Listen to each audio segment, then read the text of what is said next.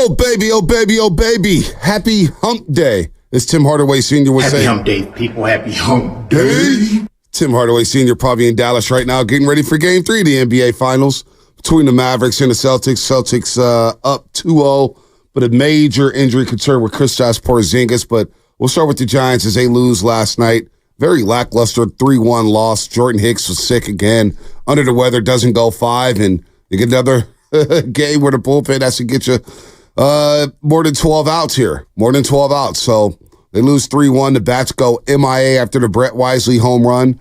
You know, he goes 1 for 4 from the leadoff spot, but you see a lot of donuts here. Matt Chapman 0 for 4. Conforto 0 for 4. Flores 0 for 2. He did draw the walk. Jorge Soler.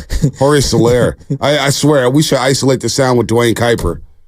Boy, down 0-2, very fast. Seems like he's in a lot of these situations. Down 0-2, swinging that stuff 6 inches off the plate. Jorge Soler, oh my gosh. What do you do there? I don't know. I don't know. You've kind of been on this for a while now. I don't know what you do. They've moved him around in the lineup all over the place. Here's the issue. Like, yeah, he's down 0-2 a lot. The at-bats look so bad. He doesn't look close. Terrible. And it looks like he's flying open to try to pull balls that are like nowhere near the strike zone. I don't understand exactly what his approach is. He's just swinging to try to crush everything. And I know we've obsessed with exit velocity in baseball. Like, I think it's out of control. But like exit velocity, and for those who don't know what it is, like how hard you hit a ball off the bat, right? And I'm looking around at 2 guys that are having really good years this year.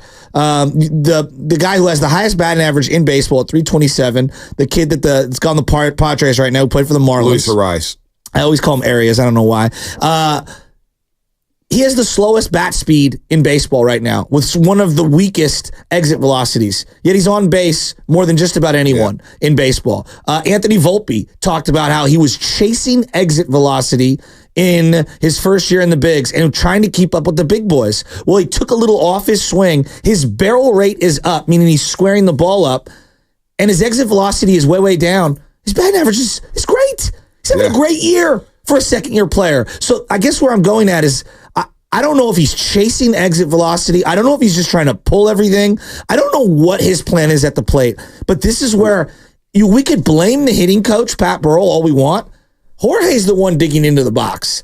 Yeah. And I don't know what he's trying to accomplish right now. He needs to take a lot off his swing. He needs to try to go the other way. They're pitching you away, dude. Lay off the sliders in the dirt. Lay off the ball 3 feet off the plate and just try to barrel the ball up a little. Yeah, it's not good right now for Jorge Soler. Shout out to YouTube, Twitch, and Twitter. Brought to you by First NorCal Credit Union. Upgrade your savings dividend. Open a First NorCal First Class Money Market today. And shout out to the Xfinity Mobile text line. Look, I'm watching last night's game, and there's something about the Yankees series that has resonated with me. What's that? When you play big-time baseball teams with that type of intensity, you get a bit jaded. And then you start shifting things around in your head saying, boy, you can't play with them. Can you play with them? Now, I know they had beat the Phillies 2 of 3 in the previous series, but overall, they're 2-5 against the Philadelphia Phillies. You haven't won against the Dodgers except for that one time to prevent a sweep. All right? Obviously, you got swept by the New York Yankees. So these games against mid-500 teams, like below 500 teams, like the Astros are, and you're watching it, you're like, boy, they're going blow for blow with the Houston Astros. They're going blow for blow. Decimated with injuries. Now 6 games under 500. You got the Texas Rangers who are without Corey Seager. They're getting beat up left and right. Last night they got smoked by the Dodgers. Yeah. No pitching right now. But you win 2 or 3, so you get credit for that. Yeah, for sure. Arizona's trying to find their way, but you lose 2 or 3. And hell, the last game you needed 16 to 18 outs from your bullpen. It just feels like it's the same damn team we're watching from last season and the season before. It's the same team. Now, you have little outliers here. Logan Webb, right? Logan Webb's pitched well, but they haven't won on his day. They're 5-10 when he pitches. And he's going to pitch today to try to get a win in this series against Framber Valdez, who's the Astros' best pitcher. So you hope the Logan Webb day could be a win day for the Giants. But Jordan Hicks doesn't go 5 yesterday. He's under the weather. You wonder about his innings limit. I can't wait to talk to Flynn later in the week, talk about what's going to happen with maybe Kyle Harrison and Jordan Hicks. But I'm watching this game last night, and it's moving by fast, which is a blessing in disguise. 2 hours and 16 minutes. Boom, boom, boom, boom, boom. I got to watch other things after. You got to watch other things after. You got to fall asleep on shows after, whatever. But it feels like we're watching the same damn team. What do you mean by that? We're watching the same team go out there and score 1 or 2 runs, struggle to put together rallies, struggle to put together quality at-bats as a team. You're struggling to shut down guys when they get runners on base and have that shutdown inning and make sure that there's not a crooked number up there. Mauricio Dubon, by the way, is showing out in this series. He's having fun, the Sacramento native. But it just feels like the same type of entertainment value, the same type of player, the same type of platooning, the same type of struggles, the same type of usage of the bullpen and the starting rotation. Like, we're down to 3 starters right now. Like, last year, you're down to 2. I know. So it feels like I'm watching a repeat of 2023, and I can't get it out of my head. You know, it's hard for me to argue and drum up anything, as a rebuttal right now when you're right. And I keep seeing this rhetoric. Well, they are down Jung-Hoo Lee. They are down Lamont Wade Jr. They are down Blake Snell. And it's like, yes, they are. But part of the Farhan way that he goes about constructing his roster is he loves depreciated players who are either injured or devalued because of prior injury history. Right. Like, that's baked into how he tries to find someone. Like, Lamont Wade Jr. had a great couple of months stretch. But, look at the back of his card. He's got a 2021 season that's really good. I'd say about 2/3 of his season that's really, really, really good. Where's he starting? I don't know. For big money. I don't know. Right? Like, Jung-Hoo Lee. And you gave him big money. I'm not sure, now that I'm being, removed from the emotion of being excited of bringing him in, I'm not sure where he's getting $120 million from else in baseball. Well, let me talk about that. I mean, they gave Jung-Hoo Lee $100-something million, and he got 2 stolen bases. He got caught stealing 3 times this year. And ran into multiple walls. I can't get over it. Center field. Well, okay, I get you trying to learn the ballparks, but damn, can you not crash into a wall every now and then? Well, that's another element. You're talking about what's the same from the years past. Right. They're bottom 5 in errors, meaning they've committed a ton of errors, and they're the worst team in baseball when it comes to stealing bases. You couple that with being one of the poorer teams of holding runners on, even though you have a pretty dynamic arm behind the dish in Patrick Bailey. Bonte, they are very similar. They're very similar. They're very similar. And I saw a lot of rhetoric about Tim Kawakami's article saying that they should maybe make a trade for Mike Trout. This team making that move for that player at his age, given that he's averaged 79 games and 22 home runs the last 4 seasons, that's what he's averaged for the last 4 full seasons, not including the COVID year. 79 games, 22 home runs. That doesn't do it. No. That to me feels like the Nets acquiring Kevin Garnett in that big deal at the end of their career. With the Brooklyn Nets. Yeah, like that to me is not doing it. What Giants fans want is they want to either swing a deal for a young player in their prime and kind of build the team around that player, or they want to see some of these younger guys go out there. And I know we keep chasing this last wild card spot, and I understand that the GM himself has big stakes at play, but this is probably why he needs to be removed, because I think you're chasing your tail and you're doing it despite your face. We're counting on, and it's well said, we're counting on Blake Snell to turn it around, which he has a track record of pitching better over the last 3 months of the season. I'm going to hang on to that one, but I'm thinking about Keaton Winn and what you're going to get out of him. I'm thinking about Kyle Harrison, and is there an innings limit? Are they going to shut him down at some point? Feels like it. What's going to happen with Jordan Hicks? So now you're going to rely on Logan Webb, and you need him to go at least 6 every start. Yes. It's no ands, ifs, or buts. He has to go at least 6. And you look at the bullpen usage over and over. Like they're a bottom 5 team when it comes to bullpen ERA. So I when it comes to Farhan and making moves, or it's just this team has to be perfect. Yes. They have to play perfectly to basically play out Farhan's plan. He wants to stick things within the margins and try to find little things, platooning or whatnot. Everything has to go perfect. Like 2001 or 2021. Yeah. Everything went perfectly for the Giants. For sure. Bullpen usage, pitch hit at bats, coming through in the ninth inning, whether it was Mike Tauchman, Lamont Wade Jr., whoever it was, they had late inning magic, but everything had to align itself perfectly. When it didn't, like the Dodger series, you get bounced at 5.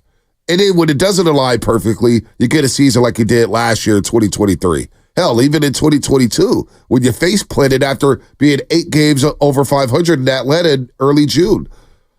It's the same thing with this roster. Everything has to go perfectly. Everybody has to be clicking. There's too many times this lineup, and you heard also Slater said the other day where he's basically, it just stuck because we all slept at the same time. Well, that's what happens when you have a team and you don't have that guy in the lineup. You're more prone to slumping all at the same time. No doubt. And put together games like you did last night. Hitting is contagious in both directions. Okay. Yep. You just look around baseball. It is contagious when guys are going like bad. Okay, one guy could stay hot, but like typically the whole lineup is kind of feeling it. Like if you go out on 3 pitches, you didn't get to see the entire repertoire of the pitcher. You're not making him work. Now you don't have a guy on base. He's in the windup. Like, again, these things start to snowball. And then all of a sudden, Logan Webb's in the dugout. He's like, damn, I just got off the mound. I got to run back out there on the mound. Exactly. And then I look at the teams that what I would be like the 5 teams that are like penciled in for the playoffs, right? So you got the Yankees, and you got the Phillies. I will throw the Braves in there. Orioles, Dodgers. Yeah. You look at their lineups, and as a pitcher, you literally cannot take your foot off the gas. And so the amount of stress and pressure it puts on you right off the rip of a game. The Orioles, hey, we're batting Gunnar Henderson leadoff, all right? And then we're going to throw Mullins and Rooshman at you. And it's just boom, boom, boom. Mountcastle, who's on fire. Ryan Mountcastle, first base for the Orioles. I mean, go ahead, Shasky. No, but like that's my point. And so, like as a pitcher, you're looking over at that guy on deck, and you're like, oh my god, I can't walk this guy. I can't let this guy get on base. And the point is that there's this immediate pressure, and so everybody is fighting to get to the bat rack on all those teams to go up and hit. Whereas I watch the Giants and I say to myself, like, well, thank God Ramos is doing well right now. Thank God Brett Wisely's doing well right now. Because if you didn't have those contributions, you wouldn't have any. Well, you look at the Dodgers last night, scored 15 runs against Texas, and we expect their lineup to do things like this. But Mookie Betts goes 1 for 3 with 3 RBIs. And then look at their next 4 batters. They all hit home runs. Ohtani, Freddie Freeman, Will Smith, and Teoscar Hernandez. I mean, they're all hitting jacks left and right. So to your point about having threats up and down a lineup, right now your biggest threat that you thought you were bringing in, the World Series MVP, Jorge Soler. I mean, we got to stop using this World Series MVP. No, he was the World Series MVP. Okay, he got hot in the short series against the Astros. Great. But right now he's batting 7th for you. And he's one of your prize free agents. He's batting 7th. Conforto, does he even have a hit since he came back off the IL? The 1 home run, I believe. The 1 home run? I mean, he is struggling. He is struggling. So, again, I feel like a broken record here. But one thing that Yankee series did to me, was like, boy, we are so far away. So now when I see him win a next game against the Astros, I'm not hyped up off of it. When I see him lose a 3-1 game against the Astros, I'm not so down on it because this is just who they are. They're a 500 baseball team. Do you know who you brought up the World Series MVP for Jorge Soler? And it's funny how so random World Series MVPs. Well, you might be able to because you're like Rain Man when it comes to these things. Does anyone know who the 2010 World Series MVP was without Googling it? Because it just always bugs me. For the Giants? Yep. Wow. Edgar Renteria, right? Yep. And if I polled 100 Giants fans and I said, who deserved MVP of that World Series, most would say Lincecum. Yeah. Most would. I mean, he only won 2 of the biggest games in the history of the franchise in that one World Series. Yeah, Renteria got it. Why did he get it? Did Renteria get it that one, or did he get it against Texas? He had the home run to start things off in game 2. Right. They told me he was going to do it. They told me he was going to do it. That's right, game 2. Yeah, because that's when I walked in the stadium. He did ball out. No doubt. But look, he had a good series. He was horrible for the Giants that year. They were playing Juan Uribe at shortstop the bulk of the season because he was injured. It was not a good deal. Like, I just don't think history is remembering. You know what I mean? Well, it reminds me of Malcolm Smith, Super Bowl MVP for the Seahawks, Niner legend. Am I right? 5 years, $25 million. And look, again, Renneria did have a really good series, but like he was at the end of his career. You know, he was at the end of his career and he was kind of done. And the point that I'm getting at is like the Soler MVP. Go back and watch that thing. Like, yes, and he had a great individual series, right? So did Cody Ross against the Phillies. Right. Weird stuff does happen in these playoff series. Weird stuff happens. And I'm not trying to and look, I'll admit, I'll raise my hand. Look, I wanted Jorge Soler. We were down. This is the thing. Like, everyone's like, you're happy. You were happy about the offseason. We were down so bad. That you were happy with anything. Just any movement. Just anything. Now, and I get that. That being said, I admit I was excited and optimistic for the season. Now that I've seen it play itself out, like, I'm not going to not watch Giants baseball. It's just, I'm watching last night. Matt Chapman, there's a chopper, okay? It's a tough play. Matt Chapman throws a ball that Wilmer Flores, I don't even know if Brandon Belt or Will Clark, who are better. I thought Wilmer Flores could have made a better play on the ball to help your third.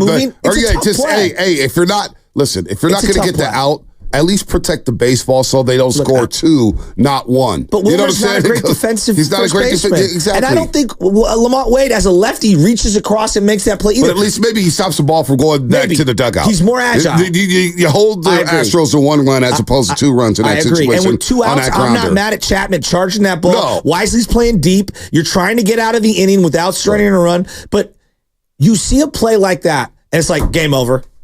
Well, it did feel like game over. Right. And I'm not trying to be mean, but that's what it felt like. Because I have very little faith in the bats right now to string together 3 or 4 great at-bats in a row. Well, just going back to your offseason optimism, right?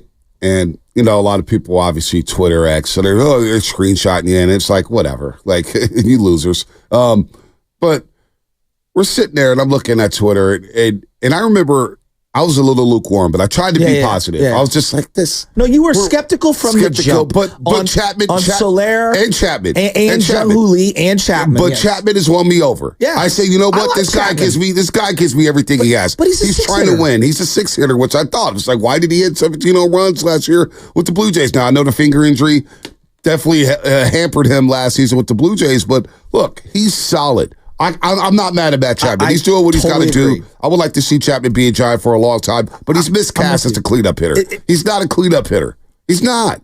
And he knows that. Everybody knows that. But we're batting him cleanup because you got nobody else. Soler, I was like, whatever. Like, damn, we go from Aaron Judge, Shohei Ohtani to Jorge Soler. Yeah, but you had been platooning DHs who had came from Japan. But you're basically doing it again. Yeah. You got Darren Ruff from Japan. I know, but basically you're about to start platooning again, DHs. You're about to be platooning Conforto or Soler at some point. Unless you bring up Luciano.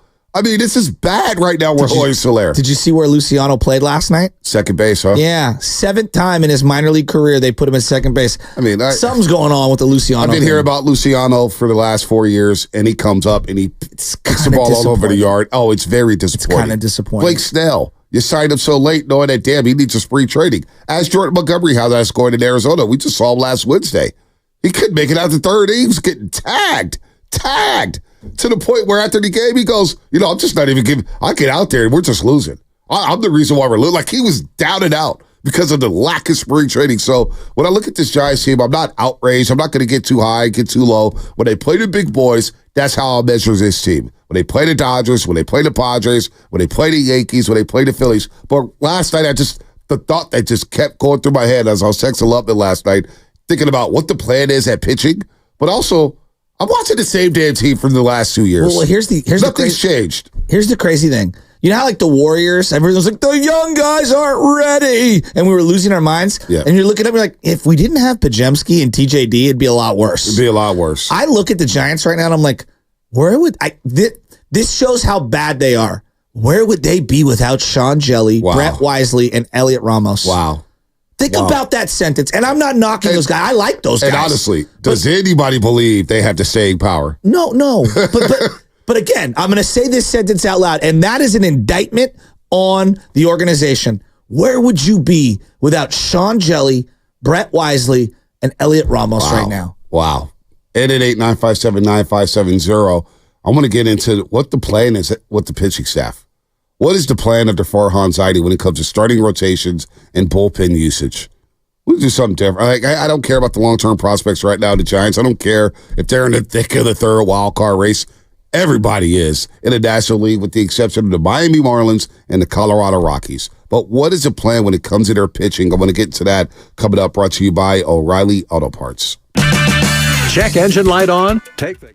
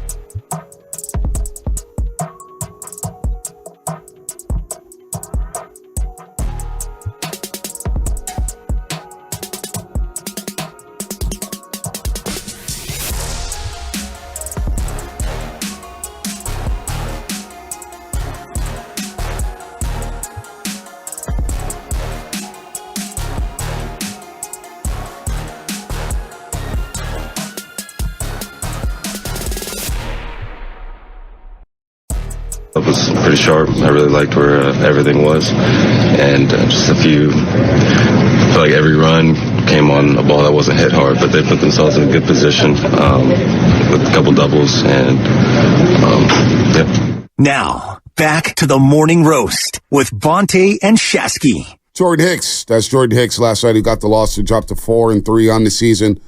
Went 4 2/3 of an inning, gave up 5 hits, 3 runs, struck out 5, had the walk, and he got saddled with the loss for the 2 runs. The Astros scored at the top of the 5th inning. He got a back Chapman error. I'm not mad at Chapman for trying to make a play barehanded. It's a bang-bang play. Break was sprinting down the first base line, and unfortunately with 2 outs, because he did get the 2 outs. And you thought, boy, there's a chance to get out this inning. And they don't. Chapman doesn't get out Jordan Hicks doesn't get out the 5th inning. And now you start to have a conversation about the plan for him moving forward, as he's never thrown this many innings since his rookie season. His rookie season, he threw 77 2/3 of an inning, Shasky, with the St. Louis Cardinals. Ever since then, he's thrown 61, 41, 28, 10. Now he's at 71 2/3 of an inning. Over the next couple starts, he'll eclipse his career high in innings pitched. And I just wonder, under Farhan Zaidi, what exactly is the plan with your starting pitchers? You got 2 of them that you want to cap off, at Kyle Harrison and Jordan Hicks at some point, right? Mm-hmm. So then you're relying on Logan Webb and Keaton Winn. God forbid we see, I don't know what you're going to get out of Blake Snell. We're going to count on Robbie Ray and Alex Cobb to come help save the rotation? What is the plan for the pitching staff, the starters and the bullpen? So if I were to ask you about the World Series 2 teams last year, the Texas Rangers and the Diamondbacks, and I said, hey, Bonte, what'd you think of their pitching in general last year? Suspect. Okay. Just okay. Yeah. Merrill Kelly, Zach Gallen for the Diamondbacks. We really can't name another one, except for our boy Kyle Nelson. Yeah. They had the rookie who came up and electrified. Right. They had made the, late season move for Paul Soul. Yeah. Texas Rangers, same thing. They had a lot of injuries, but they made the late season move for Jordan Montgomery. Texas, as depleted as they were, had 5 guys start 20 or more games. 5 guys. And the one guy who had 10 or more was Jordan Montgomery, who they traded for. Mm-hmm. All right. The Diamondbacks, 2 guys over 30. Zach Gallen and Merrill Kelly. 1 guy over 27. And then 3 other guys, 16 or more starts. So as bad as it was, they did salvage that bullpen. I'm looking at 2023. The Giants had 6 different guys start 10 different games. Mm-hmm. And then Cobb and Logan Webb were over 28. Yep. They were cobbling it together. Yep. I look at 2022, a little more stability. You had Rodon and Webb both go over 30 starts, and you squeezed the lemon on Rodon. Yep. He didn't, what did you have, like 2 starts the following year in free agency when he signed with the Yankees? Yep. Cobb, 28, but Cobb's old. And then Alex Wood, as bad as it was, started 26 games. The year they went to the playoffs in 2021, 5 guys had 20 or more starts. Yep. What was it? Gosman, Webb. Even Cueto. DeSclafani. Yeah. So you had some stability there. 2019, I'm looking at 2019. Only 2 guys go over 30. And then Tyler Beatty had 20 starts. Drew Pomerantz, Derek Rodriguez, Sean Alexander. The point that I'm getting at is that one of the consistent themes outside of outlier 1-year deals is that they've had a very difficult time finding 4 and 5 guys to start more than 15, 20 games a season. So is that the plan? He acquires injured players. Or he acquires guys who are middle relievers or bullpen arms and tries to turn them into starters. Jacob Junis, great example. Right. Sean Anderson from many moons ago is a great example of who is this? Scott Alexander, the lefty reliever who's from the Dodgers? Yeah. So I guess where I'm going at is I'm this. Looking at, by the way, real quick. A team, Bonte, when you're building a team, like you want to know that when you hand the ball to a couple of different guys, like, they're going to hog it up and they're going to be there, every single start. I'm not saying you're going to make 30 plus, but like now the minimum is like, do I have 5 guys who can go 20? And I'm looking at this Giants team right now. They don't have 5 guys who can go 20 starts this year. It doesn't feel like it. They don't have a plan. And you just look at the baseball reference page from last year. I was looking at this last night, and I just found it pretty funny. Like, you get your baseball reference page and you get your lineup, you got your starting pitchers, you got your relievers, you got your closer. When it comes to team pitching with the Giants and their baseball reference page from last season, they had 3 starting pitchers. 3. Logan Webb, Alex Cobb, Anthony DeSclafani. They had 3 up there. And then you get the other 3, and they're just part of the pitching staff. Sean Manaea, Alex Wood, and Ross Stripling. 10, 12, and 11. That represents the starts they had. Manaea, Wood, and Stripling. Manaea started 10 games. Alex Wood started 12. Ross Stripling started 11. And they were unhappy about their roles. Yeah. Very unhappy. Each one of those guys were unhappy. Hell, to the point where Ross Stripling said, I was on a Phantom IL. I wasn't really hurt. I don't know why I was placed on the IL, but it was the Phantom IL. So the plan, it just seems like the plan when it comes to pitching is exhaust all options and then hang on for dear life over the last 3 months of the season. That's it. How are you going to sustain success when you're depleting your starters and your bullpen arms like this? I don't know. But one more point. It's called a staff. A staff. Where everyone has a role. What Farhan builds is a quilt. And he prays that they can knit it together mid-season and figure it out. And that's just the reality. I mean, it's a quilt. It's not. This is the pitching quilt. And this quilt's not going to see where everything fits in. Well, this quilt's not going to keep many people warm at night. I'm telling you that right now. I mean, well done. I mean, come on. Well done. I mean, this quilt is not good. It's not good quality. It's just not. So what is the plan with the pitching staff? Let's go to Chris in San Jose. Chris, what's happening? You're on the roast. Hey, good morning, fellas. Yeah, every time I listen in, and it sense there's a fair amount of scrutiny for Farhan. I get it. But when you look around the league, 17 out of 30 teams in baseball are under 500, and another 3 or 4 teams are 1 or 2 games over 500. We're 2 months into a 6-month season. Jordan Hicks leads the league in starts right now. Harrison's going to give you 30, or 25 if they, shut him down, whatever. So you got 3 guys in Hicks, Webb, and Harrison who are going to give you 25. He brought in Snell, who was the Cy Young last year. So, because Snell's not performing, that's not some indictment on Farhan. You talk about them not having a plan, but again, I implore you to look around the league. 20 teams are hovering around 500 or are well below 500 2 months into the season. I would buy that. Wait, I'll let you finish. I would buy that in year 2 and 3 and 4. It's year 6. Like, can't we raise our standards a little? And no, Harrison's not going to make 30 starts. I almost want to put money on that with you. I'll buy you a burrito. There's no way Jordan Hicks is making 30 starts. Like, there's just no way. Like, come on.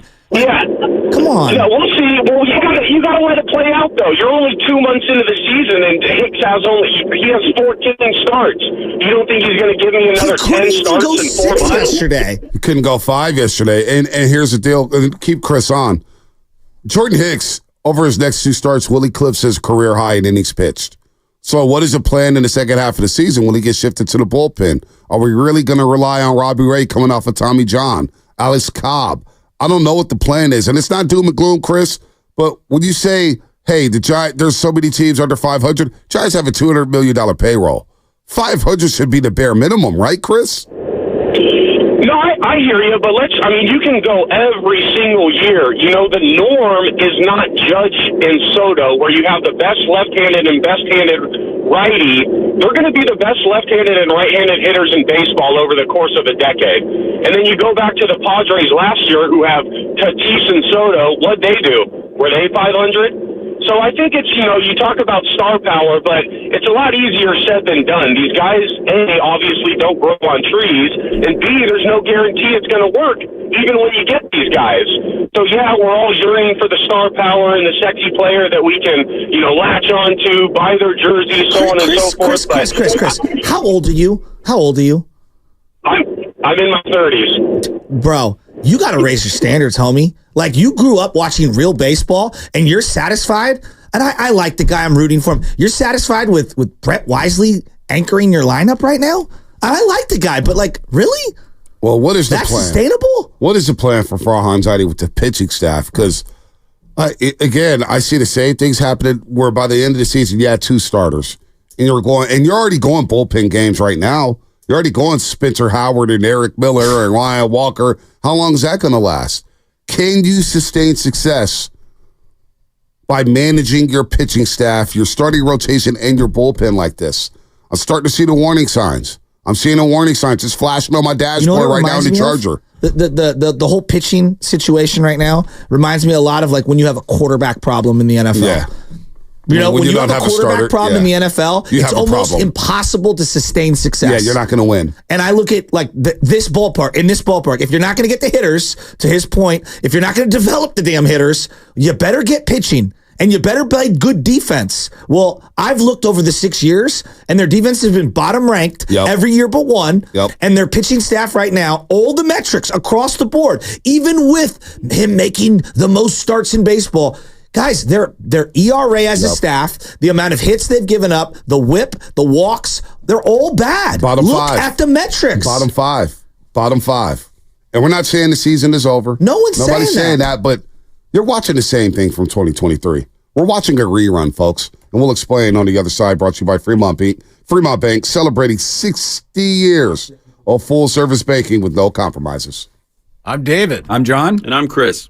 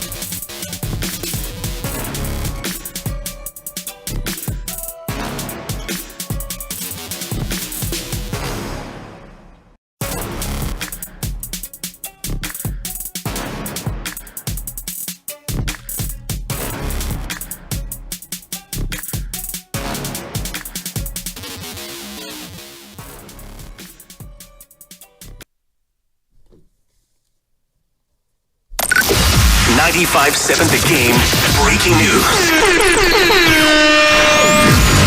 Oh, man. This is how you know you're getting older and you just don't expect it. The logo of the NBA, Jerry West, the architect of the LA Lakers, helped spurn the Warriors dynasty, has just passed away at the age of 86 years old. 86 years old, Jerry West has just passed away. The logo. And you want to talk about one of the greatest basketball players of all time, one of the most accomplished basketball players of all time, Mr. Laker. He won a championship as a player in 1972 that came against the New York Knicks. He was the Finals MVP in as losing the series. He was the Finals MVP in 1969. He's an 8-time champ as an executive, 80, 82, 85, 87, 88, 2000. And then, of course, 2 championships with the Golden State Warriors. 2-time NBA Executive of the Year. He's inducted into the Naismith Memorial Basketball Hall of Fame for 3 different roles. Player, executive, contributor. He's just passed away at the age of 86 years old. And so the basketball world will mourn today and will mourn for a long time. You think of the NBA, you think of basketball, you think of everybody like the jumper, the guy who loved the game. I got to hear Jerry West talk at it one evening. Just unbelievable basketball knowledge. Knew the game, helped recruit Kevin Durant here. Damn.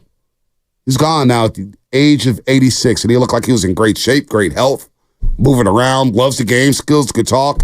Didn't seem like he lost his fastball. Jerry West passes away at the age of 86 years old. There are 2 people that I think of as guys who are basketball lifers who could do it all. It's Pat Riley and Jerry West. And Jerry West, I would even hold in higher regard than Pat Riley. No disrespect to Pat Riley at all. I'm saying this in a loving way.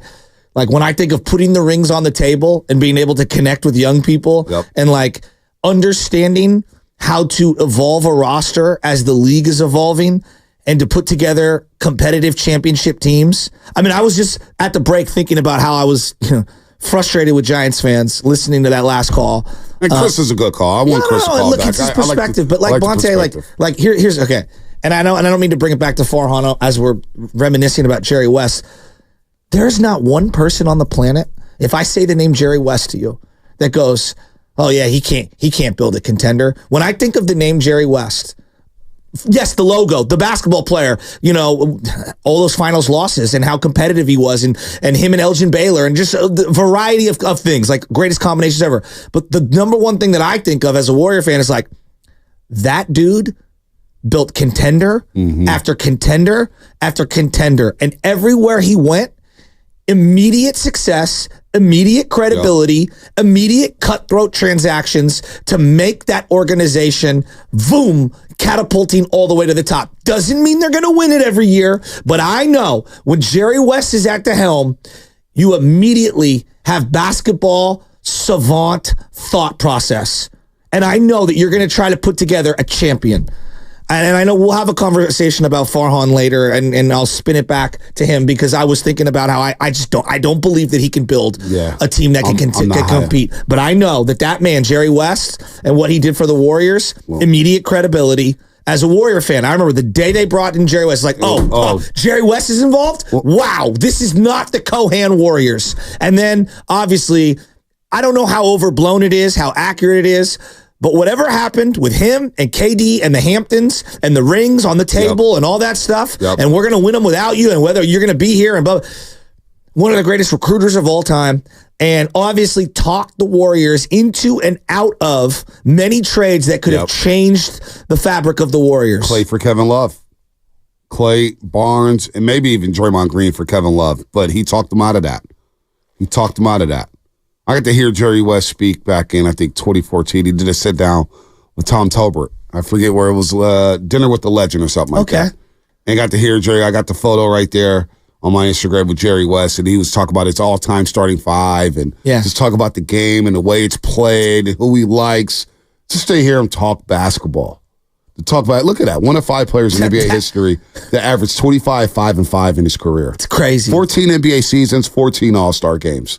2-time NBA Executive of the Year, 3-time All-American of West Virginia.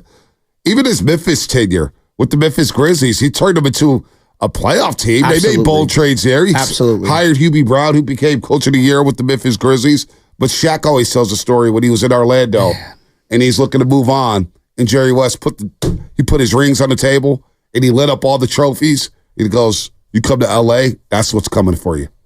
That's what we do here. We win championships. Yeah, you could do your movies, you could shoot your commercials, but we also hang banners." That's 86. So you look at the Clippers. You look at the Clippers in a way they've been able to recruit talent. Jerry West is part of that whole regime with Steve Ballmer and company. 86 years old and out of nowhere, and that's why I get a little sad as I'm getting older here, because I see Jerry West and the Giants are going to be in Alabama in a couple weeks for the Rick Wood Classic against the St. Louis Cardinals, and it does make me think: how long does Willie Mays have left? That break. Like, I think about that every single day now as I get older, and people are dropping like flies. And I just went to Grandma Essie's funeral, who turned 89, and it was a celebration. It was the first time I ever spoke at a funeral, Shasky. But I said, look, we're going to celebrate this lady's life. She was great. But I start to think about, boy, our heroes. Bill Walton just left us a couple weeks ago. Bill Walton. I thought he was ageless. I thought he'd live on forever. And Jerry West is the same way. He's the same way. And even though he won the one title as a player, we still think of the guy as a winner. The consummate winner. Just think about it. The logo. He's the logo for the National Basketball Association. The logo.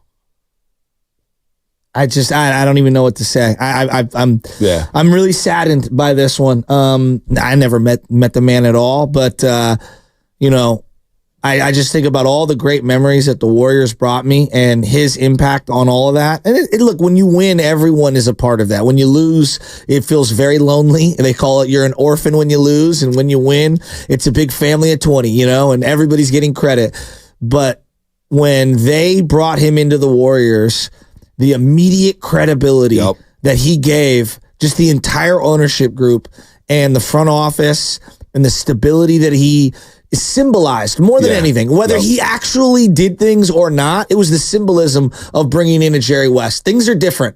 Like, we are taking that logo, or that Laker winning way, and we're going to try to, blend that in to this new startup that we're doing with the Warriors. That's really sad. I mean, and when I think about people that give their life to a sport, Obviously, family man. I followed Michelle Wee on Instagram for a long time. Johnny West. She's married to his son, and just to see how they moved back to LA at a time to be closer to his parents, which is Jerry West and stuff. Like, he clearly cared about his family and cared about basketball, and he gave his life to the sport, man. I would love to hear any Jerry West stories from anybody out there. If you actually watched Jerry West play with the LA Lakers back in the day, what type of player he was, what type of dude he was. 888-957-9570. At that dinner with the legend, I remember a story Jerry West was given.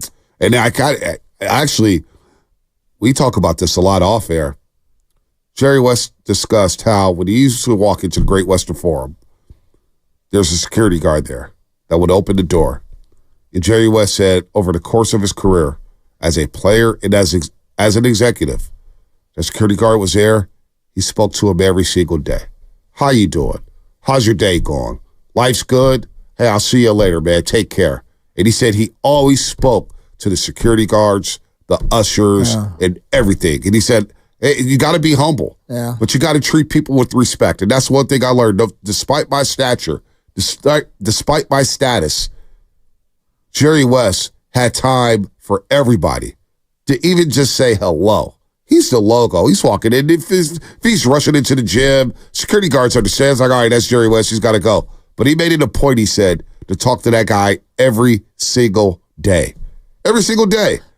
I remember when we first got onto the radio and we would lose our minds, and we still do, about teams coming close and not winning and all that. And I remember Pops telling me a story, like, in this era, there's no way in hell, the way that we consume sports now, where it's championship or you're a loser, that Jerry West would have ever been the logo. No. The way sports is now, with the rhetoric that it is, losing 9 times in the finals, there's just no way in hell that you would be the logo of an entire sport. It would be Jordan. It would be Bill Russell. It would be someone else. Magic. It would be someone else. It would not be the guy who literally is more known for losing during his playing career And that's what the logo is him dribbling the ball, obviously. But like, it was something that always stuck in my head. And he's like, I'm not saying that today is wrong, but like, just think about how important that guy was, that even though he lost that much, they still used him as the symbol to represent the sport. I mean, he won the finals of MVP in a losing effort. The Lakers lost that series to the Celtics in 7 in 69, and he still won finals MVP. Think about his half-court shot in the NBA Finals that sent the game to overtime. Hell, if there's a three-point line, they win that game. You know what I'm saying? They win it in regulation. Like, some of his highlights, just unbelievable. So Jerry West, man, passes away at the age of 86, the logo of the NBA. He's an all-time champ, 1 as a player, 8 as an executive. Let's get to our boy J-Dub, Jordan Watkins in Union City. Has a Jerry West moment he wants to share on the roast. What's up, Jordan? Morning, fellas. How y'all doing? Good. Good. Yeah. So, first off, rest in peace to Jerry West. I was just thinking about, there's some people that you can see, they show their competitiveness in anything they do, right? So you remember on Inside the NBA, I think they did this for the 75th anniversary, where it was they do like the all-time draft or whatever for people, because I think Charles Barkley, his first pick was Allen Iverson, right? Because he was doing he was like, oh, I thought this was an all-star game. Well, they did it for the 100th, and Jerry West was on that panel too, and just how he was talking about certain players, how he would like bring up a certain team.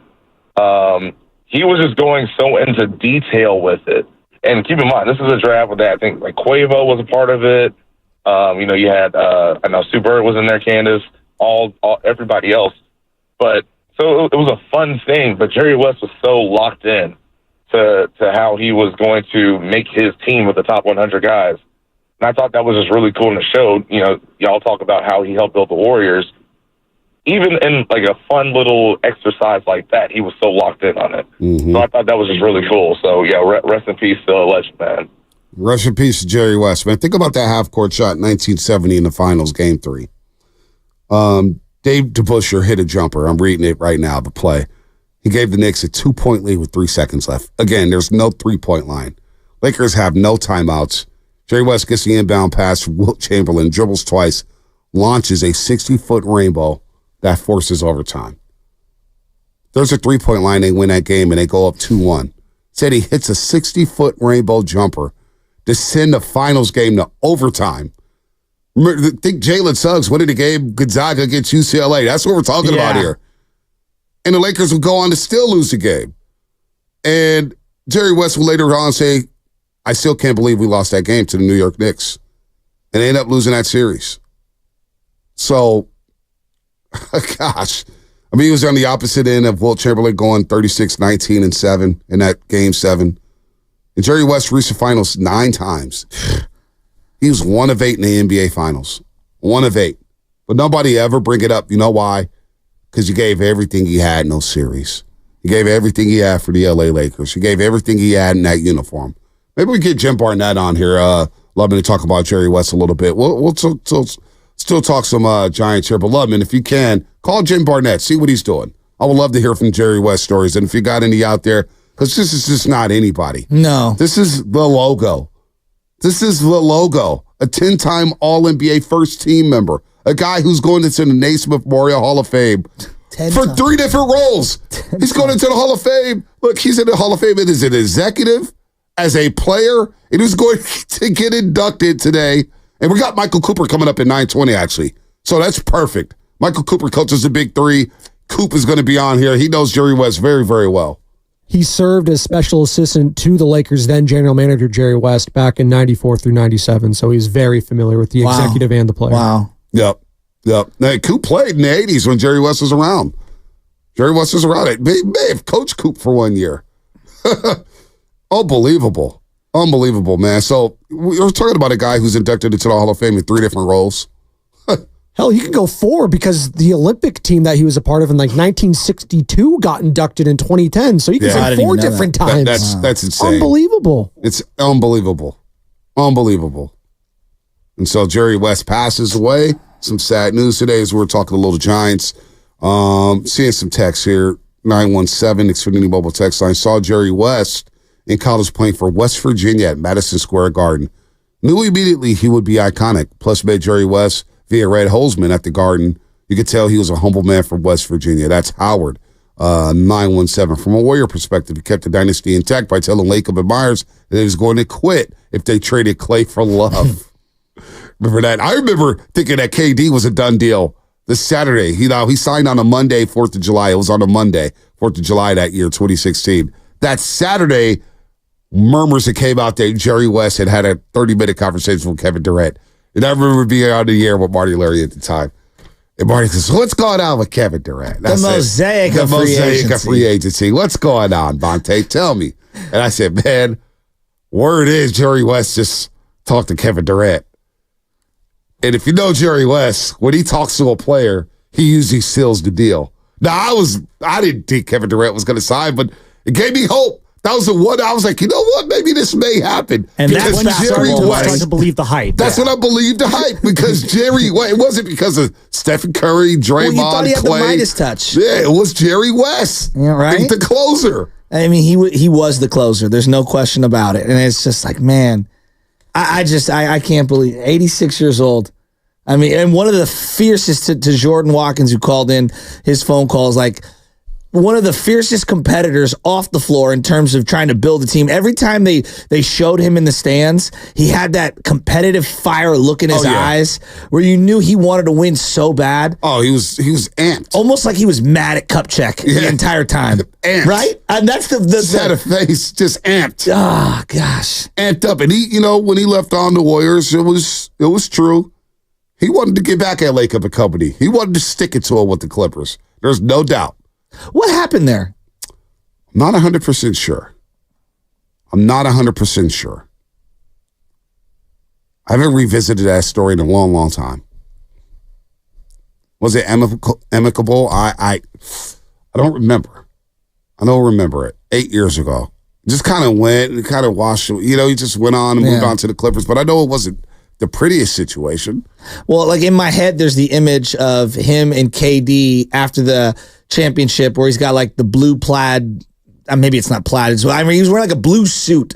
And I just remember KD's holding one of the MVP trophies and he's got his arm around him. It must have been the first year because when did he leave? 18? Yeah.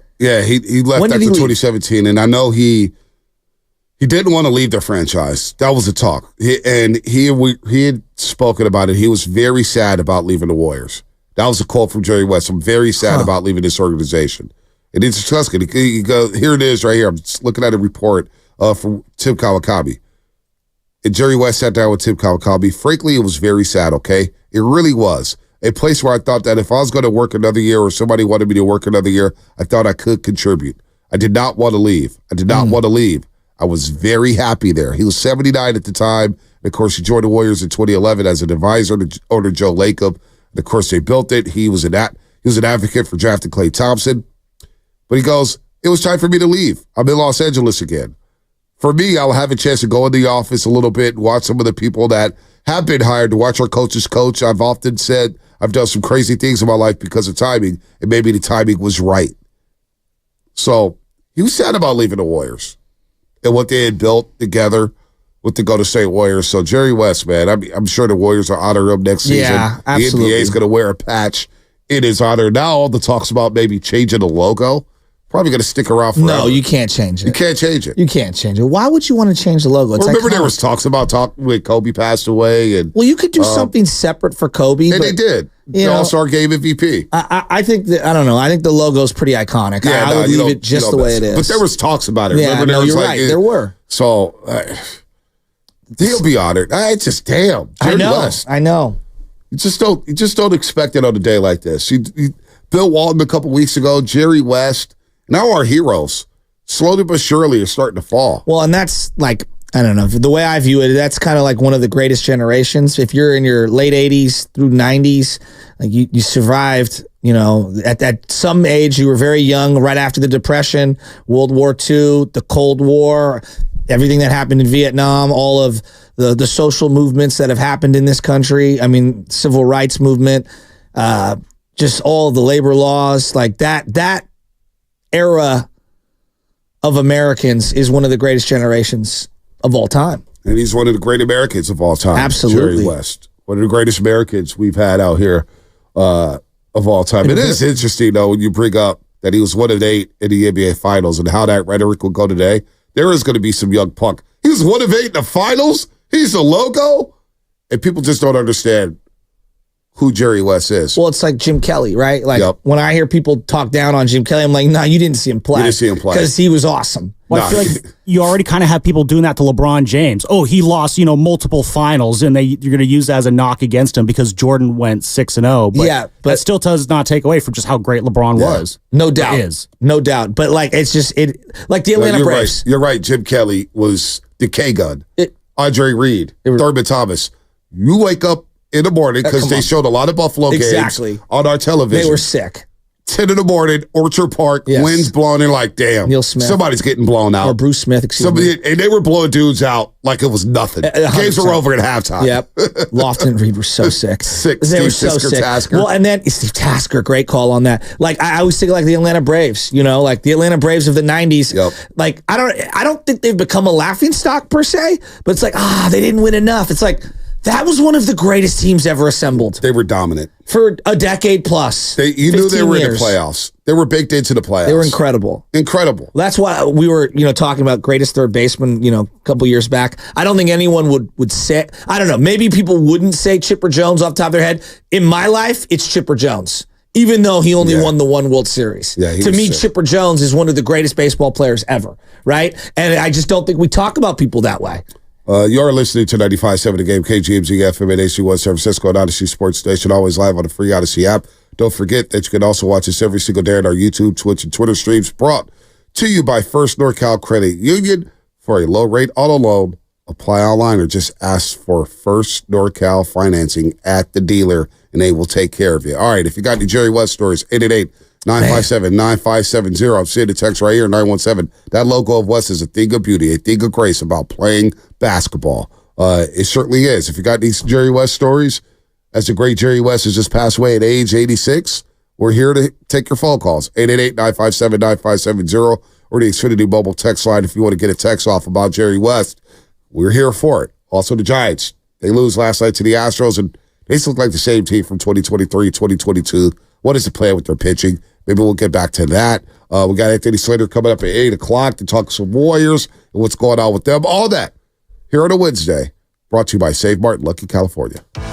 For a Father's Day worthy of your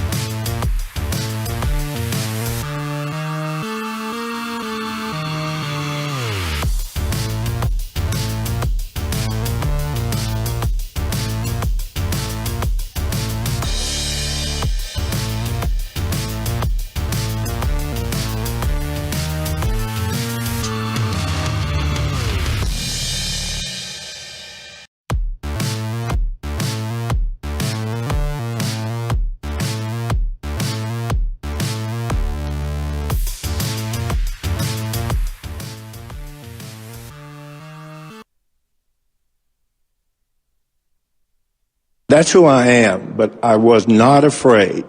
And today, again, I was getting at the players that are drafted today, and everyone, competitive people, the word dog comes up a lot. That guy's a dog. That guy, well, I was a wolf, okay?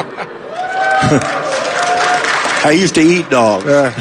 Now, back to the morning roast with Bonte and Shasky. I was listening to Jerry West. Remember that? Dogs. I'm a wolf, man. I eat dogs. Everybody wants to talk about being a dog. Rest in peace to the logo, Jerry West, who just passed away at the age of 86 years old. Basketball lifer, the logo, and champion, 9-time champion, 8 as an executive, 1 as a player.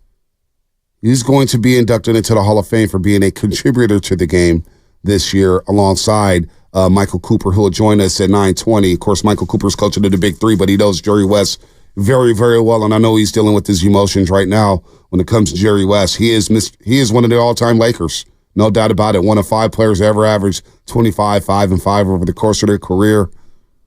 And just when you think basketball, you think Jerry West, you think about a guy who wants to win, despite all the finals losses as a player. You think of Jerry West. The guy just wanted to win. He competed at the highest level, helped change multiple franchises.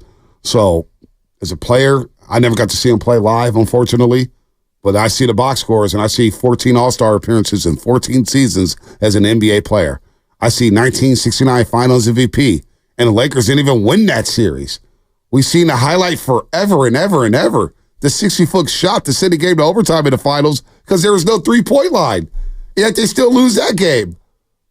But he competed at the highest level. The portrayal in the show, Winning Time, that was not Jerry West. A lot of people are irate about that. I remember talking to Raymond Ritter, who knew Jerry West very, very well.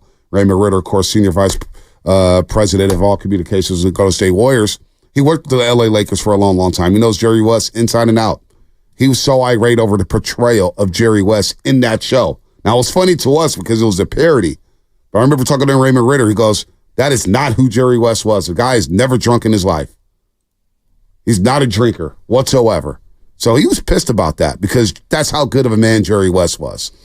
Yeah, just, man, you said one of the all-time iconic Lakers. Like, I don't think they don't have a quote-unquote Mr. Laker, but just thinking about it, he would be that guy. Right. I know for for other people from different generations, they're going to go Kobe, they're going to go Magic, and, obviously Kareem or Elgin Baylor or whatever, but given what the body of work was for him, I mean, he is Mr. Laker. There's no question about it. And when you guys are talking about how it didn't end super well with the Golden State Warriors, I mean, the Lakers and Jerry West haven't really gotten along. And unfortunately, I don't think they ever really, came to some sort of, I don't know the word I'm looking for, but just amicable. Yeah, an amicable, just coming together, because that guy is synonymous with winning in that organization.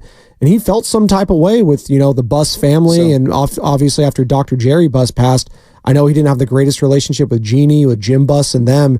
And it never feels like they kind of reconciled together, which is unfortunate because he is just such a legend within that organization. I mean, you can make the argument, guys, the architect of the Showtime Lakers, the Shaq and Kobe Lakers, and the Golden State Warriors, if he brings in Kevin Durant, you're talking about two of, outside of the Michael Jordan Bulls, two of the greatest teams of all time is the 01 Lakers and 2017 Golden State Warriors. It's not even close. Showtime and what that team meant to the game of basketball as a whole. Forget the league. Forget the NBA. Just the game of basketball, right? I mean, the style of play, and man, there's no doubt about it. I mean, it's you talk about the bringing Shaq. Shaq tells the story all the time. Jerry West got me out of Orlando. He got me away from Penny and Dennis Scott and Nick Anderson. And he put the rings on the table, lit up the Forum. They were still at the Forum. Lit up the Forum. See those banners? You want to be part of that, Shaq? You got everything. You got money. You got cars. You're in movies. You have rap albums. But you don't have no bling. You don't have no bling. It's different when you win. And it's different when you win as a Laker. And Shaq always told that story. Well, it's true. There are certain brands you win with, and it means more. Yep. Yankees, Lakers, Cowboys, it does. We could argue, but we all know it. Deep down inside, It does matter more for some of those organizations. It does. It's interesting. You were bringing up so many things there, and the element that I keep coming back to for Jerry West and for anybody, and I think about your colleague and your friend Chris Mullin. When you are not the owner and you work for an organization in a GM or advisory role, or you're a coach or whatever, and a lot of coaches talk like this. You heard Larry Brown talk like this. At some point, you're either going to walk away or get fired. It's the only way. It's the only way. And at some point, there's going to be some sort of a break or a split. And I always think, like, when you're a legend in a jersey, Jerry West was a legend in a Laker uniform. Chris Mullin was a legend in a Warrior uniform. And then you become the GM or a part of the front office in some capacity. It's really difficult. It's really difficult because everything's getting scrutinized. And at some point, again, you're either going to walk away or you're going to get fired. And you're putting your own playing legacy and connection to the fan base, as beloved as you are kind of putting it on the line. Yep. And so I have even more respect for people that choose to go into that path. Like Dunleavy's a great example. Like Dunleavy was a warrior. He wasn't beloved to the degree of Chris Mullin, but like to be able to put yourself out there and to continue to want to compete, I think it says a lot about you as a person. John Lynch has the same quality, even though he didn't play for the Niners. Like that guy is like thirsty for the competition. He is. I'm just think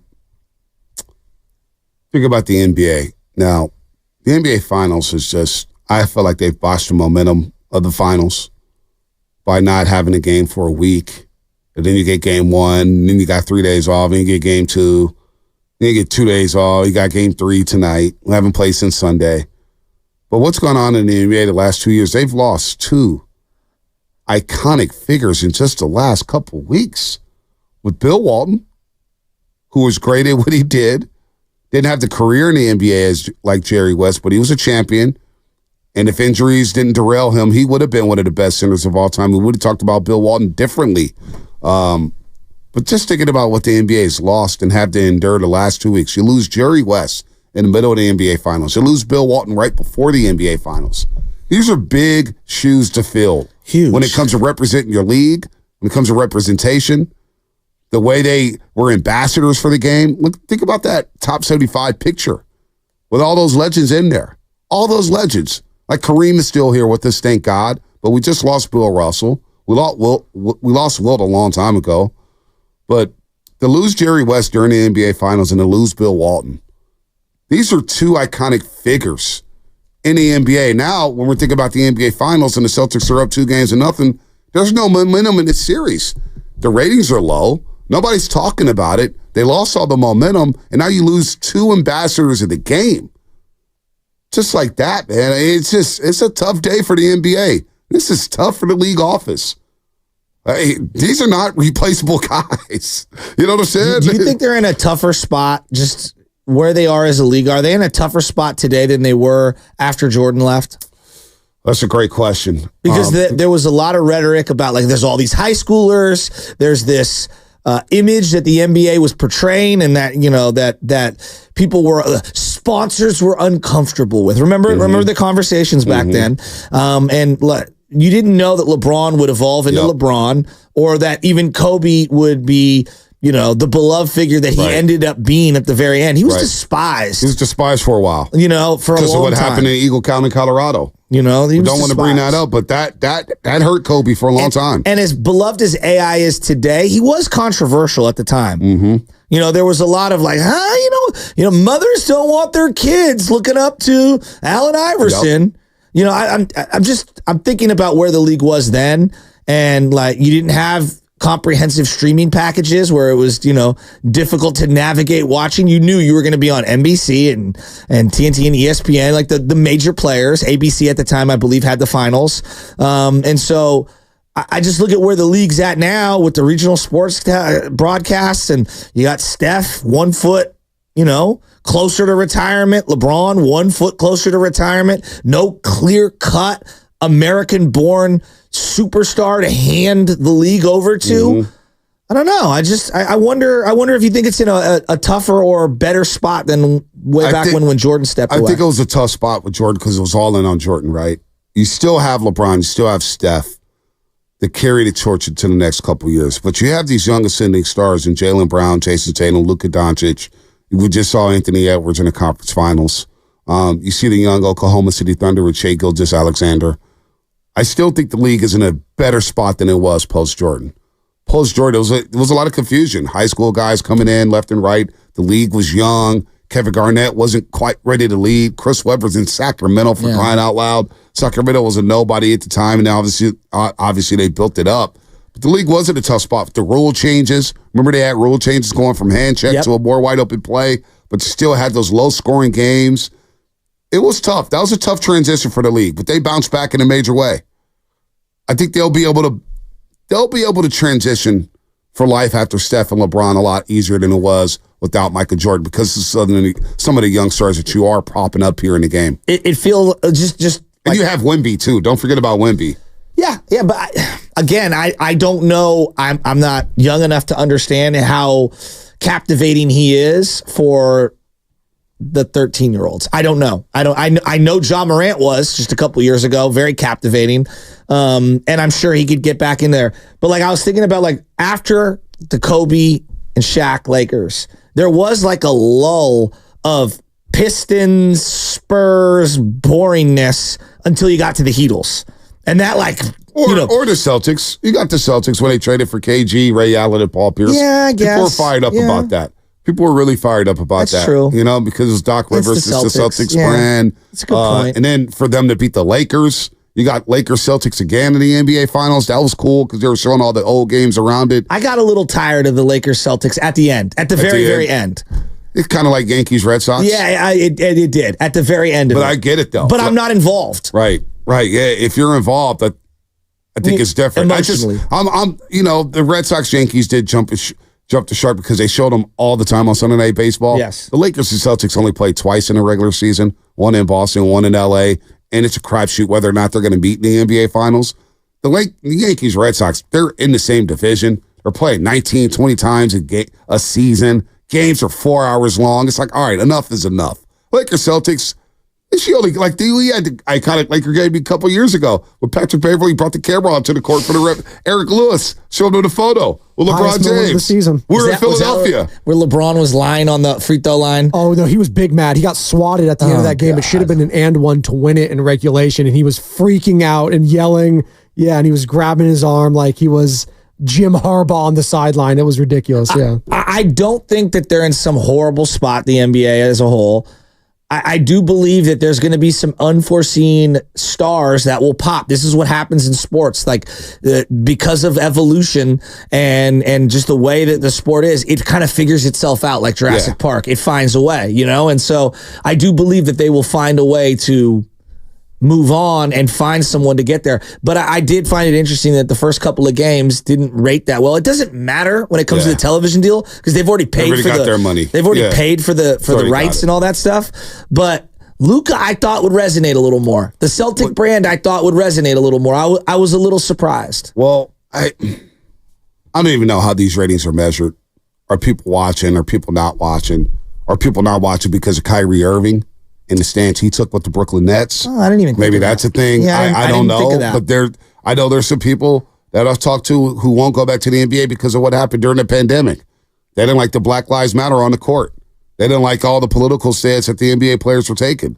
Now, I'm all for NBA players or professional players using their voice in the way they want to use their voice. I have no problem with that. But there are some people who are turned off by that stuff. And so you need some more. You need Jason Tatum to pop. And I'm here with the 650 before we get to the lines. 650 Xfinity Mobile text line. I think the NBA is in murky water with the lack of U.S. born players. And that's why we're desperate for Anthony Edwards to take that next step. We're desperate for Anthony Edwards to carry this league. We're desperate for Paolo Banchero to pop with the Orlando Magic. Let's see what happens with Donovan Mitchell. Let's see what happens with Jalen Brunson. You have some nice young players in this league who can carry it, but I'm just thinking about the leadership void of a Jerry West and a Bill Walton. Those are big-time leaders you're losing here overseeing the league. Think about when Jerry West walks out to a court. I mean, whether it's Memphis, whether it's the Warriors, whether it's the Clippers, young players are looking up to him saying, wow, that's a logo. And they're going to stop and they're going to listen. No doubt. But like, you also have to understand that the players on the floor are the ones that are going to captivate the younger people. And so I look at Jokic, as talented and as amazing as he is. I see none of the kids wear Jokic jerseys. Yeah. I don't see it anywhere. Yeah, and Luka, I believe, has some he resonates to a degree, but I think the older crowd is bored with him because of the complaining and the way he holds on to the ball. The Jokic thing is interesting because I love his game. I think his game is very unique. But for whatever reason, maybe he needs to talk more. Maybe he needs to do more podcasts. Maybe he needs more commercials. I don't know. But I really dig Jokic, but I understand why kids may not want Jokic. He doesn't play above the rim. We want flash. We love flash. Yeah, but we love drama. The stars of the league have to have charisma, and that's so what I I'm think saying. And I don't think he has the charisma. See, I think he has a dry sense of humor. He's a great player, but that doesn't mean he has charisma. I think he has a dry sense of humor. When you look at his pressers and his posts, like I watch every single one of his pressers in the postseason. I think this guy's kind of funny. If you really just watch him and his body language and everything, he's kind of funny, but it doesn't resonate with a lot of people. And I think he has charisma. I hear how people around Denver talk about Jokic, but whatever floats your boat, I guess. Not everybody's going to hit and resonate with a lot of people. So I like Jokic. I like his sense of humor. I like his dry sense of humor. But it is what it is. I love his style of play, but if it's not resonating, it's not resonating. Let's go to Rich and Hayward. Rich, what's happening?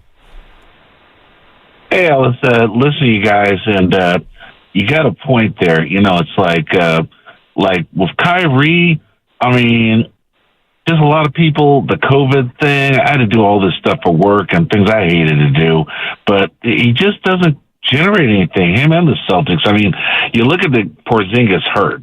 You look at, people get hurt, but it's just, I've been watching more WNBA because I'd seen the lady hit the Caitlin Clark lady. I'd never been watching that at all. I mean, at all.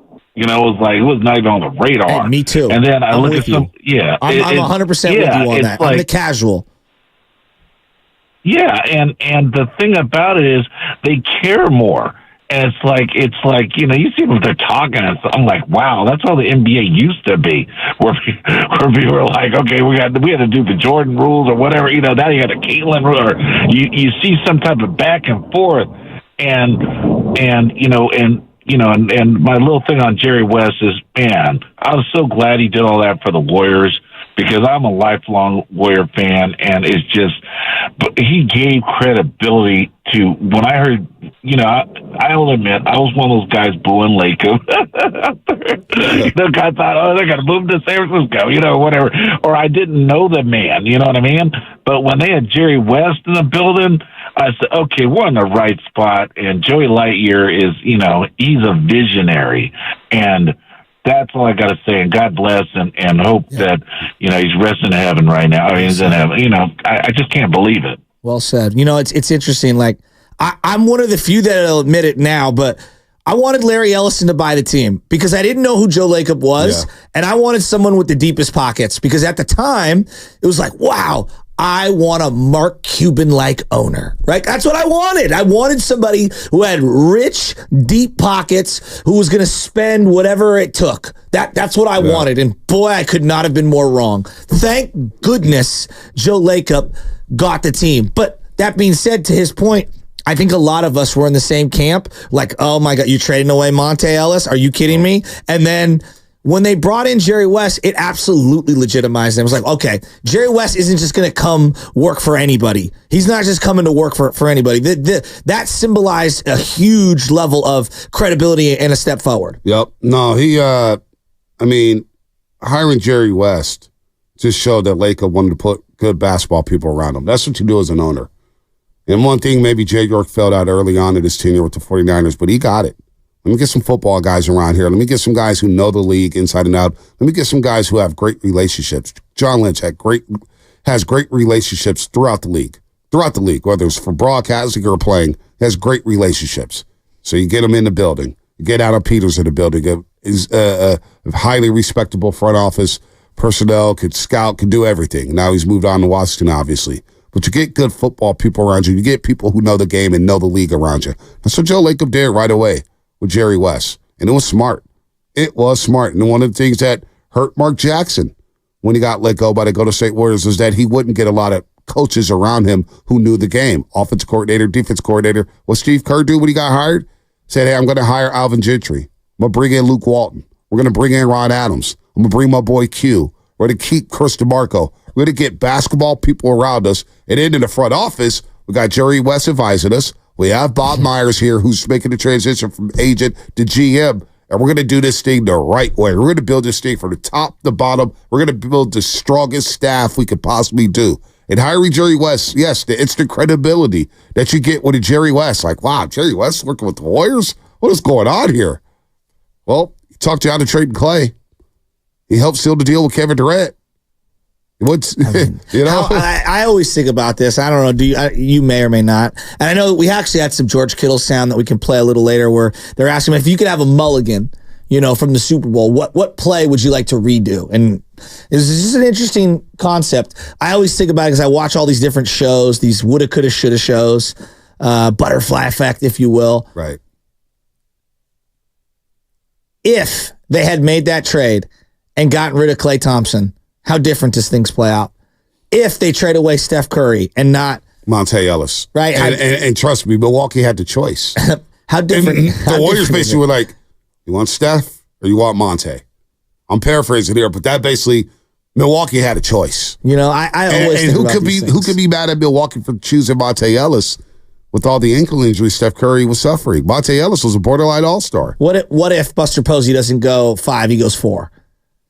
Or 3 or something like that. I think about those things all the time. And I know it sounds crazy because you could do it till your head is spinning. But if you're Jerry West and when you look back, just the Warrior thing, right? You're the guy that brought in KD, changed them forever. And you're the guy that said, yeah, don't get rid of Klay Thompson. I wouldn't do that. I will quit if you end up doing You're also the guy who made the bold move of trading Vlade Divac for Kobe Bean Bryant. That's another one. Saying, yeah, we're taking this high school guy, and I'm going to pair him up with Shaquille O'Neal, and we're going to win multiple championships. It's crazy. Right? You had the wherewithal. You see Magic, right? In the Showtime Lakers. You guys get Worthy. You got Kareem. You got Michael Cooper. The whole Worthy thing is just crazy with the way the draft was back then. Yeah, keep going. Yeah, it was very different than what it is now. Very different. 650 Cindy Mobile Text Line. What if Steve Kerr went to New York City to coach the Knicks? Think about that a lot. And it's Derek Fisher that comes to the Warriors. What? That's what ended up happening. Matt Barnes. Matt Barnes been on the heater, man. Matt Barnes been on the heater. What's going on with Matt Barnes, man? He's been on the heater. So you see now all the stars and luminaries kind of tweet out. People are waking up. If you're just waking up, some breaking news this morning. If you're a lifelong basketball fan, you know the name Jerry West. Well, he's passed away at the age of 86. 86 years old, Jerry West has passed away. The logo of the NBA, an iconic figure, basketball genius, a basketball wizard. He's going back to the Naismith. I just can't get over this. Naismith Memorial Hall of Fame. He's already inducted as a player. He's already inducted as an executive. He's going in a third time as a contributor to the game. And you already mentioned this, Benoni. He's already in there for what? Team USA? Team USA in 1960 when they won the gold. They inducted that entire team in 2010. Crazy. Talk about a resume of living your life and accomplishing everything that you wanted. He accomplished the championship as a player, even though he still can't get over the fact that he didn't win against the Celtics. So he couldn't really enjoy the ring against the New York Knicks. But he does win as an executive. He helps he helps construct 3 different franchises. The Memphis Grizzlies. It was really impressive what he did there with Memphis, hiring Hubie Brown. Nobody ever talks about that. But damn, talk about a life. Who are if we were to say short list, best GMs in the history of sports? It's Jerry West.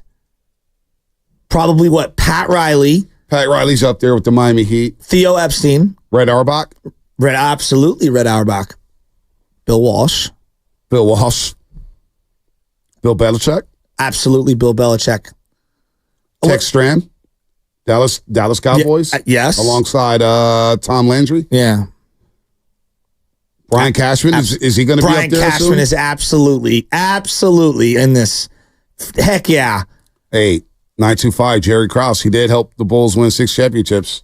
You got to give him his due. You have to. You have to. Give him. He hired Phil Jackson. But I mean, like, if you're talking about a guy who went to multiple organizations and did it pretty much everywhere, and through multiple generations, Jerry West is probably got the most, outside of a couple of the football guys, he's the most comprehensive GM, right? In terms of accomplishments, just GMing. I mean, Theo Epstein breaking 2 curses is pretty special.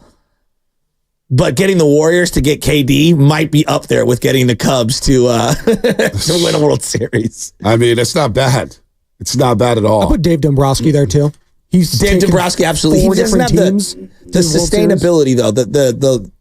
He never stays anywhere long enough. Yes, he's got the Red Sox a chip. He got the Tigers there. He's gotten the Phillies there as an assistant GM. Won with the Marlins. Yes, the Marlins. Yeah. He's also known for tearing it up after he leaves. He is. But no, Dombrowski's absolutely on a short list. Damn. Jerry West passing away. We'll talk to Coop at 9:20 about it. Anthony Slater's coming up at 8 o'clock. We'll ask him about any run-ins he had with Jerry West. Sad day for the NBA, man. On the cusp of Game 3. Unbelievable. Mavericks got to win tonight. You can't let the Celtics win today. Come on. Mavericks got to win. Also, I want a damn series to watch. Come on. If they go up 3-0, what a snoozer. Game 2 was very lackluster at best. I mean, and Peyton, you let Peyton Pritchard hit that shot before the end of the quarter, and I was like, that's... Tatum went 6 of 22 in that game. And Porzingis didn't shoot well either. I think Jason Tatum is still the favorite to win the Finals MVP somehow, like on Vegas. It's all around numbers. But Jaylen Brown's been the best player. Drew Holiday. Tatum's been really good, though. Yeah, Tatum has been good. And his defense, being able to guard the bigs, has forced, Luka into not being able to pass as well. Yeah, it's taking away the alley-oops that Gafford and Lively were living on in the Western Conference playoffs. Come on, Spadoni, don't do this. What? I'm not doing anything. Drew Holiday said Jaylen Brown's their best player. His own teammates said that. No, he said Lisa Salters that Jason Tatum was the man after Game 2. When he sat there and talked to Lisa Salters, listen to it again. He brought up Jason Tatum. Before the game, he said Jaylen Brown. So now he's flip-flopping. It's Jaylen Brown. Come on. We've been watching the whole playoffs. Jaylen Brown's been their best player. No, Jason Tatum has. Come on. Jason Tatum creates everything. Like, Jason Tatum's created everything. Drew Holiday said it right after the game because Jason Tatum was the reason why we're getting all these wide open shots. We're getting to the cup because Jason Tatum is penetrating and kicking. Brian Sabian, Sandy Anderson. Sandy Alderson. Sandy Alderson's a good one. Absolutely.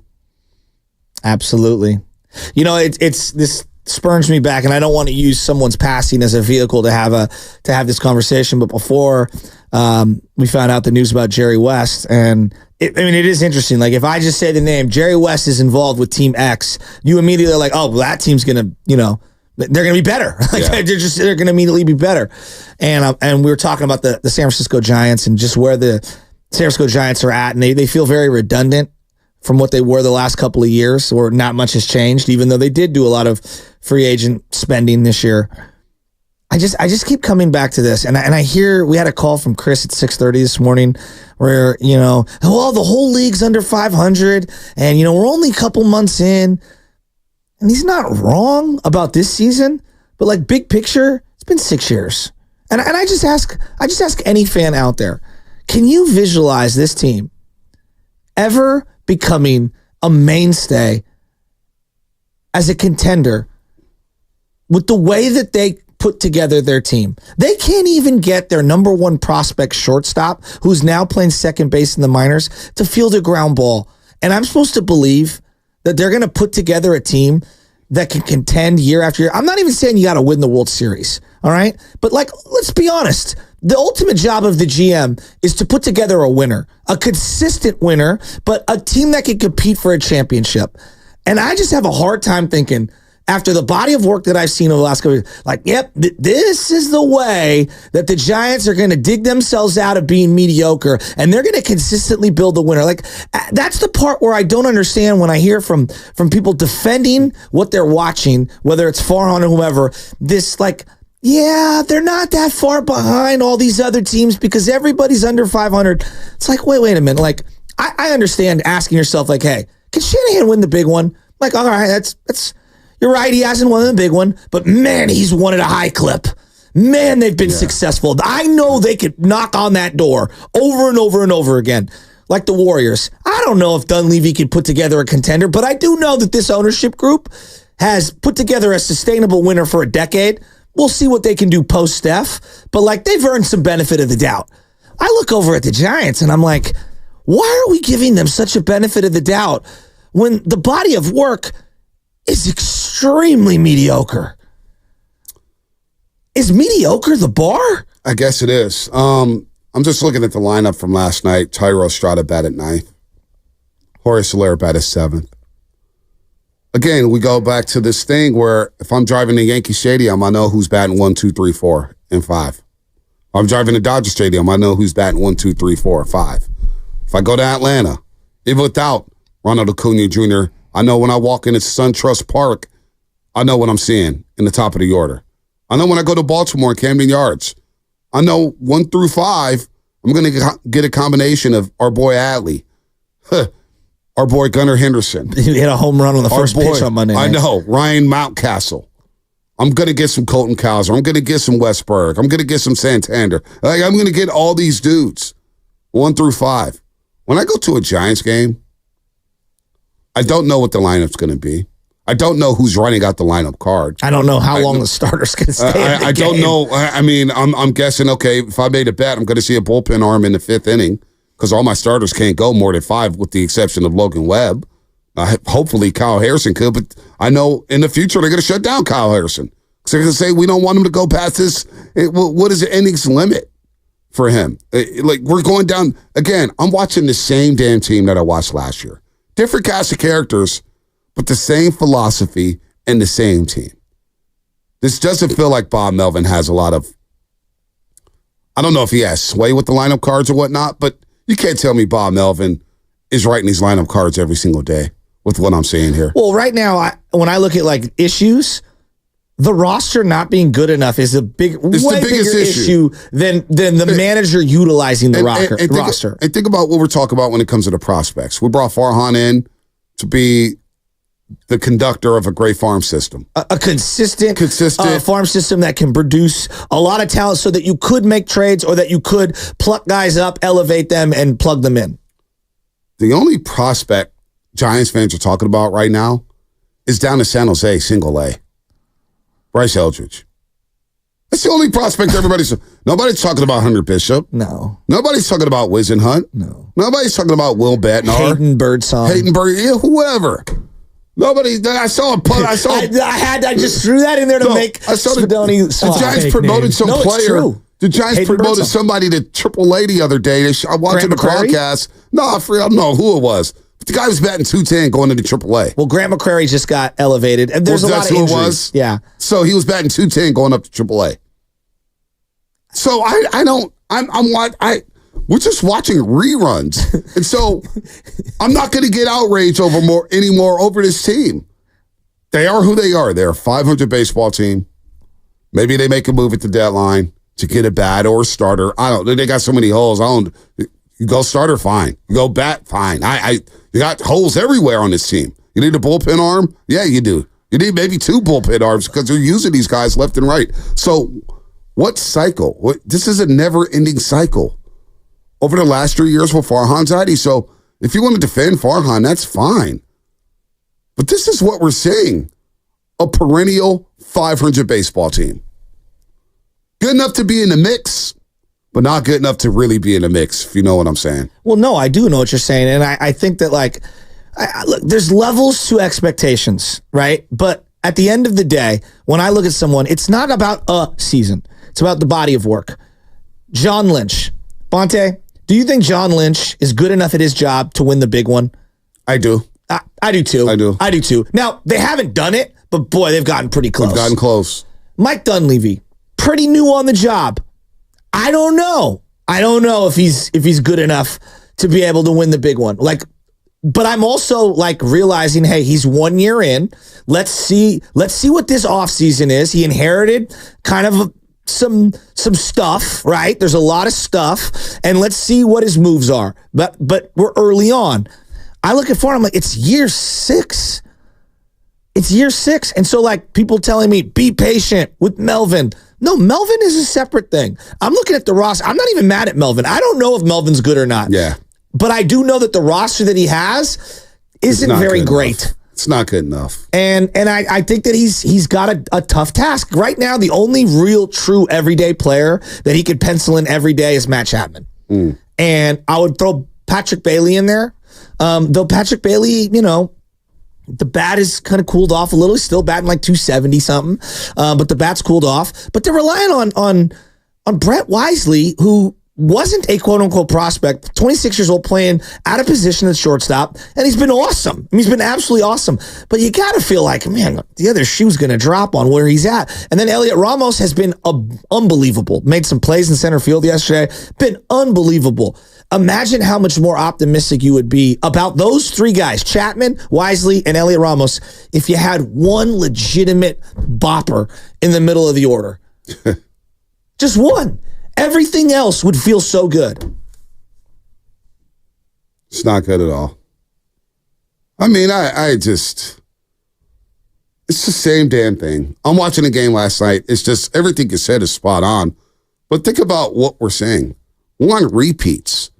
We sound like a broken record. Are they more athletic this year? No, they're not. They're slower this year. they are. You spent 100.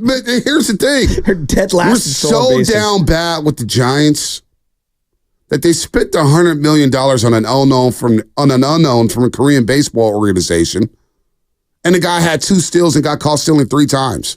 Okay, are they better? Because these are the things they told me they had to get better at. Are they better at defense? No, they're still bottom 5. They're not better. They're not a better pitching team. No, they're not a better lineup. No, they're middle of the line. So again, I sound like a broken record.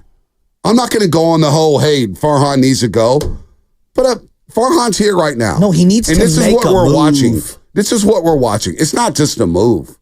He needs multiple moves. Well, that I agree with. Multiple moves. That I agree with. If you're out there and you think one move is going to get the Giants closer to the Dodgers in the stop it. No, but it's a big help. One move can change the whole feeling around a team. It can change the feeling. That's all I do believe. But I need moves. They are not one move away, Vontae. I'm not delusional. Well, hold on. I'm not delusional. You may be one move away, but that one move better have 3 players involved in that move. You're players away. Not just a move. You're players away. I can't argue that. 6 years in, and we're still players away from being I know Chris in San Jose called, and he's like, hey, look, there's 17 teams under 500. Where are the Giants? You should want more. With a $200 million payroll, you're 2 games under 500. But if it was year 2, I would be satisfied. It's year 6. Year 6. And the guy that I thought was going to be the best of the best looks like he can't feel the ground ball. Marco Luciano? Boy, we let down with that one.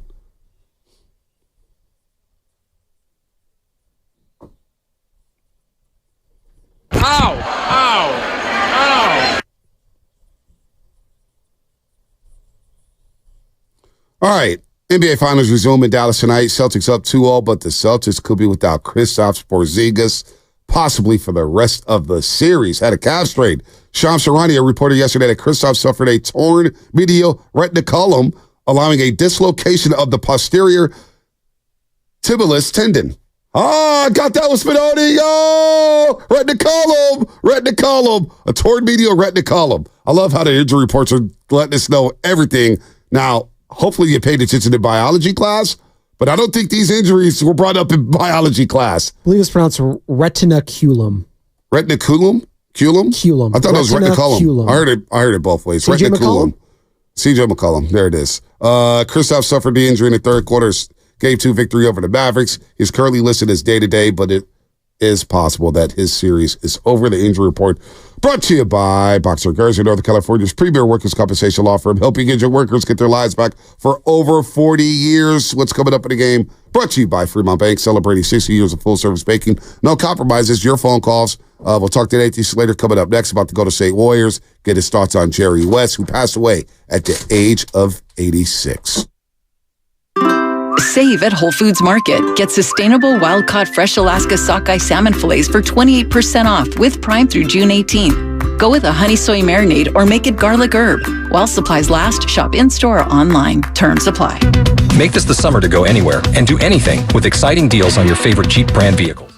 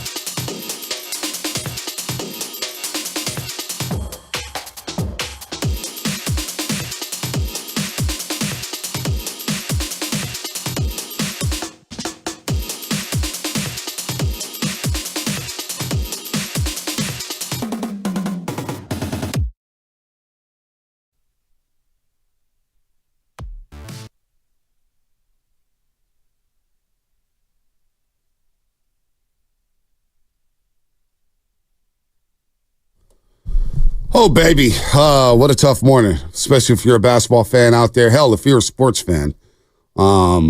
Tough morning in the NBA world. Hell, a tough couple weeks in the NBA world. Lost Bill Walton a couple weeks ago.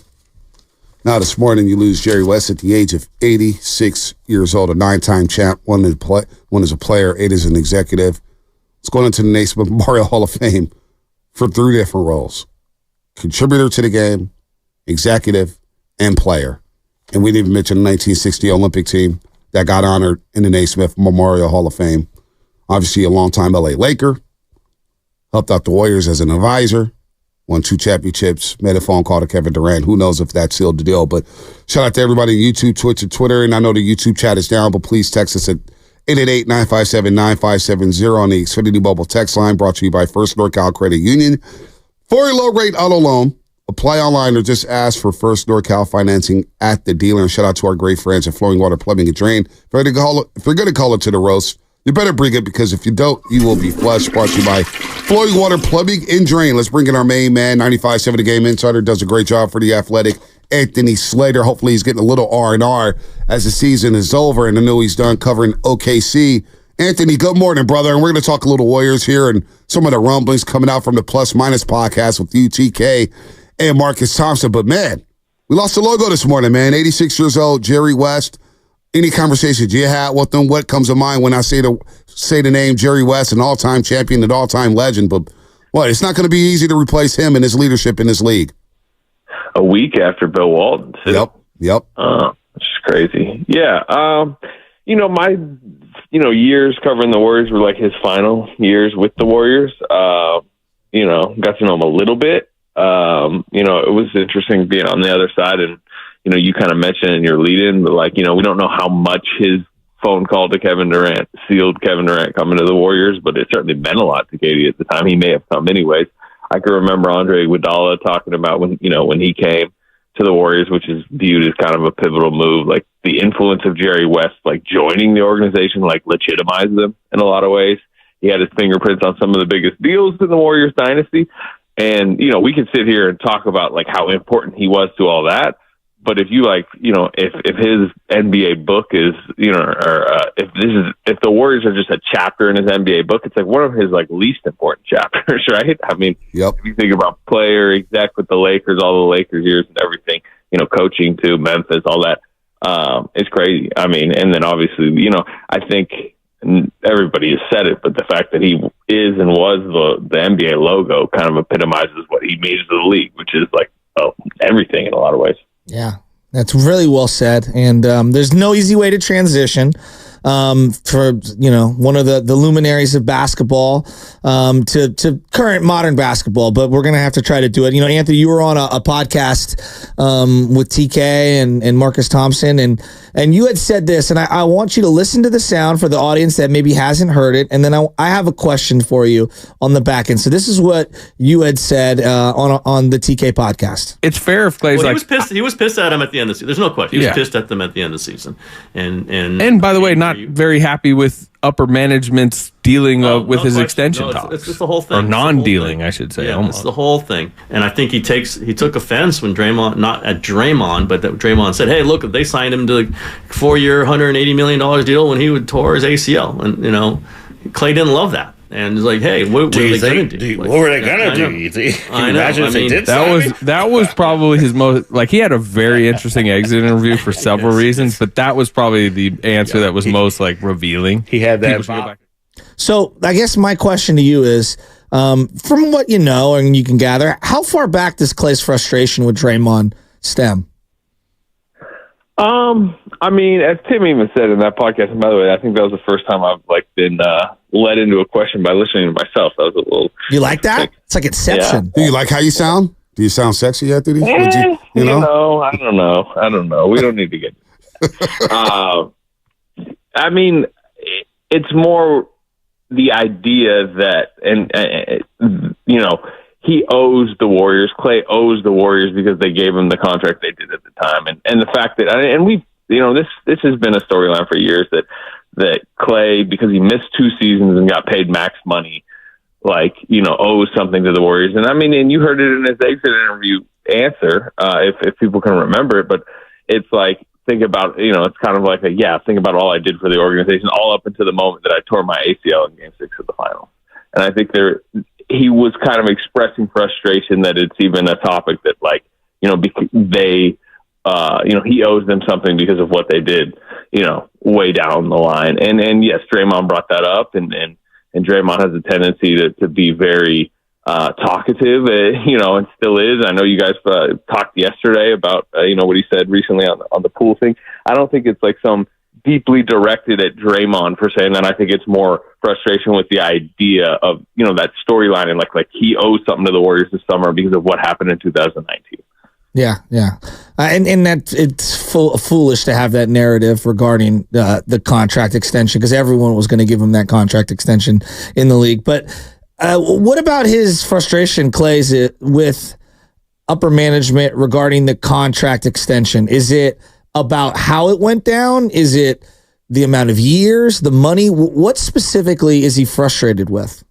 I just don't think there was that much of a thirst or a desire to get something done. I mean, everybody knows kind of the 2 for $48 that was out there, and some people would think that was fair enough for him to sign at the time. Clearly, he didn't, from a years and financial standpoint, believe that was worth signing. We're talking preseason at this point, but it's just, all the way up until now, it's not necessarily that Klay Thompson has been priority number one. Locking down his future is not necessarily priority one for the Warriors. And you can, from a cold-hearted business perspective, I think you can understand that from the Warriors side. But, Klay Thompson is Klay Thompson. And, he has pride in what he's built with the Warriors, who he still is in the league, what his statistical resume still says he is. And I think there's a fair, you want to be prioritized. And I don't think necessarily, the Warriors management all the way up into the top has, from day one of this, they did with other people over the last couple of years, said, we have to do whatever it takes to make sure you're here long term. Yeah, I've heard rumblings that maybe he's bothered because of the length, because you see Wiggins get a 4-year deal. You see Draymond get a 4-year deal, 3-year deals with player options, and obviously, those players may opt in because of the money on the back end of these deals, and he gets his 2 years. He's saying, well, what about me? Don't you want me to retire here? But moving on from Klay, just in terms of just money and play, you've been around a lot of NBA locker rooms over the last decade, Anthony, and from what I've been told by former players, current players, you just don't bring up somebody's money or their contract. And that, where the Draymond Green says, hey, man, he got paid. That's what I thought about right away, Anthony, is where players just don't speak up on other people's money. And you mentioned how Draymond's been talkative. So what's your take on him rehashing the Jordan Poole situation with Kevon Looney, where it's well known that Kevon Looney was looked up to by Jordan Poole, considering that he's from Milwaukee and Poole's from Milwaukee, and they were brothers. Didn't you find it kind of strange that he brought back up that situation in that season? It's just kind of part of the package, right? that has been agreed too long ago. But, in that one, to me, that wasn't necessarily like, he's taking, subliminal shots at Jordan Poole, which I think there has been times in the past you're wondering. He was just kind of revealing, like, no, you know how bad the season was? It was even worse than you thought it was, which I was, again, I'm surprised he said all that. But, yeah, we all kind of knew that at the time. You guys even just following the season on a daily basis knew it was off. They even said how off it was publicly. But all it does is generates another news cycle of it. Like, we shouldn't be talking about 2 years ago. We can talk about how bad last year was. That's more important because of, they need to fix this summer. But, I don't know. He generates news cycles. It probably got more eyeballs, more ears to his podcast and everything. So I don't know. It's just part of the pack. It's part of the Draymond Green experience. I get that. Go ahead, Shasky. No, but me and other Warrior fans, not all of them, everyone has various opinions. When you admit that out loud, I question, why is the organization riding with you till the wheels fall off? Good. Very good at basketball. Is he? He missed 22 games this year, and you were the 10th seed. But to Slater's point, he was good on Slater, I say that on the airways, and people start throwing tomatoes at me because my biggest problem with the whole Draymond Green experience is he is playing good basketball. You see the defensive prowess. You see the IQ. Now, do I want him to shoot the open shots more? Absolutely. But there is still value in the type of player that he is. And it's tough to see that. The casual, especially the fans, it's tough for them to see that because of the suspensions, the ejections, and all the talk on the podcast. But all that is him not being on the floor, and then how that affects him, right? You know, like last season, derailed early in the year because he wasn't out there, and then he comes back and suddenly their small ball lineup is exploding. His defensive rating's going crazy. They're winning games. Kuminga and Wiggins can play together. I don't know. I don't have the records in front of me, but when he was on the court, and particularly when he was like in rhythm on the court, like they were a 4 or 5 seed type, record. And him and Trace Jackson Davis late in the season formed a really good, kind of defensive pairing in the backcourt. And if you're of the belief that the entire experience is too much and there's, potentially like a move on scenario, you probably said that, after the punch. You probably said that in the off season when they signed him 4 years for $100 million. The Warriors clearly wouldn't agree with you, considering the fact that they gave him a 4-year, $100 million extension.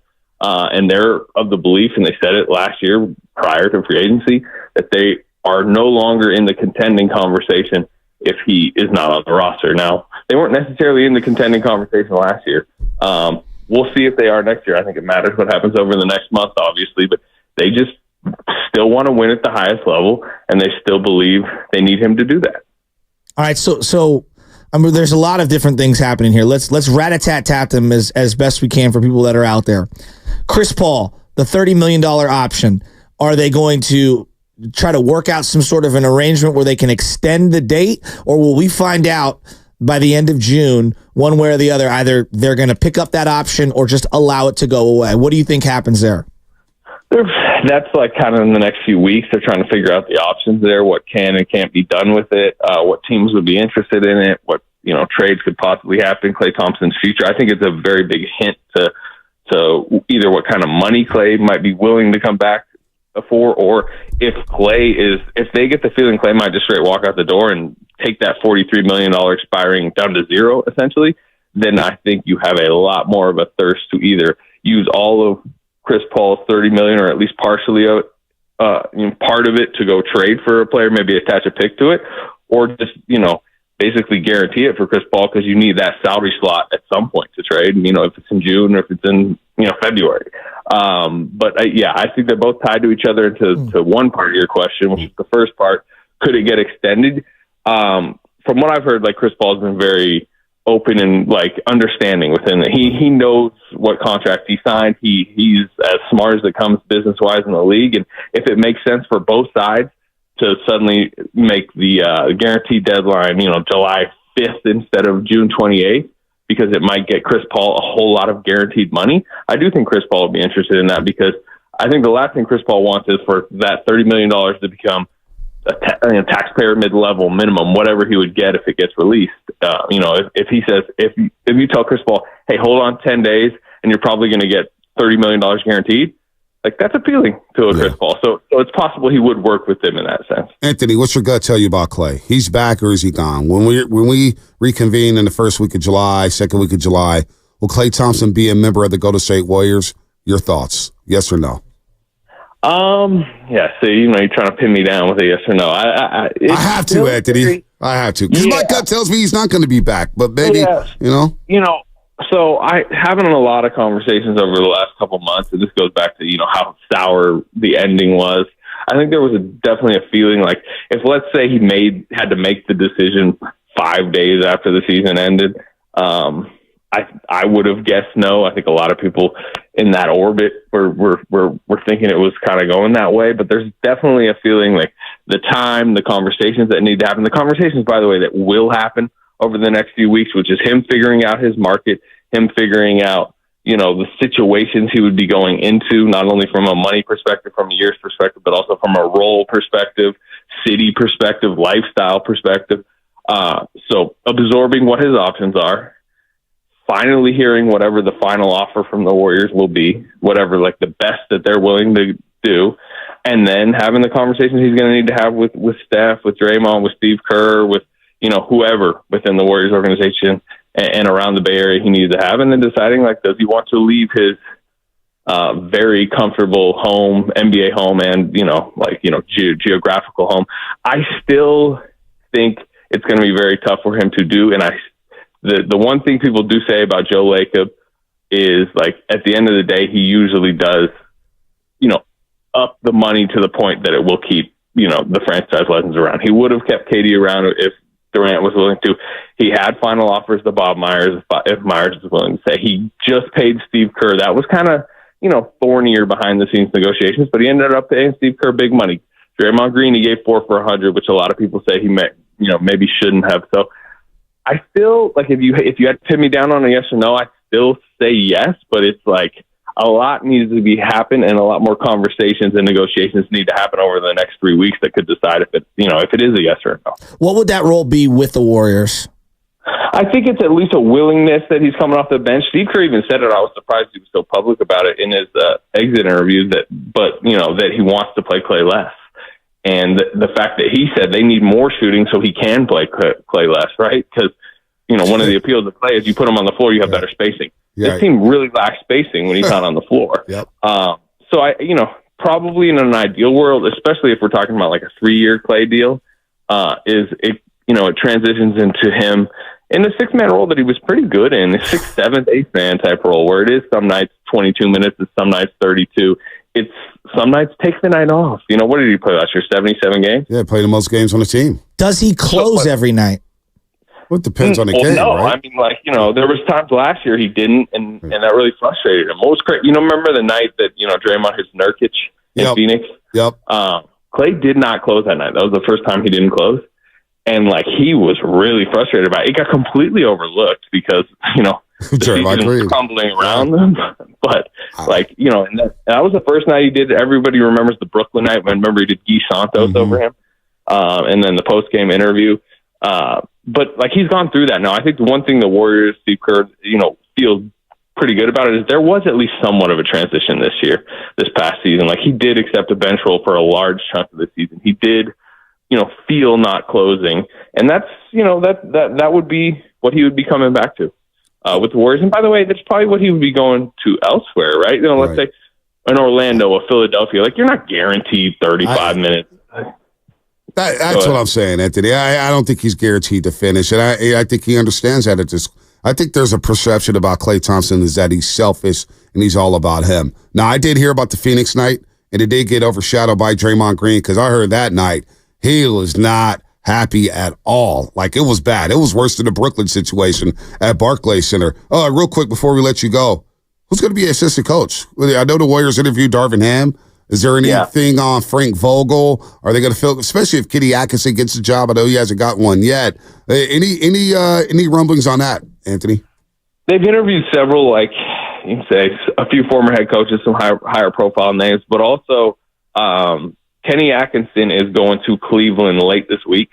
I think James Borrego's there now, but Kenny's going probably Thursday, Friday range to do the really big, in person, meet the organization type thing. And if he gets that Cavaliers job, I think, there's a lot that Steve Kerr needs to settle with or, redo or figure out with his assistant coaching staff. If Kenny Atkinson does not get that job, and it still seems, it's very much up in the air, him, Borrego, there's some other names out there, then it's probably just one hire and, they need to figure out exactly, who they want to fit into that staff. But, something will happen, but I think it's just going to have to wait until after Atkinson doesn't get the Cleveland job, and we probably won't know that until the weekend or next week. Draymond Green, and the appeal with Draymond Green, real quick before we let you go. I know I keep saying this and I'm pushing this back, and everybody's going to get mad at me here, but with Draymond Green on this basketball team, when we see all the podcasts, and we saw the situation on Inside the NBA where the T-Wolves refused to go up to the set because Draymond was, very critical of Rudy Gobert and company. Are the Warriors still appealing around the league knowing that Draymond Green is here? Do people still want to – I know they want to play with Steph, but do they still want to play with Draymond Green? What are some of the things you heard about that, Anthony? Yeah, I'm sure there's a few players out there, if you're Yusuf Nurkic was a free agent, and you're hey, Yusuf want to come and play? Maybe he might have some reservations. There's a few guys out there, I'm sure. Hey, maybe that wouldn't matter in a Kevin Durant chase. He suddenly became available for Phoenix. So, again, there's personal situations where maybe that would impact it, but generally, no. 96% of the league doesn't necessarily care. Chris Paul and Draymond Green hated each other. They traded for Chris Paul, and then they were on podcast together talking about how they were top 5 favorite teammates they've ever had.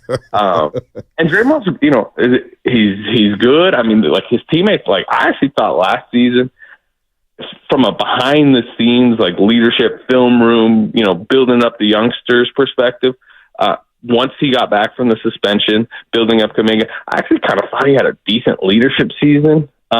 In a lot of ways. Now, look, we can take 2 steps back, look at the season as a whole, what happened with all the suspensions. That's not, then you would probably take that from an A to a C - D. But like, there's still an appeal to who he is as a personality and what he can do in a locker room, how he can teach defense, how he can hold young guys accountable. But it can go haywire at times. But I don't necessarily affects what you're talking. Like, I don't think they're not able to make a trade or not able to sign X free agent because of him, unless you're talking about a specific player or person who might know. Anthony, how's the kid? How's everything? He's good. 14 months, going a little crazy at this point, but we're going to hit a baseball game later this week, so I'm excited. Giants Angels? You don't want to know where I'm going because I feel like it's you guys know where I live at this point, so. AAA, River Cats. River Cats. Yeah, exactly. You're going to be the Sacramento A's next year. There's an MLB team coming this way. So. Hey, we'll be coming up there. I may have to come up there too for that. Judge going to Sacramento. What did Fisher say? We can't wait to watch Aaron Judge like the out of this AAA park. So I'm going to go watch one of those, I think. All right, Anthony, take care, man. Thanks for the time as always. All right, fellas. Anthony Slater here on the Morning Roast on 95.7 The Game. What's coming up? Brought to you by Express Employment Professionals. Reacted what Anthony Slater said about Klay Thompson, Draymond Green, and where the Warriors are at right now. Kevon Looney, you need to get there, but who knows if Kevon Looney's gone next year. There's been rumors about that. We'll do all that coming up on the other side here. Brought to you by Express Employment Professionals. If you're ready for a new job, let Express Employment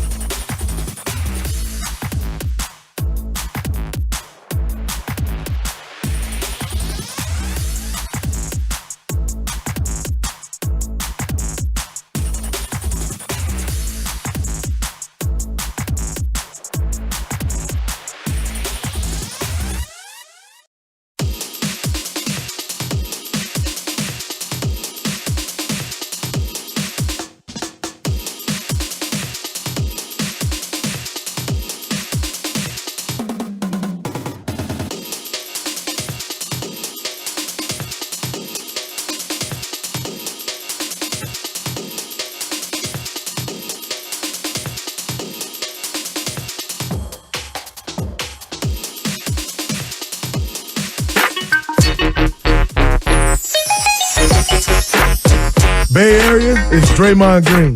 The Morning Roast with Bonte Hill and Joe Shasky is live on YouTube and Twitch right now. Time for you to like and subscribe. Draymond Green, we just had Anthony Slater on. Anthony Slater, if you want to rewind that bad boy, download the free Odyssey app. Check us out on YouTube, Twitch, or Twitter. Anthony Slater with a lot of nuggets there. We'll put like that down. Potatoes guy. What was your big takeaway? Well, big takeaway is all the...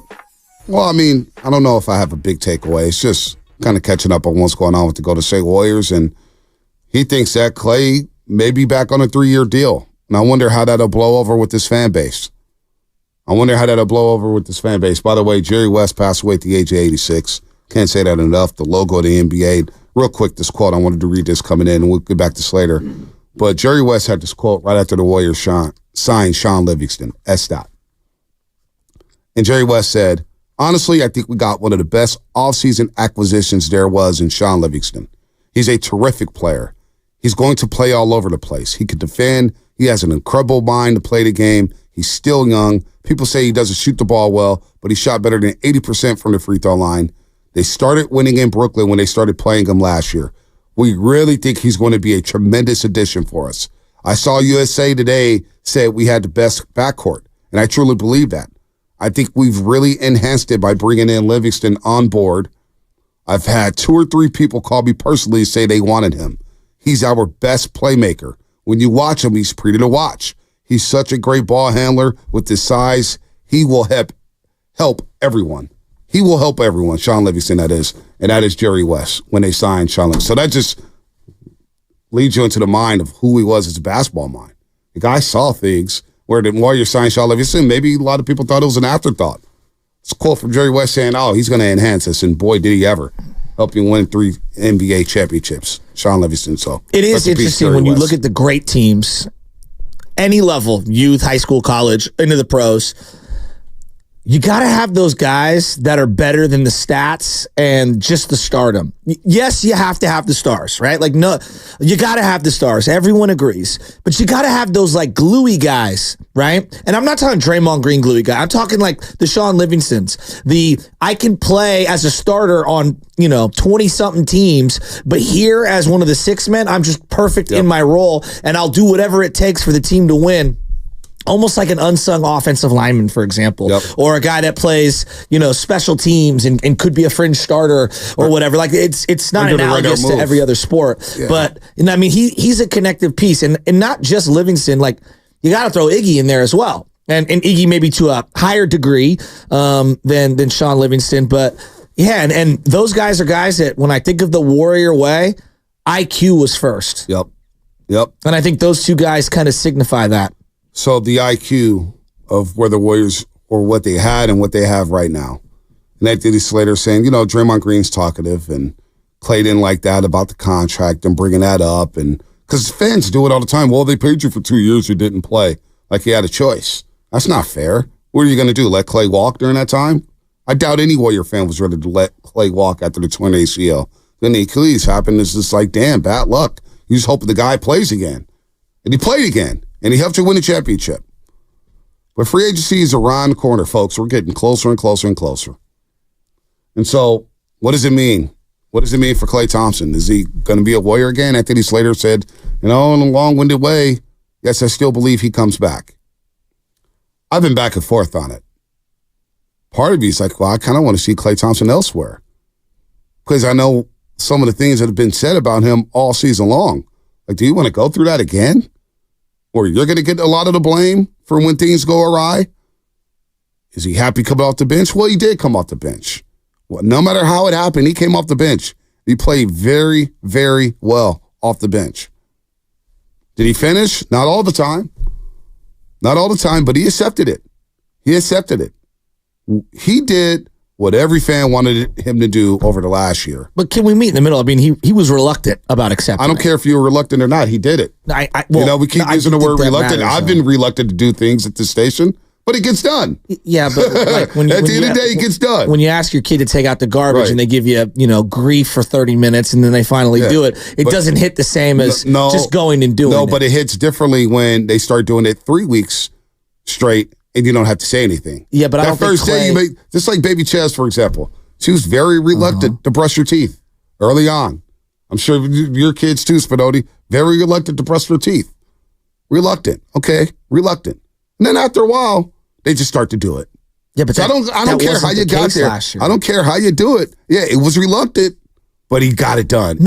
He got what he eventually went right back to closing. Like, I don't know why we're pretending like he. Well, he went back to closing because you didn't have enough closers on the team. No, I know, but I you guess didn't have enough space. All of a sudden, you don't have them out there. It's like, oh wait, our spacing. Oh crap, we don't have spacing anymore, huh? Go figure. The guy who led the league and made threes the year before helps you with spacing. So I don't care if he was reluctant or not. He ended up doing it. Well, I think he actually ended up embracing it, saying, you know what, this is not bad. I get to figure out the flow of the game. Did he not say that? I don't think that's how I interpreted it, but that's fine. Well, I mean, how'd you interpret? Well, I interpreted Slater saying that Phoenix was a huge issue and that the coach actually needs more shooting so that he doesn't have to revert back to Klay Thompson being part of the closing lineups. I'm talking about when Klay was speaking last year, and he said, this whole bench thing is not bad at all. It came out of Klay's mouth. It's actually cool. I get to watch the flow of the game. You got the sound? Or Slater? Oh, I thought it was Klay Thompson. We'll get Slater in just a second. Well, Klay Thompson saying that, like, I get to watch the flow of the game. It's not bad. I get shots. I'm playing next to Chris Paul, a Hall of Famer. I got TJD rolling to the basket. Life ain't bad coming off the bench. Sure, he was reluctant. I've been reluctant to do a lot of things, but guess what? You end up doing it. Oh, here it is. Klay Thompson on this transition to the bench. I still think I'm me, whether I start or come off the bench, and most important part of playing is just being yourself. You don't want to pigeonhole yourself into playing a certain role, and it's been an easy transition for me, and I look forward to continuing to try and help this team win as many games as possible. And that was after a game. I remember during the game, there was a halftime interview, maybe a post-game interview with us, Mully, Fezzi, and myself, or maybe it was with Fitz in his first game when he dropped 20 and a half coming off the bench. Sure, he was reluctant, but he stopped complaining. And by the end of the season, Klay Thompson was not an issue for this basketball team.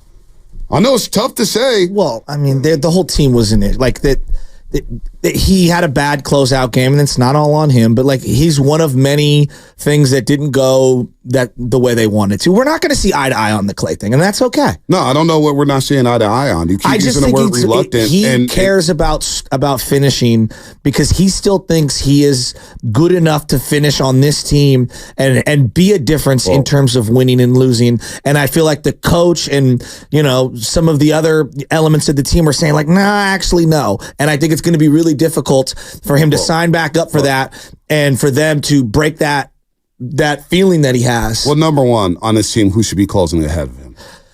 I mean, on this team, let's just be real. Right now, on this team, I mean, on this team, they're not good enough. But that's kind of where we're at. Steph Curry, Draymond Green. I mean, that can make an argument that I don't even know if Dre should close every single game. Well, that's ridiculous because he's your best defender, so he needs to be on the floor in his IQ. No matter what, and I got my issues with Draymond Green. We all know that. But come on, man. Draymond Green is one of your smartest players on the floor. They were the 10 seed. But you're saying, and we're just talking about finishing. I know what they were. I know what they finished. I know how they finished. I know what their record was. I watched every damn game, forward and back, twice on Sunday. Like, I know what they were. But let's stop with the Draymond's going to finish for you. Like, he's finishing in that Final Five as one of your better defenders on this team. He is. Who's better to finish on this team over Klay Thompson? Currently constructed from what we've seen last year. When you said, hey, he ended up finishing games again. Well, that's because you didn't have enough shooting. Well, I understand that. You didn't have a consistent Andrew Wiggins. I'm hoping that with this offseason, they can build a better roster around so that they're not relying on Klay Thompson to close games. And I don't know. I just don't know if that's a role that he's, going to love. And I think the chemistry is very, very important to even the last couple of years of where we've been at. I do think that is an element that they need to, they need to figure out. You know what? I don't even know how we got here with Klay Thompson. I really don't. It's been very interesting to see how this has played out just from a fan standpoint. But he did everything that you guys all wanted. I heard you. I heard everybody. Brian Paula. I heard everybody. But he needs to come off the bench. Well, eventually he did. He can't finish. Well, at times he didn't.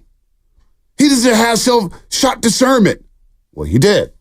He did everything that all you fans have screamed about, that bitch and moaned about. He did all those things. And we're still complaining, finding things to nitpick about a 4-time champ. I don't get it. He took less minutes and played 28 minutes a game once the All-Star break hit, played 28 minutes a game, shot better, scored better, had a great rapport with Clay, TJD, and yet we're still finding things to say, well, Clay this and Clay that and Clay this and Clay that. We're trying to read his mind here. I just don't get it. We've been doing this for 2 years. I don't get it. And they have bigger issues than Klay Thompson. No doubt. But part of it is why I want Clay to move on. If I'm just as a Warrior fan, I want him to retire as a Warrior. But part of me is just like, man, just move on. It's the best situation for you and the best situation for this fan base. I don't get it. I don't know how we got here. He did everything that the fans wanted last year, right? Did he not do it? You keep using the word reluctant. I've been reluctant to do a lot of things in my life. You end up doing it, right? Your kid, LJ, is going to be reluctant to get his diaper changed. But you know what? At the end of the day, that diaper got changed. Right? That's not the correlation. Like he's a legend, but he's not even close to the same player. And he in his mind, I think he thinks he's better than he is currently. And I get it. And I am empathetic to the situation that he's been presented. And I disagree with that, because how many times we've seen him sit at the podium saying, having these conversations with Steve, I realize where I am. I was chasing All-Star games and trying to chase my past self. I was trying to chase my ghost. I realized that maybe I'm just not that guy. He told us that in pressers. Yeah, he had those heart-to-hearts. So I just hope he moves on. I'm at the point where I'm just tired of talk. I'm tired to talk about him. I'm tired to talk about Draymond Green and what he said on the podcast. I just want to get back to basketball at some point. Even everything in the world. I was talking to somebody yesterday about this. Whether it's the WNBA, whether it's the NBA, nobody wants to talk about basketball anymore. They want to talk about everything that's happening around basketball. It's just so strange, the dialogue these days. Here's Anthony Slater on what Clay's role could look like with the Warriors. I think it's at least a willingness that he's coming off the bench. Steve Kerr even said it. I was surprised he was so public about it in his exit interview. That he wants to play Clay less, and the fact that he said they need more shooting so he can play Clay less, right? Because one of the appeals of Clay is you put him on the floor, you have better spacing. Yeah. This team really lacks spacing when he's not on the floor. Yep. So probably in an ideal world, especially if we're talking about like a 3-year Clay deal. It transitions into him in the 6-man role that he was pretty good in, the 6th, 7th, 8th man type role, where it is some nights 22 minutes and some nights 32. It's some nights take the night off. What did he play last year? 77 games? Clay, here's Anthony Slater on where Clay's frustration with the Warriors stems from. This has been a storyline for years that Clay, because he missed 2 seasons and got paid max money, owes something to the Warriors. And you heard it in his exit interview answer, if people can remember it, but it's like, think about, it's kind of like think about all I did for the organization all up until the moment that I tore my ACL in Game 6 of the finals. And I think he was kind of expressing frustration that it's even a topic that he owes them something because of what they did way down the line. And yes, Draymond brought that up, and Draymond has a tendency to be very talkative, and still is. I know you guys talked yesterday about, what he said recently on the pool thing. I don't think it's some deeply directed at Draymond per se, and then I think it's more frustration with the idea of, that storyline and like he owes something to the Warriors this summer because of what happened in 2009. Yeah, I don't think that's fair. He doesn't owe anyone anything per se. And I don't think that the Warriors gave him some compensation package, gift because of his injuries. No, I don't think that's a fair summation. Here's Anthony Slater on Clay not feeling like he's being prioritized. All the way up until now, it's not necessarily that Klay Thompson has been priority number 1. Locking down his future is not necessarily priority 1 for the Warriors. And you can, from a cold-hearted business perspective, I think you can understand that from the Warriors side. But, Klay Thompson is Klay Thompson. And, he has pride in what he's built with the Warriors, who he still is in the league, what his statistical resume still says he is. And I think there's a fair, you want to be prioritized. And I don't think necessarily, the Warriors management all the way up into the top has from day one of this, like, they did with other people over the last couple of years, said, we have to do whatever it takes to make sure you're here long term. So this is where I side with the Warriors here. It's their job to do what's best for the organization and the team. And if Klay Thompson's not priority number one, then he's not priority number one. They have to do what's best for them as a team. And if Klay's not high on that pecking order, then it is what it is. It's the business of the NBA. It's the business of professional sports. If we don't feel like you can help us win at a high level for the amount of money we're going to pay you, then you're not going to be a priority. And I don't think you should. Honestly, going into the offseason, my number one priority is what's going on with Andrew Wiggins. Yeah, I was just going to bring What do you do about that? What do you do about that? Did his, because I think some people will naturally go to Draymond's contract extension and the way that was handled as, the prioritization, if you will, that might have frustrated him. Do you think it was the Wiggins extension? I just think it was the combination of the two. No, I don't think it has anything to do with anybody. It's just, wow, I'm going to get 2 years. You just gave these guys 4 years. Hell, you even gave Jordan Poole 4 years. So you really want the big three to finish together? I got 2 years, $48 million. I want 2 years in a player option. I don't know. I don't know if that's the case. I'm not going to speak for Klay Thompson. I could see how he would interpret it that way, but I remember way back when the Warriors extended Murphy and Dunleavy. This is going years ago, and part of it was like, yeah, we kind of like you guys, but also we want to lock you in so that if we can maybe trade you down the line to someone else. And I thought baked into the Wiggins thing was like, yeah, love to have him, but let's get him on less of a salary, extend him. Now he's also an asset, and no one knew he was going to precipitously drop off the way that he did. Jordan Poole, same thing. You're trying to get in front of it. I don't know. I think it had more to do with asset allocation as opposed to prioritization in the pecking order of the organization. Because I don't think they viewed Wiggins as the number 2 most important Warrior when they gave him that extension. Well, they may have viewed him as one of the more important Warriors and as your best two-way player. That might be true. Best two-way player. That might be true. And that's one thing that you prioritize coming off that NBA championship. It's like, wow, this guy's guarding Luka, he's guarding Shai, he's guarding all these guys. What is going on here? This guy's a great two-way player. He's a solid two-way player. So we'll see what happens here. We've got a couple weeks. Do I see Klay Thompson wearing another uniform? Boy, that's going to be hard to see. Going to be hard to see. And then at the same time, if he does resign with the Golden State Warriors, what does the money look like? And how is this fan base going to react to that? I'm afraid of how this fan base is going to react to Klay Thompson getting new money. I really am. Well, that scares me for him because he reads and hears everything. Well, I mean, if they keep him, then their path to getting better is pretty much through trades. And then my question becomes all right, so what do you do with the Chris Paul money? Right. If you think that you could sign him, do you decline the Chris Paul money and you lose that $30 million altogether? Do you guarantee him that salary and then move him? Because listening to Slater and look, Chris Paul has done a great job making money for himself as was a player rep for a long time. He's made $389 million to this point in his career. That's a lot of money. So I know he doesn't want the mid-level. He wants that whole 30. I wonder, if they can get Klay at a number that can get them under that threshold, can they still find a way to guarantee the money with Chris Paul, staple some, because I don't think you can staple players. It sounds like you can only staple picks and get something back. Well, just looking at Klay for a second, I don't know what the Chris Paul situation has sorted itself out.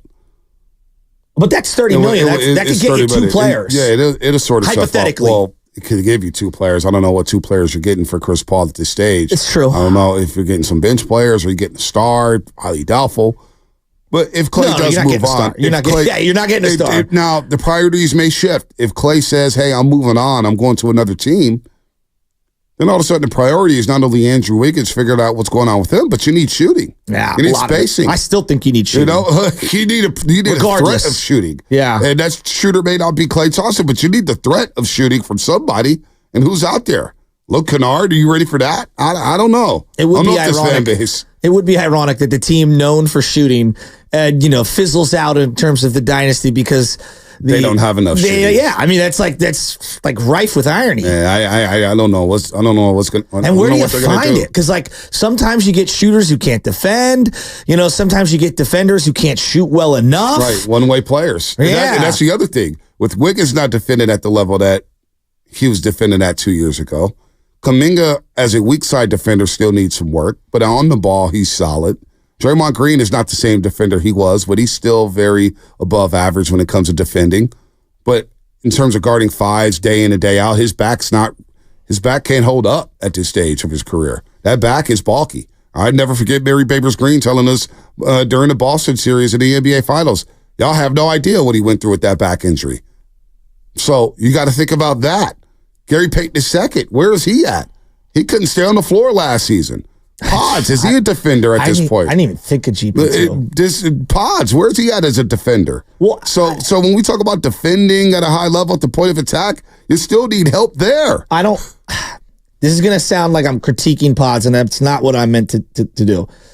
But if they think the starting backcourt of Pods and Curry is, and again, I don't know, maybe he starts and comes right out and he doesn't close or whatever. But if they think that that's good enough in terms of a backcourt offensively and defensively, it's not just one end of the floor, it's both ends of the floor.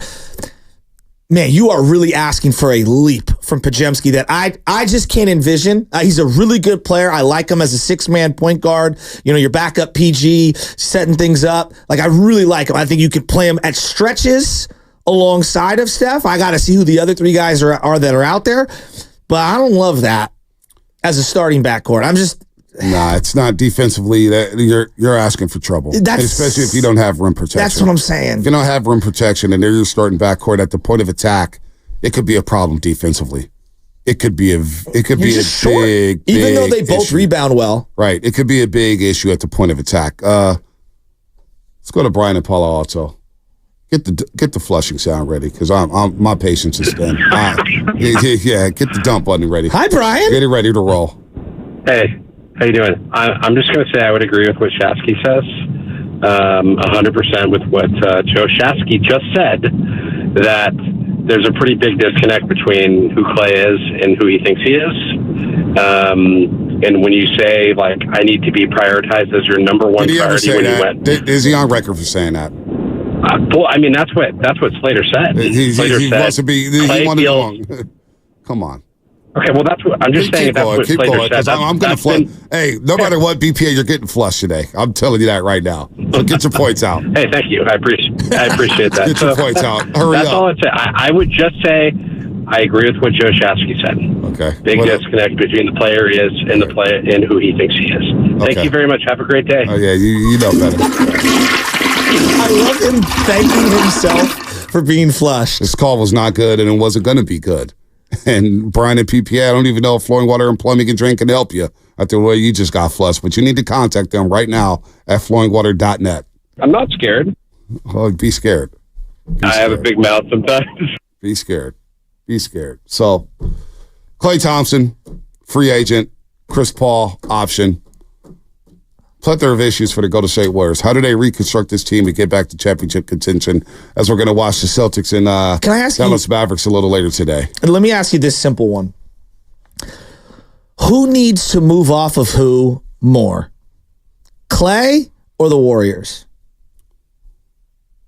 Maybe both. Maybe both. I think it's Klay, though. I think Klay needs to move on. I do. Because Anthony Slater hinted at what happened in Phoenix when he was irate. And I remember I heard about it that night, too. That's the first I had heard about it. It's about as much as I could speak on that situation. Did he hear about it? And it was not good. And then we saw what happened in Brooklyn. And then we see with this team and what's prioritized and the way they're playing. And, it feels like he's getting crucified by this fan base, Klay Thompson. Because, okay, he didn't hit a shot in the play-in game against Sacramento, but guess what? Nobody was good in that game. Nobody did. Nobody was He's good not the only. He's not the Nobody's only. good. They got destroyed. But even looking at this way the series ended against the LA Lakers, and sure, he got outplayed by Austin Reeves in the final 3 games. But I understand basketball. And understanding basketball is understanding the spacing that Klay Thompson provides, and Steph Curry for that matter. But the spacing was taken away in that series. Why was the spacing taken away in that series? You got to ask yourself, why? Well, Anthony Davis wasn't guarding anyone. He was standing in the middle of the key. Exactly. You're playing 4-on-5, 3-on-5 at times in the half court. So, of course, the two guys running off multiple screens, and Steph Curry, Klay Thompson, are not going to have any airspace.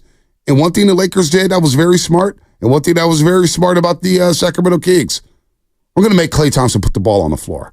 When has Klay Thompson ever been a great dribbler? Hell, one of his more iconic games in NBA, one of the most iconic games in NBA history, he took 11 dribbles the entire game.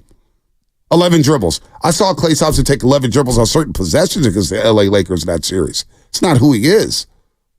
But for some reason, we're so...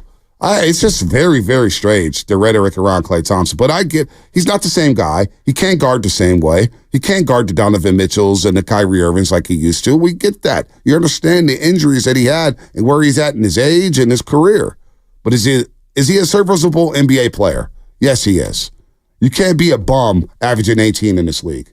You can't be a bum when you have 50-point games. I don't think he's not a bum. He's not a bum. There's no way. Like that's unfair. But whoever's saying that, that's too deep. I guess where I'm going is like, let's just say, everyone's, I'm okay sitting as long as we win. Well, let's say you're slightly above 500 all year. Okay, you're hovering around 500, which means you're going to win some and lose some, right? Like, what was their clutch factor? I don't even know what their win-loss record was in close games, but 500. What? Basically 500. 500. Okay, so let's say that's exactly what they are this year. But they're trying to transition Klay to not finishing games, and they're trying to transition into, and I'm just going to use these guys because they're on the roster. Moody, Kuminga, and Wiggins are your like, it's Curry and those guys and Draymond. Let's just say, hypothetically, that's what it is.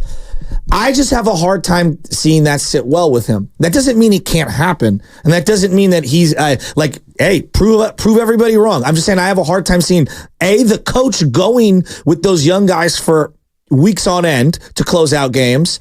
And then B, him being okay with that and them winning some and losing some. Like, it's a different story if they win 63 games, but I don't see how they're going to win 63 games. You know what I mean? Next year. So, I think these transitions are really, really difficult for everyone. And I don't blame anyone for feeling like it is. Like, you are part of the reasons there's 4 banners up there. Like, I get that. And part of your defiance is what has made you one of the greatest shooters of all time.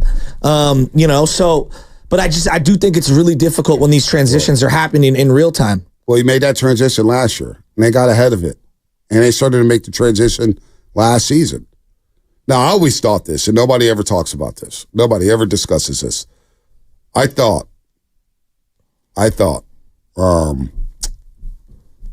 when he came back from that injury, it was a perfect time. Anthony Slater actually was the one to ask Steve Kerr the question. That December, I think it was mid-December when Klay was about a month away from coming back. And I think Anthony asked Steve Kerr, so when Klay comes back, will he start? And Steve Kerr finally said, yes, he will start. And I thought at that juncture, with the way Jordan Poole was playing, and I know he had some resistance in going back to the bench. So for whatever reason, going to the bench and playing off the bench, some people can't handle it. I get it. I don't really care as long as you're finishing and winning basketball games. But I don't play basketball. But it does seem like some of these guys do care. Some of these guys do care. They do care. And I just said that. Yeah. They care. And I thought that was the perfect time. If there was a time early on, hey, Klay, you haven't played in a couple seasons. We're going to ease you back in. How about you accept the 6-man role?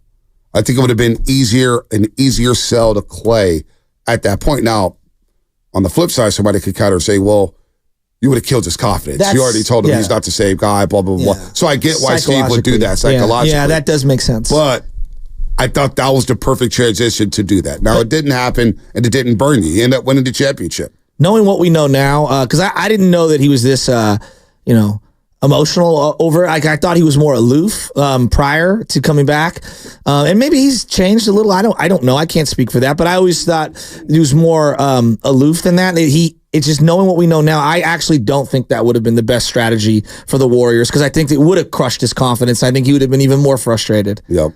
So now we're here. And he could be the first domino to leave. But it certainly feels, just on this show, I'm not going to speak outside of it. I had a good talk. I met Martin Connolly's, not Daniel, but his other son. I think his other son's name was Tim, I want to say. Okay. Tim, but I met him at the Oak Club. I'm sure he's a great golfer, too. No, he doesn't golf. Really? He played D3 basketball. He was a hooper. Really? We had a long conversation about basketball. Oh. And just because he listens to the show every single day. He goes, Bonte, I don't get the rhetoric around Klay Thompson. And I understand it. I understand why fans will be irate. You see him chucking up shots and he's missing. And you see the money. You're like, Klay, get him out of here, blah, blah, blah. But he brought up the spacing issue. He goes, do people not understand the spacing he provides in the half court? Some team's going to sign him and going to be thankful because they're going to be able to play one-on-one basketball because these teams still guard Klay Thompson as if he's the 28-year-old Klay Thompson, the 27-year-old Klay Thompson. They're still face guarding him, saying to themselves, we cannot let this guy get off. That's how the teams think. I sit down there before the game, and I talk to other players and other coaches from other teams. That's what I do. Pre- and post-game show. I've been doing that my whole entire tenure in 95.7 a game. And the way they speak about your players. And I don't go out there looking for just Klay this and Klay that. I'm looking, hey, what do you think about the Warriors? What do you think about this? What do you think about that? And for the most part, the consensus is, boy, Klay Thompson still provides a lot of value. And that's all I'm saying. I'm not his messenger. I'm not trying to get him paid. So then let me ask. But other teams and other executives from around the league says, boy, that guy still has a lot of value. Well, okay, let's play this forward. He's 34 years old, going to be 35. As the shooting starts to fade a little, are teams going to still honor the space that he creates? I think so, because he can still get hot with the best of them. Think about Eddie Johnson. I would love to bring back Eddie Johnson. How many hot games did he have last year? Because Eddie Johnson was a guy where the shooting never left him. The shooting never left him. Ricky Pierce, the shooting never left. Did the shooting ever leave Reggie Miller? No. Ray Allen. Yeah, but Ray Allen, okay, well, Ray Allen. He transitioned. Yeah. Go ahead, love it. No, I just want to give some context here for Klay's shooting. In 2017-18, he was shooting 48% from the field. The next year, 2018-19, 46% from the field. Missed the next 2 years. Since he's come back in 21-22, the year they won the title, 42% from the field. Mm-hmm. The next year, 43% from the field, then 43% from the field. So we are seeing the shooting drop off in the last few years since the injury. So just want to add that context for you guys. And I would also add, like, as I'm looking at like how to defend the Warriors, at least the last couple of years, like, yeah, Klay is the number 2 guy to worry about because they don't really have a lot of threats in the half court. And Wiggins is a guy you're like, yeah, do whatever you want, Andrew. Like we don't even think. We don't think you could crush us from the outside. And as you are listening to 95.7 The Game, KGMZ FM and AC1 San Francisco and Odyssey Sports Station, always live on the free Odyssey app. Don't forget that you can also watch us every single day on our YouTube, Twitch, and Twitter streams, brought to you by First NorCal Credit Union. For a low rate auto loan, apply online or just ask for First NorCal financing at the dealer. That's why I don't always like to get into the blame game. Who to blame? I think we do that way too much in sports radio. Blaming this guy. Always got to have a fall guy, right?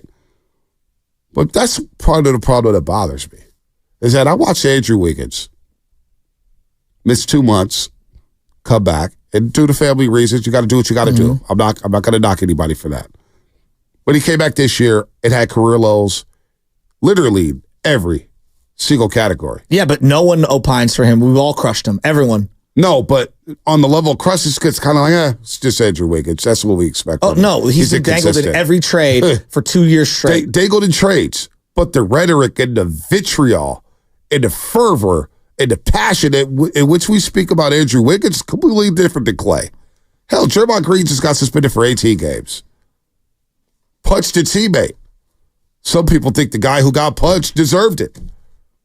So it's just very, to me, it's very different. Maybe my eyes are deceiving, my ears are deceiving. I feel like I feel like I think everybody on the team got crushed. Kuminga got crushed. Everybody got crushed. Outside, Kevon Looney had a bad year. The whole team had a. It's just like it felt like we just gave Wiggins a pass. It's like, you know what, he's been bad, but this is who Wiggins has always been. No, that was the rhetoric. That's what I kept hearing. It's like, well, this is just who Wiggins is. He's inconsistent. It's like, wait a minute. We just gave the guy 4 years and $100 million and a player option. No, I see it completely different. I see it as like, oh, we don't really have any emotional attachment to Wiggins. Thank you for the season that you gave us in 2022. Amazing. The bonus title, as Ferdell would say. Thank you very much. Now, we will staple you to whatever we can immediately if we can upgrade. That's the feeling I get. Whereas Clay, there is emotion and 10 years of equity built into it. And so, when you do love someone a lot and then you feel like there's a divorce imminent or could be a divorce imminent, it's going to get heated. You're going to have heated arguments. Whereas like Wiggins was like, not a one-night stand in this analogy, but something more like a one-night stand as opposed to being married to someone like Klay Thompson. Wow. I don't see anyone caping up for Wiggins. Yeah, there's a couple people caping up for Wiggins because of the perimeter defense.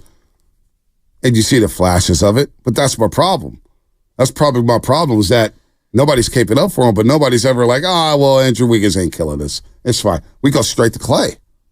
It goes straight to Clay. How many phone calls have we taken about Clay? I think the number one problem last year and the year before, like the absence of Wiggins, the decline of Wiggins. And Draymond, like there's so many layers to it. The decline of Jordan Poole and Andrew Wiggins in the same season just harpooned the season on top of the punch. Let's go to AT in Sunnyvale. AT, what's happening? Hey, I just want to say that I feel like with Clay, we want to apply a little bit more emotional intelligence to him. I love what Shasky said about him being way less aloof. When a guy gets in his head after 2 years and 941 days out, I feel like the fan base expecting him to be his old self and killing him is just not doing him any favors. Whereas with Wiggins, even though we do it for worse reasons, we just kind of lay off because we know he ain't like that anymore. With Clay, we know that he could be like that, but if we still give him the space that we give Wiggins sometimes, I feel that it could just go a really, really long way. Yeah, I do. Interesting point. I do. I mean, at one point, the boss man was like, how do we get people to lay off of Klay Thompson? That was a conversation that we had in the meeting. How do we get the listeners out there to give Clay his love and his appreciation? I was like, whatever. Let the fans do what they do. I don't, fans going to do what they want to do. If they want to yell about Klay Thompson, yell about Klay Thompson. But I know what I'm watching on the floor, and I know what I'm watching as a player. Is he your number 2 option? No, he shouldn't be your number 2 option. Probably should be your 4 option. Maybe 5 option. But he's not the primary reason why you're losing a lot of basketball games or why you can't get spacing in the half court. So I don't. It's just kind of strange. But anyway, we're going to talk to Michael Cooper coming up. I'm really looking forward to this. Former Laker, part of the Showtime Lakers, one of the best wing defenders this league has ever seen. And he's actually going to make the Naismith Memorial Hall of Fame. He's going to get inducted this season. It's long overdue. He's coaching now in the Big Three's company, team that includes Mario Chalmers, Michael Beasley, Reggie Evans, Sean Williams, and Nasir Kaur. Obviously, he's coached the LA Sparks in the WNBA, won a couple championships there. We'll get his thoughts on that, the difference in coaching, today's coaches, I should say, compared to yesteryear's coaches, and of course, get some thoughts on Jerry West, who we knew very, very well. So we'll do that coming up on the other side. And that's all coming up, brought to you by Safeway. Head to Safeway this week for these amazing digital deals for members.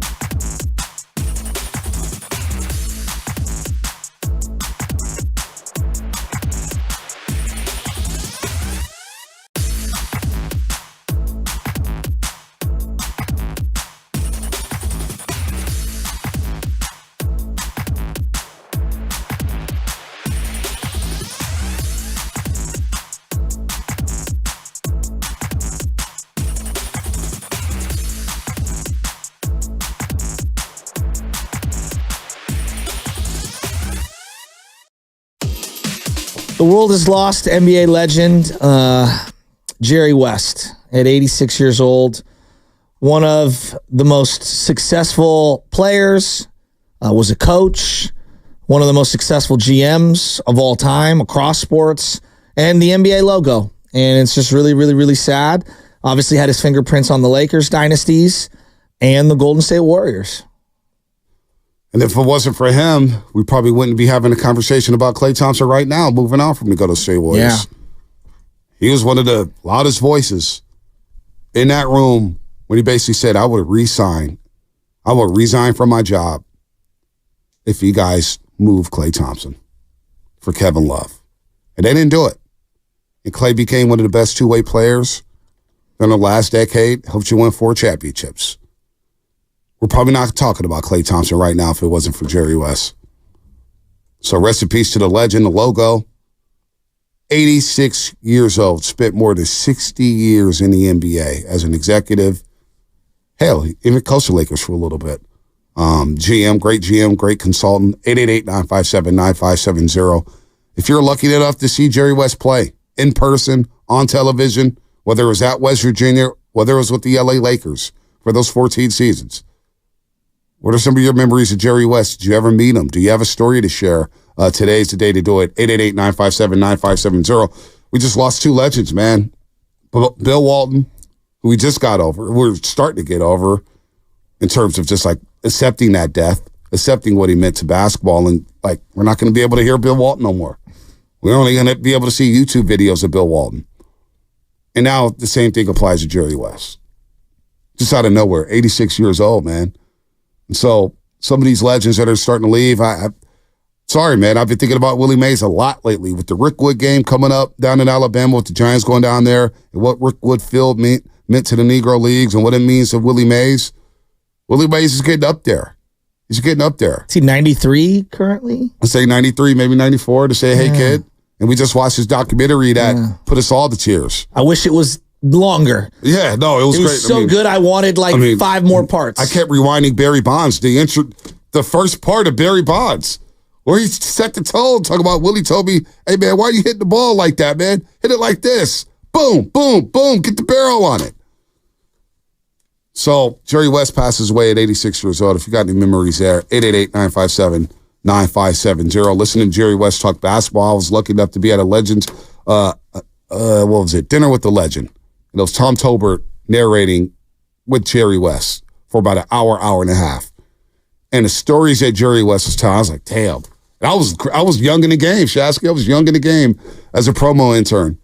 And I'm able to sit in this room and listen to Jerry West speak on basketball. He was just dropping nuggets about Kobe, Michael, LeBron, who he wanted to start in 5. I think Olajuwon, if I'm not mistaken, was part of his starting 5, his all-time starting 5, if I'm not mistaken, which is crazy. Crazy. So, Jerry West passed away. If you got any memories there, if not, we can get back to the Giants, who look like the same old damn team from 2023 and 2022. Because they have different characters, no doubt. But honestly, 888-957-9570. I'll throw it out there to Giants fans as well. What is the difference between this year's team and last year's team? A little more expensive. Great. No, I mean, you asked. Seriously, what is the difference? Well, other than spending more money on his team. I thought the pitching would be a lot better this year than last year. Right? So, I'm looking at it right now, and Lubman did some great research here. The Giants bullpen, in the first half of 2022, for example, we're gonna go with that. They were 11th most in terms of innings pitched, 11th most in pitches, 23rd best ERA. Then in the second half, they went all the way over the top. They had the most innings pitched, the most pitches thrown, and their ERA got slightly better, but the usage was through the roof. And we know that they kind of faltered down the stretch. 2023, it just was bad all year long. 3rd most innings pitched in the first half, 4th most in the first half. The ERA, under 4. But in the second half, the ERA got worse, and they threw even more innings and more pitches. And it feels like right now the exact same thing is going to happen, where they're running out of starting pitching, and you're depleting what is, I believe, to be a strength of the team, which is the bullpen. You're going to the well too often. And it's not good. I mean, I rattled off all of the teams that made the World Series last year and how many 20-game starters that they had. Even the Texas Rangers with all their injuries. As I look at it right here, they had 5 different guys make 20 or more starts. And the guy that they traded for, Jordan Montgomery, had 10 starts plus. The D-backs had 5 guys with 18 or more starts last year, 2 over 30, and 1 over 27. So I look at the Giants and it's like, okay, Webb will make his 30-something starts, you anticipate. What's going to happen with Harrison when he gets to 140 innings? What's going to happen to Hicks? What's going to happen to Hicks? What's going to happen to Hicks? What's going to happen to Harrison? So for me, I can sit here and, third wild card, you're the wild card racer. They need to trade for this or they need to trade for that. I think first and foremost, the Giants they just need to figure out who they are. Who are you? Are you a team that's going to employ the opener twice a week? Or are you a team that's going to have more than 3 starting pitchers? Are you a team that's going to spend money on a cleanup hitter to bat 7th in Jorge Soler? Has he been the biggest disappointment? I mean, I think Snell is, No, because I knew Snell would be up and down. Okay. It's been pretty bad for Snell. It's been very bad, but I understand no spring training. Yeah. Basically, you're getting your arms stretched out in the major leagues. It's not good. Jorge Soler's been the biggest disappointment. By far and away. Yeah, bats look so bad. They're terrible. I'm paying how much for that? $42 million over 3 years, I'm going to say? Is it more? I mean, you had to eat part of the Haniger and DeSclafani deals in acquiring Robbie Ray. So I don't see any other way of moving off Soler without eating a ton of that money. We're already talking about moving off from Soler. We haven't even got to July yet. So I'm begging Giants fans to call 888-957-9570. As I watched that game last night, I'm begging. Hell, even Mark Willard could call if he wants. Mark Willard could call with this question because I don't know where he stands on this, but I swear to God, what is the difference between this team and last year? Well, I think Chapman is better. Okay. I think he's a better player overall than J.D. Davis. As 18. I think that shortstop position, as rough as it's been defensively, they've actually gotten better output this year than last year. I don't think that's even arguable. They're still one of the worst defensive teams in baseball. Agreed. I mean, I'm not denying. Think about that. Crawl was bad. Crawl was bad last year. Think about that, though. I know. He was bad, but they're still bad defensively. Okay, difference from last year to this year, Elliot Ramos is, 2.5 weeks? Has been better than any 2.5 weeks from even Casey Schmidt. You sure about Matos. that? Boy, we were high on Casey Schmidt last year. We were. That was a week. That was like Matos. Was it 2 weeks or a week? No, but wouldn't you agree? Ramos has been a little. Okay, that's fine. It's been a week more comprehensive. We're not. I'm Camilo Duvall, the same player? What? Camilo Duvall, the same guy? I'm very down on Camilo currently. He's worse than last year as of right now. I just the eyeball test tells me he doesn't trust his stuff. The bullpen in better shape right now than they were last year. Tyler and Taylor Rogers have been good this year. I think Ryan Walker's been good this year. Okay, I'm gonna say those 3. Yes, I'm gonna. But overall, I think as a bullpen, and Sean Shelley's been great. You know what? No, I'm gonna go bullpen overall has been slightly better. Right, slightly better. Okay, perfect. Okay, starting pitching, better or worse at this point this year than last year? And you were bad last year. I think you've been better. Jordan Hicks has been good. I think Harrison's been more good than bad. And I think Logan Webb has given, even though his record doesn't indicate it, I think if you've watched all the games, he's been in a position to win more times than not. Lineup-wise, are you better this year than you were last year when it comes to hitting the baseball in the batter's box? I think you've been more clutch over the last month in the 7th, 8th, 9th inning. I'm not sure if the data supports that they're a better hitting team. I don't know. I haven't checked hitting versus, but it feels like they can dig themselves out of a hole a little better this year than they've done in years past. Okay, so they're a little different. I mean, we're talking incremental gains. That's what I'm saying. I feel like I'm watching the same damn team. I feel like I'm watching the same team from a season ago. About the same. It's the same. Couple poor games offensively, a good one. Slater's the same. Decent defense. Slater's the same. Wilmer Flores is worse. Conforto's in and out of the lineup again. Yeah. Wilmer Flores is worse than he was last season. But because he hasn't played much. Yes. Lamont Wade Jr. hurt. Estrada was batting 9th yesterday. I don't know what you do with Estrada. Right. There's a reason that they're putting, Luciano at second base. And could it be to dangle him to other teams? Possibly. Right. Could it be because they need to spell Estrada at second base? I don't know. I don't know. I go back and forth with Estrada. Yeah, he was batting ninth yesterday. Batting ninth. Let's go to Marvin real quick in the city. He has some Jerry West stories. Marvin in the city. What is happening, man? You're on the roast. Good morning, guys. Morning. Thanks for taking my call. I have two Jerry West stories. One is I was at Santa Clara in 1969. We were, I think, ranked number 2 in the country. And we went down to play, I believe, in the NCAAs down at UCLA. And I got to go to a Laker game. We were all offered tickets if we wanted to go to the Laker game, which I believe was held at the Forum in Inglewood. Anyway, I go to that game, and we were sitting in the first row underneath the basket. And Wilt Chamberlain, I think, was just on that team. And they got a rebound, and I noticed this blur going from left to right. He had been in the corner, which is where the last time I saw him. He gets the ball going laterally across my vision, right at around the free throw line. I think it was 3 dribbles later, he's laying the ball up at the other end of the court. And he didn't start going in that direction. He was going laterally. So the first thing he got was a dribble. So 2 dribbles, he went almost the length of the court and laid it up. And he was just a blur doing it the whole time. It was like the fastest I'd ever seen an NBA player run. The second story is Carroll Williams was the assistant coach at Santa Clara, and he was on the Olympic trials team with Jerry West. Carroll was an All-American, I think, at San Jose State. And I said, what was it like guarding Jerry West? And he says, well, you spend the whole day looking at his tennis shoes. I said, what do you mean? He says, well, you're guarding him, and the next thing you know, you're looking at his shoes as he's jumped, and you had no idea. That's how quick his release was.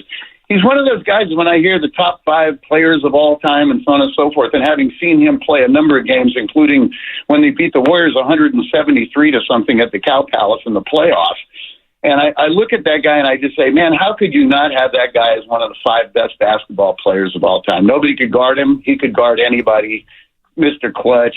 Jerry West was an amazing player. And I understand the people that haven't seen him might not rate him that as high as the guys that they look at now. But let me tell you, having seen him and Elgin Baylor at the same time on that team, there were 2 unstoppable guys. Those are my stories, and thank you. Great stories, Marvin. Great stories. As Jerry West left this world at 86 years old this morning, the logo, 14 years with the LA Lakers, went to the All-Star game every single season, but was probably a better executive than player, which is crazy because Jerry West is one of 5 players to ever average 25, 5, and 5, which is insane. And one guy who knows Jerry West very, very well, who finally gets his due. Finally got his due, and he's going to be inducted into the Naismith Memorial Hall of Fame. He is one of the better, he may be one of the best perimeter defenders of all time. And what the Showtime Lakers asked him to do to sacrifice his game for defense. Michael Cooper joins the Morning Roast here on 95.7 The Game, part of the Showtime Lakers, a champion as a coach, as a player. Coop, what's happening, man? Now, I know things changed this morning, man. We wanted to talk some Big 3, and we'll get to that, man, but gosh, it's got to be a tough morning for everybody in Lakerland right now. Coop, and thanks for joining us today. Well, thank you for having me, gentlemen. Yeah, it is difficult today. Very, very difficult. You're a 5-time NBA champion with the LA Lakers, the Showtime Lakers. You're a DPOY. You're 8-time all-defensive team member, and you're finally getting to the Hall of Fame. And what I wanted to ask earlier when I was thinking about it is, like, you're opening the doors for players who were known for their defense, although you had great offensive game. But I wouldn't be doing my job, Coop, if I couldn't ask you about the man that Jerry West was and what he meant to the game of basketball.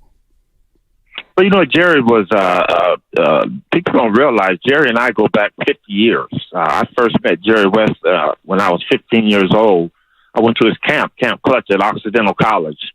And it was kind of ironic because we had to shoot free throws to get a scholarship to go to that camp. And once I got there, Jerry, and I don't think this was done on purpose, but for some reason he picked me out of the crowd to talk about free throw shooting. So that's one reason I've always become and stressed the fundamentals of free throw shooting. And then to have been drafted by the Los Angeles Lakers. When I first got with the Lakers, Jerry West was my head coach. Yeah. And he hated coaching, He did not like it, but it kept him involved with the game. But, I've heard people talk about him. He was probably the most amazing player that I've ever got a chance to see play this game of basketball. He had the quickest jump shot. He had the prototypical jump shot. I mean, the form and everything. And Jerry West was just a special person. And as I played and then I finished my career, I had the opportunity to work with him behind the scenes, being assistant to the general manager, watching how he was able to formulate teams, pick players, work with the salary caps and things like that, and then having to work alongside him when he picked probably the most prolific player that's ever played this game, and Kobe Bryant. That day at workouts, being with Jerry West and how he talked about and how he saw players, and then going on just to be a close friend. I saw Jerry about 3 weeks ago, and it's just a hard day for everybody, but especially for me. Well, Michael, I recently lost my father, and it's very difficult, and we're really sorry to have you on in these types of situations. And everyone's going to read the stats and all the accomplishments, right? Like the obituary is like, it's ridiculous. This guy's one of the greatest basketball contributors of all time. But as a man, what would you say his legacy is? As someone that works side by side with him every single day, as a person, what was he as a man? Jerry was like a father figure to me. As I played with the Los Angeles Lakers and he was our general manager, players go ups and downs on and off the court. And Jerry was always there to lend an ear and lend a kind word or voice, or always instructing you or asking or telling you, using himself for an example on how you could become a better person on the court as well as off the court. I think, the one saddest part to me after I see all of this is how he was depicted in Winning Time. I really didn't like that. Yeah. And, it was just an injustice to him because that was not Jerry West. I was with this man and saw him every day for 7 years when I worked with the Lakers after I finished playing. And he was the kindest person. He could be stern. He could be hard. But just a person that had a lot of compassion for other people, but always told the truth. And that was the one thing that I appreciated about Jerry West. That he always told you the truth. You may not like to hear it, but he was going to tell you the truth, and then you make your adjustments and you make your decisions off of that. So, but Jerry was just a friend. Even after he moved on from the Lakers and went to Golden State and the other teams, Memphis and stuff like that, you can always count on him. And, his lovely wife, Karen, man, that's the one that I hurt for because she and his kids, Karen was a special person. When we played with the Lakers, she was one of the Laker wives. She just was special, man. And but Jerry was something too. Jerry was a really good guy. Yeah, no doubt, Coop. Well said there. 86 years old. We lost Jerry West today. Michael Cooper, 5-time NBA champion on the Morning Roast on 95.7 The Game. We'll be in town this weekend with the Big Three as he's the head coach of Three's Company in the Big Three League. Mario Chalmers, Michael Beasley, Reggie Evans, Sean Williams, and Nasir Kaur. And we'll get to how you got involved in the Big Three because people forget you coached the LA Sparks, won a couple WNBA championships back in 01 and 02. And I thought you maybe would move on to be an NBA head coach one day. But Coop, I got to ask you about being inducted into the Hall of Fame because we've been trying. I know the league has been trying for so long. People say, well, why isn't Michael Cooper in that Hall of Fame? He was part of the Showtime Lakers, a very important player with that team. Nobody's guarding Larry Bird like you. Nobody's guarding some of those great wing players that you were guarding, Coop. And I just wonder now, with you going into the Naismith Memorial Hall of Fame when you'll be inducted August 17th, and I know that's going to be a very special day for you, it feels like now you're going to open the door for guys like Tony Allen, Andre Iguodala, guys who are quote-unquote specialists as a defender. And I think you breaking down those barriers of getting into the Hall of Fame finally will open up the doors and say, hey, you have to play defense too in the NBA. You know what I'm saying, Coop? Yeah, I like to think that I'm the beginning of hopefully of that kind of player that they're allowing into the Hall of Fame. But the doors were broken down with Ben Wallace and Dennis Rodman. Great and point. Those two players right there kind of like set the stage for because championships are won as a team. And yes, the NBA looks at, or people will look at, players that are scoring the 25, 30, but those players don't get those shots unless Dennis Rodman set a good pick. Those players don't get those shots unless Ben Wallace is grabbing a rebound and kicking it out to them. Those players don't get those shots if Michael Cooper is not playing defense, allowing other people to do things. So I'm just glad that the opportunity came and my little path from Pasadena, California, for my footsteps and my journey to end at the Hall of Fame doors, and the doors finally opening for me.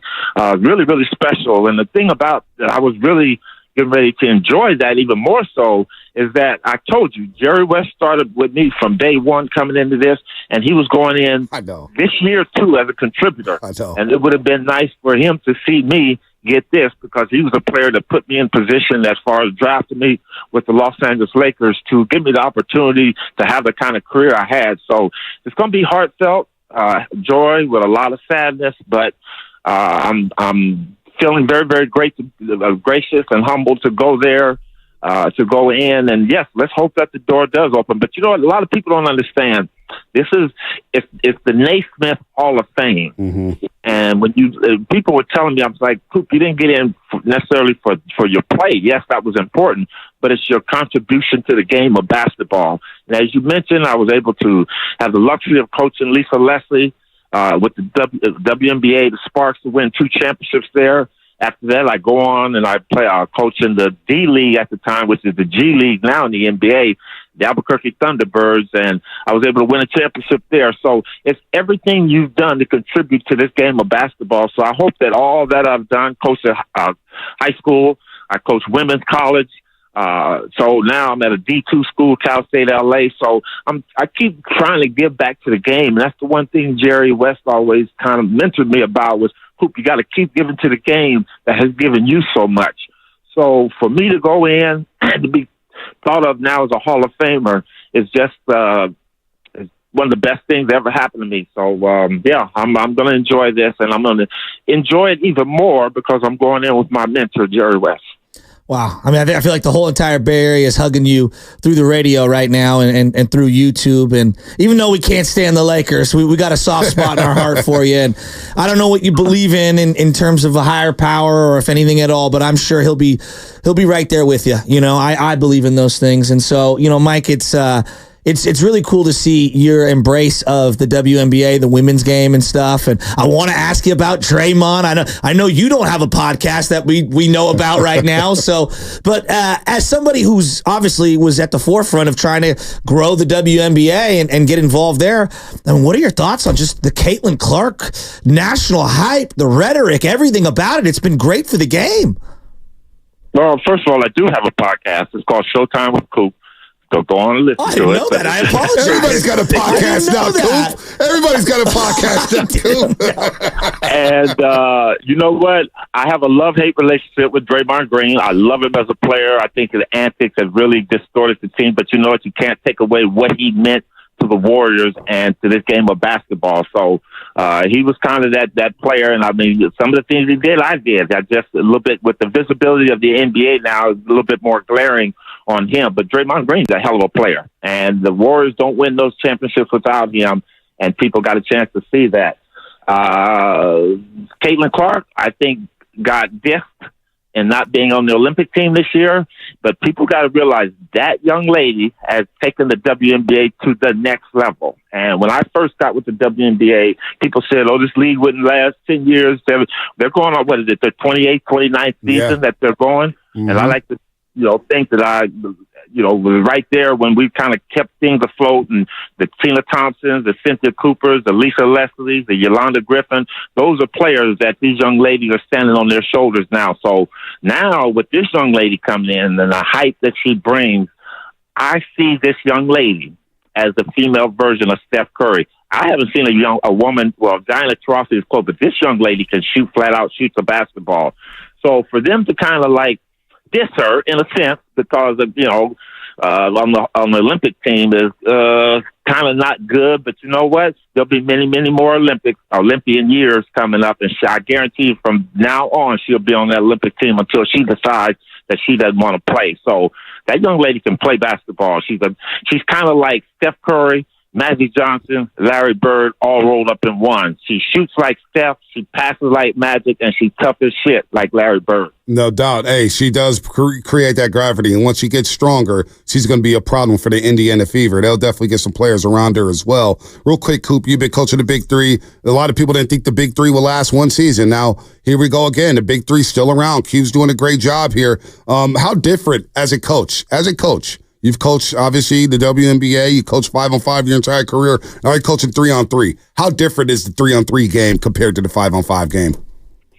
Well, I wish the 3-on-3 was around when I played, because the great thing about this is that you don't have to run to the other end.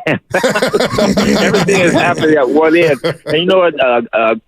Ice Cube, and Jeff has done a tremendous job of just keeping us afloat and keeping it alive, and it's only getting bigger and better. You know, we got a lot of great coaches in that, former players that are helping these young players and current former players playing in the league. You know, my team, I think you mentioned them, was Michael Beasley and Mario Chalmers, just to name two. You know, this league is something fantastic. It's different. It's fast paced. It's everything that you want in the NBA as far as, you know, too many people don't like to watch teams that walk the ball up the floor. You know, they want to see the Showtime Lakers. They want to see the Golden State Warriors, that fast pace moving around. Well, the Big Three is like that. It's real quick, real fast. We've added the 4-point shot, which is something good. And then we have Bring the Fire. So that's something that goes back to the school ground. You know, when somebody goes in and there's a discrepancy call, the coaches will hit that button, fire, shoot out, and those players got to go one-on-one to see who gets it. And, you know, it's tough basketball, and it's enjoyable basketball. And the name of my team is Three Company. We coming up to Oakland this week, coming up, baby. Everybody got to come on out there and catch it, because it is fire basketball. And, you know, we play a good game of basketball. You'll get, I believe it's 5 or 6 games in one day, and you get a whole lot of NBA action. And you see some players that should be in the NBA that aren't.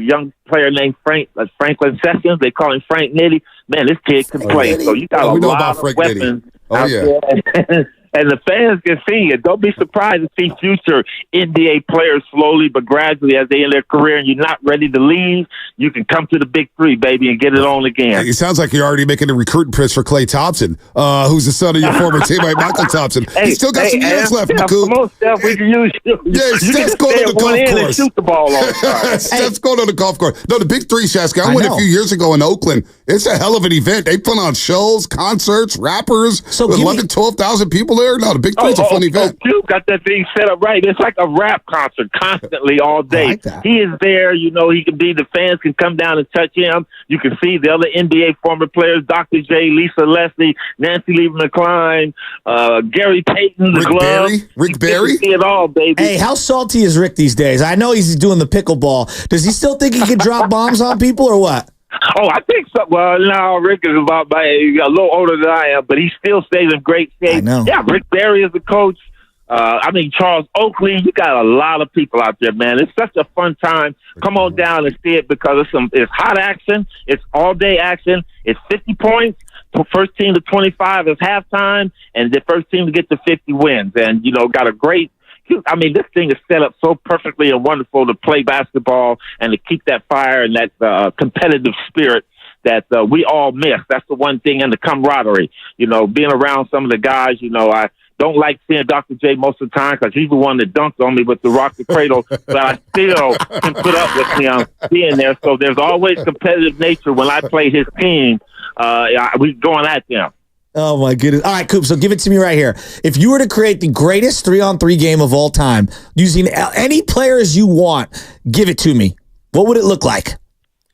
3-on-3. Well, of course I'm going to be there. But I have to, and, you know, I love today's players, but I'm an old school guy, and the two people that I really say that changed the game of basketball was Larry Bird, Magic Johnson. Give me those two, and we'll take on anybody you got. Hey, speaking of Larry Bird and Magic and the current state of the game, I know you're not enjoying the finals because the Celtics are 2 games away from winning their second championship since 1986. But what do you think about Dan Hurley turning down the Lakers, man? The Laker brand taking a little bit of a hit, Coop. Well, you know what? Anybody that takes this Laker job, as well as a Celtic job, those are the 2 marquee teams. And the Knicks, those are hot seats, man. And those teams, those organizations, we don't get coaches to coach to win games. You get coaches to win games, to win championships. Not the Western Conference Championship, the NBA championship. And it can be a perilous job there. There's a lot of pressure on you. The heat is on all the time. And, you know, people say, what's the difference between an assistant coach and a head coach? 12 inches. moving over to that next seat. So, Coach Hurley got a great thing going in UConn. He's won championships there. The Lakers backed the Brinks truck up to him. And, unfortunately, we weren't able to get him. But I believe that Rob Pelinka, Jeannie Buss, Linda Rambis, the powers to be up top, are going to make the best choice for our team. J.J. Redick's name has been thrown around with many others. Well, but it's going to be a very difficult job. Would you coach LeBron? Just hypothetically, would you want to coach LeBron? I would love to coach LeBron, but I don't want to coach in the NBA. I'm comfortable in my spot. Like I told you, that's a hot seat. Right now, Michael Cooper, 68. Derriere is very fragile to heat, so I like my seat. Coop, now we hear you brought up Winning Time because we all watch the shows. I actually read the book by Jeff Pearlman. I read the book to get more insight because I love the history of the game. I love watching those old school Celtic Lakers series. I love watching those old school Western Conference Final series that you have, whether it's against the Rockets or the Dallas Mavericks or whatnot. How do you feel about the way they portrayed you in that show? How did you feel about that? I didn't like that. That whole thing was distorted. And Jeff Pearlman wrote the book, and the book is called Showtime. And I guess they came in and made it more entertaining. That's why they had to call it Winning Time. But they had me driving on the 40 freeway. My car breaks down, and my ex-wife, Wanda at the time, they had her changing the tire. Now I'm a chivalrous man. There's no way I would have a woman. I open doors for women. I close doors for women. No way am I going to let my wife be under the car changing my tire and me walking up and down the sideline mad because my car broke down. I would do something about that. But no, I really didn't watch it. I've watched maybe an episode or two, but I never really got into it enough to kind of like. But I've heard a lot from different people, my friends that have watched it. If people really want to see what the Lakers are about, watch Legacy on Hulu. That's the one that'll give you the true behind-the-scenes story about what the Laker organization was all about. All right. Your best team. Whatever team you think is the best team that you were on. You already know the answer. Are you beating the 2017 Warriors?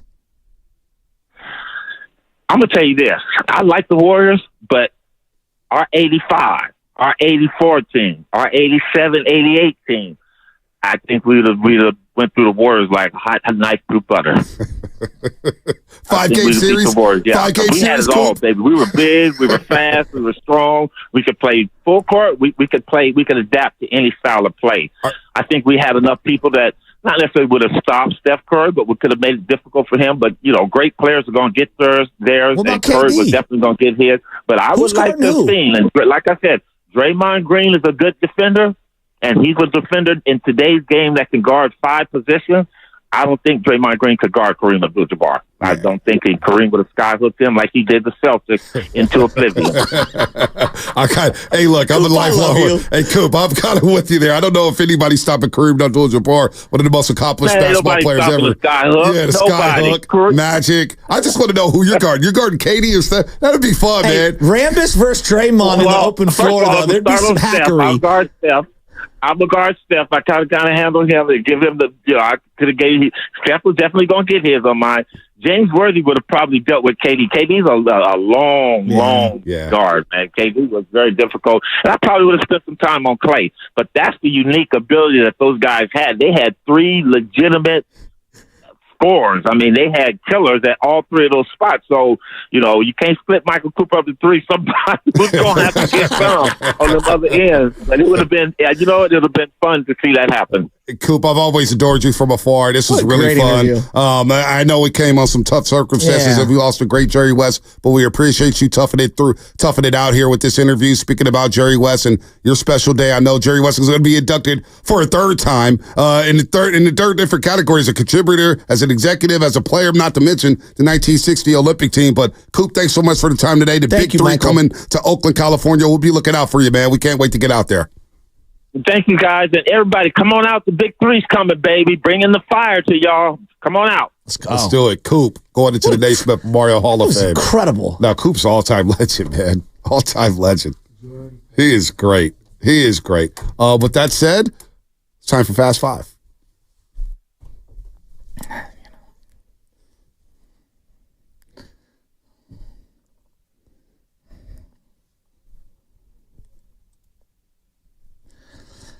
You know, they say foot and mouth disease is one you don't want to have. My cousin, actually, the kids got this really bad. My cousin Mike, he got it really bad. I mean, his skin was falling off everywhere. It was very highly contagious. I got it bad as a kid. Yeah, What? camping. I got it as a kid. Yeah, it's highly contagious.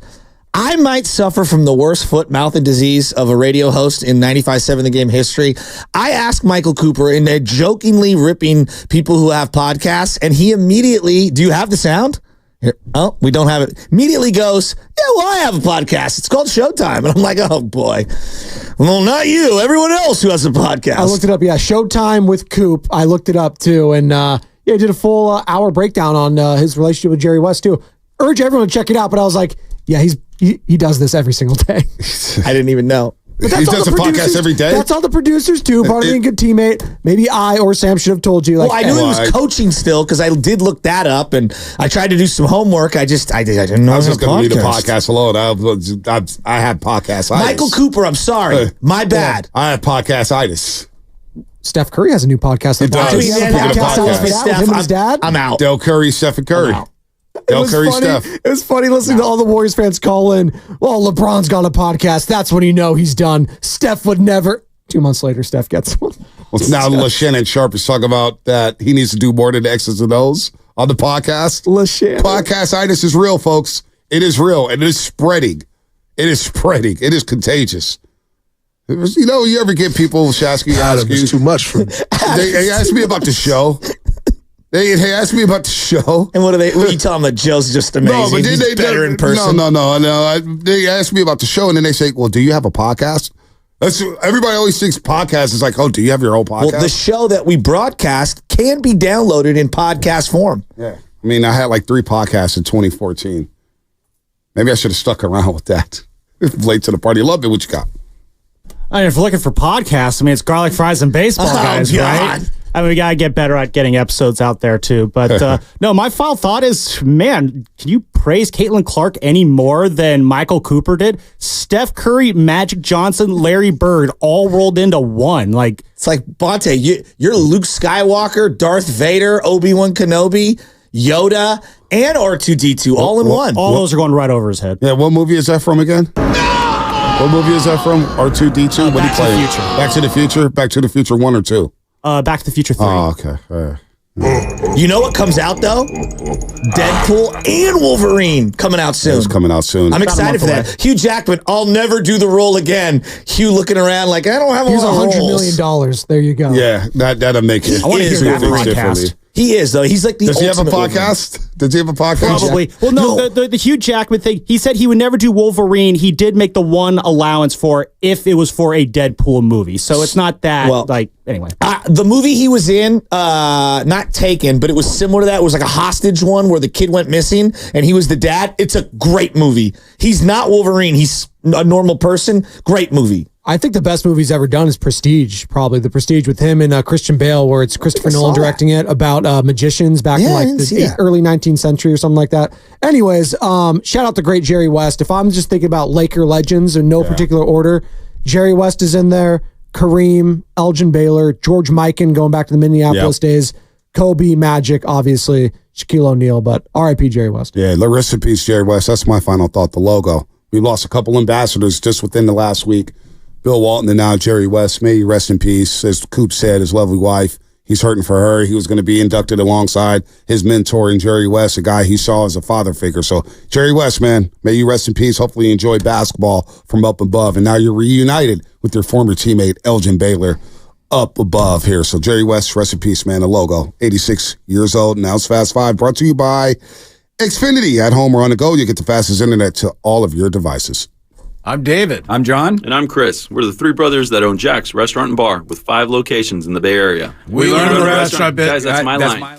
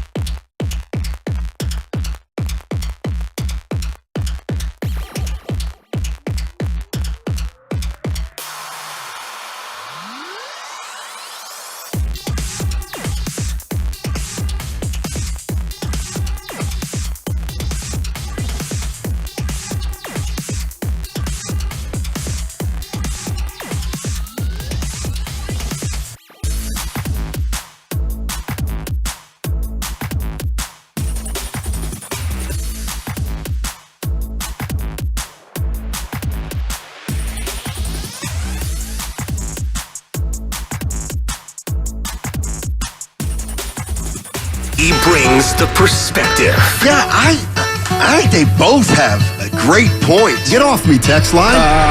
He's truly one of a kind. That is whack. Oh, my God. And he's doing a great job. I need you to man up and say what you really want to say. Simon, you're doing a great job. And together, they are Steiny and Guru. Yeah. On 95.7 The Game. All righty, good morning, everybody. Matt Steinmetz and Evan Giddings in today. Guru's taking care of some family business. He'll be back tomorrow. And obviously today we start with some sad news. Jerry West passes at 86. And Evan, you know, when I heard the news this morning, the first thing I thought about was how do you even, you know how when we describe somebody, we talk about what they did. Former player Bill Walton. Jerry West has about 6 things in front of his name. He was one of the greatest players of all time. Many consider him the greatest executive of all time. He was the logo. He was probably the most respected basketball mind for the last 40 or 50 years. Obviously, ran the Lakers, then went to Memphis. He spent some time with the Warriors, obviously, and now he was consulting for the Clippers. Just an icon who touched virtually every generation from the time the game became the game in the NBA to now. And so we'll spend some time talking about Jerry West today because he deserves it. He does, but I'm more curious to kind of pick your brain about it because you're someone that understands those 3 chapters perhaps better than anybody else here, with all due respect. Like, you are familiar with the player, the executive, and I guess maybe the latter stages of his career, more of a consultant or, you know, an asset, an ancillary piece to what became, like, he's a part of multiple dynasties. Right. And I don't know how many people across, not just basketball, but sports can say that. Like, I was thinking of, I don't know, the most successful, great Hall of Fame players that became great executives. You know, top of mind, John Elway, Larry Bird, perhaps, Ozzie Newsome, Mario Lemieux, who's currently the owner of the Pittsburgh Penguins. Like, these are all incredible names, Hall of Fame figures. But I don't know if there's anybody as synonymous with just the game. Like, when you say basketball, not many people come into your mind in front of Jerry West. I think with baseball, with football, even hockey to some extent, you know, there are players that are synonymous with their sport, but to have just a human being, I mean, he's literally the logo. Right. He is the National Basketball Association. Yeah. So, and I'm going to tell this little story, not about Jerry West, but so today, KTVU calls me up and says, you want to talk a little bit about Jerry West? And I said, sure. And but here's the thing. You're gonna hear today from dozens and dozens of people, hundreds of people, and they're going to talk about Jerry West. And whenever this happens, if you're watching or listening, it naturally crosses your mind to say, oh, this is a way for somebody to kind of talk about themselves and how they knew Jerry West. And the reality of the situation is that Jerry West touched so many people involved in basketball that it's impossible to describe. So in the grand scheme of basketball and the NBA, I would consider myself a speck. I'm a speck. And I had 2 conversations with Jerry West that I'll never forget to this day. One was in Memphis and one was in Oakland at the facility.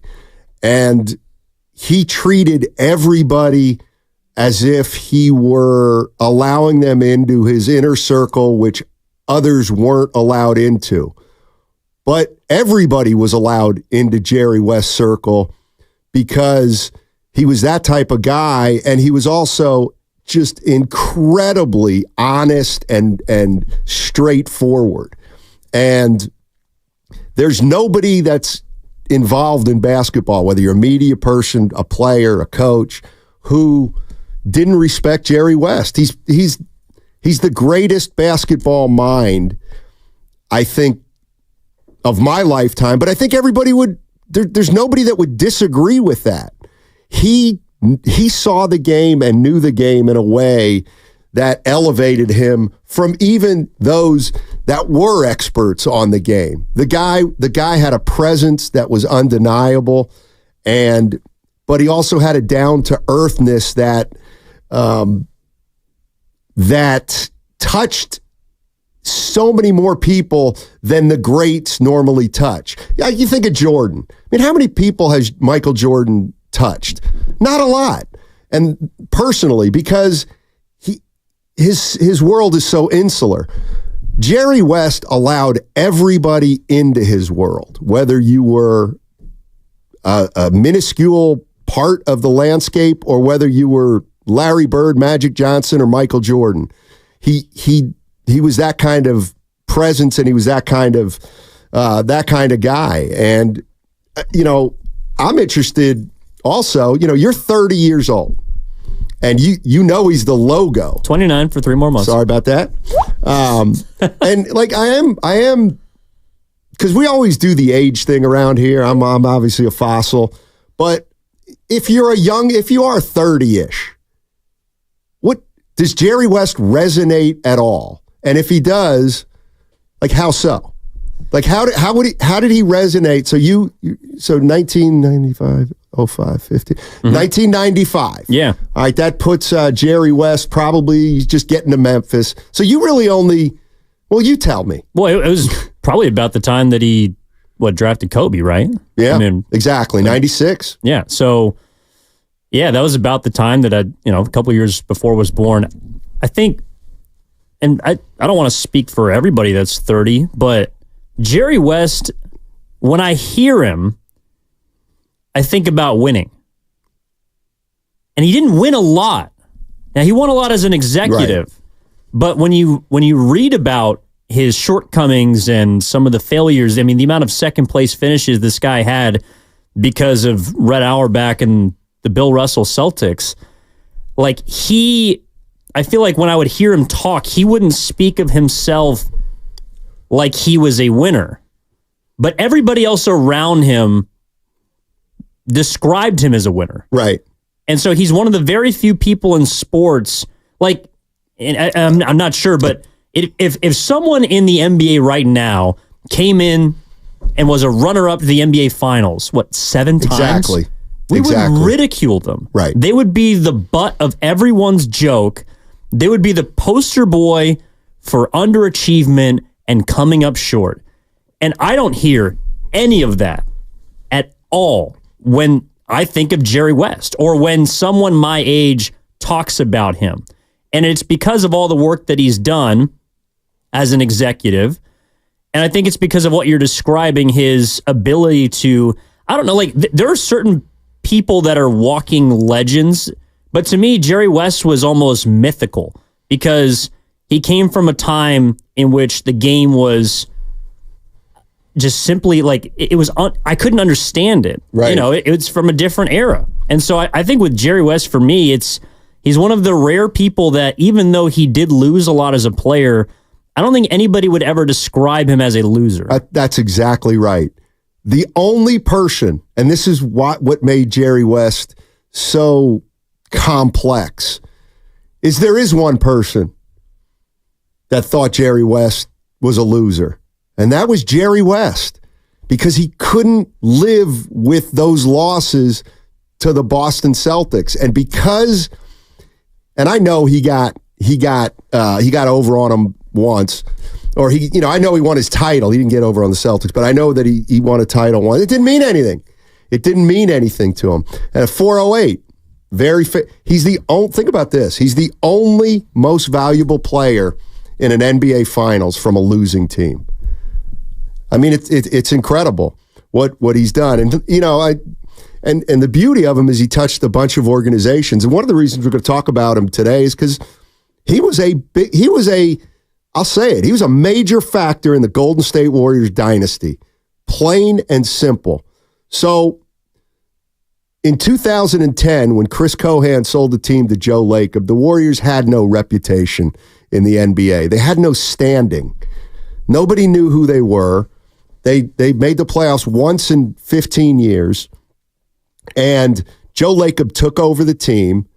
And if you remember, Warrior fans thought Larry Ellison was going to be the owner of the team. And Larry Ellison, of course, infinitely wealthy and richer than Joe Lacob 50-fold. And so when Joe Lacob got the team, there was disappointment from Warrior fans because nobody knew who Joe Lacob was, and nobody knew anything about how he would proceed with the team, whereas there was an assumption that the team would proceed a certain way under Ellison. Nevertheless, Lacob gets the team, and he hires Jerry West to be a consultant. And when you hire Jerry West, you bring credibility to your franchise. You just do. And when Joe Lacob hired Jerry West, it was a signal to Warrior fans that we are going to try.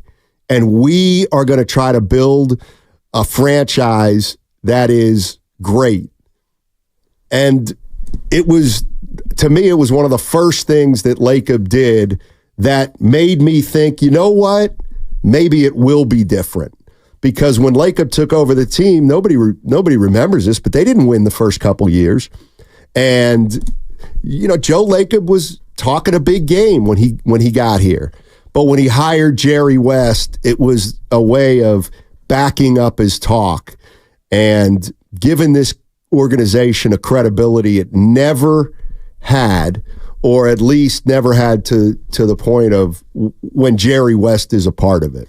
Well, I think that's part of it too. And it wasn't like West just worked with the Lakers or even the Clippers, who are not as historic of a franchise, but are in a major market.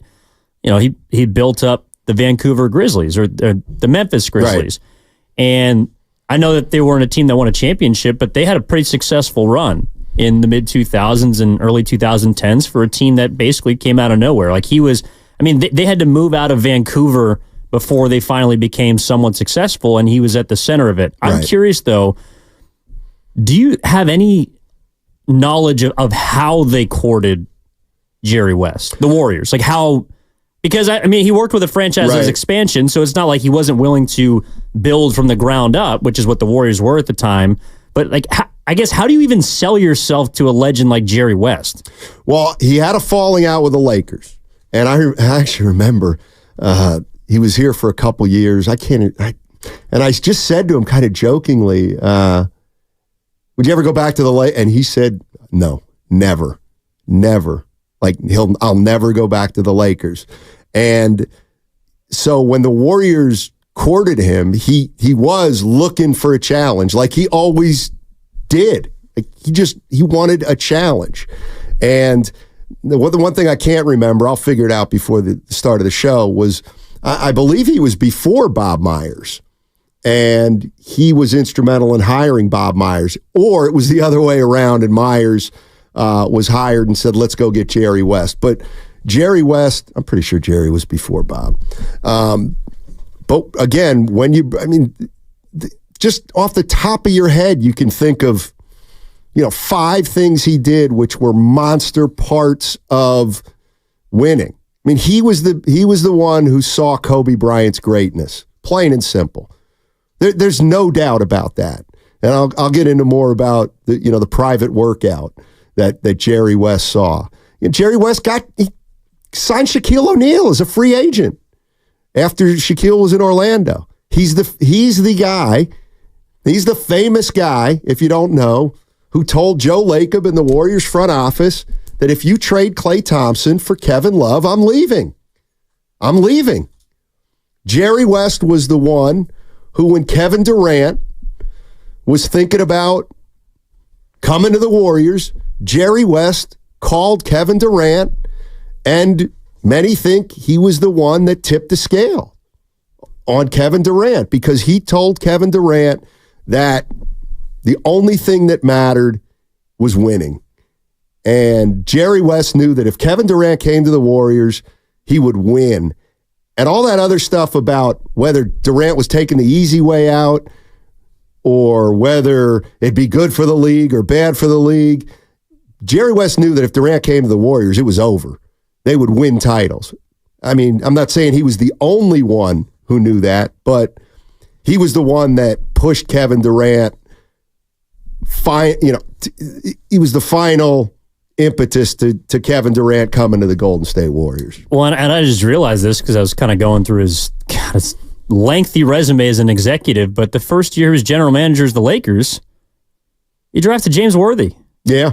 Like, that's his first pick.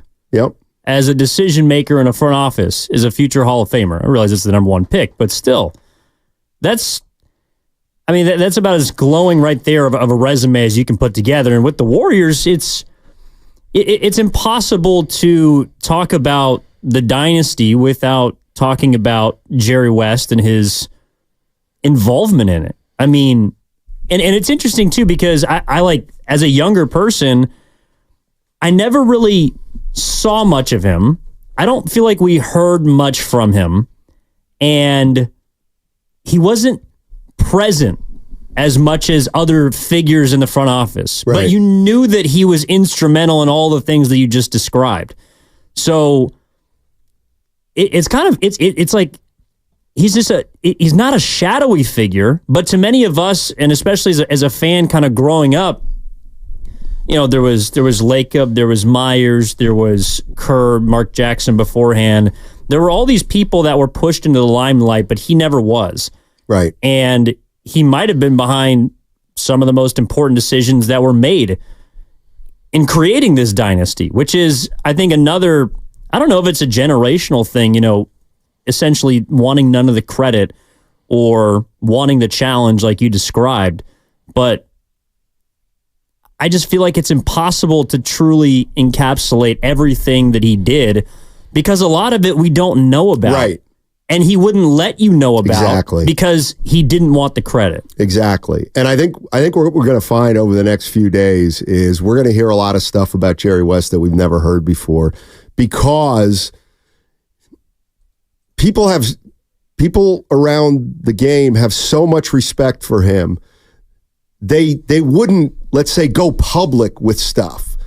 It was enough for Jerry West to tell you things about basketball, and it wasn't about repeating what Jerry West said to you to make you just didn't do that. And he never, ever wanted to take credit for anything. He's such an interesting guy. For example, he could not watch a game that he was for the organization he was working. Now, he did, but he would always stand behind a basket unobtrusively. But there were many stories about Jerry West, how he just could not watch the games in which the Lakers were playing, let's say, and it was a team that he put together. It just ate at him. And when I hear his name, I think, competitiveness. He was just so competitive. And I'm going to do something right now. So Raymond Ritter. All right. Raymond Ritter is the president of communication for the Golden State Warriors. Before he was with the Warriors, he worked for the Lakers, and he worked under Jerry West. And I sent a little note to Raymond and said, I know how close you were with Jerry West, so I'm sorry for your loss. He said, it's a very sad day. Jerry West was like a father to me. He treated me like a son during my early years with the Lakers. He invited me to attend Kobe Bryant's famed pre-draft workout with the Lakers in '96. Heck, when I left the Lakers, he purchased a custom-made suit for me and was the first person to call me on my first day of work with the Warriors. He was giving and caring, but had a will to win that nobody will ever match. Settling for anything less than greatness was not an option for Jerry West. And we're going to hear more and more and more of that, I think, in the coming days, because he impacted so many people who were in the NBA or not. if you're just a basketball guy, you know who Jerry West is and how important he is to the game. I mean, it just got me to thinking, and we can talk about Jerry West. I was just thinking, if you had to put together the Mount Rushmore of each sport, of the icons of each sport, not teams, I'm talking about the history of the game. I mean, Jerry West is, to me, on basketball's Mount Rushmore. I think you'd have to put Bill Russell in there, maybe Red Auerbach. Here's mine. I would put Russell, Auerbach, Jerry West, and Michael Jordan on the Mount Rushmore of the entire history of the NBA, because he hit it on every level. He was a player, he was a coach, he was a general manager, and he was also a fan of the game. So we're gonna miss Jerry West, no doubt about it. And then there's other stuff about him too that we can get into. But 888-957-9570 is the number. Jerry West passes at 86. And, the thing that's kind of neat for us here in the Bay Area is he was here.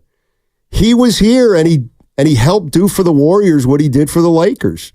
And he was a big part of the Golden State Warriors' 4 championships. So RIP to Jerry West. And, I mean, he was as big a boy as there is in basketball. There's some sports figures that just, I don't know, they elevate themselves above their profession as players. Like, I was on the air a couple weeks ago when Bill Walton passed away. I never got to watch Bill Walton play. I think of Bill Walton as an amazing broadcaster, as someone who is a narrator for things bigger than just basketball. A couple of years ago, or last year, I think it was, I was on the air when Bill Russell passed away. The first thing that popped into my mind was the fact that he received the Presidential Medal of Freedom and all the things that he did away from the court. Jerry West, I will never get to watch play basketball. I never knew him as a player. And so I just think that it is an even larger sign of respect from people your generation, even older, people that are from my generation, and even younger Warriors fans that are familiar with West through his involvement with the Golden State Warriors, that everybody remembers him differently. I mean, that's the reason that he very soon, and unfortunately posthumously, is going to enter the NBA or the Naismith Basketball Hall of Fame for a 3rd time. Yep. And I also don't really think, from what I've read and from what I've heard from you today, that he particularly cared about it. No.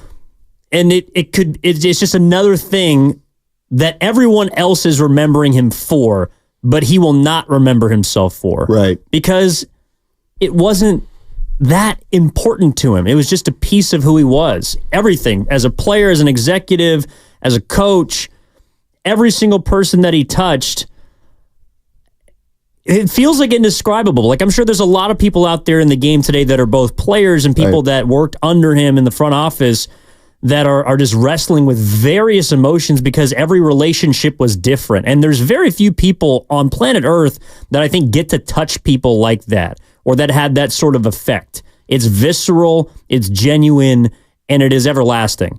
And it's really hard to describe, which is one of the, I think, many signs of respect for someone of his ilk. And I think, I'm not joking, but I think one of the kind of amusing things that's going to go around is something that you touched on, and that is, Jerry West probably passed when he did because he would not have wanted the attention at the Hall of Fame in late August when he got inducted for a 3rd time. That was the kind of thing he just, made him so uncomfortable. But one of the greats has left us, Jerry West, RIP. 888-957-9570 if you want to jump in and just talking about Jerry West and how you remember him. Some of you might only remember him as the guy the Warriors hired 12, 14 years ago and victory followed after that. 888-957-9570. Download the Odyssey app directly from our QR code on both YouTube and Twitch. Brought to you by First NorCal Credit Union. For a low-rate auto loan, apply online or just ask for First NorCal financing at the dealer today. Also, that segment sponsored by Lucky California. For a Father's Day worthy of your dad.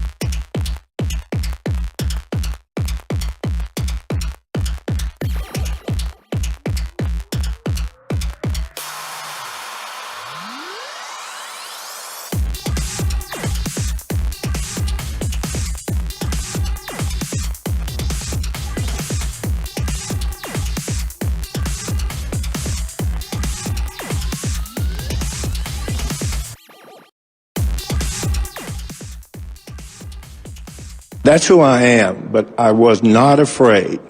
And today, again, I was getting at the players that are drafted today, and everyone, competitive people, the word dog comes up a lot. That guy's a dog. That guy, well, I was a wolf, okay?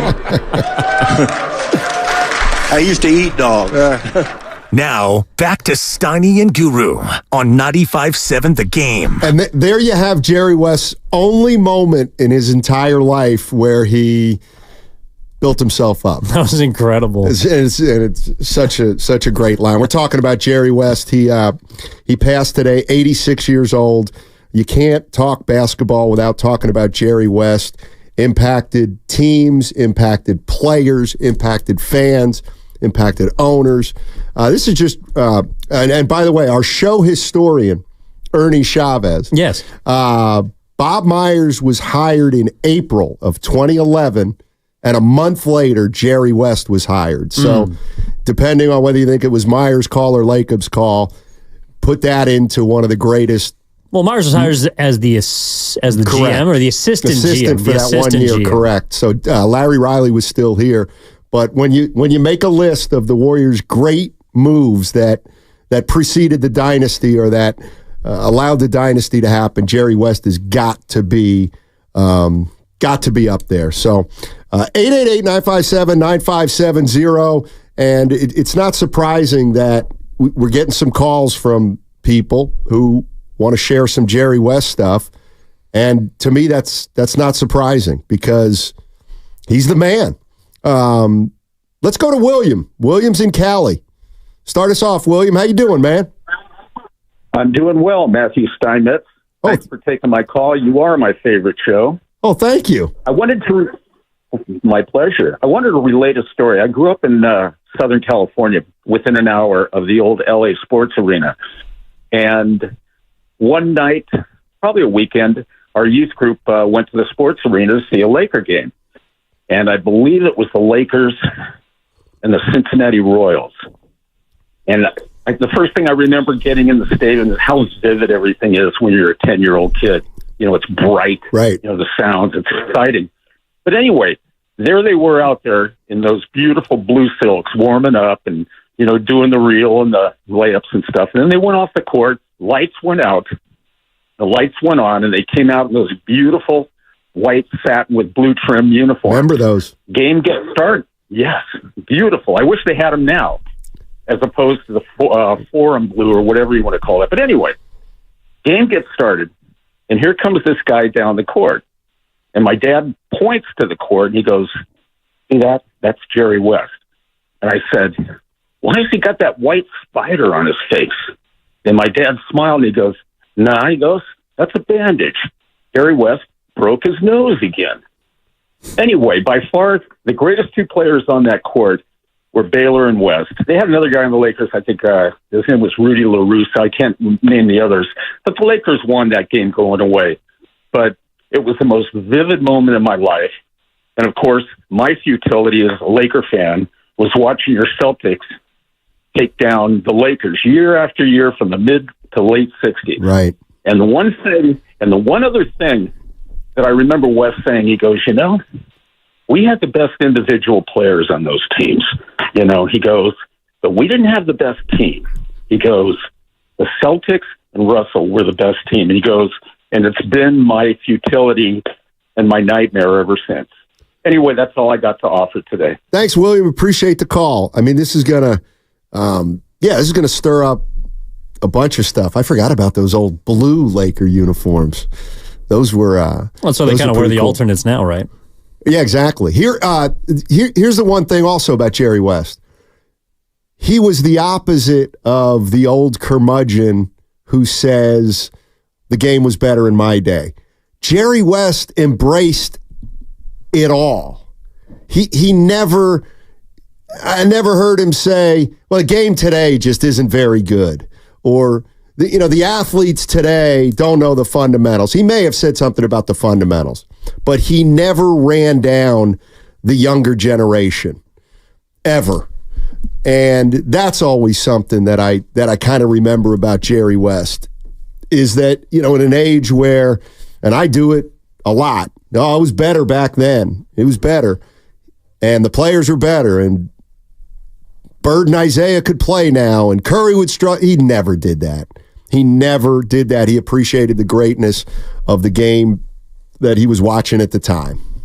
I think it also, listening to that call, it takes not just a humble, but like an unpretentious person to essentially admit their shortcomings, admit their wrongs. And when he said that Jerry always believed that the Lakers had the best players, but they weren't the best team, it's so evident in the teams that he had a hand in making that they were the best teams. Like the ones that won were the best teams. They weren't always the most talented, but from his own experience of losing, of coming up short, and recognizing that they had better players, that in everything that he did beyond then, I feel like it takes a very unique individual to realize where you have failed and how you can impact other people's successes as a result of your own failure. And I think that's another reason why he has the respect of many people, is because, like you said, and like people have described, he wasn't afraid to, talk about himself in a negative light. Like we don't talk, when we refer to legends and when we refer to myths, we generally don't talk about the things that they did wrong. Right. Jerry West, it never sounded like, from everything that I've heard about him, except in that Hall of Fame speech in which he called himself a wolf, he was never afraid to discuss where he came up short. Right. And I think that is a uniquely generational thing from times past. It's not something you hear from a lot of people nowadays. Like, it's all about winning. It's all about coming in first. It's all about being the quickest or being the fastest. And not that Jerry West didn't strive to be that, but I think just from his experience as a player, working so hard and not getting there, that it influenced everything he did after. The one thing that I will ask of some listeners who are a little older than my generation is because we're getting some texts here on the Xfinity Mobile text line about whether I saw him play. And he was just at the tail end of when I was getting introduced to basketball. So, no, I didn't watch Jerry West play games. I've seen highlights, obviously. So, in terms of his game, I can't speak to a lot of it. I do know that he was tough as nails. And I know he had a quick release. And I know he had a way of creating space and head faking to get what he wanted, but he could use both hands. He could beat you. He could shoot, drive. He just did it all. He absolutely did it all. But if there's anybody out there that remembers watching him play throughout the 60s and has some detail about his game, I'm all ears. Well, Simon, one more thing too. Yeah. I do remember the interview he did, I think it was last year, on Sirius XM radio, because you said that he was never somebody that was going to prop up future generations like they were better than the players that had come after them. But he would stick up for players that would go after previous generations. Like when J.J. Redick called Bob Cousy somebody who played against firemen, who couldn't dribble with his left hand. I mean, he thrashed J.J. Redick. So it wasn't as if, again, because you always hear about how competitive he is, but you rarely see the wolf. And I feel like that was extracted on occasion when he felt like someone was being unfair either to the future of basketball or to the past of basketball. And he was always somebody that could be, I don't know, like a tone setter or could bring balance to a game because he had more perspective and more understanding of it than anybody living. That's actually a great point. That's a great point. He never ran down or denigrated the modern player, but boy, did he stick up fiercely for his generation and the players who came before this generation. And there's a positive about that many of us, myself included, would turn into a negative. And rather than saying, look, our guys could play and they're worthy of praise, rather than these guys now don't get it. Like, he was not that type of guy. Let's go to Raj. Raj is in San Rafael. Hey, Raj, how you doing, man? Thanks for checking in. Hi there, guys. Thanks for taking my call today. Sure. Yeah.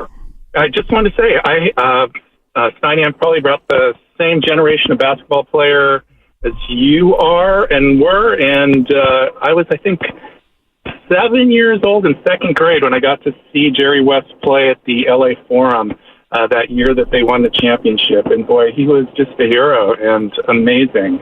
I also got to see him again then the next year at the Oakland Alameda Coliseum, and actually walked down to the court and asked him for an autograph and had a little conversation with him. And he just loved basketball. The guy was amazing, and it's been amazing to see what kind of regard he's had as an executive after all of that. And the guy was clearly really hard on himself, and it's amazing that he was able to keep that kind of a perspective around about other people as hard as he was on himself. Yeah, the other thing I wanted to just say is that the connection with Klay Thompson is that there's a reason why Jerry West wanted Klay Thompson and why he didn't want him to be traded. And area, I absolutely do not want Klay to leave. I think the money stuff management will figure out, and if it doesn't work out, that's it. But boy, I don't want him to get any sort of a signal that fans don't want him here because we love him. Appreciate the call, Raj. Yeah, there's stories that are going to go down with Jerry West, and one of them is clearly the one about do not trade Klay Thompson for Kevin Love. And I'll tell you what we learned in over the course of time. Warriors were pretty close to doing that. Yes. They were pretty close to doing that. And I believe at the time it would not have been met with anger or people being upset because the Warriors hadn't won a title at that point. So we didn't know who Klay Thompson was.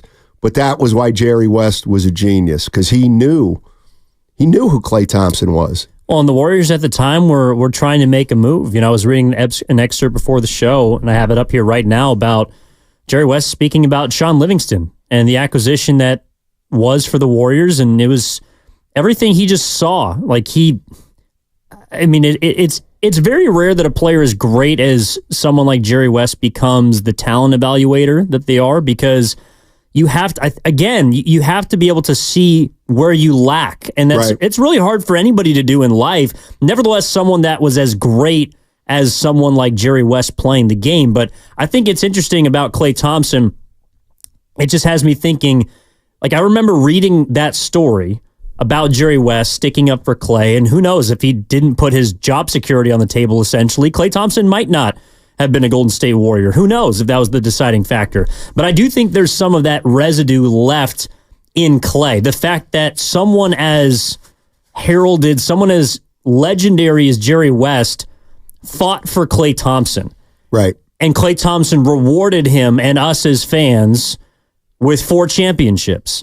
There's something about that still is left with Klay. And I don't know if it's specifically the Jerry West story, but it's a combination of it. Jerry West believing in Klay from the time that he was at Washington State and not really a heralded, 11th first round pick, and then becoming a great shooter, but not really understanding where he fit at a time where a 3-point shoot, he was just a spot up guy. Right. And then he became a two-way defender. And then Jerry West believed in him. And then he realized it all. I think there's a lot of that residue left, specifically this summer when Klay Thompson might not be a member of the Golden State Warriors next year. Yeah, it is kind of interesting. The caller makes me think about if, let's say, the Warriors don't trade, they don't trade Klay Thompson, which they didn't, and it was because of Jerry West, and then Kevin Love goes on to win 4 championships.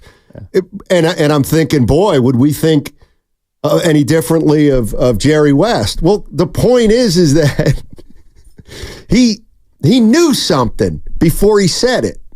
He knew that there was something about Klay Thompson that was better for the Warriors than Kevin Love would have been, and it all proved to be true. If Jerry West wrote a book about 8 years ago, and the title of the book it was an autobiography, My Charmed, Tormented Life. He's a different kind of guy, and he tells a story about he used to sleep as a kid with a gun underneath his bed because his father abused him. And finally, there was a time when Jerry West said, I'm not allowing my dad to do this to me anymore. And he slept with a gun under his bed. And he just told stories about, I don't know, he was not afraid to share his experiences, even though they were unbelievably painful. And some of them he wouldn't have been proud, he wasn't proud of. Let's go to Austin. Austin's in San Jose. Hey, Austin, what's going on, man? Yeah, man. I think we all agree we lost a legend, and regardless of whether you're a Laker fan or whatever, this guy was above any team. I think we can say that Jerry was also someone that, even though he was associated with the Lakers, he actually was bigger than any NBA team. Yeah, Stein, the question you've just raised, and I think the comment the other caller just made about some of the decisions. I mean, the one with Thompson is one that's always kind of stuck with me. And it's kind of irony that we're talking about Clay leaving the Warriors, potentially leaving the Warriors, and Jerry West passing away. And hey, it makes me wonder, hey, how in love with, I hate to go there, but how in love with Klay Thompson is Lacob? Right. I mean, if Jerry put his foot in the door and stopped him from trading him once upon a time, I know we won championships, but it kind of makes you wonder, how in love with Thompson is Lacob. And the other thing I had to question, Steiny, and I know we're kind of reaching here, but what about some of the things that happened after Jerry disassociated with the Warriors? I mean, I have a feeling that, for instance, I got a good feeling they wouldn't have drafted Weissman, for example. Maybe not. Some of the other things. I mean, come on. Do you think Jerry West playing with the legends that he played with would have drafted James Weissman, for example? I mean, come on. I mean, that's just. But anyway, we can speculate all day, but I appreciate the conversation, guys. Thanks. No, thank you, Austin. Well, that's the other thing. I mean, Jerry West was so competitive that when I asked him, hey, would you ever go back and work for No, absolutely not. And look, it wasn't altogether acrimonious when he left the Warriors. I'm talking about Jerry West. But he left the Warriors because there was something there that he didn't agree with, whether it was how he was being appreciated or whatever it was. There was something inside Jerry West when he made a decision, it was over. I mean, it was just over. He was going to follow through on that and then live accordingly with or without those people in their lives, if you will. Cliff's in Vallejo. What's up, Cliff? How you doing? What's going on, guys? Top of the morning to y'all, man. This is a very sad day for the state of basketball, man, because Jerry West was a legend. If you've never seen him play, then you missed the real golden ages of basketball, okay? Now, I'm a 30-year TV technician. I lived in L.A. from 86 to 93 when I came up to the Bay Area. But during that time while I was there, I was working for Phillips, and they sent me out to a call right off the 405, and guess whose house it was? Jerry West. I kept that check. You still got it, huh? You can't make it up. I'm serious. I made a copy of it. Right. So, yeah, this was around the time where they didn't have no point guard in L.A., but thank God, I wish Jerry West was at that house, because I would have definitely asked him for a 10-day tryout, because at that time, I was the bomb, dude. They got Nick Van Exel right after that. You understand what I'm saying? Yes. But, man, rest in peace, Jerry West. You was the bomb, bro. Thank you, Cliff. Yeah, I mean, the one thing we're going to find out, too, is he bridged generations. Like Jerry West bridged generations, and he bridged generations in a positive way. You know, there's a lot of incivility. That's kind of what I mean. I mean, a lot of people think today's players are the best, and the older players don't like this generation. And we talk about the differences in the game and whether they're better or whether they're worse. Jerry West was the one person who could make it all come together and make basketball the great sport it is for everybody. Yeah, I think it is. Like, I think it was Austin that just got me thinking about the choice about specific players and being, attached to them or associated with them. Like, I just associate Klay Thompson with Jerry West, but it's interesting because we also talked about his influence and his importance in courting Kevin Durant as a free agent. Well, Harrison Barnes was somebody that Jerry West drafted or was involved in drafting. Right. Wasn't afraid to move on from him. It isn't as if he didn't make mistakes as an executive. You know, he famously traded Pau Gasol to the Los Angeles Lakers from the Grizzlies. That was not a very good trade. Helped the Lakers though. So it's like not everything he did was perfect, but he understood that and was the first person to admit it. Right. So there was nothing you could ever hold against him because he would tell you that was a poor choice. Or he would tell you if it was a good choice that, well, there was actually something that happened that kind of forced my hand, or, I just went with this. Like, I think that's a common trait throughout great decision makers, whether you're at the top of your employment hierarchy, if you're at the bottom, being able to give credit, receive it, but not really make yourself the story. Like Jerry West is the story of the show today. He's the story in basketball. But if he was alive, he would not want to be the story of today. And I think that's the greatest sign of respect, payment of respect that I can give to somebody. Yep. Big John's in Oakland. What's up, Big John? How you doing? Pretty good. Just over here driving to work. All right. Just wanted to say Jerry West was one of the classiest individuals I ever met in my life. Exactly. I've been a season ticket holder for the Warriors since 2011. And in 2015, I met Jerry West in the elevator a couple of times. And I remember he was even funny. I was taking a video, and he said, "Someone's shooting a video right now." And we all started laughing in the elevator. And, man, that dude he was just a classy individual. And I said, "Oh, man, I left my autograph pen. I forgot to get my hat signed." He said, "Don't worry, this time. I'll see you next time." Right. And I used to have access to the whole Coliseum. I missed the old building, and I used to go down to the coat check area in the basement and check my coat in, and then ride up the elevators, and every once in a while run into Jerry West. And then one day Jerry West came to Kaiser in Oakland to do an autograph session with some cheerleaders, and he recognized me. We immediately shook hands, and he even let me cut the line, and he immediately autographed my hat. We took a picture together to have proof. And I have it now. I have everything framed in my autograph room. All my memorabilia of Jerry West. It's awesome, man. Great call, Big John. Appreciate you sharing that with us. 888-957-9570 is the number. Jerry West passes today at 86 years old, and you'd be hard-pressed to think of anybody more important to the game of basketball than Jerry West on every single level.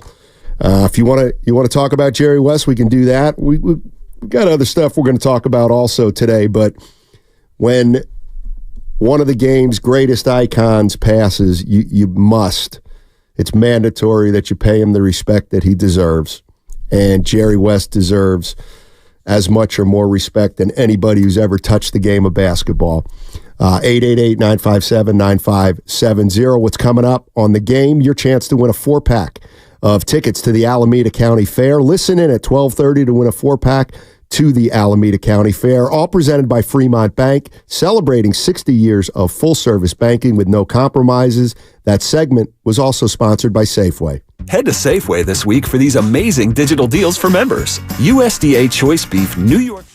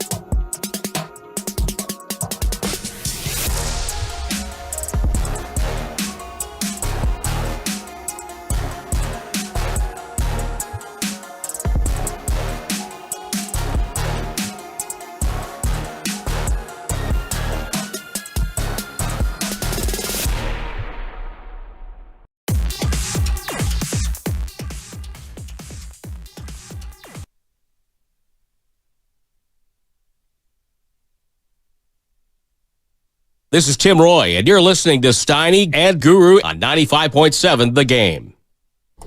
All righty. Sad day in the basketball world. Jerry West, 86 years old, passes. You'd be hard-pressed to find somebody who meant more to the game than Jerry West. And if you want to share some thoughts on him, you're more than welcome to do that at 888-957-9570. From the 415, I'm a 63-year-old who grew up a Laker fan and played point guard, so Jerry West was my role model and hero. From the 510, and I've been asking this. The one thing I know out there, you know I'm old, but I didn't see Jerry West play very much. Just remember some snippets here and there, so I can't really get into his game. But the 510 says, as a player, perhaps the most underrated part of Jerry West's game was his defense. In addition to having the most lethal, quick pull-up jumper in the game back then, West possessed great anticipation on defense and quick hands. It was not unusual to see West pick an opposing guard's pocket for a steal a few times a game. Thank you for that, 510. To add to that, how about this story that I was telling you before the show? There was a game in 1971 in which Jerry West went 16 of 17 from the floor, hit all 12 free throws, notched 12 rebounds, 12 assists, and blocked 10 shots, and was quoted after the game as saying, defensively, from a team standpoint, I didn't feel I played very well. Very rarely was I satisfied with how I played. The guy nearly pitched a perfect game, and probably could have been a little bit better. I mean, I don't know offhand how many times he lost to the Celtics. It was 7 maybe, 6 or 7. Yeah. And, you brought something up that is very telling, and it's this. There's probably no player in NBA history who's lost in the finals more than Jerry West. And you would never LeBron's getting there. Hear one person ever say Jerry West was a loser. Never. Because if you understood the game of basketball, you knew that teams trump individuals, and unfortunately, the Lakers weren't going to get it done with just one player. I'm not saying Elgin Baylor wasn't great, or Chamberlain wasn't great when he was with the Lakers later in his career, but what I'm saying is anybody who knew basketball knew that Jerry West was the opposite of a loser. Let me pick your brain, though, because similar resumes as far as the prolific individual accolades. Wilt Chamberlain, Jerry West. True. To me, they're talked about very differently. Now, maybe it's because Wilt was, the center to Bill Russell, and he was this great player, and he was the individual, and Russell was the team. He was the winner. But I don't think I rarely hear Jerry West referred to or written about like Wilt Chamberlain is written about in regards to losing. And maybe that's because of the person that he is. Maybe it's because of the executive that he became. But do you sense that as well? Like, kind of what's your read on the difference between how Jerry West and how Wilt Chamberlain remembered? Well, I'll just go with someone who I know who knows them both and played with and against both of them. And that's Jim Barnett. He told me a lot about Wilt Chamberlain. And the one thing he told me about Wilt Chamberlain was, Jerry West was 6'4", he was a guard, and he was unbelievably competitive, and he was a great player. Wilt Chamberlain was 7'2", and Jim Barnett always told me this, that Wilt sometimes felt like the game was so easy for him, or that Wilt knew he had such an advantage over his competition, both athletically and size-wise, that Wilt didn't mess around with the game, but he didn't have that competitiveness. The story is that Wilt Chamberlain one year led the league in assists. Why? Because he could. That's how great he was. So I think Chamberlain's thought of more as an individual player, not that Jerry West isn't, but I do think there's something about the competitiveness of both players where Wilt comes up, I don't want to say comes up short, but why Jerry West was revered. I think the other thing is, Jerry West, the perception is he lost to the Celtics, which he did. Well, when you talk about Wilt Chamberlain, you talk about Russell getting over on him, not necessarily the Celtics. I don't know what that means, but that's a little bit of a subtle difference to me. But you're right. There's something about Chamberlain. Everybody looked at him like Goliath, and so he was always the favorite. It was easy to root for Wilt Chamberlain because he was the best. And so I think a lot of people never gave him the credit he deserved because he had such a physical advantage over most of the players in the league, whereas Jerry West didn't because he was a guard at 6'4" and was more of it's why, we like Steph Curry in a way because we can look him in the eye and we don't understand the greatness of, let's say, Tim Duncan or Shaquille O'Neal because they're bigger players. But that's what I find fascinating, though, because, again, Jerry West came up short time and time and time and time again. I don't think that if we airdropped someone with that resume into 2024, that a player who is known more for coming up short than for winning could be the logo of the sport. Good point. I just don't think it would happen. Think about all the players across in the NBA right now. I can name you a few that I respect that aren't winners, and I guarantee you that there's somebody out there or a group of people that would tear them down, that would want to make jokes about them because they haven't won anything. What have they really done in this league? This guy's this, he's that, she's this, she's that. We're all there's so many...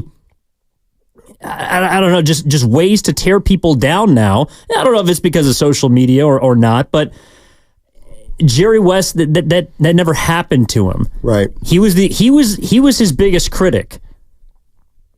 And I feel like he only found respect from people that actually got to watch him play. Yeah.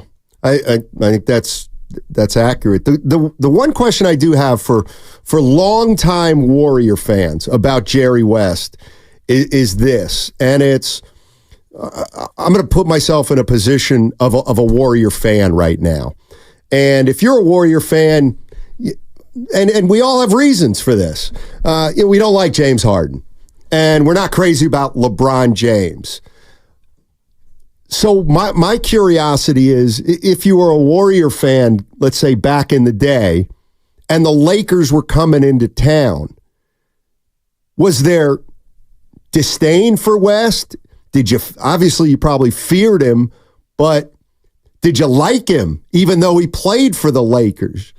As a fan of an opposing team, that's the one thing I'm kind of interested in too, is what Warrior fans who saw him play in the 60s thought of him as an opponent. Was he respected? Was he hated? If you can share anything on that, I'll be happy to take it at 888-957-9570. When Jerry West came to town, what happened? When Jerry West came to the Bay Area to play the Golden State Warriors, is it comparable to when LeBron comes in? Did he get booed? Did he get cheered? Was he in the middle? 888-957-9570. It does have me thinking, though, about the most mythical players that there have been, but that we've had a chance to see. Right. It's a lot tougher now because, I mean, there's footage of Jerry West, but you can't just dial up a YouTube game of, a random Thursday night in the regular season from 1964, whereas you can do that now. And so there's so much more access. Like, if I want to go see a particular player play now, I can't. I can't do that with Jerry West. I can't do that with Bill Russell. I can't do that with Wilt Chamberlain. I can't do that with some of the people that are associated on the Mount Rushmore of their particular sports. With baseball, I can't just go back and watch Willie Mays. For the NFL, I can't go back and watch Johnny Unitas. I can't watch people that are synonymous with their sport. And some of it sucks, but I think also some of it just leaves room for interpretation, which is important because it demands that there is storytelling, that there is the oral tradition that continues, which is also, I think, a big reason that Jerry West and a lot of players from his era remain as mythical as they are. Well, I've thought about that many times in my life, and I never got to see Matt Steinmetz play. Exactly. I can't see Matt Steinmetz play. That's and I never will, and you'll never let me. I've done a bit on this. It's not really a bit, but my idea, if you believe in heaven, all right, if you're out there and you believe in heaven. Some days. Okay. In heaven, you have access somehow to every game that was ever played. You have access to every player. For example, in my basketball heaven, okay, every game Larry Bird ever played, I can watch the whole game. But I can do more than that. I can watch him play pickup games with the guys who worked on the sanitation truck for French Lick, Indiana's, Parks Department. In heaven, you can watch that whole scrimmage between the dream team and the college team when the college team kicked their butts. In heaven, you can go watch Wilt Chamberlain play for Overbrook High School in Philadelphia. That's how I'll know I'm in heaven, when I have access to every single sporting moment of all time with every player in every sport. You get the, you know how you know you're in heaven? When you can say, let's dial up every game Babe Ruth ever played, because I need to see this guy. That's heaven to me. I'll take it. Yeah. I mean, that'd be pretty damn cool. That'd be unbelievable. God, I'm going to feel so slighted when I get to heaven, if I even get there. Let's go to... what does that make hell? You have to watch every worst game in the history of sports. Or maybe they take every sporting memory from you, so that you never even know the enjoyment of watching a sport. I don't know. Johnny's in San Jose. What's up, Johnny? How you doing, man? Hey, Steiny and Roy. Before I pay my respects to Jerry West, I just want to comment on your question about Jerry West playing back in the days. Yeah. I never actually had the pleasure of watching him play, but if the way he carried himself right now is how he carried himself back then, even though when the Lakers come to town, even though I won't root for him, but at least I can respect him. Right. Because you don't go to nine straight finals and keep on trying until you win if you don't have that grit, the desire, and that conviction to succeed. Gotcha. Hey, Johnny, thanks for the call. You're not the greatest connection, but appreciate the call. 925 says, Steiny, give it a few years, and that'll be the reality, meaning you can see every game. Well, I mean, I watched a hologram of Tupac Shakur perform at Coachella, so I guess anything's possible at this point. I mean, is every if I really wanted to, I still couldn't watch every LeBron James high school game that he played.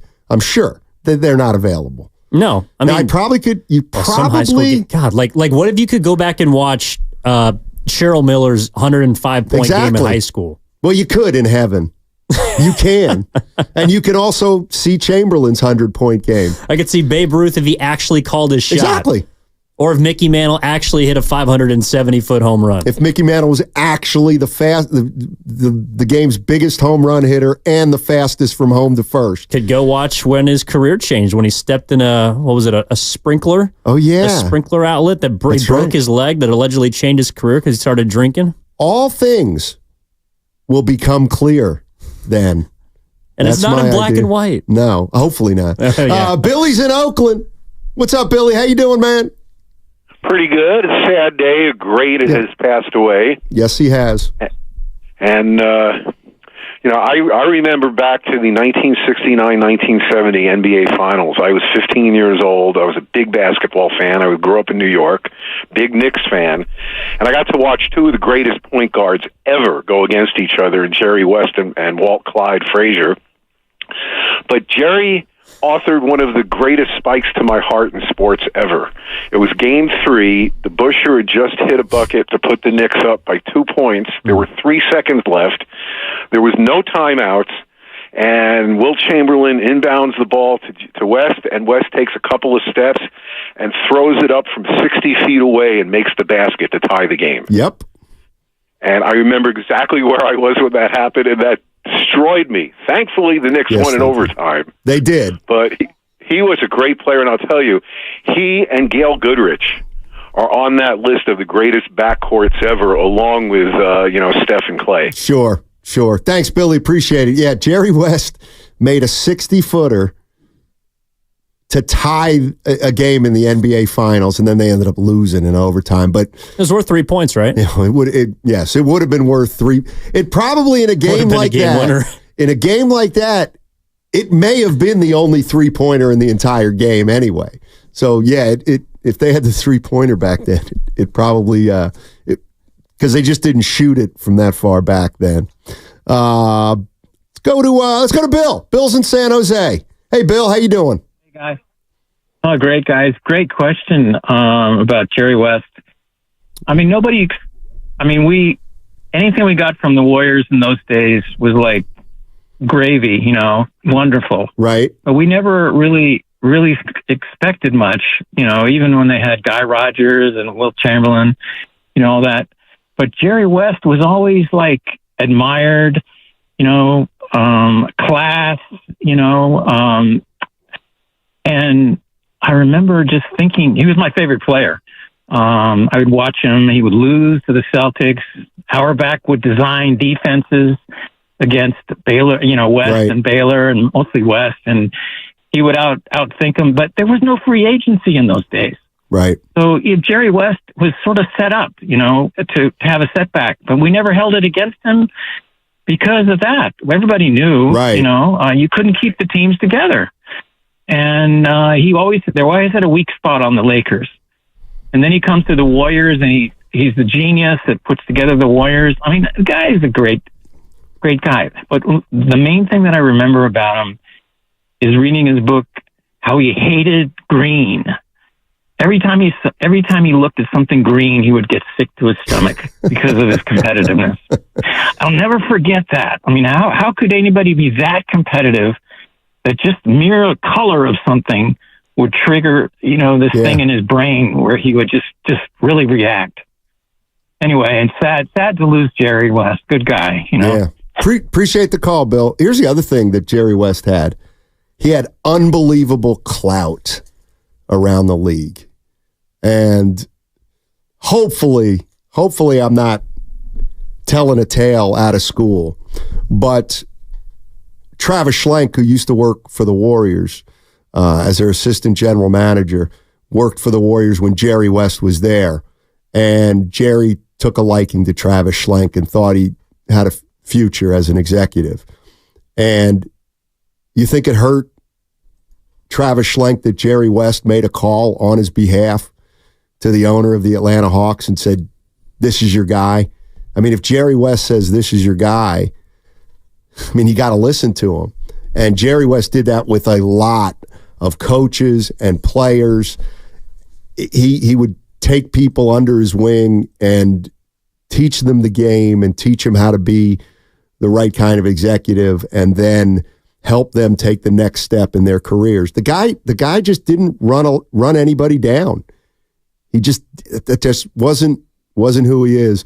I got to say this is pretty funny.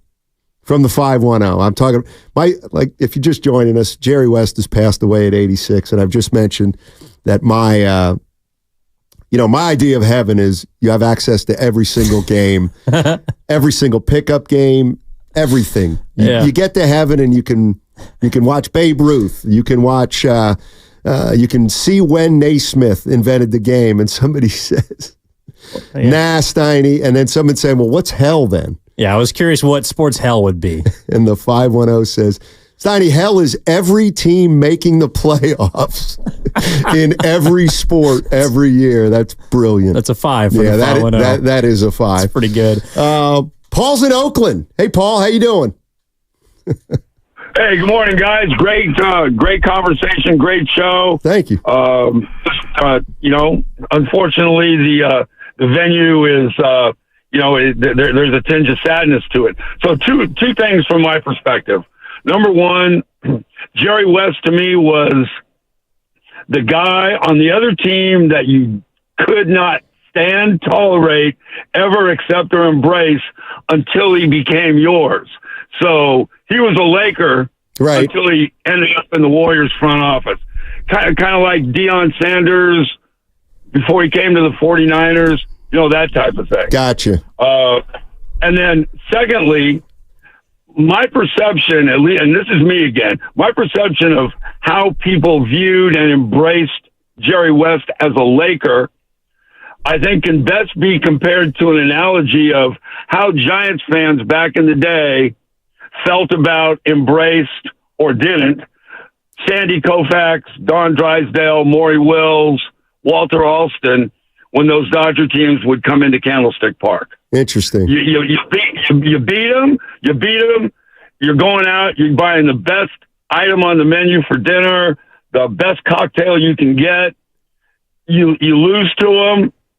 It's kind of, that's kind of what we expected. And damn, that guy's a bum. Although he's awesome and he's a Hall of Famer. Appreciate the call, Paul. Yeah, I don't know. Was Jerry West hated by opposing fans, or was he feared? He had to be feared. He also, all right, you love Larry Bird. A big part of Larry Bird is the color of his skin. No doubt.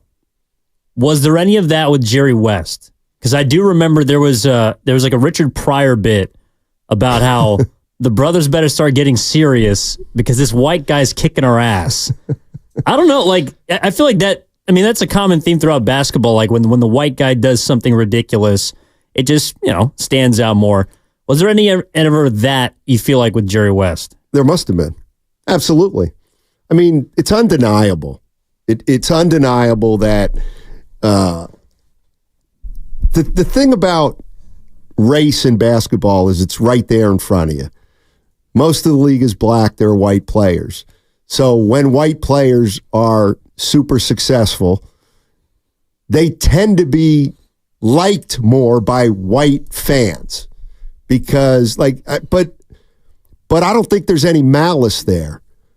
I mean, I was a kid playing basketball and I started watching Bird, and I saw a guy do things that I'd never seen a white guy do before. And the bottom line is I never saw a black guy do it either. Mm-hmm. And so seeing the color of his skin, I was like, oh, there is a way to be successful in this game, but you gotta be really good. I have to believe that, yes, Jerry West being white was part of his entire legacy, because I'm sorry, that's the way basketball is. And the people inside of basketball, I find, have no trouble talking about race and, tough white guys and great black guys, and this guy plays like that, and there's not a sensitivity among we can talk about it. I don't think there's a sensitivity about race among most people in the basketball community, because race is such an obvious part of the game. When you watch it, you're up close, the uniforms are smaller, so you see more skin. You're not as far away as football or baseball. Guys wearing a hat in baseball, a cap. It's just not as out there as it is when you're watching a game in basketball. All right, 888-957-9570. You want to talk more about Jerry West? We can. There's some other stuff on my menu that I really want to get into that I think are interesting, but whatever you guys want, Jerry West related. Download the Odyssey app directly from our QR code on both YouTube and Twitch. Brought to you by First NorCal Credit Union. For a low-rate auto loan, apply online or just ask for First NorCal financing at the dealer today. Plus, an hour away from your chance to win a 4-pack of tickets to the Alameda County Fair, all on 95.7 The Game. 888-957-9570. When I found out that bears feed redwood trees with salmon, I was surprised to learn that kelp.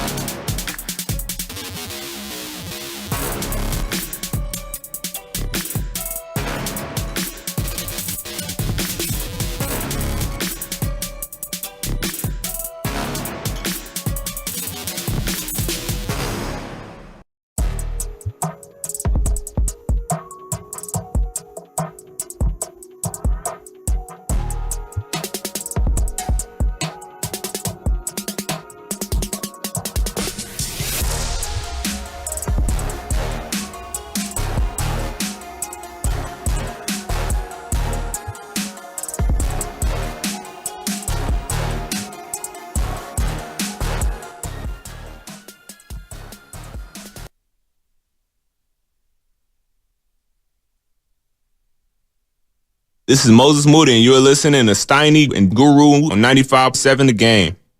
All right. Thank you, Moses. Appreciate it. You know, it's a sad day today. Yep. Jerry West passes at 86, but it's also a time to celebrate one of the biggest influences and influencers in the game of basketball of all time. And at 12 o'clock, noon, we're going to be joined by Bob Myers, former president of basketball operations for the Golden State Warriors. Of course, he worked side by side with Jerry West back in 2011 through a championship or two, and Bob knew Jerry West from Los Angeles because Bob not only obviously played at UCLA, but then was an agent in LA. So he goes back with Jerry West, and Bob is going to be gracious enough to join us at 12 o'clock. And the one thing I know Bob can't talk about is Jerry as a player. So we will talk to Bob Myers about, is that urban legend actually true that Jerry was going to walk if the Golden State Warriors traded Klay Thompson? We're also going to ask Bob about the phone call that Jerry West made to Kevin Durant before Kevin Durant made his final decision.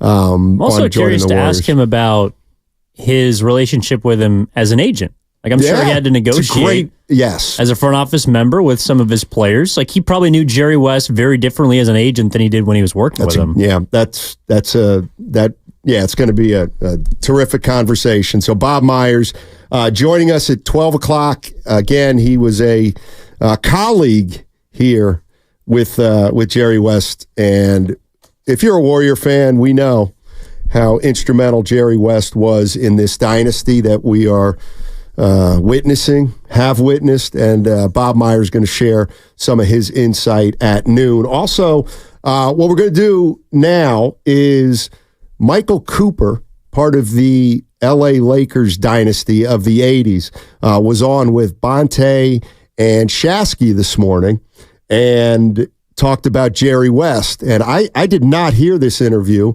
but when I came into the office, people were saying, "Did you hear the Cooper interview?" And I said, "No." And they said, "You got to hear it. It's incredible." And what we did was we did some editing. And so we got it down to 7 minutes, but it's all 7 minutes about Jerry West from Michael Cooper, someone who played with the Lakers while Jerry West was running that franchise. So we're going to do that right now. The phone lines are open at 888-957-9570. But this is about Jerry West, as mythical a figure as we have in our sport. And he passes today at 86. So here's the replay of Michael Cooper with the morning show, Bonte and Shasky, talking about Jerry West. Well, you know, Jerry was, people don't realize, Jerry and I go back 50 years. I first met Jerry West when I was 15 years old.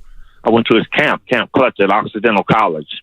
And it was kind of ironic because we had to shoot free throws to get a scholarship to go to that camp. And once I got there, Jerry, and I don't think this was done on purpose, but for some reason he picked me out of the crowd to talk about free throw shooting. So that's one reason I've always become and stressed the fundamentals of free throw shooting.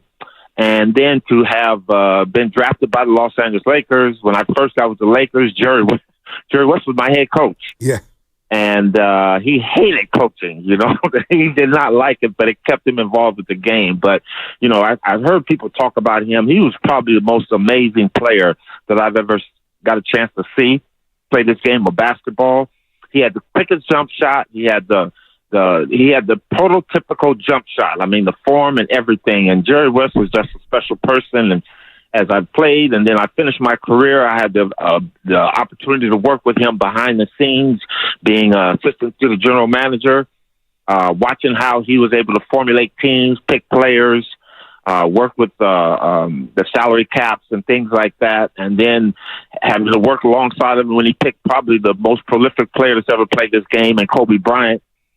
that day at workouts, being with Jerry West and how he talked about and how he saw players, and then going on just to be a close friend. I saw Jerry about 3 weeks ago, and it's just a hard day for everybody, but especially for me. Well, Michael, I recently lost my father, and it's very difficult, and we're really sorry to have you on in these types of situations. And everyone's going to read the stats and all the accomplishments, right? Like the obituary is like, it's ridiculous. This guy's one of the greatest basketball contributors of all time. But as a man, what would you say his legacy is? As someone that worked side by side with him every single day, as a person, what was he as a man? Jerry was like a father figure to me. As I played with the Los Angeles Lakers and he was our general manager, players go ups and downs on and off the court. And Jerry was always there to lend an ear and lend a kind word or voice, or always instructing you or asking or telling you, using himself for an example on how you could become a better person on the court as well as off the court. I think, the one saddest part to me after I see all of this is how he was depicted in Winning Time. I really didn't like that. Yeah. And, it was just an injustice to him because that was not Jerry West. I was with this man and saw him every day for 7 years when I worked with the Lakers after I finished playing. And he was the kindest person. He could be stern. He could be hard. But just a person that had a lot of compassion for other people, but always told the truth. And that was the one thing that I appreciated about Jerry West. That he always told you the truth. You may not like to hear it, but he was going to tell you the truth, and then you make your adjustments and you make your decisions off of that. So, but Jerry was just a friend.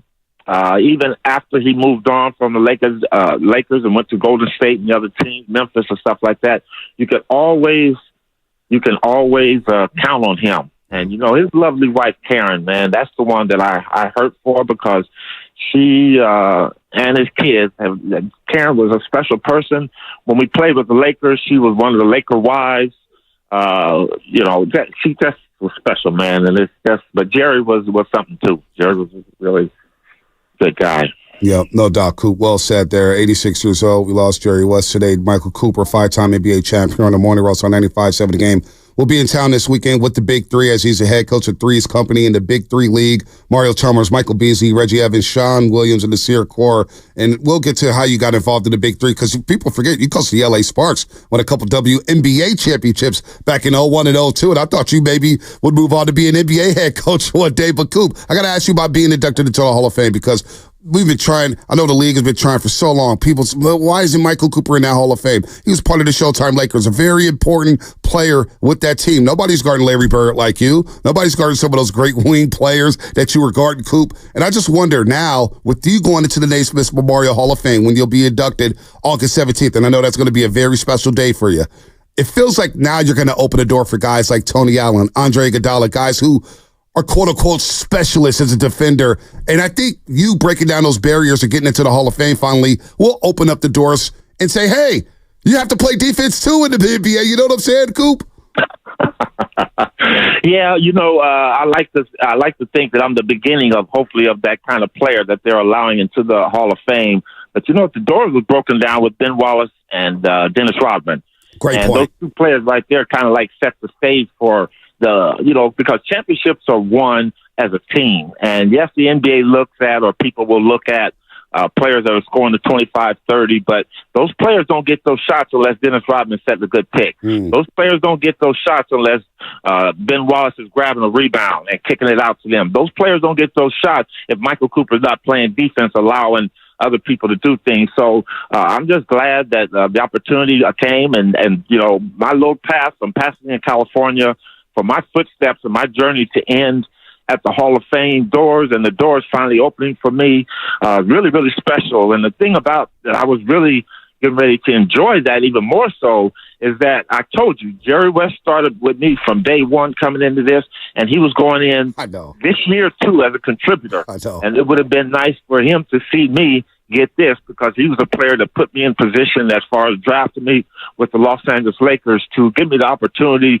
to have the kind of career I had. So it's going to be heartfelt, joy with a lot of sadness, but I'm feeling very, very gracious and humble to go there, to go in. And yes, let's hope that the door does open. But you know what? A lot of people don't understand.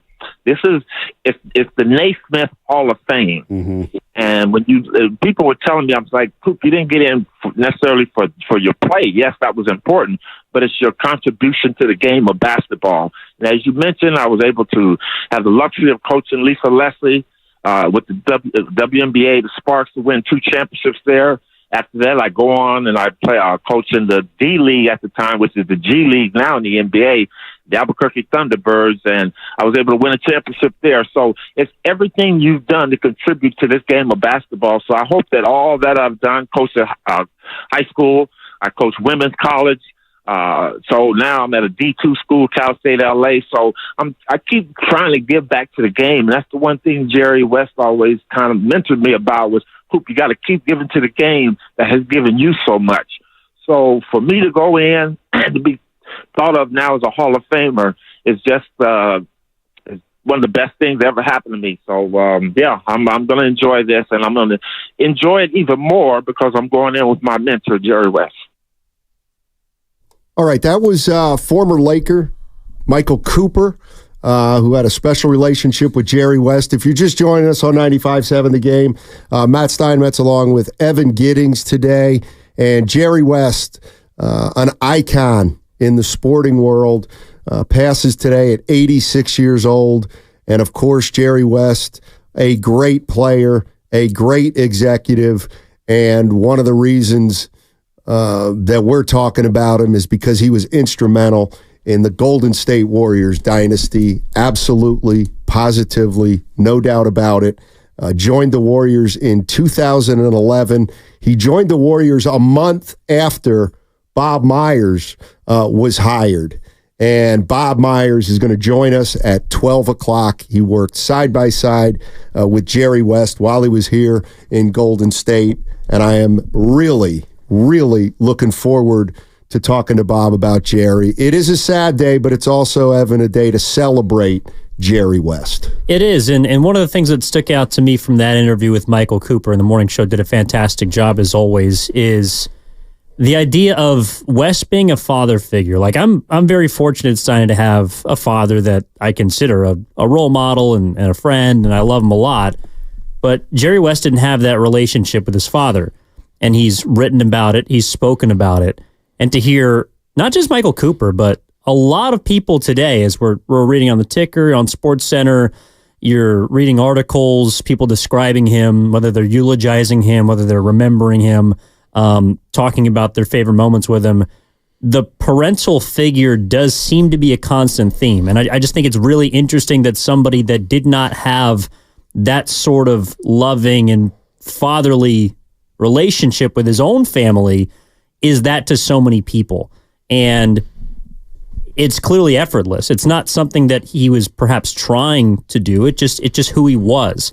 And whether it was for his own family or to his wife who he leaves behind, or for anybody that knew him, I think those kinds of people are reverential. And it was just really interesting to hear that and to read all these different stories about him in that way. One thing to me that's unbelievable in a way, if you really think about it. And I have trouble wrapping my head around it when I think of Jerry West as a player. And I'm wondering, it wouldn't, what I'm going to tell you doesn't even make sense in a way, but yet it does to describe his greatness. Here it is. You ready? Jerry West reached the NBA Finals 9 times. 9 times he went to the finals. He won once in 1972 against the Knicks. He lost 6 times to the Boston Celtics. You know what his nickname is? Yeah. Mr. Clutch. Jerry West's nickname is Mr. Clutch. And he went to the finals 9 times and won once. That is such an incongruity to me that it just must speak to a player's greatness. He must have been so great that it was undeniable that he had nothing to do with losing. I mean, think about that. 1-8 in the finals, and his nickname is Mr. Clutch. How can that be? It's staggering. I mean, it's the award now is named after him. Yeah. Yeah. Steph Curry just won the and Jerry he West. hates it. He hated it, I'm sure. He does, because he wouldn't consider himself clutch because he didn't win more than he lost in the finals. Right. But in a way, it does feel appropriate that Steph Curry wins the Jerry West Clutch Award of the Year. The Warriors didn't make the playoffs. They didn't win. But that doesn't mean that award isn't appropriate. And I also think, too, what's sad about it from a basketball perspective is passing is that what you just described is the reason why there will never be another Jerry West. Right. Could you imagine a player losing as much as he did in the biggest moment in front of God and everyone and being known as Mr. Clutch? It will never happen again. And I think that's what a lot of people feel the void that's left of just from basketball. You touch so many other parts of the game, but just from basketball is that there is never going to be another one of him. When Bill Russell passed, there's a lot of people that thought about how great of a person he was, but there will never be another basketball player like Bill Russell. Even Bill Walton, to some extent, who passed away before his injuries, there would never be another player like him. Jerry West he was one of one, and it just that incongruity, like you're talking about, just speaks to how rare of an era that he operated in, and that was just a part of his life. That was just a piece of it. Exactly.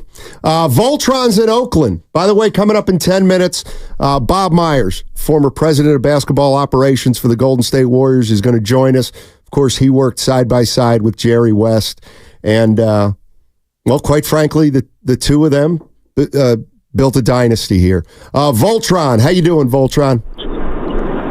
Hey, I'm doing good. What about you guys? Doing well. Good. Hey, so I just want to bring this up. In 1997, the first time I met Jerry West, it was in my middle school. So I went to watch the Bulls versus the Lakers at the time.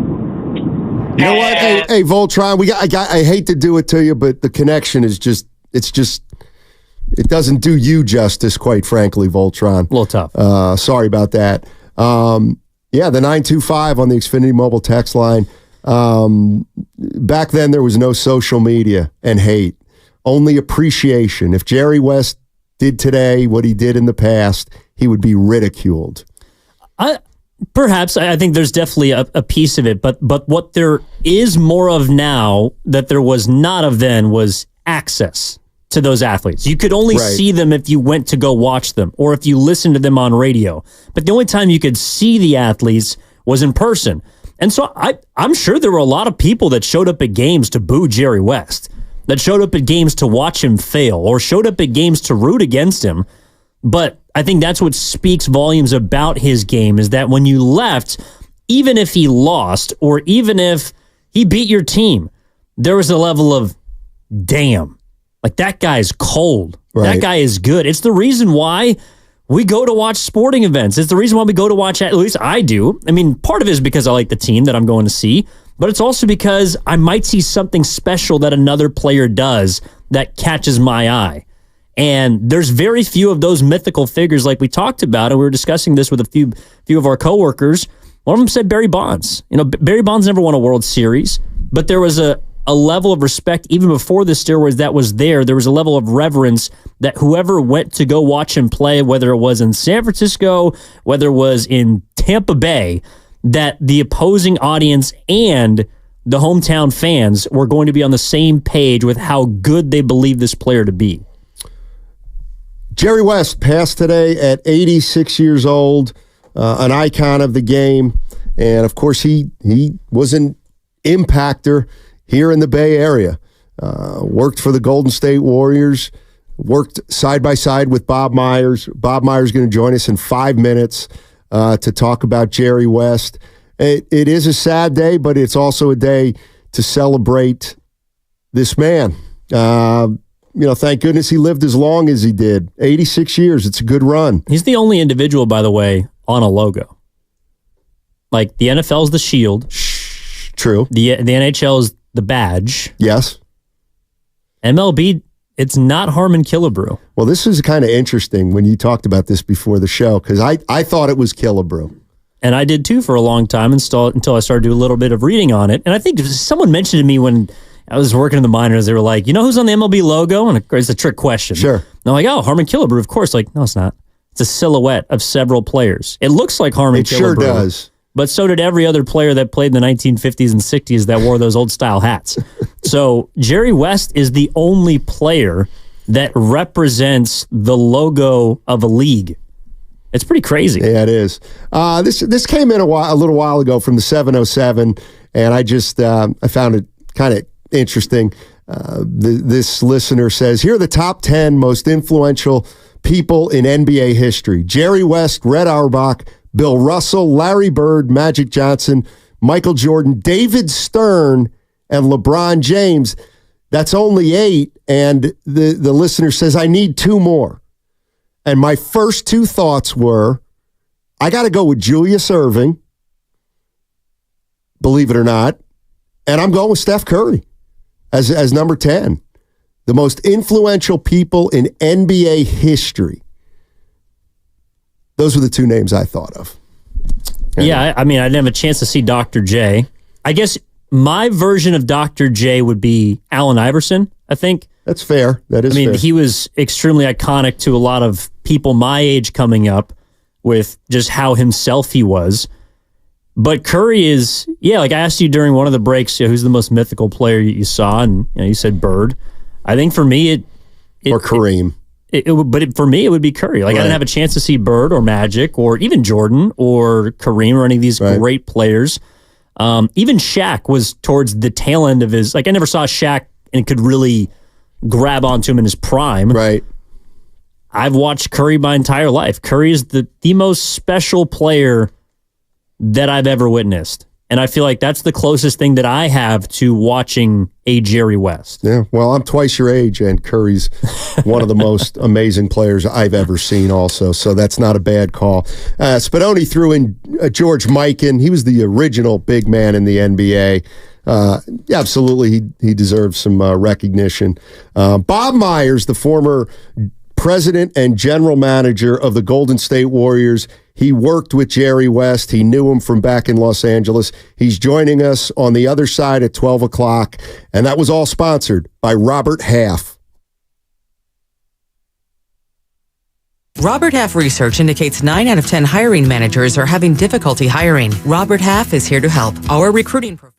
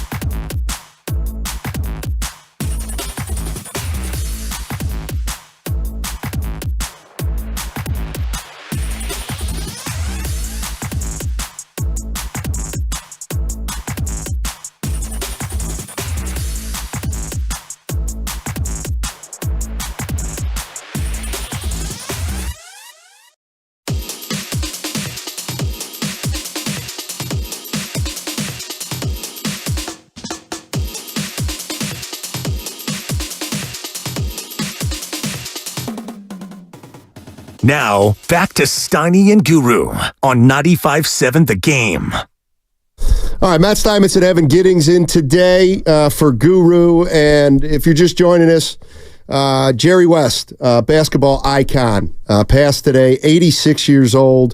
Of course, he was architect of the Lakers dynasty. And joining us right now is former president of basketball operations, Bob Myers, and general manager of the Golden State Warriors. And Bob knows Jerry West extremely well. They worked together starting in 2011. Bob, thank you so much for joining us, man. Really appreciate it. Hey, thanks, Matt. Thanks, Evan. Appreciate you having me on. Yeah, obviously it's a sad day because of the passing, but I think it's also a day to celebrate Jerry West. And you were as close to him as anybody when he was here. I mean, just why don't you share some initial thoughts, and then we can maybe get into some specifics. Yeah, I didn't know him, Matt. I don't know if you did, or I think Evan's younger than both of us, but I don't know him from playing, right? He wasn't my hero growing up. He wasn't my, like a lot of people, maybe a generation in front of me. So I just knew him mostly just kind of as a guy, like a friend, somebody that was really decent and kind to me when I was a young agent that didn't have anything, two legs to stand on. He treated me well. And just a person, every time I talked to him, Matt, and when you got on the phone with Jerry, it was a long conversation. It was not short. But I learned something. And when I tell people that, they kind of, I'm not sure if they get it or not, but many times you talk to somebody on the phone, whether it's 15, 20 minutes, you hang up and you go, that was interesting, but nothing really happened. Every time I got on the phone with Jerry or interact with him, I'd walk away with at least one thing that was pretty profound about basketball, about life. And, having been around some people that are, I don't know what he's ordered, celebrity famous in my life, a lot of times they're not the best people, unfortunately. But he was better as a person than I think as a player. He just was so fair. If you and I were talking, or you, I, and Evan were speaking, he would treat you both as well as he would me or anybody else. And I always love that, because I think that's lost sometimes when you a lot of people that have the power that he had would potentially not abuse it, but just just not be a good guy. Be like, I don't know who you are, I don't need to talk to you. And he never was that way. And so I always appreciated the kindness as a person, and how much I learned from him. Well, Bob, you are correct. I'm a tad bit younger, so I also did not have a chance to watch him as a player. But I'm curious, because a lot of people who did watch him play that have called in or texted in, they keep describing how competitive he was. And I'm just curious if there was a story or an experience in which you saw that competitive fire emit, because I've heard that and have read about just how fiery he was, not just, of course, as a player, but also sometimes as an executive. He was almost to his own detriment, Evan. I mean, the only people, I knew one of these guys, but I don't really know Michael Jordan. I met him, but can't say I know him. I have an idea of who he is, but just like all of us. But I did know Kobe, and I did know Jerry. And the three people in basketball that I think had this competitiveness that transcended what we call competitive, they deserve their own category. I think those three people, because they had a level of competitiveness that I'm not sure I've come across before. And there's a burden that comes with that, because that's not normal. Most people lose at Monopoly, Evan, or pickup. They don't really care, to be honest. They lose you go play pickup basketball, guys, like, whatever. I lost, no big deal. Yeah. These guys are not built like that. And they could never turn it off. And so what comes with that is oftentimes, if you're talented, a tremendous amount of success. If you are that competitive and talented and have that kind of drive and desire, you will win and succeed, just because that combination is rare. There's many talented people that don't have that and do fine, but you combine ultra competitiveness with talent, and that is there's a specialness to that as far as sports goes. But he would watch the games, and it was so, I couldn't watch with him at the end, because we all. I would tell Kirk Lacob, you got to sit next to Jerry. I can't do it because I was a young GM. I was kind of, I didn't know if I was getting fired or what was going on, and we're in these playoff games, and Jerry, there was he lived in the world where he wanted perfection, and nobody's perfect, and he wanted people to live at the standards or play at the standard he did, and that's probably the same way Michael Jordan or Kobe Bryant would observe a game or watch a teammate or opponent. But we all can't perform like that. I certainly I'd watch an NBA player and go, well, yeah, he screwed up. But I mean, the guy's 1,000 times better than I could ever be. Whereas Jerry would watch a player and go, yeah, I was much better than that guy, and he screwed up. And so it was hard for me to watch with him because I was already emotional in my own way, like you guys would be if you were a GM. And then to add that layer, but I always admired the passion. I always admired the care factor because you can live with somebody that cares too much, but I don't like people that don't care enough. And if caring too much is a problem, well, sure, Jerry cared too much, but I'll go with those guys all day long. Put me around people that care too much in life, that's fine. And those are the people that you really miss when they go. Bob Myers joining us on 95.7 The Game, former president of basketball operations and general manager for the Warriors. Some people might know that before Bob became those things for the Warriors, he was an NBA agent. Did you ever have to deal with Jerry? Oh, yeah. Yeah, so how was he? How was he when you were an agent dealing with him as a general manager? I made a mistake one time. What I learned with Jerry, Matt, was you do not call him after a loss.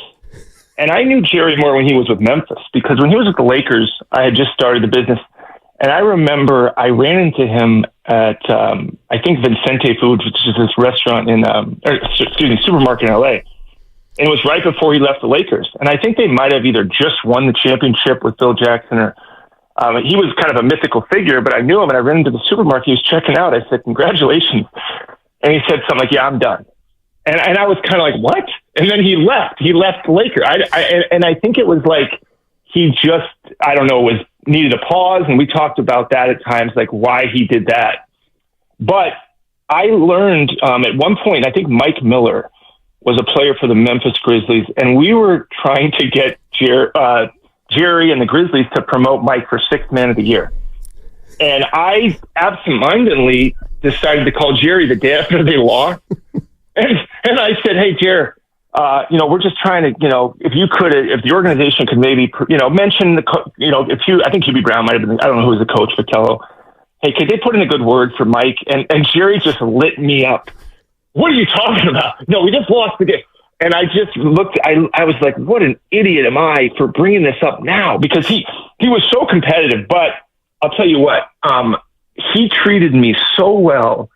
As a young agent, I was flying to Memphis because we had a few guys on their team, Pau Gasol and Mike Miller and Earl Watson. And I remember him telling me, he asked me what time I was getting in to the airport. And I was flying from LA to Memphis. And I said, I don't know, Jerry, like 2:30.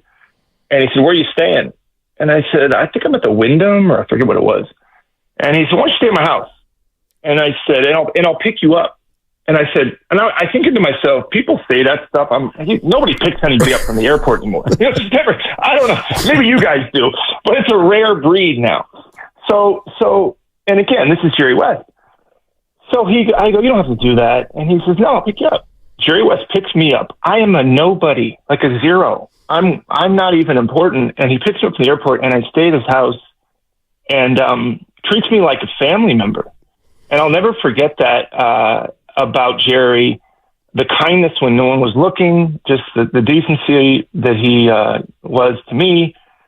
And again, I miss him for who he was as a person. I don't have these memories of watching Mr. Clutch, but I'm thankful. I spent so much time with him. I'm just super grateful for knowing the man. I'm fortunate.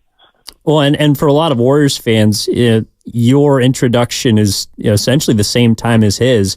I'm curious, though, Bob, when it came to the draft or identifying players, because that's something that Jerry West is also, it was synonymous with a lot of things in the NBA, but that's also a big part of it, too, him being able to identify future talent, future greatness.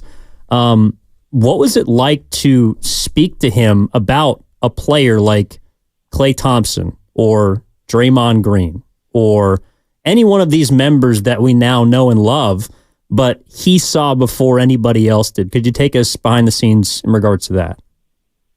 Oh, yeah. He was always, he loved talking about players that played in the league. He loved the draft. He'd been part of the league so long. We would do a lot of that as far as I like this guy, I don't like that guy. He was very quick. I remember when I was an agent, I had a player working out for him, and he would let me watch the workout, which is rare. A lot of times when you're an agent, they don't let you watch your draftee workout in the facility. Jerry said, you can come watch. And he was the Lakers GM then. And I remember it was a certain player, I forget what it was, and they ran up and down, and about 10 minutes into the workout, Jerry goes, all right, that's enough. And I was kind of thinking, what do you mean? Did the guy screw up? He goes, no, he can play. He's good. It's enough. I'm not going to kill these guys. And so he had a very great eye. He had an unbelievable eye. And if you talk to him about the Kobe Bryant workout, which I didn't see, he knew on Kobe Bryant. And to draft him the way he did, and Kobe Bryant was the 13th pick, I think. Yeah. People act like Kobe Bryant was the number one pick and everybody knew he'd be great. Jerry West knew he'd be great. And Jerry West maneuvered that with Arn Tellem to change the fortunes of the Lakers for 20 years. With the Warriors, the things I remember most, he did love Klay Thompson. He loved early. He knew Michael, and he saw the shot with Klay, and he just saw the uniqueness of that. And that was memorable. But for me, more importantly, and certainly identifying players is a big part of it, but I gained a lot from his giving me courage in certain situations. As far as a young GM learning and feeling the pressure, and him just saying, don't ever operate out of fear. There was not a fear in how he played and how he lived and how he made decisions. He never looked back. He had a strong conviction. He could handle mistakes. He beat himself. He was his hardest critic. So the media or the public could never move him because he punished himself so much. And so when I would speak to him, a lot of times it was about managing coaches. It was about how to react to managing star players. He managed, obviously, Shaq and Kobe, Magic Johnson, Kareem. We had, at that time, our players were becoming these figures, right? These kind of generational people in the Warriors organization. So he was very helpful for me as far as how do you move through all this stuff when a player becomes such a big icon amongst his teammates. And so I remember more of those things. And I'm not saying the other stuff didn't happen, but my memories of him was like as a mentor in some ways as to how to live as a GM or how to operate as a GM in general. Bob Myers joining us on 95.7 The Game, former president of basketball operations and general manager of the Golden State Warriors. Jerry West, basketball icon, passed today at 86 years old. Jerry West, of course, during his storied career, had a stop with the Golden State Warriors and had a big role along with Bob in the dynasty.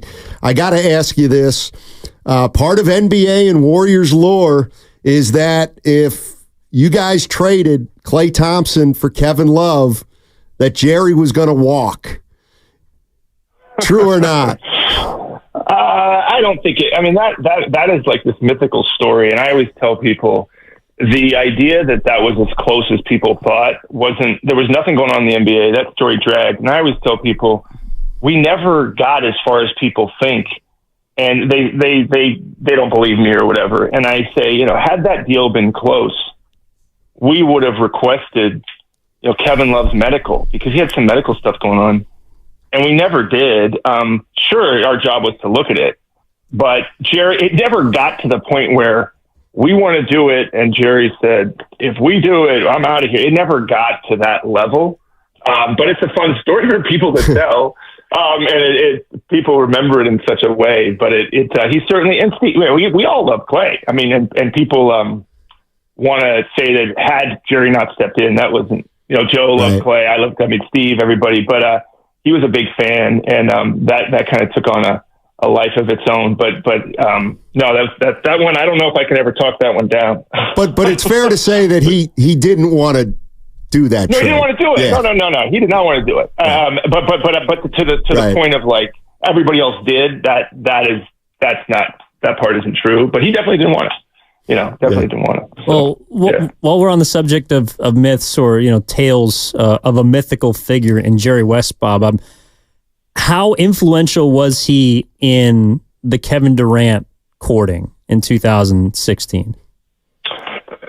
Yeah, I mean, he knew, Jerry was out. Jerry could pick up the phone and talk to anybody in the NBA.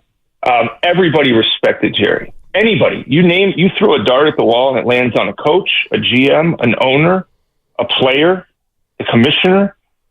Everybody is taking his call. And so where Jerry was good in that process is after we left the meeting in the Hamptons, he just wanted to talk to Kevin.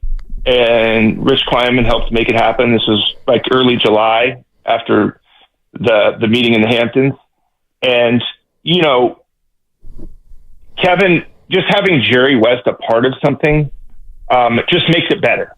And I know people want to put percentages on, well, Kevin Durant came because of this or that or Curry, right? I mean, truth is probably more Curry than anything.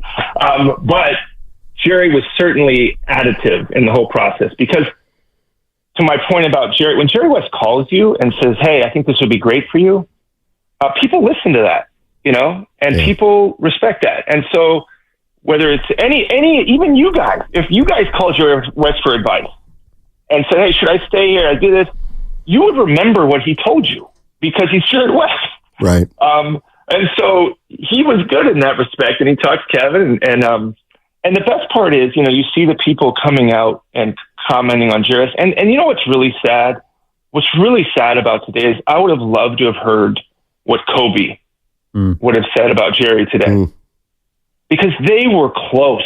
Those two guys were close. And he was there at the start for Kobe. And they had a closeness and a trust.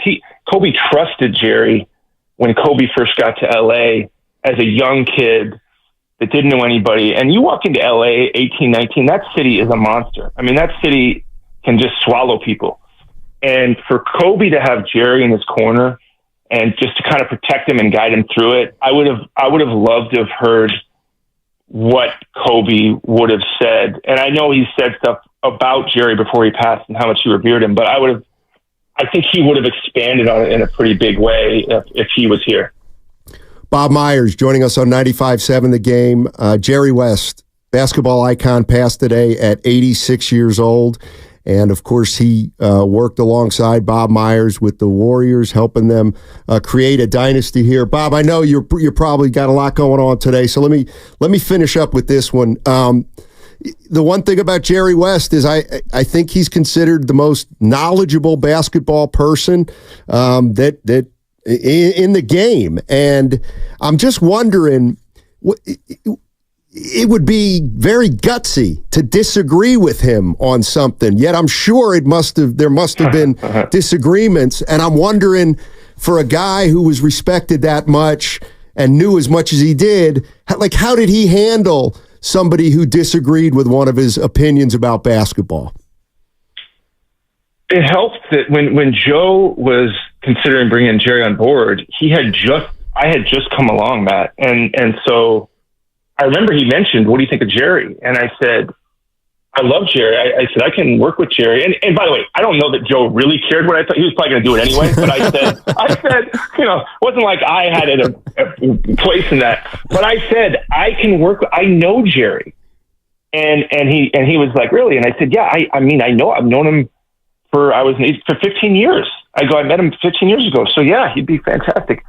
And only, Matt, because I knew him, did I feel comfortable maybe not agreeing with everything he said, but it was never contentious. Jerry would be strong, and then he might listen, and he might come back the next day, and he was never disrespectful.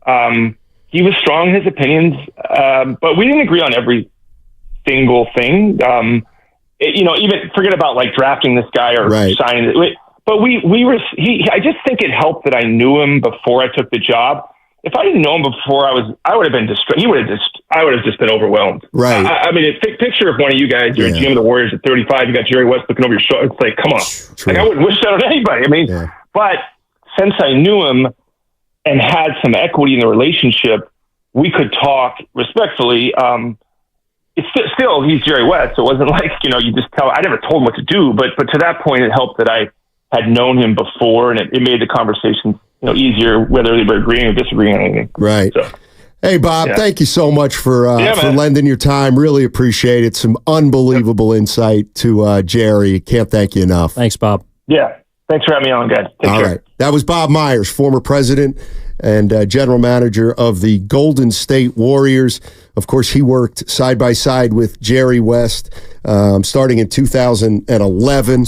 And they built a dynasty, plain and simple. And wow, great insight from Bob Myers.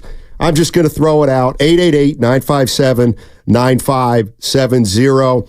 If you want to talk about Jerry West or even just talk about something that Bob Myers said. I jotted down a bunch of notes here because while Bob was talking, I had some of my own thoughts. We'll get into that after the break. But just great stuff from Bob Myers. I could listen to him talk about Jerry West. I just feel like Bob has a not quite the same quality as he's describing, but when he talks about Jerry West, it feels like everything that Jerry said had weight, there's a gravity about everything that comes out of his mouth, that every word has purpose, that every move that he made was intentional, and it was from a place of he knows what he's doing. Right. Like he knows why he's making the choices that he's making. And so I cannot imagine, and I'm not 35 yet, but being in Bob's position where the first place you're going to be is with an organization in which you are working alongside someone as historic as Jerry West.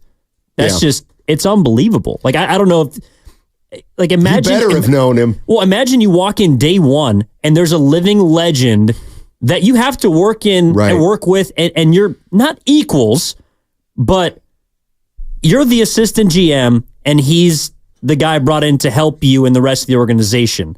Like he's not the owner. He's not. He's no longer the general manager or president like he was with Los Angeles or with Memphis. But so you're on the same level, but you're not. Right. That's got to be such a weird, I don't know, hard place to tiptoe. Well, the other thing is Jerry West, obviously one of the greatest players of all time, but the Warriors used him in a way to establish their front office because Bob Myers didn't have any experience when he became the assistant general manager. Even Larry Riley, who was here and drafted Steph Curry, was an assistant coach who was moved upstairs. So think about it that way, is one of the reasons Joe Lacob brought in Jerry West was to kind of teach or mentor a young front office that was learning how to do it. All right, 888-957-9570 is the number. Bob Myers just joined us, and to me, that's a compelling interview we just had. Hope you guys enjoyed it. 888-957-9570. We'll talk a little more about Jerry West on the other side. Jerry West, a basketball icon, passes today at 86 years old, and we're talking about him because he deserves it. What's coming up on the game? Your chance to win a 4-pack of tickets to the Alameda County Fair. Listen in at 12:30 to win a 4-pack to the Alameda County Fair. All presented by Fremont Bank, celebrating 60 years of full-service banking with no compromises. We see a lot of news about teens vaping, but teens see something.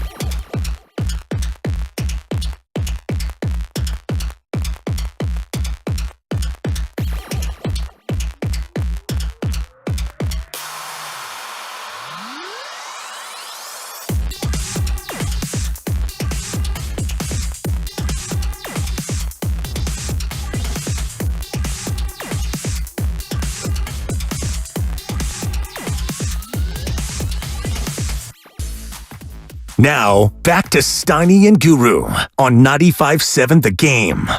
All righty, Matt Steinmetz along with Evan Giddings today. Sad day. Jerry West passes at 86 years old. Of course, Jerry West, the architect of the Lakers dynasty of the 80s, but he also had his imprint on the Golden State Warriors dynasty because he was hired in 2011, just a month after Bob Myers became the assistant general manager. And Jerry West was integral in the Warriors' success. And he was integral in putting the Memphis Grizzlies on the NBA map. And everything he touched seemed to turn golden in the NBA. 888-957-9570 is the number. We just talked to Bob Myers, former president of basketball operations and general manager of the Warriors. He was absolutely, positively phenomenal. And he was so phenomenal that if you're just joining us, I think we're going to replay that interview at 1 o'clock with Bob Myers. He shared some stories about Jerry West, and he gave us some insight that I'd never heard before on Jerry West. Here's one thing, a story I heard about Jerry West. Great basketball writer. He still writes. Mark Stein. Used to work for the Dallas Morning News and also used to work in L.A. He wrote something once, and what I remember is it involved Shaquille O'Neal. When the Lakers were courting Shaquille O'Neal in free agency. And it was during the period where they were figuring out if they were going to be able to get him or not. And according to the story, Mark Stein wrote in the story, and it was just kind of an innocuous line. Apparently, Mark wrote something that the Lakers had been, thinking about Shaquille O'Neal for a while, and this isn't something new. And Jerry West has been doing stuff behind the scenes, and apparently Jerry West was fuming because he told people that those sentences, it inferred that Jerry West had tampered, essentially, that he talked to Shaq when he shouldn't have been able to, and he was fuming about that inference. So he called Raymond Ritter into his office, who was working for the Lakers at that time, and he said, "Get me Mark Stein on the phone." And Raymond Ritter got Mark Stein on the phone. And Jerry West apparently lit into him for about 10 minutes, saying it was incorrect. Do you realize if that's actually what happened, we get penalized for tampering? And he kind of lambasted Mark Stein. And when he got done lambasting Mark Stein, he said, okay. He goes, "Hey, what do you say we go to lunch tomorrow?" And Mark was like, "Oh, okay." And Jerry West said, "Okay, see you tomorrow at lunch." And that was the end of the phone call. In other words, Jerry West said his piece, and then he said to Mark Stein, "Just to let you know, there's no hard feelings. Let's go to lunch and talk a little bit more about it." I thought that was an interesting story because I'd hold a grudge. I would. What do we got? This is the opportunity to give away a 4-pack of tickets to the Alameda County Fair. If you have the contest line, Steiny would like to give it out. If not, we'll get that in just a moment for you. But every single day this week at 12:30, we'll be giving away a 4-pack of tickets to the Alameda County Fair office. And we'll get you that number in just a moment. But I think also something that I was reminded of, so there's this book that I would recommend a lot of people to go read. It's called Golden Days by Jack McCallum. But it's about Jerry West and kind of the thread that's run through West Coast basketball, the two dynasties on the West Coast, which is the Los Angeles Lakers and the Golden State Warriors. And one thing that a lot of players around that era, were involved in were social dynamics. It had to be part of your daily life. The Civil Rights Act in 1964 Vietnam a little bit later in the 70s. You kind of couldn't escape being in or being out. And I feel like something that did fly under the radar with regard to West was his involvement, not in social reform, but in the NBA giving their players a pension plan. And I think he, at least from what I read, along with Oscar Robertson, Elgin Baylor was involved, and a lot of great players from around that time, they took a stand during, I believe it was the All-Star game, and basically said, like, we're not going to play this game unless we get, a pension after we're done playing. And apparently the owner for the Lakers at the time essentially went in and said, hey, if you do this, like, you're never playing another game for the Los Angeles Lakers. And Jerry West's response was, well, I guess I'm not playing again for the Los Angeles Lakers.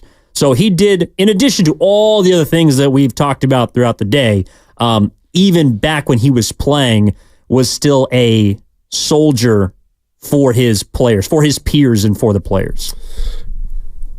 We lost an icon, no doubt about it, today. Jerry West, 86 passes. All right, let's take care of some business. And if you want 4 tickets to the Alameda County Fair, we're going to give them to caller number 5. Caller number 5 right now, but use the contest line, 415-523-4652.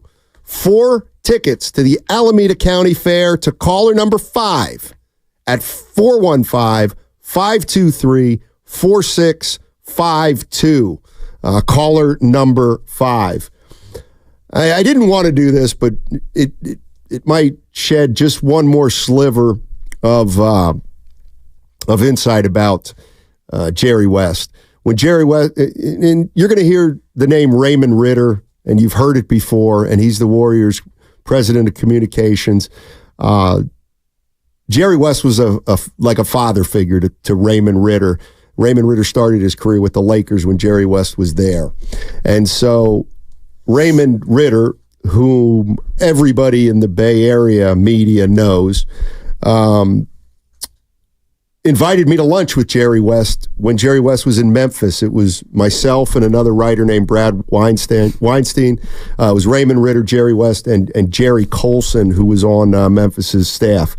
And the one thing I'll never forget about that lunch, Jerry West talked, and I listened. We listened about basketball. And we were just these lowly beat writers for a lousy Golden State Warrior team. And you know what I remember? Jerry West was asking Brad Weinstein and I questions about the Warriors. He was asking us kind of what we thought about some guys and what was going on in Golden State. And I'll never forget that, because I think my first answer was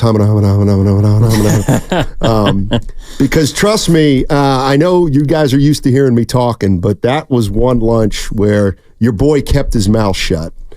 There's no doubt about it. But I remember him as being inquisitive during that lunch, and he gave out a lot of information and he took in a lot of information. Well, you had me thinking about some people just throughout my life. Like, I never had the chance to meet someone as legendary as Jerry West, but there are people who, when they speak, you will always remember where you were, what they said, and you can remember the place and time.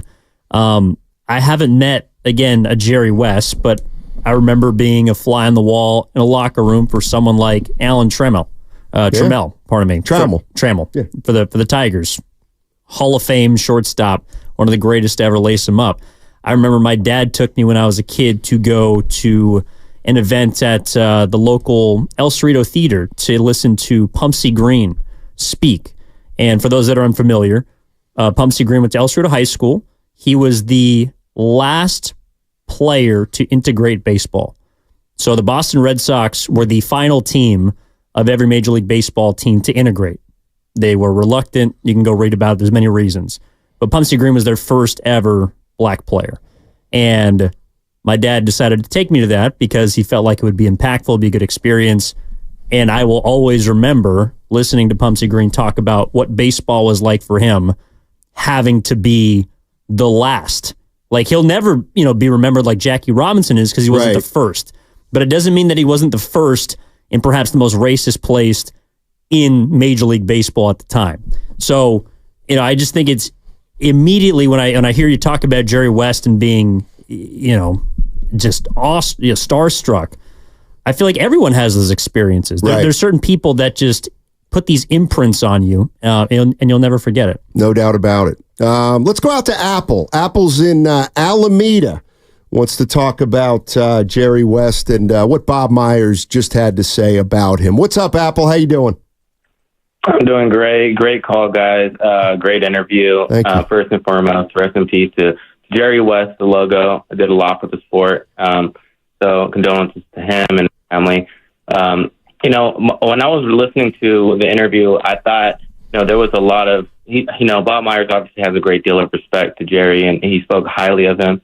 The only thing, though, is that when it came to the conversation about Jerry West's impact to the Warriors dynasty, I felt like it was a bit shallow. I'm not going to lie. I wish that he could have went in a little bit more into the stories, his impact.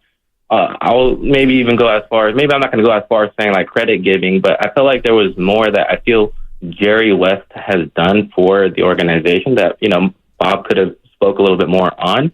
And there was even that conversation when it shifted. You guys did a great job bringing up the Klay Thompson topic.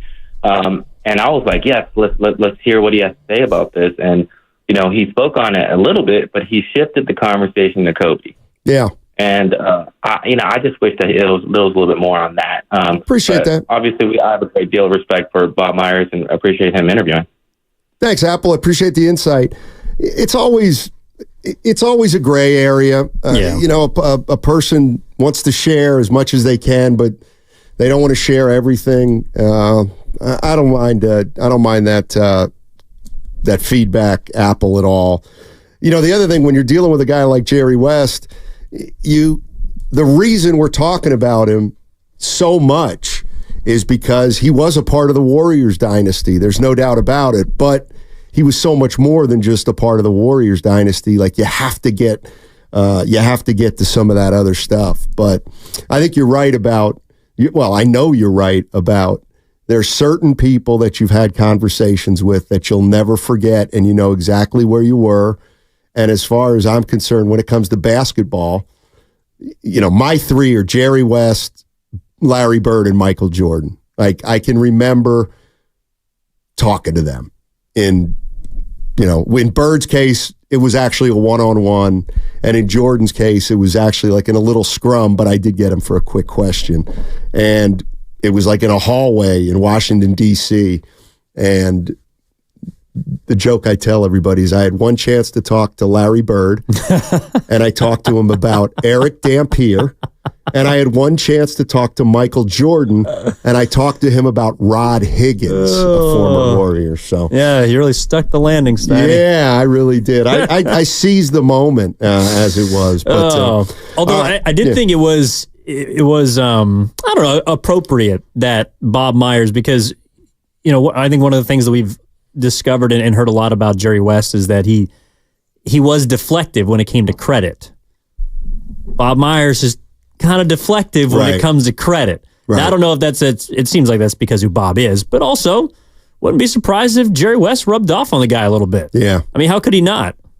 I mean, the other thing that kind of hit me with the Bob Myers interview is, I'll bet you we know a sliver about the clout that Jerry West had. And that's what Bob said. He said, you got to understand that Jerry could pick up the phone and talk to anybody. David Stern, a player, a coach, at least when he was not working for a team. But, I mean, if Jerry West is saying, hey, this is a guy you might want to look at for your general manager spot, or this is a guy you might want to look at for your advanced scouting department, or hey, this is a player for you guys who might be interesting. I mean, how do you not listen to what Jerry West says about anything related to basketball? Just don't call him after a loss. No, That's not call learned. Jerry West after a loss. And this is the other thing about Jerry West. To me, when you're 86 years old, while it's a sad day, it's also a day to celebrate. He had a great life. And somebody on the text line, on the Xfinity Mobile text line, said, that one of the reasons for the timing is Jerry West just couldn't bear to watch the Celtics win another title. And, I think that's, that's a good-natured way to think of Jerry West and how competitive he was. Oh, hated green. Yeah. Let's go to Greg is in Petaluma. Hey, Greg, how you doing? Hey, guys. Jerry West, I saw him from the time he was drafted by the Lakers. Okay. I was a Southern California boy, and I saw him and the Lakers. Elgin Baylor, I felt, was a better player all the way around.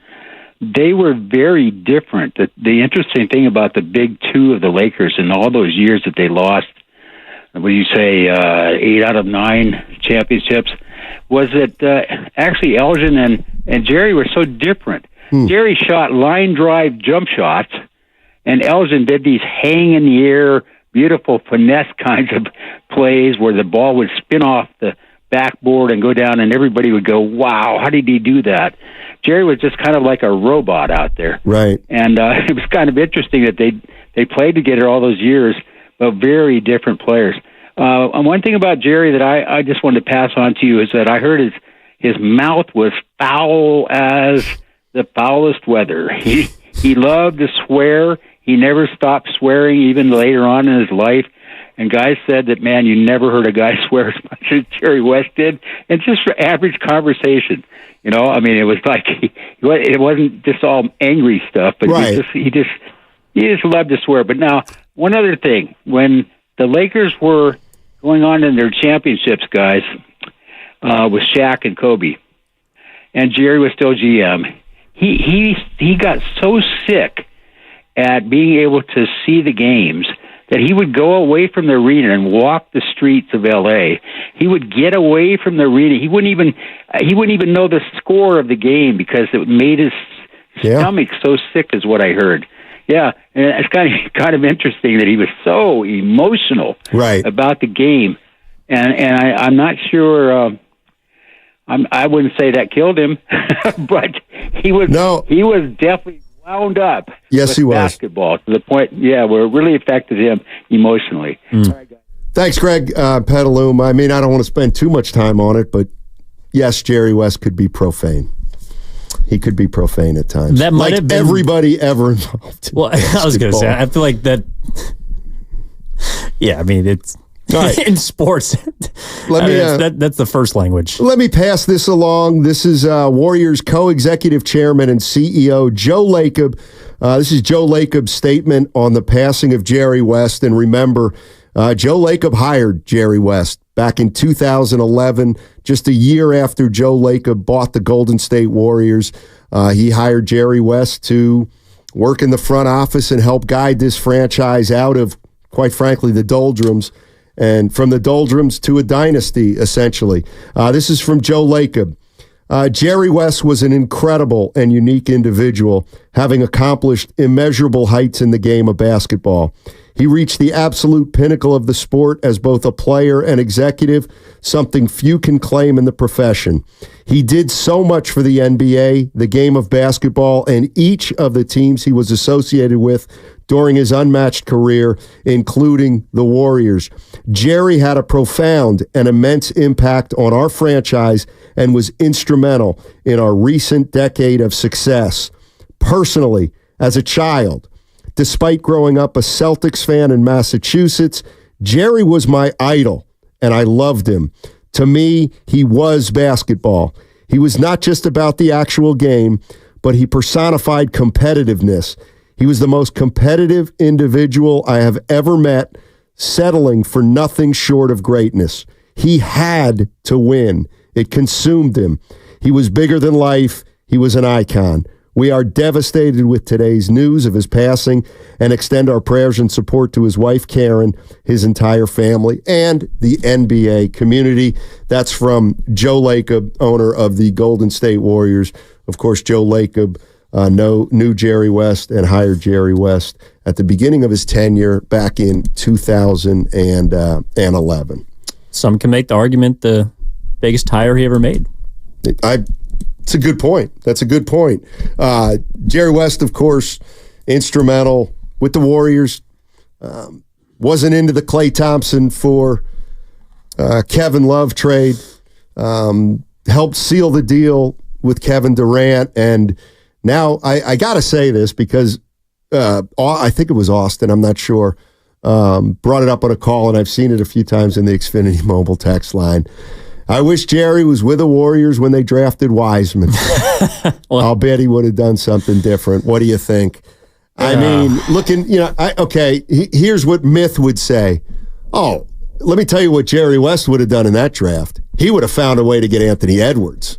You know what I'm saying? Right, like that's that's the way he was This thought is James of. Wiseman. Thank you. But Bob did bring up a good point in that Kobe was the 13th pick. It wasn't like he was the surefire dude. It was kind of like identifying someone like Clay. And actually, it was funny. So we're watching the ticker, and a lot of Jerry West highlights are being shown. And I would love to give credit to our gentleman from Petaluma, but spoke about the jump shot that Jerry West had compared to Elgin Baylor. I think it's very obvious why Jerry West loved Klay Thompson. They both have similar, quick, beautiful, poetic jump shots. And Bob also mentioned, and I look forward to replaying that interview coming up, is he is one of the few people as a talent evaluator that can say, I'm better than that player. So he knows who is what and what he's willing to give credit to. And if Jerry West is saying, and it sounds like he was from the get-go, that the thing he fell in love with Klay Thompson was his jump shot, like that is as glowing a recommendation as one could ever receive, especially as a college athlete. I mean, what I remember about the Kobe draft was Jerry West had Kobe in for a private workout, and he knew right away this guy was unbelievable. And the Lakers didn't have a pick that year. They didn't have they did not have a lottery pick. And you heard Bob reference Arn Tellem, and we're going to play Bob's interview again at 1:00. But Arn Tellem and Kobe Bryant sent out the word to the league because Kobe wanted to be a Laker and only a Laker. So Kobe and Arn Tellem, his agent at the time, essentially put the word out that, hey, listen, if you draft Kobe Bryant, he's not coming. He will not come to play for you. He'll go to Italy and play where his father played and he grew up. So everybody there were a lot of teams scared of drafting Kobe Bryant. The Warriors were one of them. It was the year the Warriors drafted Todd Fuller, a left-handed center from North Carolina State. And I believe Fuller went 11, if I'm not mistaken. Well, finally, the Charlotte Hornets were at 13, and either a deal was consummated with the Lakers or Charlotte just defied it all and said, we got to take him. But in essence, the Charlotte Hornets then ended up trading Kobe Bryant to the Lakers for Vlade Divac, who was a darn good player himself. But there's no doubt Kobe helped orchestrate his arrival in L.A., and Jerry West saw the greatness in Kobe Bryant before most people did. All right, here's what we're going to do. On the other side, we had a conversation with Bob Myers an hour ago, former president of basketball operations and general manager of the Golden State Warriors. He worked side by side with Jerry West during the early years of Joe Lacob's tenure, and what Bob Myers and Jerry West did together was help to create a dynasty here at Golden State. Few people knew Jerry West as well as Bob Myers, so we want to replay that interview for you on the other side. And that segment was sponsored by Meineke Car Care Center. Brought to you by Meineke, your one-stop shop for total car care. With over 50 years of experience and financing options.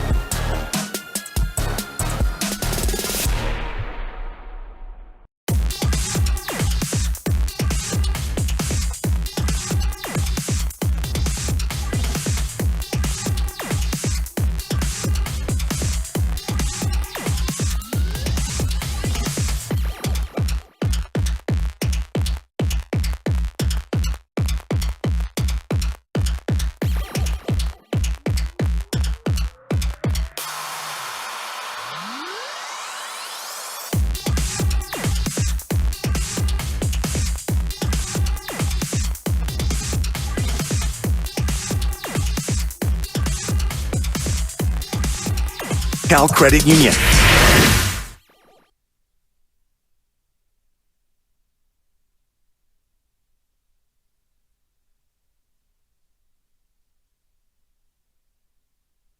So I came home and I had like 2 or 3 days where I was just out of it. I was sad. I was very sad. Now, back to Steiny and Guru on 95.7 The Game.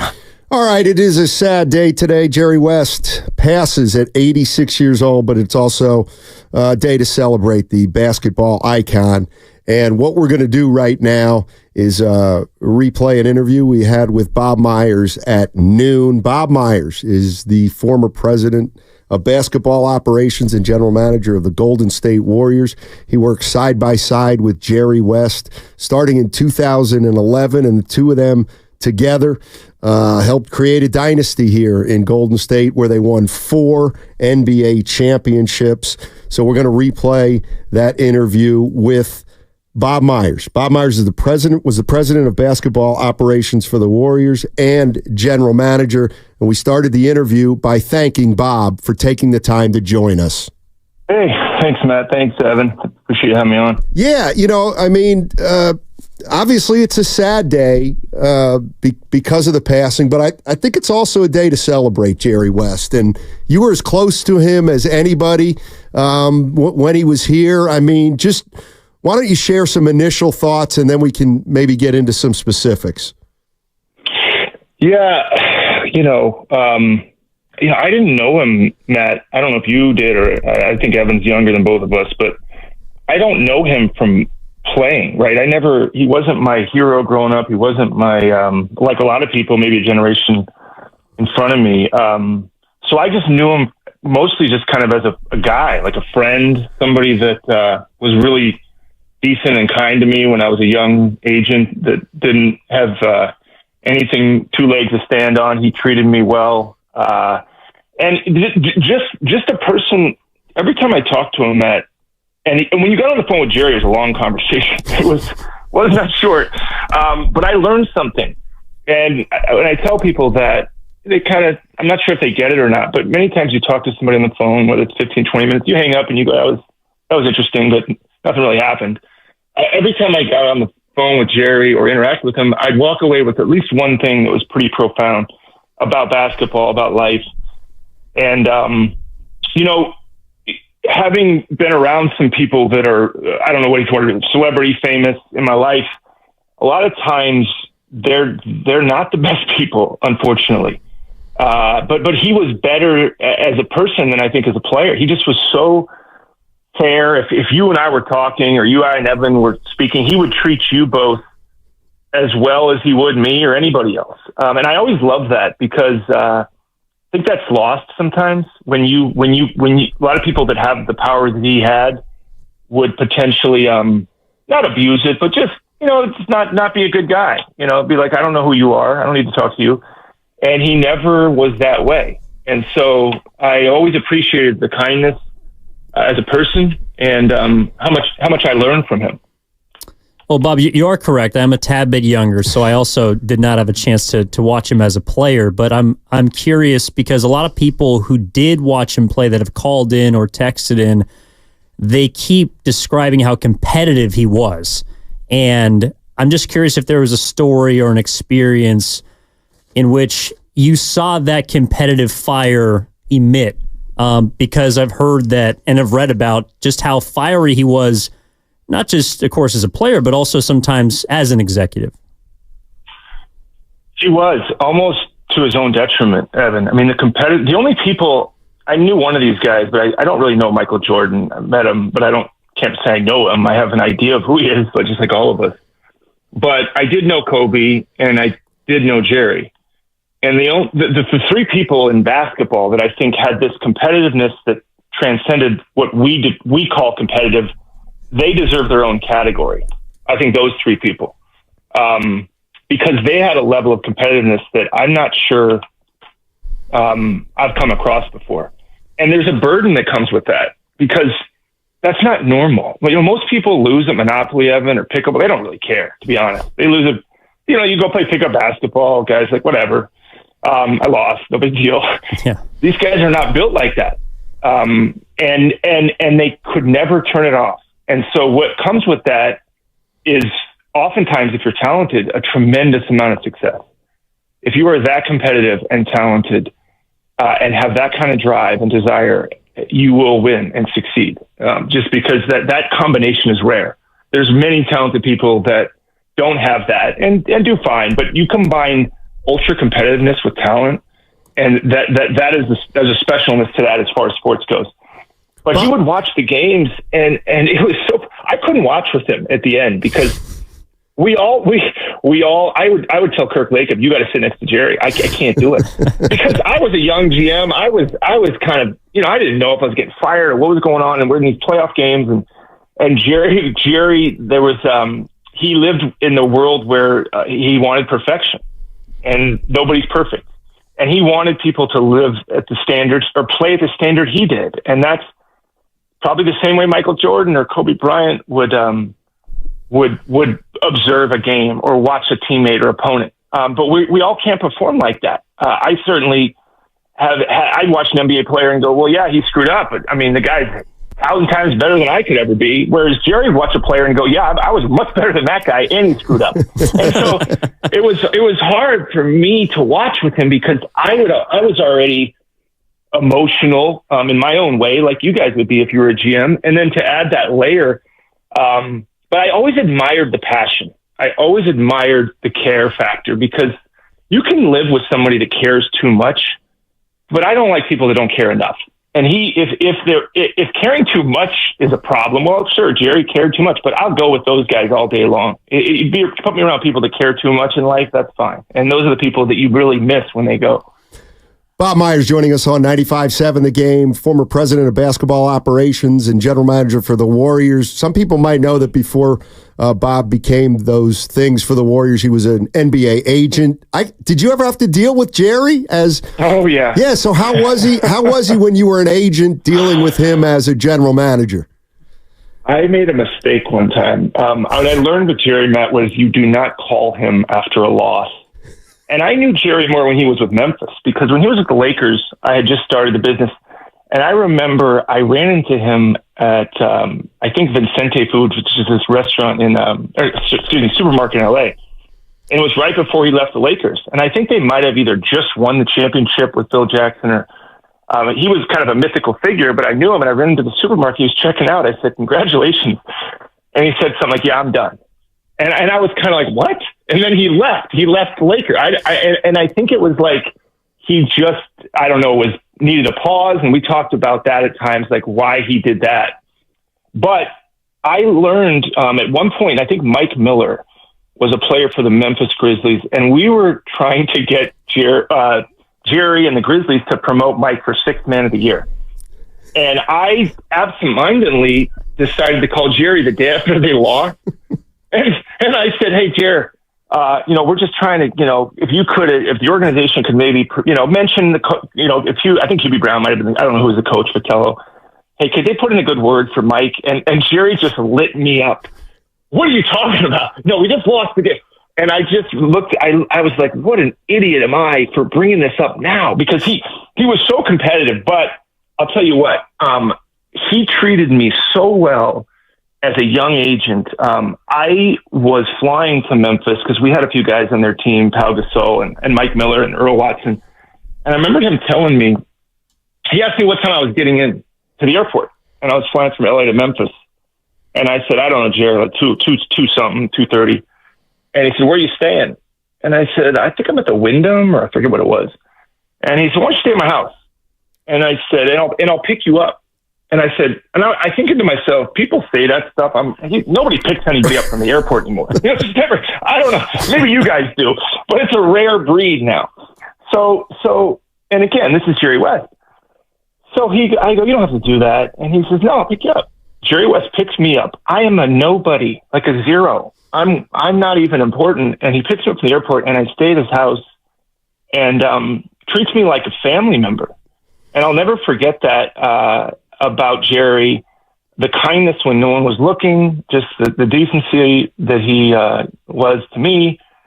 And again, I miss him for who he was as a person. I don't have these memories of watching Mr. Clutch, but I'm thankful. I spent so much time with him. I'm just super grateful for knowing the man. I'm fortunate. Well, and for a lot of Warriors fans, your introduction is essentially the same time as his.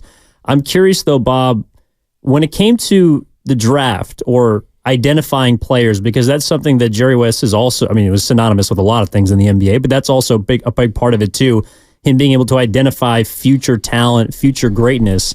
What was it like to speak to him about a player like Klay Thompson or Draymond Green or any one of these members that we now know and love, but he saw before anybody else did? Could you take us behind the scenes in regards to that? Oh, yeah. He was always, he loved talking about players that played in the league. He loved the draft. He'd been part of the league so long. We would do a lot of that as far as I like this guy and I like that guy. He was very quick. I remember when I was an agent, I had a player working out for him, and he would let me watch the workout, which is rare. A lot of times when you're an agent, they don't let you watch your draftee workout in the facility. Jerry said, you can come watch. And he was the Lakers GM then. And I remember it was a certain player, I forget what it was, and they ran up and down, and about 10 minutes into the workout, Jerry goes, all right, that's enough. And I was kind of thinking, what do you mean? Did the guy screw up? He goes, no, he can play. He's good. It's enough. I'm not going to kill these guys. And so he had a very great eye. He had an unbelievable eye. And if you talk to him about the Kobe Bryant workout, which I didn't see, he knew on Kobe Bryant. And to draft him the way he did, Kobe Bryant was the 13th pick, I think. Yeah. People act like Kobe Bryant was the number one pick and everybody knew he'd be great. Jerry West knew he'd be great. And Jerry West maneuvered that with Arn Tellem to change the fortunes of the Lakers for 20 years.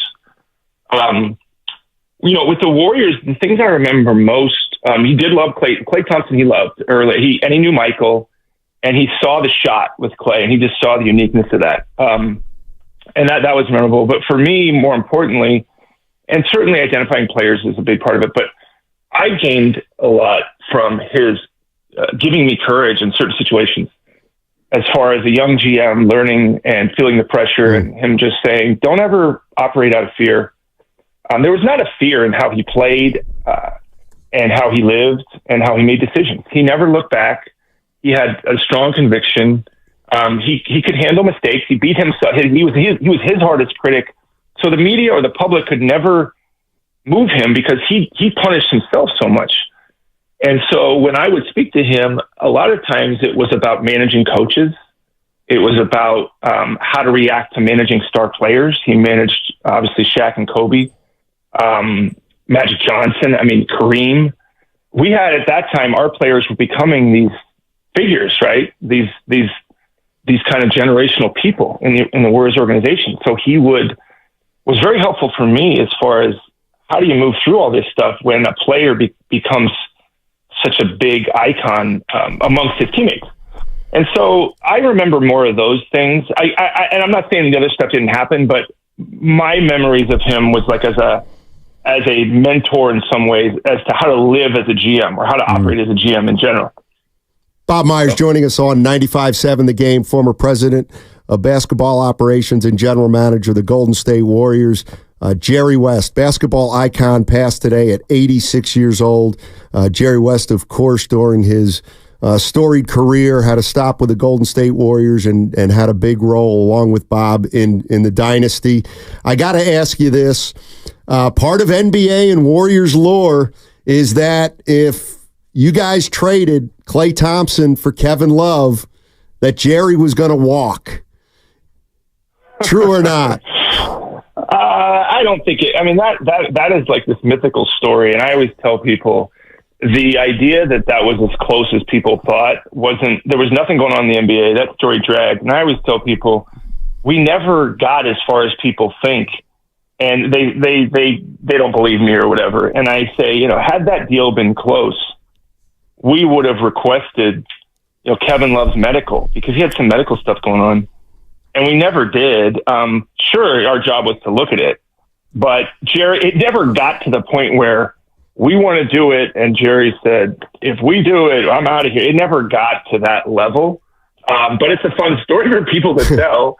And people remember it in such a way, but he certainly, and Steve, we all love Clay. I mean, and people, want to say that had Jerry not stepped in, that wasn't, Joe loved Clay. I loved, Steve, everybody, but, he was a big fan, and, that kind of took on a life of its own. But no, that one, I don't know if I can ever talk that one down. But it's fair to say that he didn't want to do that. No, trade. he didn't want to do it. Yeah. No. He did not want to do it. But to the point of like everybody else did, that part isn't true. But he definitely didn't want it. Definitely didn't want it. So, well, while we're on the subject of myths or tales of a mythical figure in Jerry West, Bob, how influential was he in the Kevin Durant courting in 2016?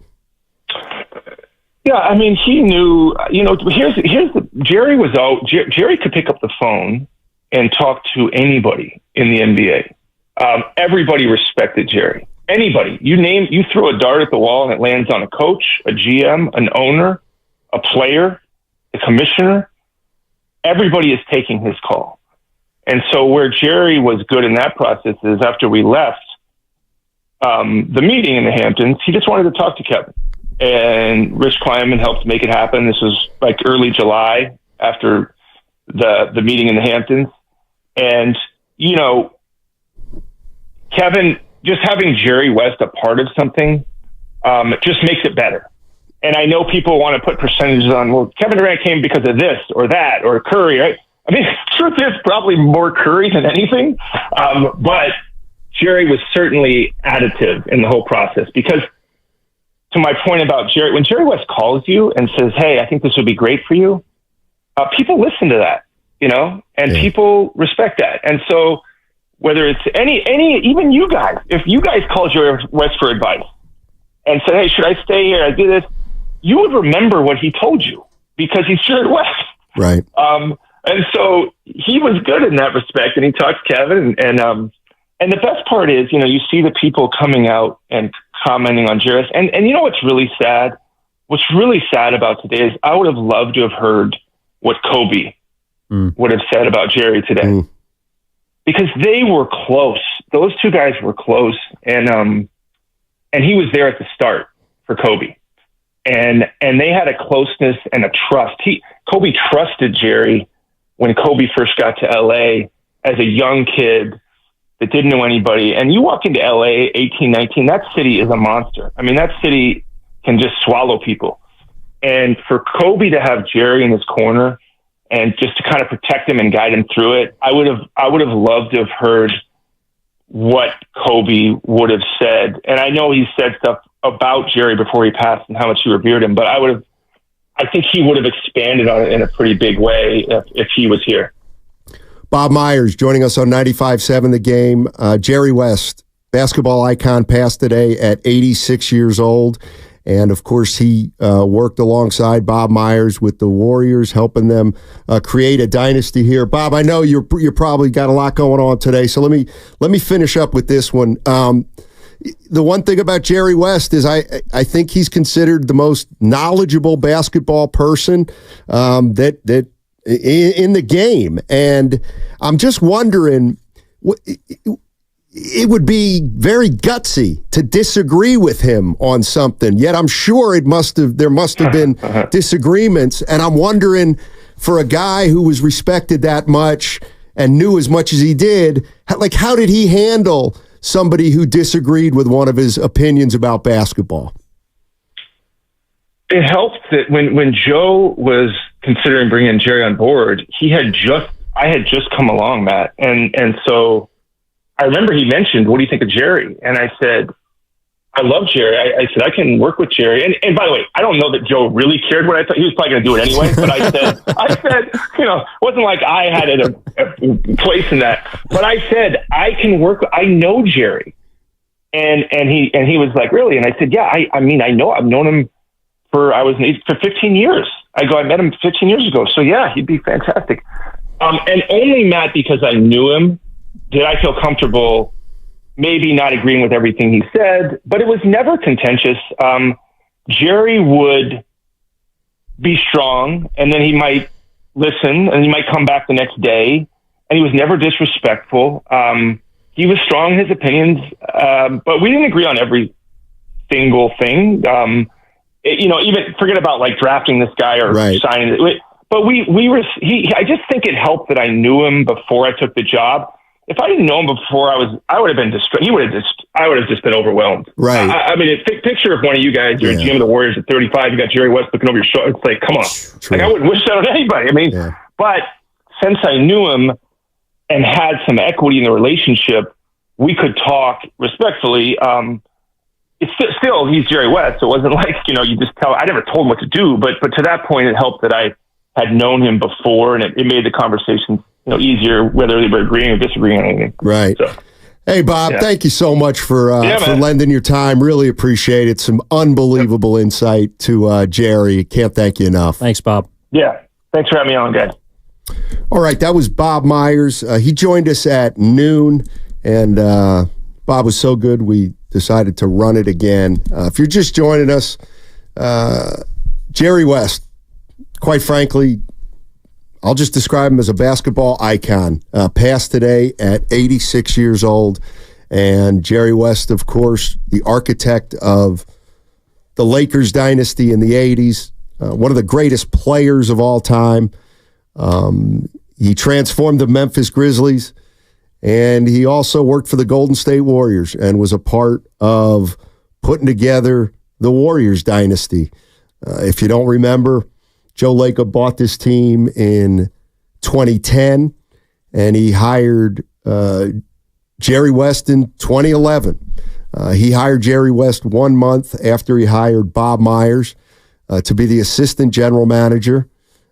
Larry Riley was the general manager at the time, and I always like to remind people that Larry Riley drafted Steph Curry, and Bob Myers became the assistant general manager.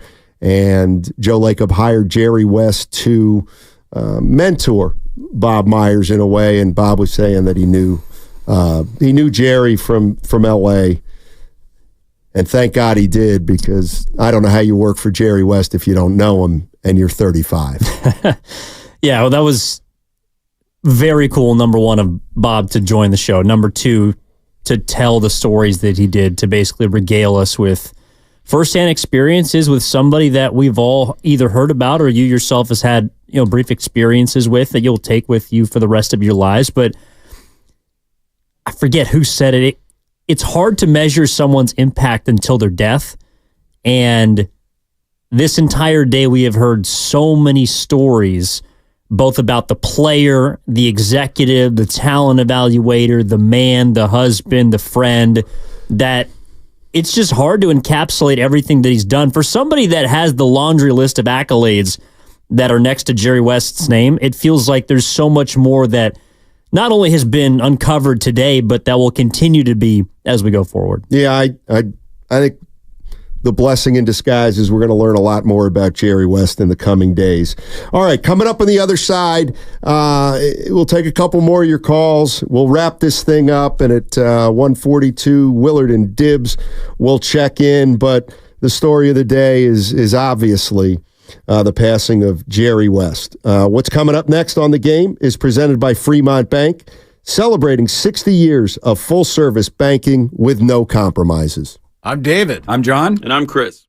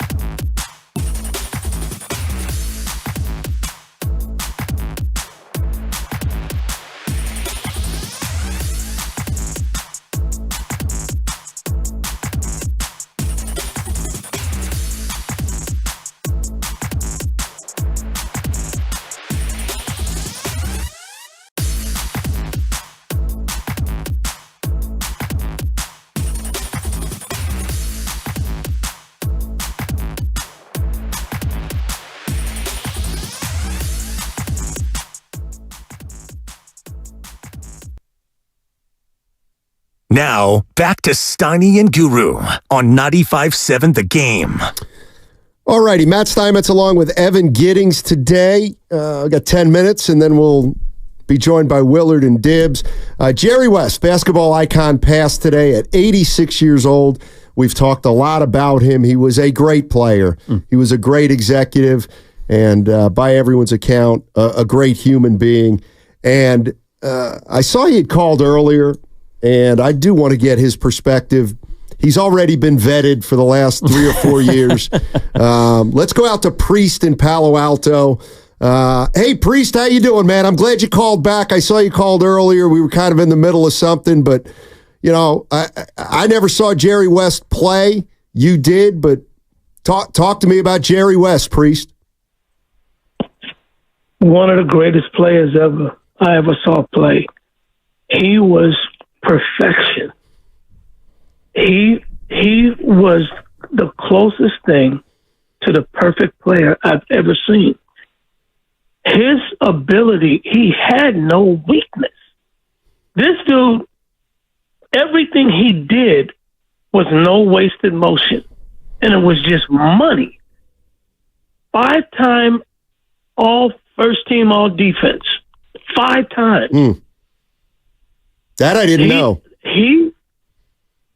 Look, I am telling you, this guy had no flaw. The way that his dad worked him, he did. Right. It was acrimonious. But the player that he became because of it is what you keep hearing about. And the times that they played the Celtics, him and Elgin were the best players in those series. But they had they were going up against an all-star team with Russell in the middle, and you could not beat them. You just could not beat them. Everybody talks about him losing in the final 6 and 7 times. Had you seen the Celtics back then, you would have understood completely. I think, and I feel like this, if you put Michael Jordan and Steph Curry on the same team, that was like Elgin Baylor and Jerry West. But though I think, and now people gonna get mad at me, I think Elgin was better than Mike, and I definitely think West was better than Steph. It was that good. It had Elgin and their careers overlapped a little longer, a little better, and Wilt been there, that story would have played out a lot different. But Wilt came the year that and Elgin was all beat up. But man, I'm telling you, I wish people could see that stuff.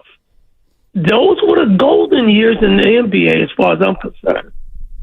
I've seen great play and great players since then. But those guys, I do not compare people to them. Elgin, West, Russ, and Wilt. I have not seen players like them since then. Priest, this guy was unbelievable, man. Hey, Priest, I appreciate you calling in on a day like today, man. Great insight, and I appreciate your sports knowledge. If you're just joining us, Priest has been one of our favorites for years and got great perspective on the game because he's watched it for a long time. Yeah, I think the word, or like what stands out to me, is that he was incomparable. Like there are only so many players that are incomparable in sports. I think Steph Curry is someone you cannot compare anybody from previous, or I mean, I'll just go ahead and say in future generations to. Even though Priest feels like Jerry West was better than him. I can't speak on that. I never saw Jerry West play. I never saw Elgin Baylor play. I've read about the fact that it was a tragedy that Elgin Baylor's last year in the NBA was, of course, the first year that the Lakers and Jerry West won a championship, and Baylor couldn't be a part of that. You know, I've read stories about the competitive fire of Jerry West not being able to go to Game 6 of the 2015 NBA Finals because he couldn't bear to watch the Warriors on the Cleveland Cavaliers floor potentially lose. Like that's a win the finals game, and he couldn't be there. And instead, he was at his own home and he was just as invested in the game as anybody else that traveled for it. I mean, it's just something that we'll never see again. And that's what, in one breath, sucks about it, because there's a legend that is no longer walking this earth, but also, to your point, Stoney, about the celebratory aspect of it. Now we can finally celebrate everything that this guy did, and the fact that we've gone as long as we have about him, I think just speaks to how integral he was and is still to the game that we love to watch, which is basketball. Yeah, no doubt about it. Jerry West, 86 years old. He passed today, and among the greatest players that's ever played this game, and widely considered the greatest executive who's ever been in a front office of an NBA team. I mean, without even going to research, 5 things come to mind about Jerry West and what he did. He got Shaquille O'Neal. He saw the greatness in Kobe Bryant. You know, he helped architect the comeback, not even a comeback. He put the Memphis Grizzlies on the map. God, he hired Hubie Brown to coach the Memphis Grizzlies when everybody just thought that Hubie Brown was too old. And this was, 15, 20 years ago. And then obviously he goes to the Golden State Warriors and is instrumental in not trading Klay Thompson. And he put the finishing touches, if you hear people talk, on acquiring Kevin Durant. And so Jerry West, although he's going to be remembered as a Laker, the bottom line is he now is tied to the Bay Area and the Golden State Warriors dynasty. He's tied to the game. Yeah. He's the logo. Like, he is the NBA. That logo can now never be touched. And never. I'm not saying, I mean, why would you mess with that logo? Because he didn't want himself on it. That's true. That is true. He didn't. I mean, I can't remember the specifics. This is where listeners are the best. I can't remember if they were building the statue of Kareem or somebody, or Kobe, and Kobe had a statue, but Kareem didn't, and there was just talk about who should get a statue and who shouldn't. And I just remember Jerry West saying, "Who cares?" He said there are too many statues anyway. You know what I mean? He was one of the most not really effacing, but he just did not believe that he was any better than anybody, because he knew more about basketball than anyone, and he could play it better than anyone. So, R.I.P. to Jerry West. By the way, I'll read this to you guys. I've read it before, but this is from Joe Lacob, and Joe Lacob hired Jerry West as a consultant in 2011. And I want to say that Jerry West actually had a small part of ownership in the Warriors when he came here. And I don't know if he did or not at his passing, but I'm pretty sure Jerry West had a small stake in the Golden State Warriors at that time. Yes. This is from Joe Lacob. Jerry West was an incredible and unique individual, having accomplished immeasurable heights in the game of basketball. He reached the absolute pinnacle of the sport as both player and executive, something few can claim in this profession. He did so. He did so much for the NBA, the game of basketball, and each of the teams he was associated with during his unmatched career, including the Warriors. Jerry had a profound and immense impact on our franchise and was instrumental in our recent decade of success. Personally, as a child, despite growing up a Celtics fan in Massachusetts, Jerry was my idol, and I loved him. To me, he was basketball. He was not just about the actual game, but he personified competitiveness. He was the most competitive individual I've ever met, settling for nothing short of greatness. He had to win. It consumed him. He was bigger than life. He was an icon. We are devastated with the news today of his passing and extend our prayers and support to his wife, Karen, his entire family, and the NBA community. All right. Coming up on the other side, Willard and Dibbs will join us. And I'm sure if you haven't heard the Bob Myers interview, those guys will probably run it at some point during their show. Of course, Bob Myers knew Jerry West pretty well. He knew him before they worked together with the Warriors. They knew each other in L.A. We interviewed Bob Myers, and it was a great interview. Yeah, it was human. It was, I think, revealing. It was informative. It was entertaining. It was everything that Bob Myers is. And I think getting to kind of hear Jerry West through him was something that I'll remember for a long time. By the way, you can also download the Odyssey app, which is free. Rewind, check that out. And it's up on YouTube, which you can subscribe to while you're there. All right, that segment was sponsored by Liberty Mutual. Hi, we're Comparion Insurance Agency. Never heard of us?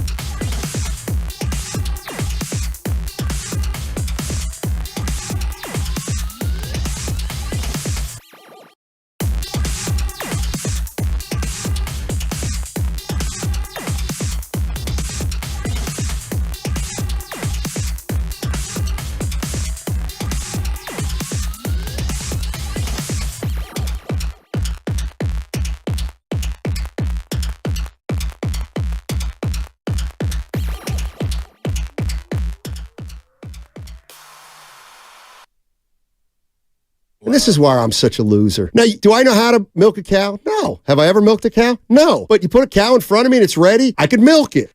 Now, back to Steiny and Guru on 95.7 The Game. All right, Evan Giddings in for Daryl the Guru Johnson today. Goo will be back tomorrow. Joining us, Mark Willard and Dan Dibley. And, of course, big story of the day is the passing of Jerry West.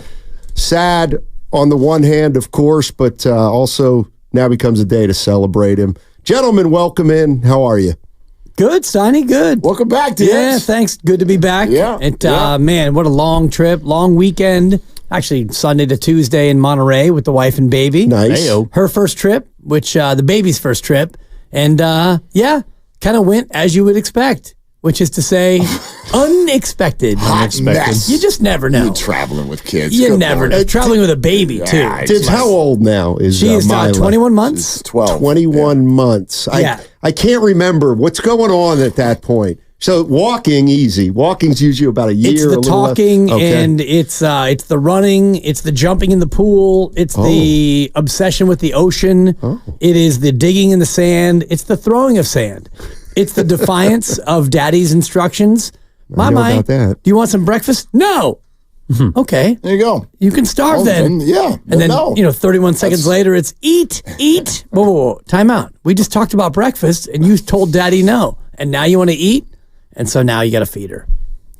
But fun. All right. Keeps life moving, keeps it livable, keeps it fun. So does golf. Yes. Yes. I mean, whatever. Having a baby at my age, and you know how old I am, 55. Yeah, sure. It both keeps you young and makes you feel old at the same time. One of my entry points to Jerry West was actually golf, not basketball. Well, Jerry and I once played Riviera, right? Totally. Yes, exactly right. I never played with Jerry. No, but Jerry was. I don't know what the name that they called it, like the commemorative captain of that event at Riviera, that PGA Tour stop at Riviera that would come to LA every single year. Jerry was very involved in it. He would actually host the pre-tournament press conference with everyone. He'd be out there all the time. I'm sure you know this, Steiny, was an unbelievable player. Yeah. Was an unbelievable golfer. Golf. Yeah. I know. I would have imagined he's an unbelievable basketball player. He's a phenomenal golfer and just as competitive out there as he was on the basketball court, but I was thankful for that because I probably in my time working down there probably talked to him as much as a part of that event as Laker basketball. He's such a unique guy, Jerry is one of these. I mean, you guys have done a phenomenal job covering it in the Bob Myers conversation, which I know we're going to use a ton of. Just was a riveting conversation, but you almost walked away from him in awe and sympathetic at the same time. He's not someone of all the big-time athletes we get to meet and talk to, he might have been the one who was the least comfortable in his own skin at times. He certainly did not love how much attention he got. Right. He hated that. And he didn't love being the logo. No. Nope. He wanted someone else to be the logo. Right. Yeah, because of that reason. Right. He had a lot of social anxiety. You know what I mean? In his book, he battled depression his whole life, he said. So, just a fascinating guy who every certainly experience I had, he's just good to people. He's good to people around him and probably one of the most under-discussed names when it comes to the Warrior Dynasty.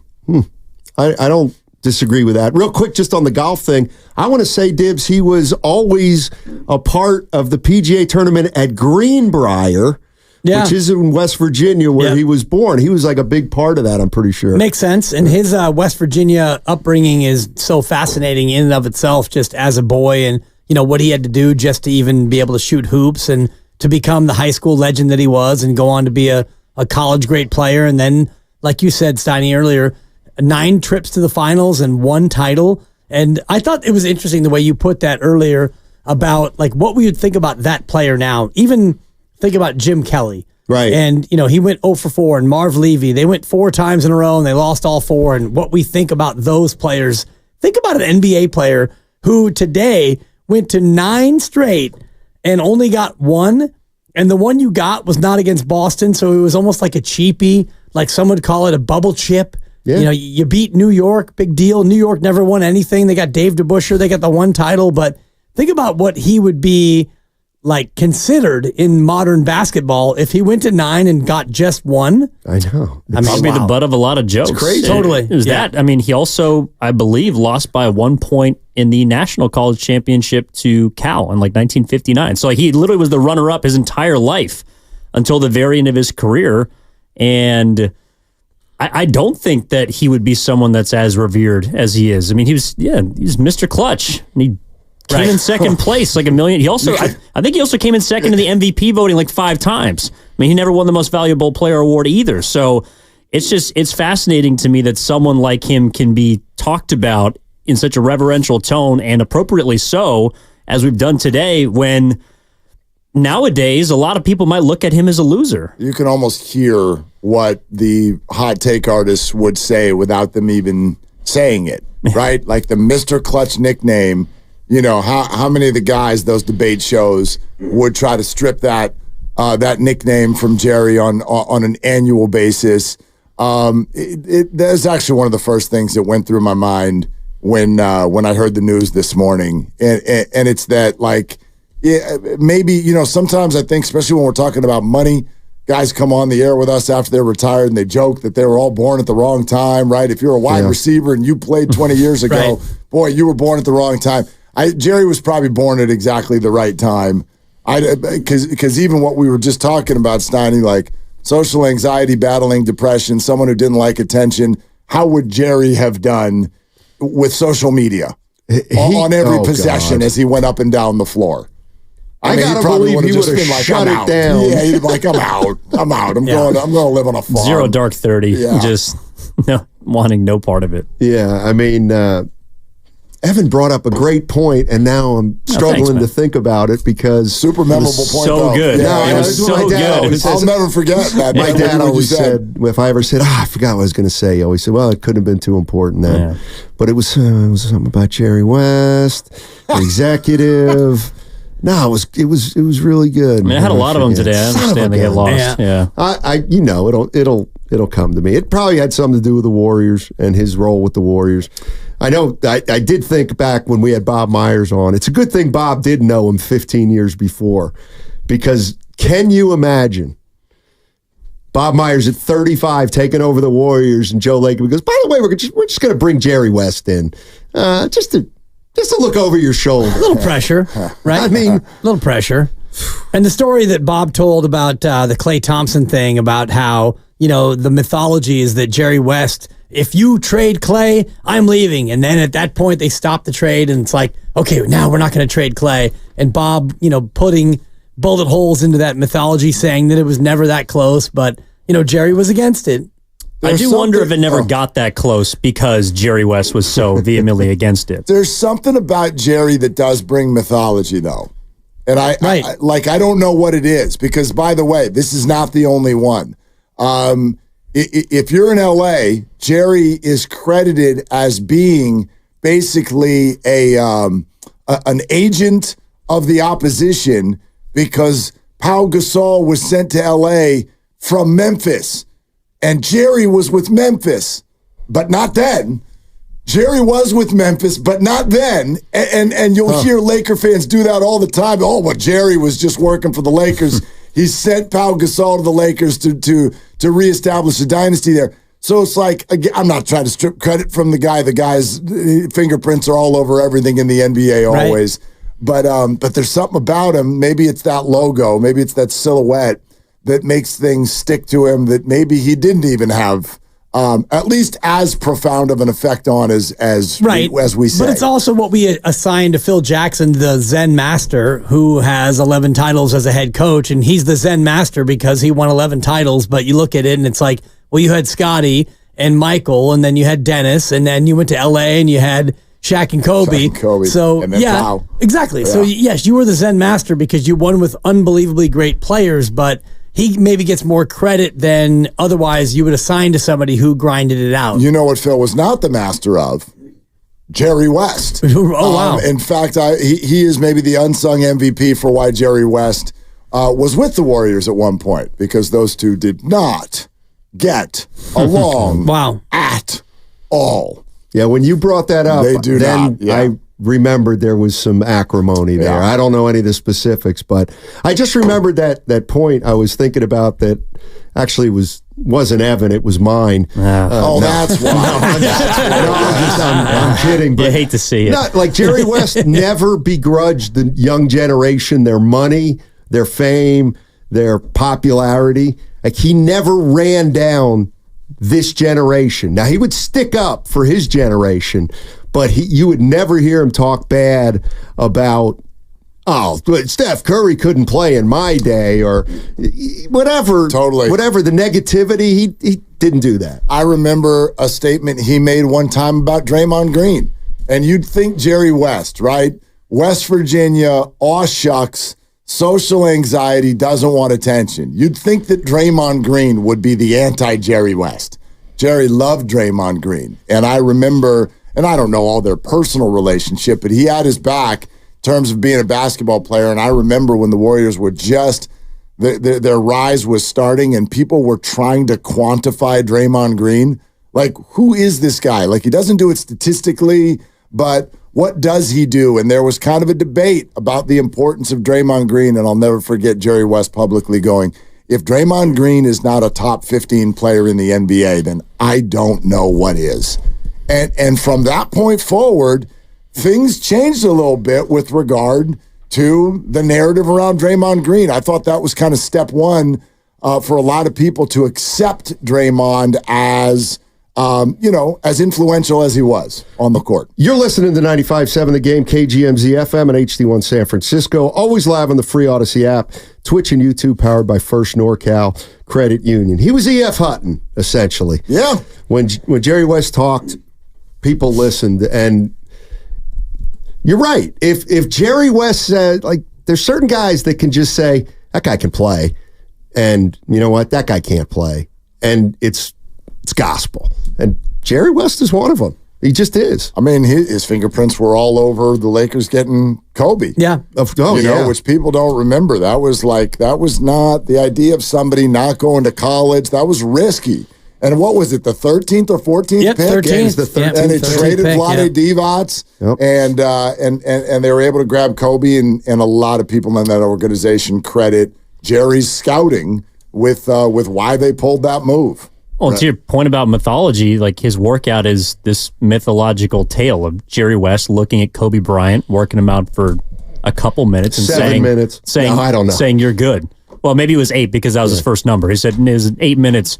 Just go ahead and get out of here. Like, we know that you're going to be the guy. Don't you guys think there are guys who maybe, look, I mean, scouting is always going to be an inexact science, but like there are guys that see things that I think that we're not looking at. We don't know what to look at. Like, if you ever seen, what was the Michael Jordan movie? The Last Dance. Yeah, no, the Air Jordan movie, the one about Sonny Vaccaro and the whole story of the Air Jordans. Yeah. And Air, just called Air. Yeah. Thank you. I don't know how that one escaped me, but anyway, yes, that movie. If and again, it's just a movie. Maybe there's something theatrical here, but the reason Sonny Vaccaro was so sold on, like, this is the guy, this is the next big thing in the NBA. That movie starts with that scene of him watching tape of Michael Jordan, and he notices something nobody else, and it was a matter of, like, footwork, and then also, like, well, the look on his face in certain situations and how he's going to accept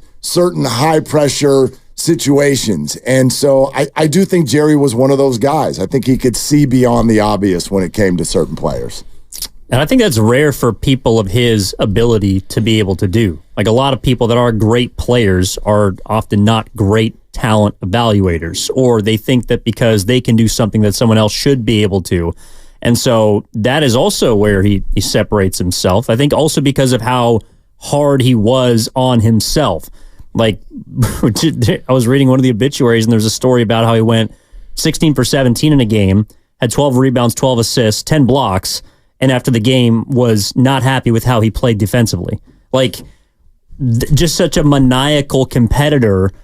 I think that is also what gives him an edge when it comes to talent evaluation, because there's always something else that you can be doing or looking for, as opposed to, well, he's just great at this and, he's probably going to continue to be great at this. It's like, no, there's actually some place that we can find that the average human eye just can't see. Right, and if you have that, and Michael Jordan could never put himself into that place where he could identify that sort of competitor, but Jerry West obviously could, and maybe that's why he loves Draymond Green so much, and certainly that's part of why he loved Kobe Bryant, is you see somebody who is a perfectionist like you are, a competitor like you are, and you want to have those people knowing that they're going to compete the way you do.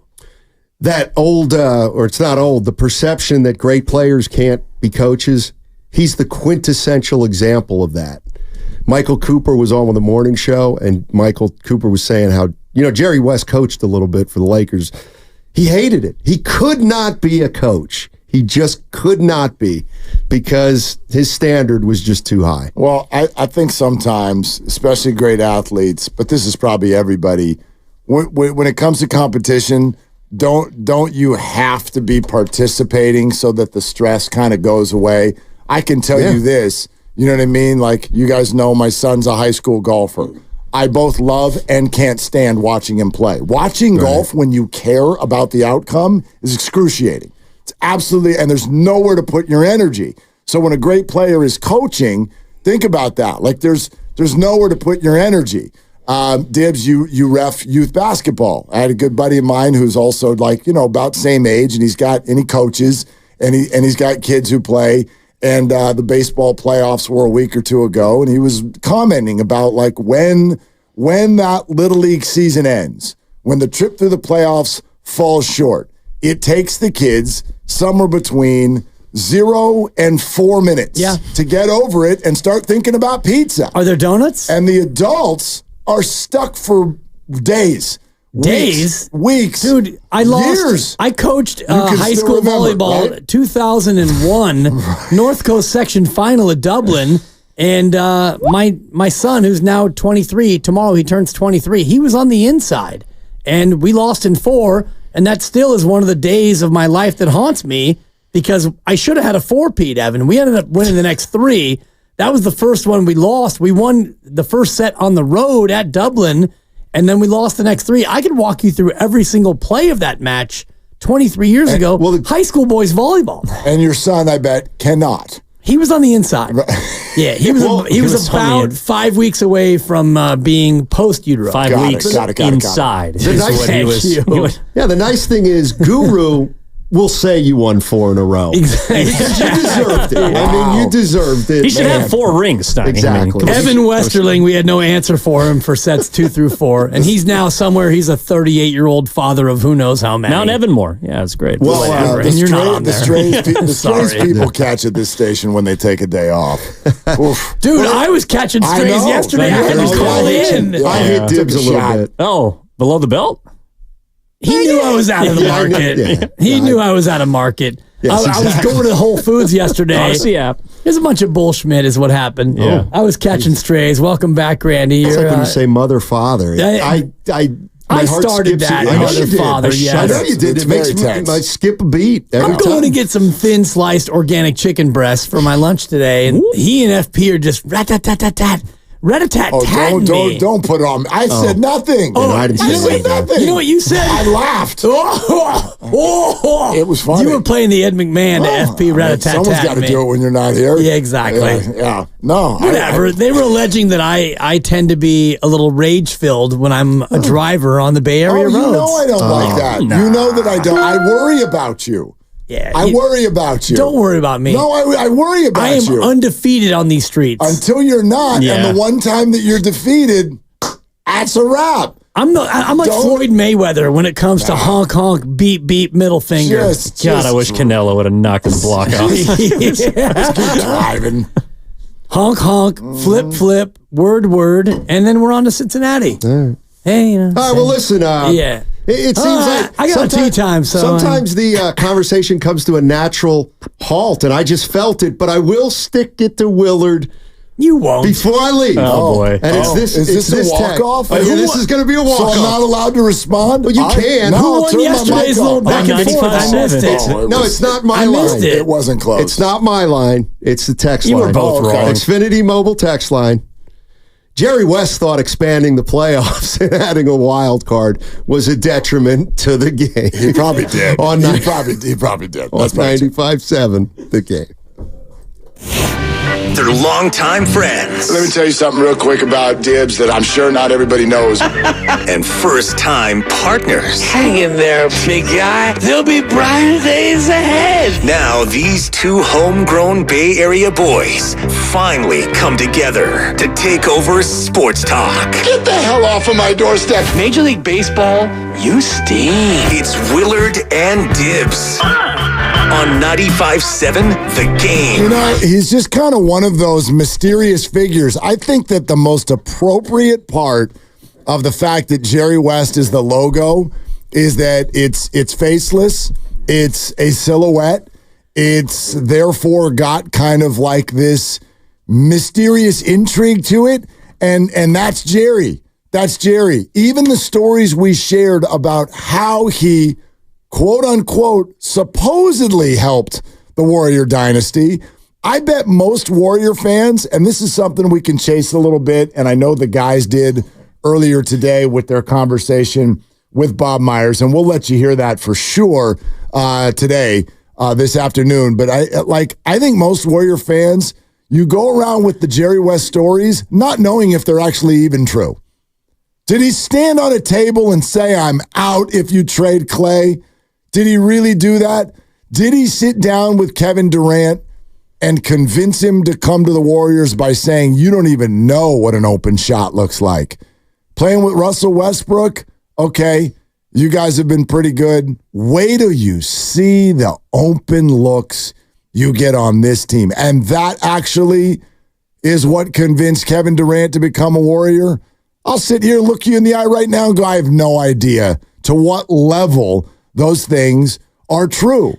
And even when you hear Bob Myers talk about it, it's kind of like, you know, yeah, I mean, ish, yeah, but and then they kind of dodge it a little bit. Yeah. There's some sort of like ghostly, mysterious aura that sits around Jerry West. I do know he had some hell of an impact on this city, this team, and this dynasty, though. Yeah, all you have to do is listen to Bob Myers earlier and talk about, you know, what he meant for Bob and the organization, just to have that level of gravitas. And one thing that Bob said that really stuck with me is that if Jerry West made a phone call to a player, a coach, a referee, an executive, an owner, the commissioner, that call gets taken. And I wonder about that now with this Golden State Warriors team and, you know, this regime. Mike Dunleavy Jr., a guy who's been around the league a long time, he doesn't have the same level of gravitas as Bob Myers, and nobody has what Jerry West had, certainly. But I wonder if that is something that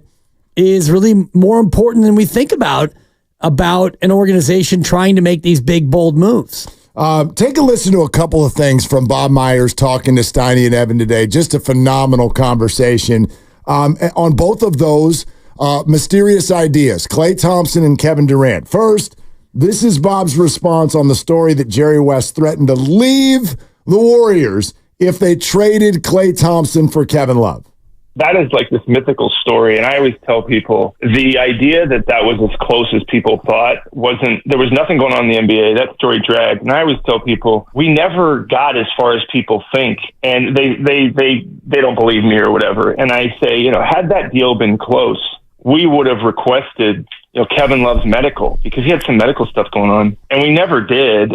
Sure, our job was to look at it, but Jerry, it never got to the point where we want to do it, and Jerry said, if we do it, I'm out of here. It never got to that level, but it's a fun story for people to tell, and people remember it in such a way. But he certainly, and Steve, we all love Clay. I mean, and people want to say that had Jerry not stepped in, that wasn't, you know, Joe loved Clay, Steve, everybody, but he was a big fan, and that kind of took on a life of its own. But no, that one, I don't know if I can ever talk that one down. But it's fair to say that he didn't want to do that. No, trade. he didn't want to do it. Yeah. No. He did not want to do it. But to the point of like everybody else did, that part isn't true. But he definitely didn't want it. Okay, so he didn't want it. What's weird is to listen to Bob talk, you're like, yeah, Jerry didn't want it. Nobody else did either. Right. Well, then why did it get as far as somebody did? Somebody was into the idea. Well, how far did it get? I don't that's kind of know. what Bob was saying there. Like, they didn't even get to the point where they wanted to get Kevin's medical. So it was an idea. Well, who called who?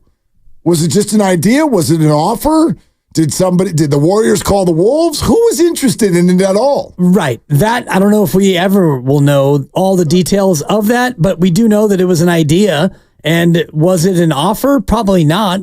Was it a conversation? Absolutely. Yeah. But if it was an offer, then it would have gotten to the point of, all right, let's get Kevin's medical and let's see about, they get Clay's medical, and then we really look at it and then we see if it's going to be something that actually happens. Yeah. I do see. I loved the comment. Someone texted the previous show. Jerry could not stand the idea of seeing the Celtics win another title, so he left prior to these NBA Finals being over. Maybe Jerry also could not stand the idea of Klay Thompson in another uniform. Right. So he left prior to it happening.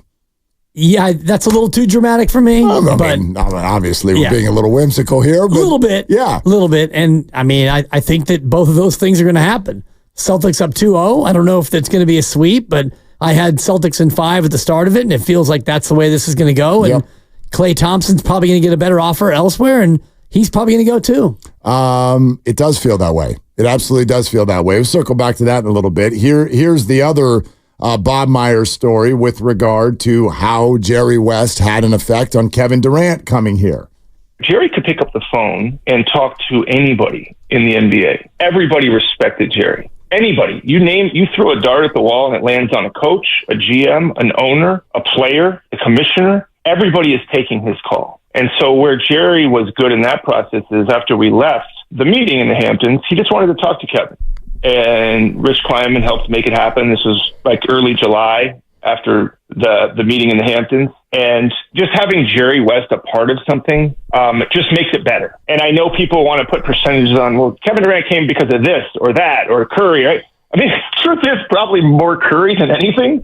But Jerry was certainly additive in the whole process because to my point about Jerry, when Jerry West calls you and says, hey, I think this would be great for you, people listen to that, and people respect that. I really do think it's a name that we leave out too much when we talk about the last 12 years of Golden State Warrior basketball.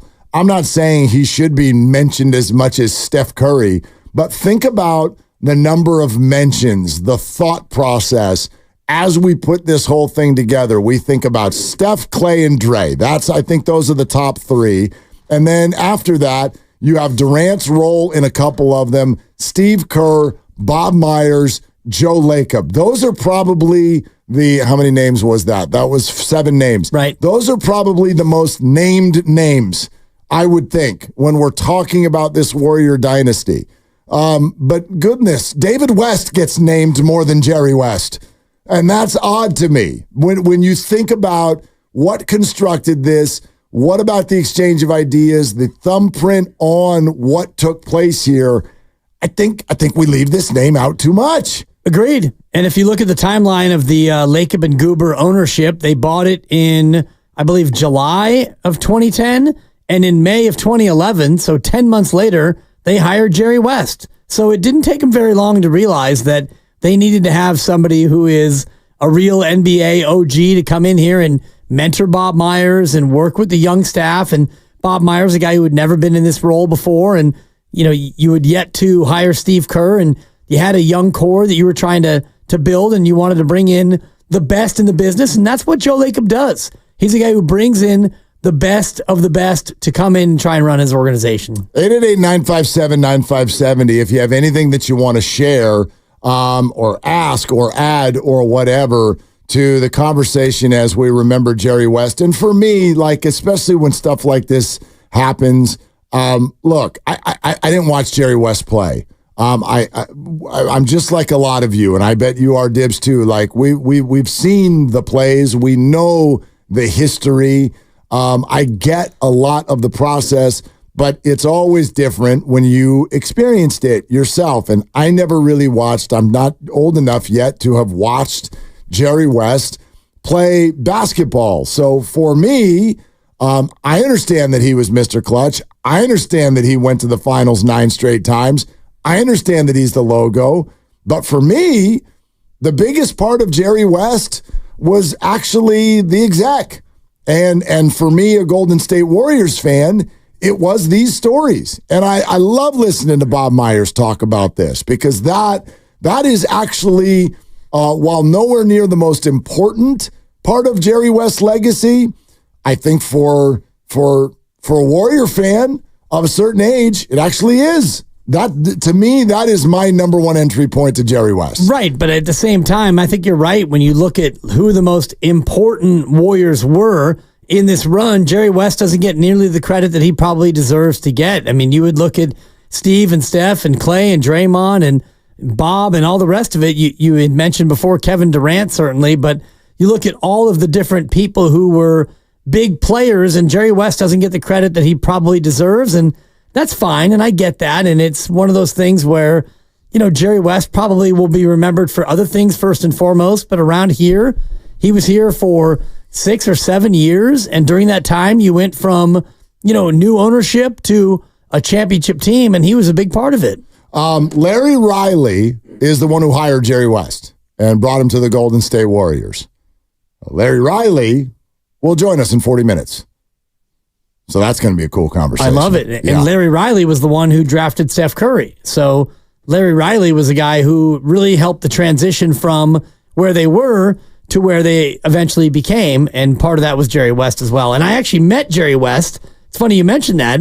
There was a Larry Riley press conference here in the city back in, it had to be about 2010 or 2011, somewhere in there. And I got a chance to go up and talk to Jerry West for, 2 or 3 minutes, not very long, and introduce myself and met the logo, and Larry Riley was there, and it was one of those moments I won't forget. Yeah. Down at the St. Regis. That's amazing. Yeah. It's amazing. Yeah, he was one of those guys, had an unbelievable presence about him. You know what I mean? Like, I've listened to a lot of people today talking about, because he was out there also. Like, so, right. In other words, I do think if you've worked in West Coast sports media for a while, you probably ran into Jerry West at some point. If you've worked in NBA circles, you've probably run into Jerry West. And he is one of those people that, while just a West Virginia nicest human being alive, it took a minute to wrap your head around approaching Jerry West and having a conversation. There was a presence there. No question. There was a huge, huge presence there. And so he's left in just such a clear mark on so many basketball teams, and was such a unique guy. But again, I love listening to all the stuff from Bob today. I can't wait to talk to Larry about this, because how it all came together. And I'm also mindful of the timing of this, because we're at least having a conversation. Maybe it's been going on for 2 years already. Some Warrior fans don't think it's even started yet, but we're in the midst of a conversation about, quote unquote, the end of all this. Are we here? Have we been here for a while? Right. Are we not here yet? Is Klay Thompson about to play for another team? All of those questions are currently on our table as Jerry West, one of the architects of it, leaves. And I don't know. There's some poetry there that has my mind spinning a little bit. Yeah, and you could be looking at the last, 2.5 weeks or 3 weeks of Klay Thompson being a Golden State Warrior, and Jerry West was one of the people who, allegedly, and Bob Myers kind of refuted it, but the legend is that Jerry West was the one who kept Klay Thompson as a Warrior, and he would have walked if Klay would have been dealt. And that's probably true. But Bob made it seem like there were more than just Jerry West against the possibility of that deal.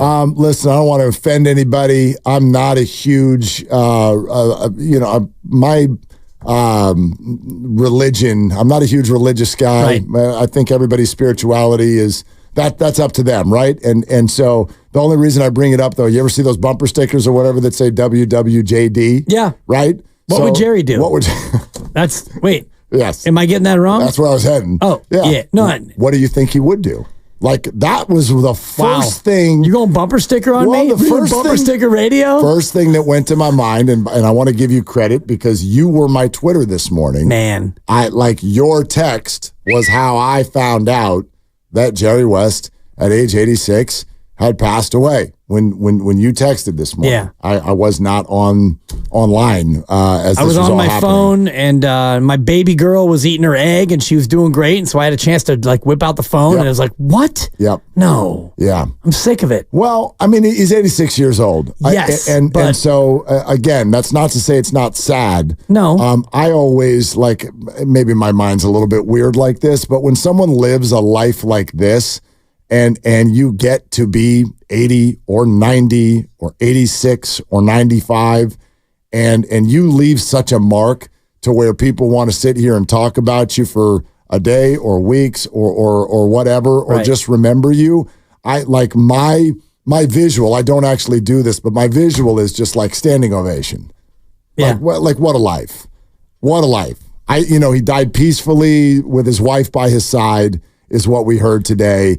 And so I'm not saying it's not sad, but I also don't feel like it's that sad. I feel like it's just, wow. Yeah. What a life. And how I bet Jerry felt so blessed to get to 86 and have achieved the things that he did and be surrounded by the people who surrounded him and all of that stuff. But when you texted, it was one of the first thoughts that went through my mind. We're sitting here at this moment of Warrior basketball. It's June 12th. July is right around the corner. And all I'm hearing from Warrior talkers, it feels like there is a procession right now. A drum beat that is being created so that everything we hear is preparing us Warrior fans for Klay Thompson's departure. And if we could only just have Jerry back for 5 minutes, I think that would be the question I'd ask him. Not tell me a story about Elgin Baylor. Hey, Jerry, before you go, this is a situation. What would you do? What do you think he'd say?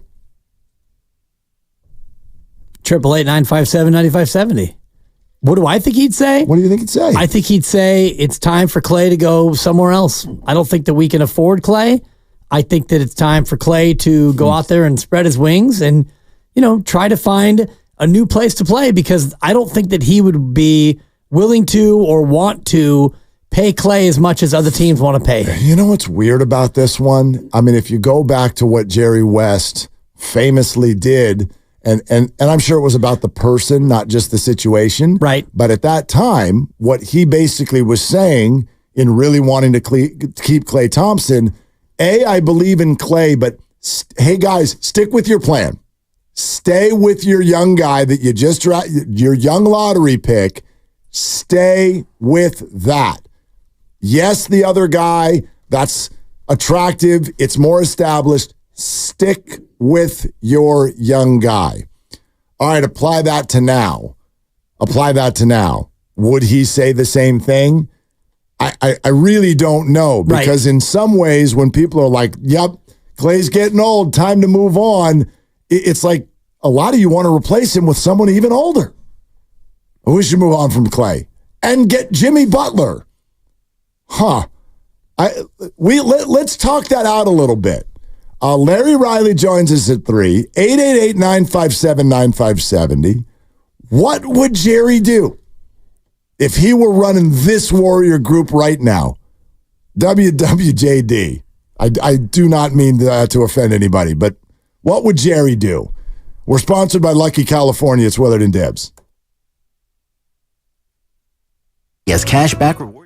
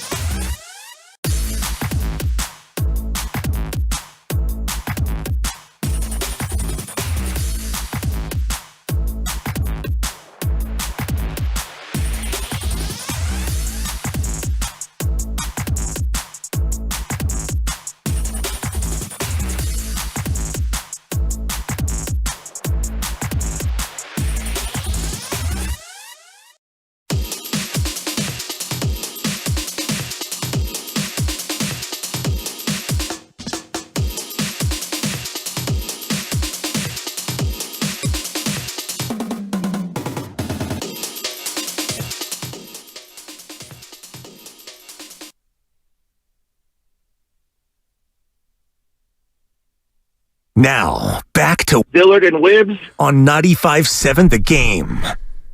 See, this most recent text that just came in on our text line is where my head is at. And I really do. Like, I hope this doesn't sound disrespectful to anyone. It's just the way my brain works. You know, we all deal with death differently. I don't find it that sad when someone well north of 80 passes away and they lived an unbelievable life. I don't think Jerry, that's just my guess. My guess is that his last breath wasn't, oh, hell. I bet his last breath was, I'm so grateful. You know what I mean? This last text that just came in, 925, rather than being sad, I feel like Jerry deserves a resounding, overwhelming, well done, 86 years used to the absolute fullest. That's from Rob, who's listening right now. Good call, Rob. That's kind of how I feel. We're just sitting here talking about Jerry West, and 888-957-9570, we're playing with the question with what's going on with the Warriors right now. What do you think Jerry would do? What would he suggest to you, to the Warriors, if they were dealing with what they're dealing right now, especially someone who famously worked so hard to keep Klay Thompson in town? What would he do now? Well, in that conversation, a lot of the Warrior dignitaries who have connections to Jerry West, their names keep coming up. So Nelly's name just came up. Yeah. Not the rapper. Don Nelson, he just came up. And there was a discussion between you and Luke as to whether or not they were ever teammates. Did Don Nelson ever play for the Lakers? And the answer is yes. The majority of his career, as you pointed out, was with the Celtics. From 65 to 76, Don Nelson played for the Celtics. But from 63 to 65, he was a Laker. But in the 62-63 season, he played for a different team. Grandy, if you will. I will. Don't look it up. You promise you didn't look it up? Look what up? Don't look it up. I didn't know the question. I never look it up. There's one other team for which he played. And Don Nelson. Don Nelson. And 50 points if you can get the right city. Oh, geez. 100 points if you can get the team name as well. Man. Don Nelson, Lakers, Celtics, and... Well, I know it's not the Timberwolves. And I'm pretty sure it's not the Heat or the Magic. That's true. It's probably not the Hornets or the Jazz. It's not the Thunder either. Right? It was not the OKC. Yeah, I'm starting to whittle it down here. Mm-hmm. I'm feeling like, based on your question, it's one of these trick questions. So I'm thinking that it might be Buffalo. And I will go with the Buffalo Braves. The Buffalo Braves is an incorrect answer. Would you like to try again? Sure. As we go to Double Jeopardy, where the money can really change.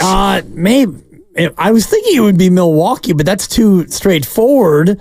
Maybe it's Kansas City, the Kansas City Kings. I don't think Kansas City Kings. Yeah. All right, last guess. You've got 2 strikes against you. Could you at least let me open up YouTube? Could you at least get the city? Can you at least get the city? I'll say Milwaukee. The Milwaukee Braves. And the Milwaukee Braves. I should have looked it up. Sorry. See? Don Nelson in 1962 and 63 played for the Chicago Zephyrs. The Chicago Zephyrs. Who are you? Well, I didn't know we were going Chicago Zephyrs. Were they an NBA team? Oh, they were? Yeah, there you go. For 3 years. Chicago Zephyrs. Yeah. There you have it. And then they had their last dance. And then that was it. And Don became a Laker. Jeez. So. Yeah, Don Nelson. Yeah. Along with Larry Staverman and Nick Mantis. Oh, he was tough on defense. Al Ferrari, restaurant quality. Walt Bellamy. Look at that. Hey, really? Yeah. On the Chicago Zephyrs? Sure. Man. Yeah, he's the leading scorer. A long time ago. Yeah. A long time ago. Man, they stunk. Yeah. Well, that's why they went away. Yeah. They're like, we got to just stop playing. I think they eventually turned into the Washington Wizards. Okay. Well, I'm sure they turned into the Washington Bullets first. The Baltimore Bullets first. Right, and then the Washington Bullets. Yeah. And then the Washington Wizards. Man, that thing's been everywhere. And then Jordan Poole joined him, and things really got spicy. 25 and 55. Anyway. Anyhow, yeah, I would not have gotten Chicago Zephyrs. Me neither, but I looked it up. So there you have it. Larry Riley's going to join us in 22 minutes. Drafted Steph, hired Jerry West. Man, I like going through everything Larry Riley related. I almost want to relate to him what I just said about Jerry West. Why don't we bring his name up more often when we're talking about how this whole thing came together? Right. We should, and I try to when we talk about Steph Curry, because everyone wants to give the credit to, Bob. Did Bob Myers get some effing credit? Yes, he gets a lot of effing credit, but when it comes to the drafting of the Splash Brothers, it was Larry Riley who was the general manager. And as he'll say when he joins us here at the top of the hour, he'll defer credit to scouts and other people in the organization because that's what Larry does, and it's fair to do so. And much like when we want to all praise Jerry West for doing everything that he did. Yes, he did, but he largely was just somebody who shepherded Bob Myers and the organization into learning how to be, an NBA franchise that actually won. Let's reboot this, man. And 888-957-9570. You're faced with what the Warriors are looking at right now, this offseason. July is flying at us like a freight train right now. There's no wrong answer because he's not here. And even if he were still here, no one was going to ask him this because he's 86 years old and he's got more important things like family and just putting one foot in front of the other. But if you could ask Jerry West right now, hey, Jerry, what should we do? What do you think he would say? What do you think he would say? I think he would say that there comes a time for everyone to part with their organization, and this is that time for Klay Thompson. I don't think that he would look at the situation and say, the Warriors need to pay everything they can to keep Klay. I think he would look at the market and realize that Klay is probably going to get more money than the Warriors can rightly pay at this juncture. And so I think that he would look at it and realize that, if Klay wanted to get top market, which of course he has every right to do, I think that he would look at it and say it might be time for Klay to go elsewhere. The interesting thing is, if we were having this conversation with Jerry, I actually think the answer is less about Klay Thompson and it's maybe more about Jonathan Kuminga. If there's anything I really like, and again, it's all so mythical, but if there's anything Jerry is often credited with, it is kind of seeing around a corner when it comes to a young player. Okay? He stood on a table, not literally, but he stood on a table for Klay Thompson. He was right. He stood on a table for Kobe Bryant. My God, he was right. Would he stand on a table for Jonathan Kuminga? That's what I would actually want to know. And I think that that's fundamental to what we're talking about right now with Warrior basketball. We're all so darn focused, and I get it. He's a legend. He's a statue guy. He's a Hall of Famer. He is part of the triplets here. He's a Splash Brother. He's Klay Thompson, and if he leaves in 2 weeks, that is going to be something that has a ripple effect that goes for a long time. There's going to be people thinking about it all the way into the season and beyond. They will follow Klay Thompson like no other former Warrior ever before. So I get that. But maybe the larger question is, do you stay the course or do you abruptly shift course largely in favor of, as we tend to say, maximizing the remainder of Steph Curry's career? I do think that if I had a chance to ask Jerry West, one more thing, it would be, what do you think of Jonathan Kuminga? Because that, for me, becomes the pivotal point for all this. And, it's more about that for me than it is about, what you think about Klay Thompson. Because I'm pretty sure he likes Klay Thompson. And even where Klay is now as a player, Klay can still be a solid contributing player to a winning team. Big time. Now, can it be to this team? Well, he would need some support around him. And if that support around him is not Jonathan Kuminga, if Jerry West looks at Kuminga and thinks, well, maybe he's not going to be the player that everybody forecasts him to be, what does he really think about Jonathan Kuminga and his ceiling as a player? That to me becomes the real pivot point for all of this, whether or not Klay's here or not. I don't know why I feel this way. But again, this is a mythical conversation too. Yeah. And I'm sitting here going, okay, He loved Clay. He loved Kobe. I'm sure there were plenty of guys he loved, but we only get so many stories. I just feel like if you were sitting there asking Jerry, all right, what do you think of Jonathan Kuminga? I think his answer at minimum would be, it's going to take a minute. And I don't mean his answer. I mean Jonathan Kuminga's rise. Because what is it, if you're looking at Kobe, if you're looking at Clay, what is it that you love about those players? They are both maniacally competitive. They were both ends of the floor players. They were both incredibly heady players. They were both, I think, appropriately selfish with their offense. Is Jonathan Kuminga those things? Jonathan Kuminga, if you asked anybody, even the biggest Kuminga fan right now, hey, what does he do really well? What do you love about his game? Most people are going to be like, well, he flies. Athleticism, yep. He flies. Yep. Not enough. Right. That's not enough for me. This is not about like even projecting where he's going. This is not any sort of hate towards Jonathan as a player. But if you are going, hey, Jerry, Steph is 36. We want to do some things this year. Do you think Jonathan is the guy and this really matters over the next 6 years? Or do you think that resource could be better spent in a different way? Something tells me that he would green light a move that includes Jonathan Kuminga. I agree. And I look at the history of Jerry West, and I'm just looking at an article about 1996 when Jerry West famously traded Vlade Divac, and he was trying to find a taker, and he went all the way down the board on the draft board, and he finally found Charlotte, who would take him, and they were picking at number 13, and so Jerry West was able to trade Vlade Divac to Charlotte, get the number 13 pick, free up enough cap space to then go out and get Shaquille O'Neal, and he drafted Kobe Bryant. Yeah. So you got Shaq on a free agent deal because you got rid of Vlade, you had a center vacancy, you got Shaq, and you drafted Kobe. That's a bold move, and we think about that now, and that might be the greatest move in the history of the association. Good Lord. And that is now 28 years back. That was a bold move because Vlade at the time, when centers were really impactful, he was a good center. Established player. And one of the best in basketball, a center who could rebound, he could defend, he was a great passer, and somebody who could help you win. Yet you made that trade, you made a bold move. So I think about what you're saying, and Jonathan Kuminga, a 21-year-old, is he a phenom? Is he a superstar? Is he a star? What is he? We do know that his best basketball is still in front of him.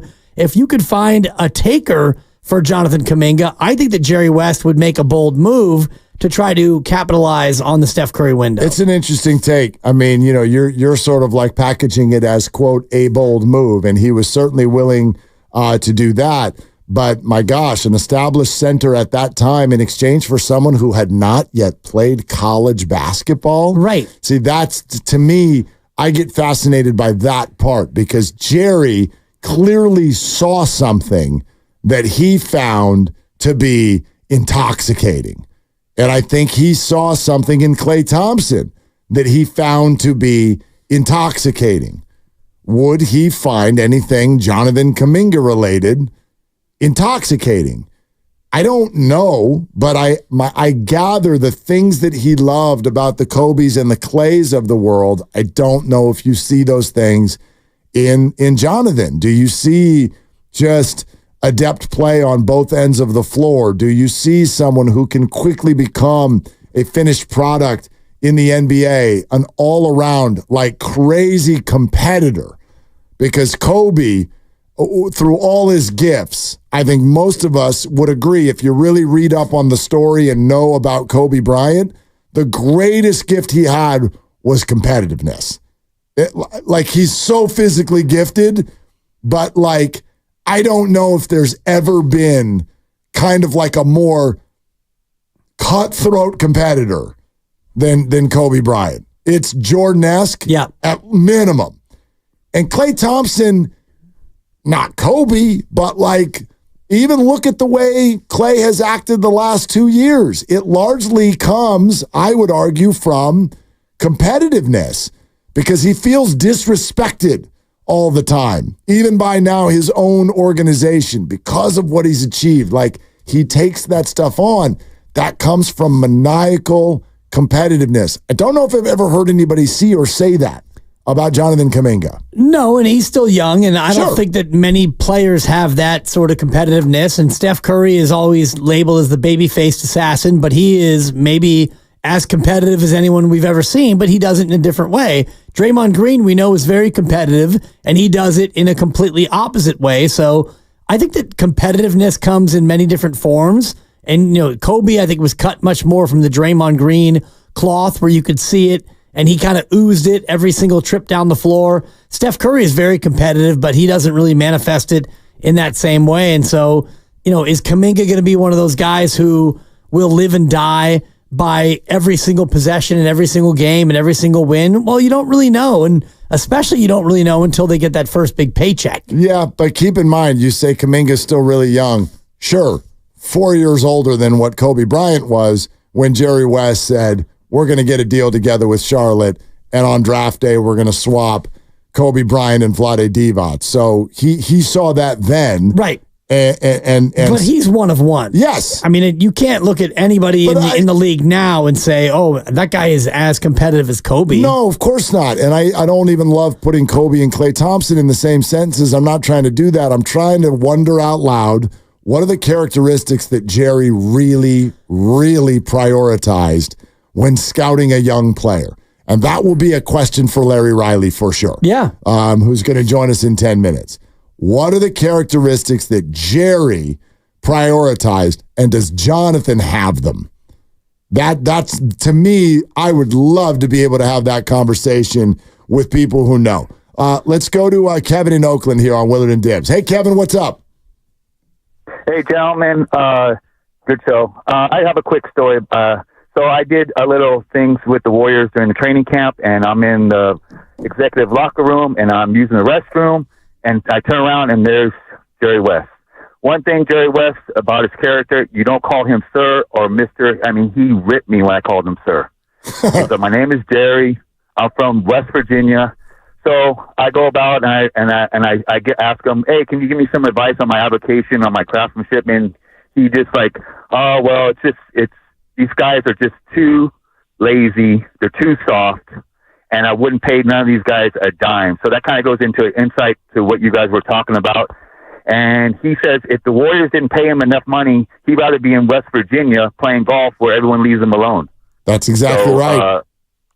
And so I finished up and I zipped up and I walked away and then I went to go about my business. And I'm like, I just met Jerry West in the bathroom with my zipper down. And I'm like going, holy, So Schmidt. That was a cute story. Yeah, that's a great story. I mean, don't you love it when and Kevin, thank you, when somebody who really, really, gets your attention and you get an opportunity to meet him and your pants are unzipped. Right. That's nice. You're like, hey, timing, could we do this a little bit differently? Life comes at you fast. Let me wash my hands first, for crying out loud, before Jerry West, the logo, walks in. But he's right. And I don't want this to sound like a bad characteristic. I'm not going to say Jerry didn't like people, because he was amazing with people. But yes, left to his own devices, I don't think he wanted to be around very many people. Yes, and if you look at the history of Jerry West, his brother was killed in 1951, which turned him into a shy and introverted young man. And he apparently learned to shoot baskets at his neighbor's house in a basketball hoop that was nailed to a storage shed. And he spent days shooting from every angle, ignoring mud and snow, as well as his mother's whippings when he would come home late for dinner in a town of 700 people. So you think about where he came from and what he eventually became. It's an unbelievable story, let alone what he eventually would become as the logo and a front office god for multiple organizations. Larry Riley, who brought Jerry West to the Warriors in less than 10 minutes here on Willard and Dibs. Let's go to AJ in San Francisco. Hi, AJ. What are you doing? Oh, man, I'm hearing you guys talk about Kuminga, and it makes me think you guys don't know basketball at all. I mean, I played all my life, and I think I know talent when I see it. And whether you're young or old, that's who you are. And Kuminga has throwing room, okay? As you all know. And you can't expect a guy like that to know everything right now. No matter what you do in a trade, the Warriors will not win anything next year. The guy from Atlanta, I hear about that trade. That's ridiculous. What is he going to do? He was the last place team scoring 20 a game. And you guys say, oh, let's trade for him. I mean, I don't get it. That's not help. That's the same. A second scorer, getting 20 a game. That's not help. He can't rebound. That's not help.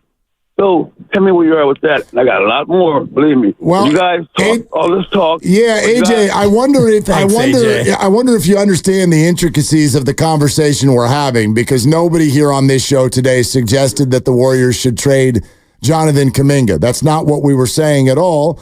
And you're attaching certain names who would be coming back, and we never brought that up at all. We're having a mythical conversation about what Jerry West would advise when that subject comes up. And I'm basing it, this is the best I can do, I'm basing it on the people who we know Jerry loved as young wings and the characteristics they have, and whether or not Jonathan can immediately have those same characteristics and apply them to Warrior basketball in 3 months. That's the conversation. So nobody's suggesting anything. My guess is, and I'll raise my right hand and tell you I got no idea if I'm right, but my guess is if the Warriors had an offer on the table that they thought made them better right now, the same way they did 10 years ago with Kevin Love, a more established player for a young up-and-coming wing, do you do it? Jerry West 10 years ago said no. Don't do it. I'm betting on Clay. He was right. What would he say this time? Right. I think, just my guess, he'd be more open to it this time. Especially when you look at what they've done and where they are with Steph Curry and his window. It's a different story than it was 10 years ago, and I'm looking at it here from Mark Stein, June 19th, 2014, Warriors way deal for Kevin Love. The T-Wolves were looking for a first-round pick and Klay Thompson for Kevin Love. That was the deal that was on the table 10 years ago, and ultimately Jerry West and other people in the organization said, no, we don't want to do that. 4 titles later, yeah, the rest is history. But now you sit in a spot where you've got 2 more years, really, of Steph Curry, so now the calculus is definitely changed as it pertains to even Jonathan Kuminga at this age. We're presented by Fremont Bank, celebrating 60 years of full-service banking with no compromises. You got your big Fremont Bank soiree coming up come here on out in Saturday. 3 days, We got right? prizes. We got a beer garden. We got food trucks. Come on out to Fremont. But do you have Larry Riley? I'm hoping. I'm going to ask him if he's going to show up. First question. Yeah. Larry, you free on Saturday? Going to Fremont this week? Come on. Grandy, you should show up.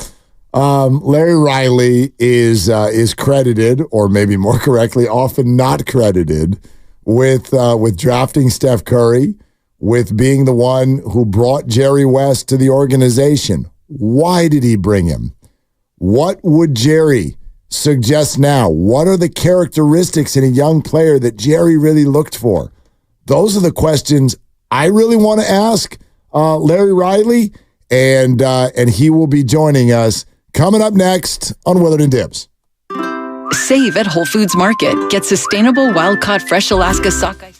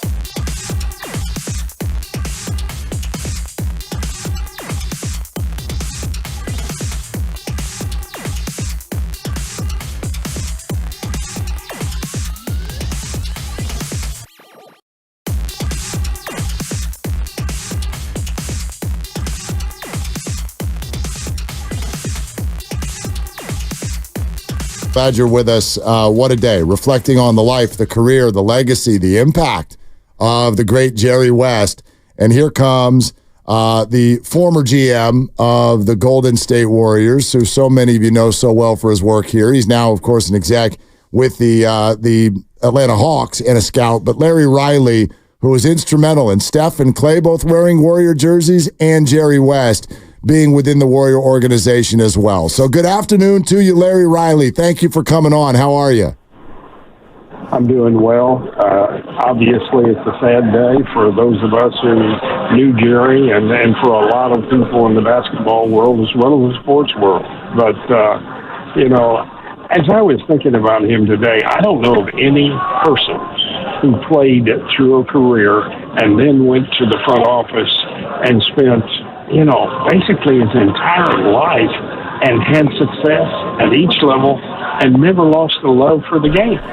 He was amazing that way. No doubt. And if I get you back to the time when Jerry West joined the organization, do you remember what the conversations were when it was decided that you wanted to bring Jerry West into the organization? Yes, I do. And I think, in all honesty, Joe Lacob was looking for some way to help the organization and to bring credibility to the organization. And so when we sat down and met with Jerry, he still had plenty of energy and a great deal of interest in basketball. And we just exchanged thoughts, and I guess I got to know him maybe about 1994, 95, somewhere in there. So I knew him. We were not best friends at that time, and I knew him. And Bob Myers was just coming on board, and Bob had known him from being in Los Angeles, and so we just exchanged some thoughts. Jerry had the same feeling that the rest of us did, is that this thing is a sleeping giant if we can just get it right. And it happened. Larry Riley is with us here on Willard and Dibs. We're going to pause for a second. He's at the airport right now. We're going to see if we can get a little bit of a quieter spot because, quite frankly, I'm pretty engaged on these answers. No doubt. I want to hear every single word because I know exactly where I want to go next. Would love to get the story of how Jerry West came to the Golden State Warriors. I think we know some of the story, but would love to hear it through Larry's eyes and ears and his recollection and whatnot. And then also, I really want to know what characteristics Jerry highlighted when he was scouting a player. We good to go? Okay, let's bring Larry Riley back in. So Larry, thank you again for being with us. Can you maybe just share a story or two of like what brought Jerry to the Warriors? Was that just a phone call from you? How did it all come to be? No, I did not. I didn't play the role in initiating that. That came from Joe Lacob and his ownership group, and that's where it all started. And as we met with Jerry, I was just amazed. He still had a pulse for the game, still really had a desire to see if he could do something to contribute. And once he came in, how was his role immediately? Was he more of an advisor? Or did he take somewhat of an active role in shaping things? How did that work in the early days with Jerry West on board working with you and your team? He was a great advisor. There's no question about that. And he wasn't there day to day. He stayed in Los Angeles, but he attended most of the home games, and he would come to meetings from time to time. And it was just great to have somebody like him to bounce your ideas off of, and then listen to if he had anything that he wanted to offer. And he was still very active, very sharp, and I would guess right up to the end. Larry, we know that Jerry is at least as the stories go, he firmly wanted the Warriors to keep Clay. We know his role in bringing Kobe Bryant to the Lakers. It leads me to this question. When he was looking at a young prospect, what were the characteristics he was really looking for? I think the main thing was that he felt that a player had to have a real desire to play the game. and to understand the game. Jerry had a great understanding of the game, of course, but he looked for a player who had an understanding of the game, and he wanted a guy who could play both ends of the floor, and he looked at that.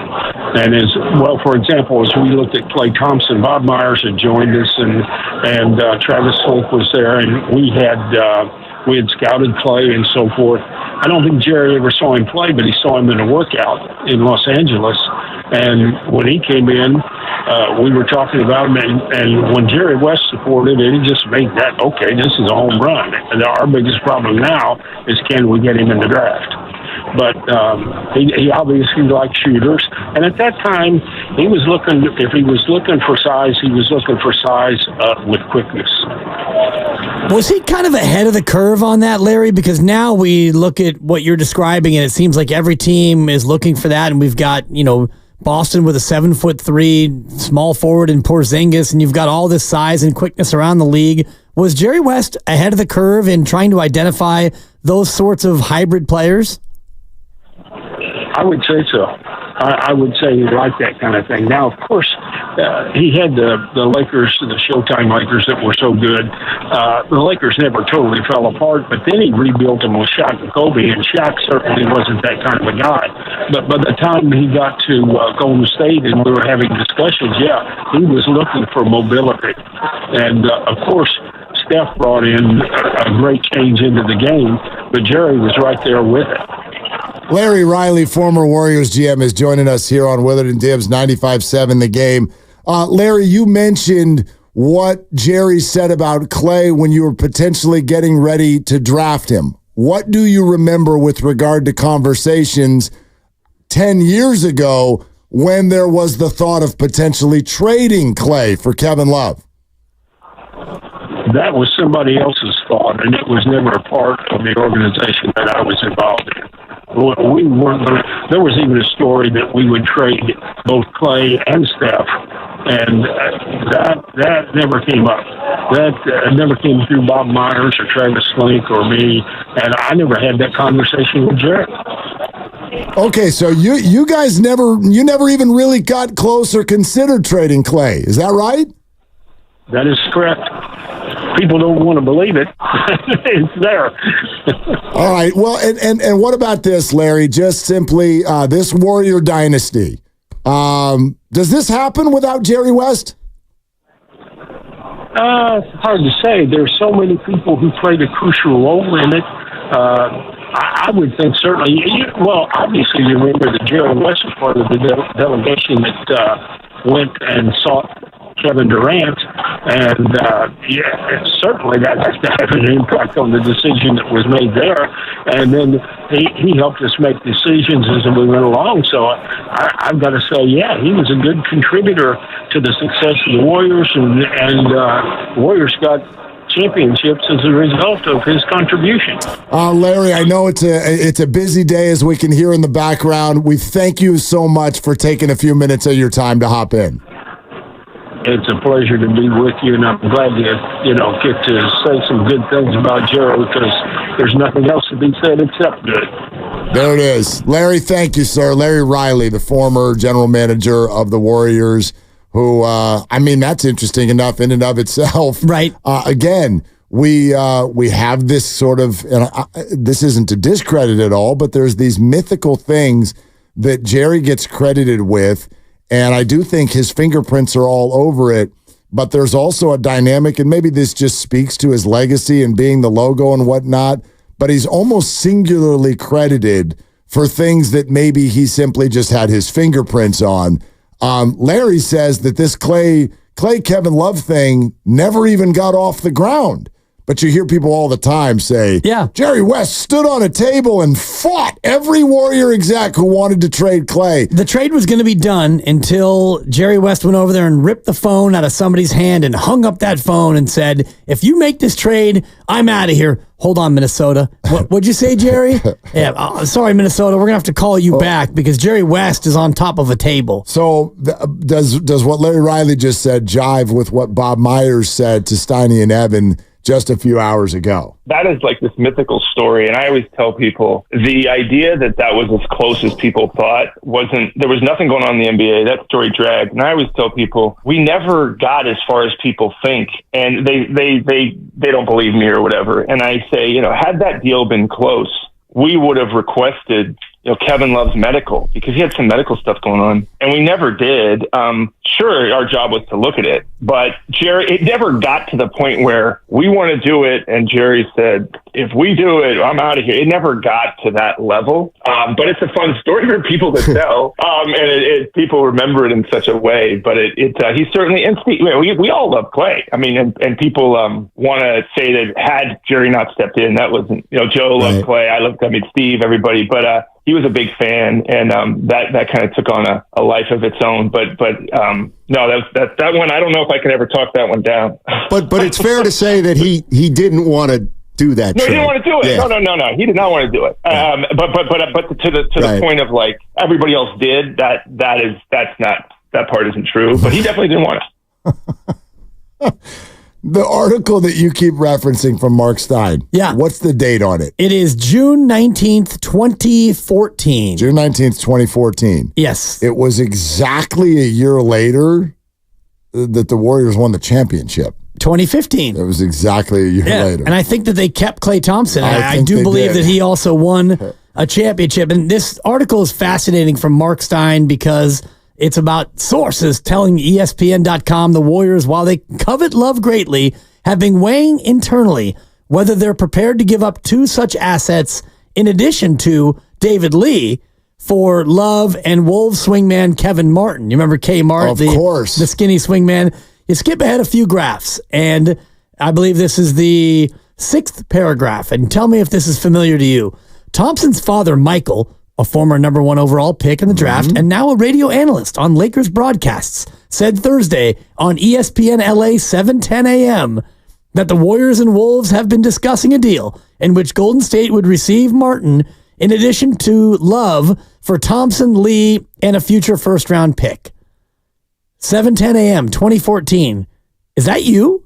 That's what my mind is going right now. That's what I wanted to do the timeline. Was that our 10 show? 10 years ago, were you with Michael on, because you did 7:10 a.m., right? No, Mike, it was our show. On 7:10 a.m., right? Yes, that was our show. And I'm wondering if this is... We were on from 10 to noon. That was our show. Thompson and Willard, Willard and Thompson, no, what we was call it? Him some stupid... Mike and Mark? Some program director name that allowed us to... allowed him to be like, if I want to fire anyone, I could just bring someone in without changing the name. Some stupid... It's the midday shoot-around. ESPN LA Now or some stupid, ridiculous name. Anyway... By the way, a little-known story, program director at that time of ESPN LA 710, you ready for his name? Not him. Look. Not him. His name was Mike Thompson. Not Michael. Not Michael Thompson. That was my partner. Any relation? My boss was Mike Thompson. Let you guess which one I liked better. Anyway. The guy with the MYCHAEL. Just a little bit. But anyway, 10 years ago, let's see. Gosh, I've been here for over 5 now. Yep. And then there was the couple of years in San Diego. Yeah, might have been. Probably fit. Yeah. Wait, actually, okay. June of 2014. Oh my gosh. Jude would have been born. And just born to did. Okay, so yes, that was us. Okay. And then, I love how you walked your way through that. And you have to go like based on how old your kids were. I left like 3 months later. 3 months later, I was gone. Gone. To San Diego. Well, there was the Fox Sports Radio. Okay, blah, blah, blah, blah. Yeah. Anyway, enough about that. No, so, yes, that was on our show. The Warriors would get Kevin Martin and Kevin Love for Clay, David Lee, and a future first-round pick. And Jerry West stood on a table and shut that S down. He closed the door. He took Bob Myers' legs out. It was a right hook to Larry Riley, and then he ran over to the computer, and he hit the big no button. And heroically then bought everybody beers. I love it. ESPN The Magazine's Chris Broussard reported, and Chris Broussard, ESPN The Magazine, remember that? ESPN The Magazine. He reported that the Nuggets were offering Kenneth Faried, Wilson Chandler, and a first-round pick for Love and Kevin Martin. Okay. But it remains unclear whether Love would be willing to sign a long-term deal with the Nuggets. This is 2014. Unbelievable. And there's actually a link to Ethan Sherwood Strauss break up the Splash Brothers ?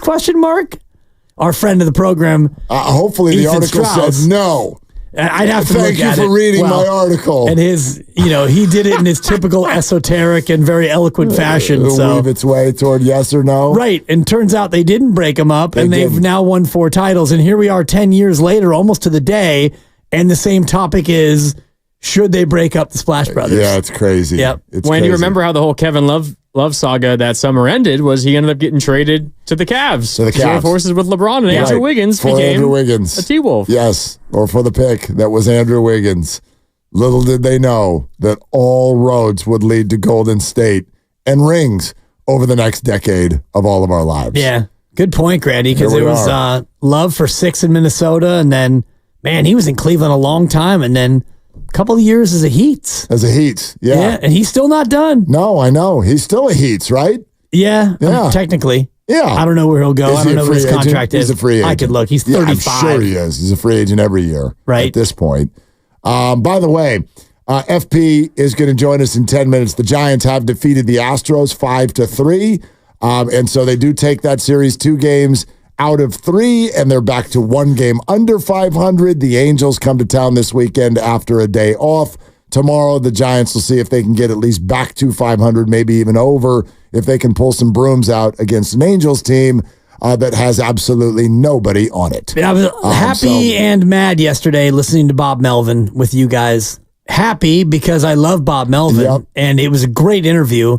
Mad because I love Bob Melvin, and I had questions. Here, yeah.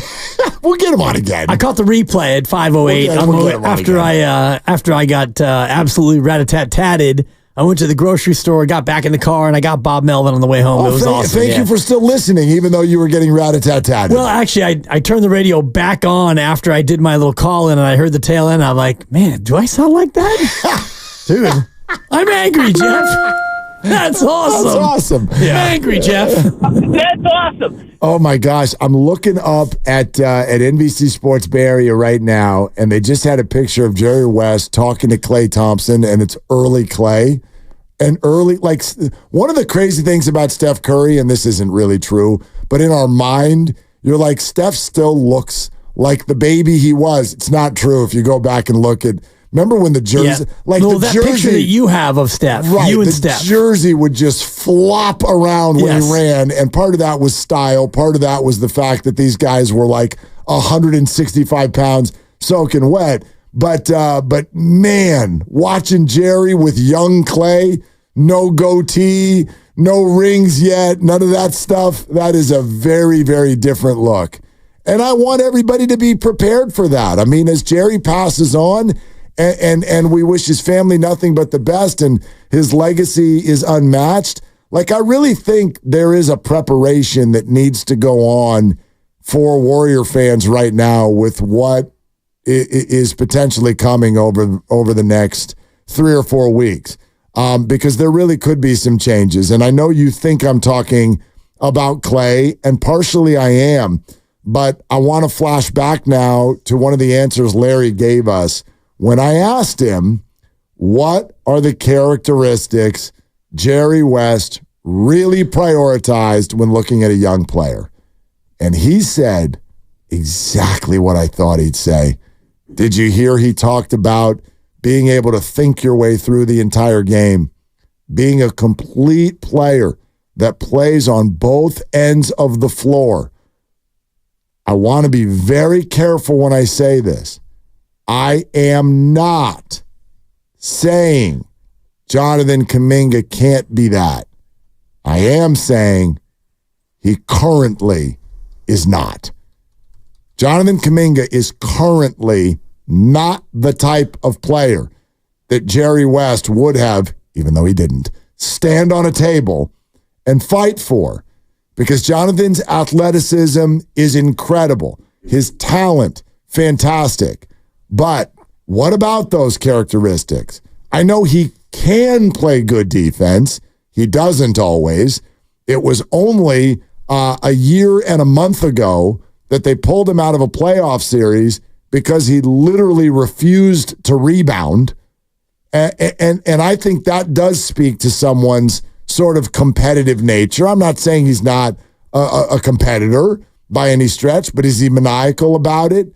Does he fully understand and think his way through every single part of the basketball game? Maybe he will someday. He doesn't yet.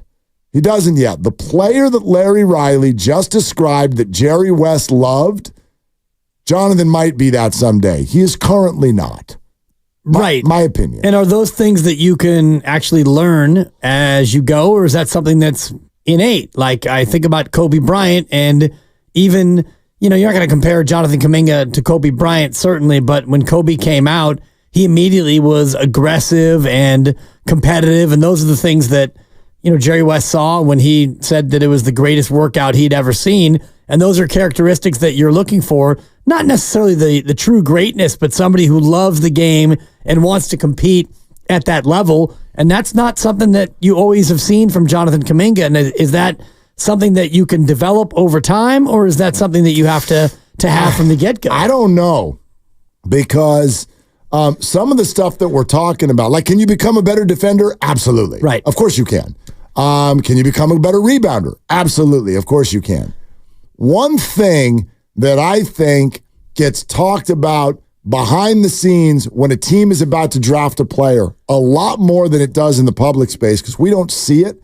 It's also not that interesting to talk about. There's no way for us to quantify it. But I remember having a conversation one time with Rob Ryan, NFL coach. I think he's doing something with the Raiders now. And I asked Rob, like, when you're assessing a player in the draft and you sit down to talk with that player pre-draft, what are you really looking for? And the very first thing he said, I'm looking for someone who loves football. Now, I'm not here to tell you, I hope you don't take from that I'm saying Jonathan Kuminga doesn't love basketball, or anyone for that matter. You've got to know that person. That's why these pre-draft conversations in all sports happen. But what I think execs and evaluators are looking for is someone who is maniacal in their attachment to the game. That sometimes shows itself as competitiveness. Sometimes it shows itself as someone who's the first to show up and the last to leave. Sometimes it shows up in someone who's like, I've become really good, but good's not good enough. I want to be great. It comes sometimes in the form of, I've won 5 of the last 6 and I'm upset that I didn't win 6. You know what I mean? Like that. And Jerry West was that. No doubt. Jerry West. I mean, what was the story that Evan shared when he went 16 of 17 in a game and had a triple-double and 10 blocks? Double, yeah. Quadruple-double. And they asked him about his performance after the game. And he was like, I hate the way I play defense. Right. That's 10 blocks. That's the characteristic a coach goes, I feel comfortable with this guy. Right. And you have very few players that have that. And you look at Steph Curry as a good example, a guy who has, and you mentioned it already, when he was a rookie, the uniform was falling off him, and he's gone in the weight room every single year, in season, off season, and he's gotten better, he's gotten stronger. Same thing with Klay Thompson. Draymond Green has worked hard to keep his body in as good a shape as he possibly can, as demanding as the game is on, Draymond at 6'5", playing center, playing small ball center for a team that's been a champion. And you look at other players in the Warriors, and maybe they don't have that same fight, that same desire to get better. And that's something that you have to want. Well, and I'm not saying that Jonathan doesn't have that. No, I get it. Right. I'm with you. I think this is hard sometimes. It's hard for those of us out here in whatever, TV land or ticket land, to assess this stuff. Like, we just got a text from 650. Klay is not exactly one of those Jerry West style thinkers. He's not? He isn't? I think Klay Thompson is an incredibly smart basketball player. You can see it. Are you thinking now? Is that what you're saying? Because I'm looking at his career, and I'm thinking somebody who sneaks all the way down to number 11 in the draft, who, when it comes to raw athletic ability in the NBA, Klay Thompson is not special. He does not have special NBA athletic ability. So how was he able to do what he did? Because he actually is a thinking man's basketball player. Like his ability to learn the quick release and to move without the ball. That's what Steph and Clay, that's what made them great. It's what made them Splash Brothers. There's plenty more of this coming up. Bob Myers' full conversation with Steiny and Evan is still ahead on the show. We're sponsored by Fremont Bank. It's Fremont Bank's 60th anniversary Dan Dibley block party. Saturday, June 15th. Music, food trucks, beer garden, games, Dibley, and a raffle with 60 prizes in honor of Fremont Bank's 60 years and the grand opening of their new flagship branch on Fremont Boulevard in Fremont. But as we said, the Giants have won 5-3 over the Astros today. Final pitch with FP Santangelo. We get into everything Giants related, including a big day for slates. Is coming up next on Willard and Dibs. Well, before FP, we go.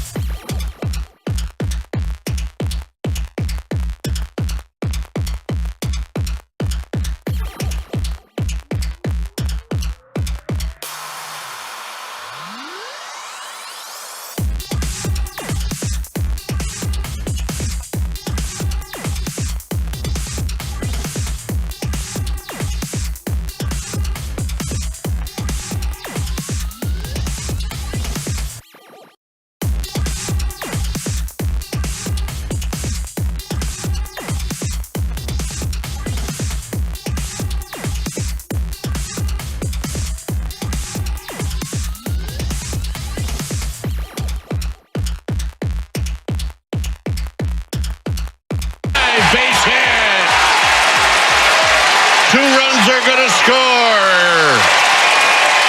And that's how you pick up your teammate.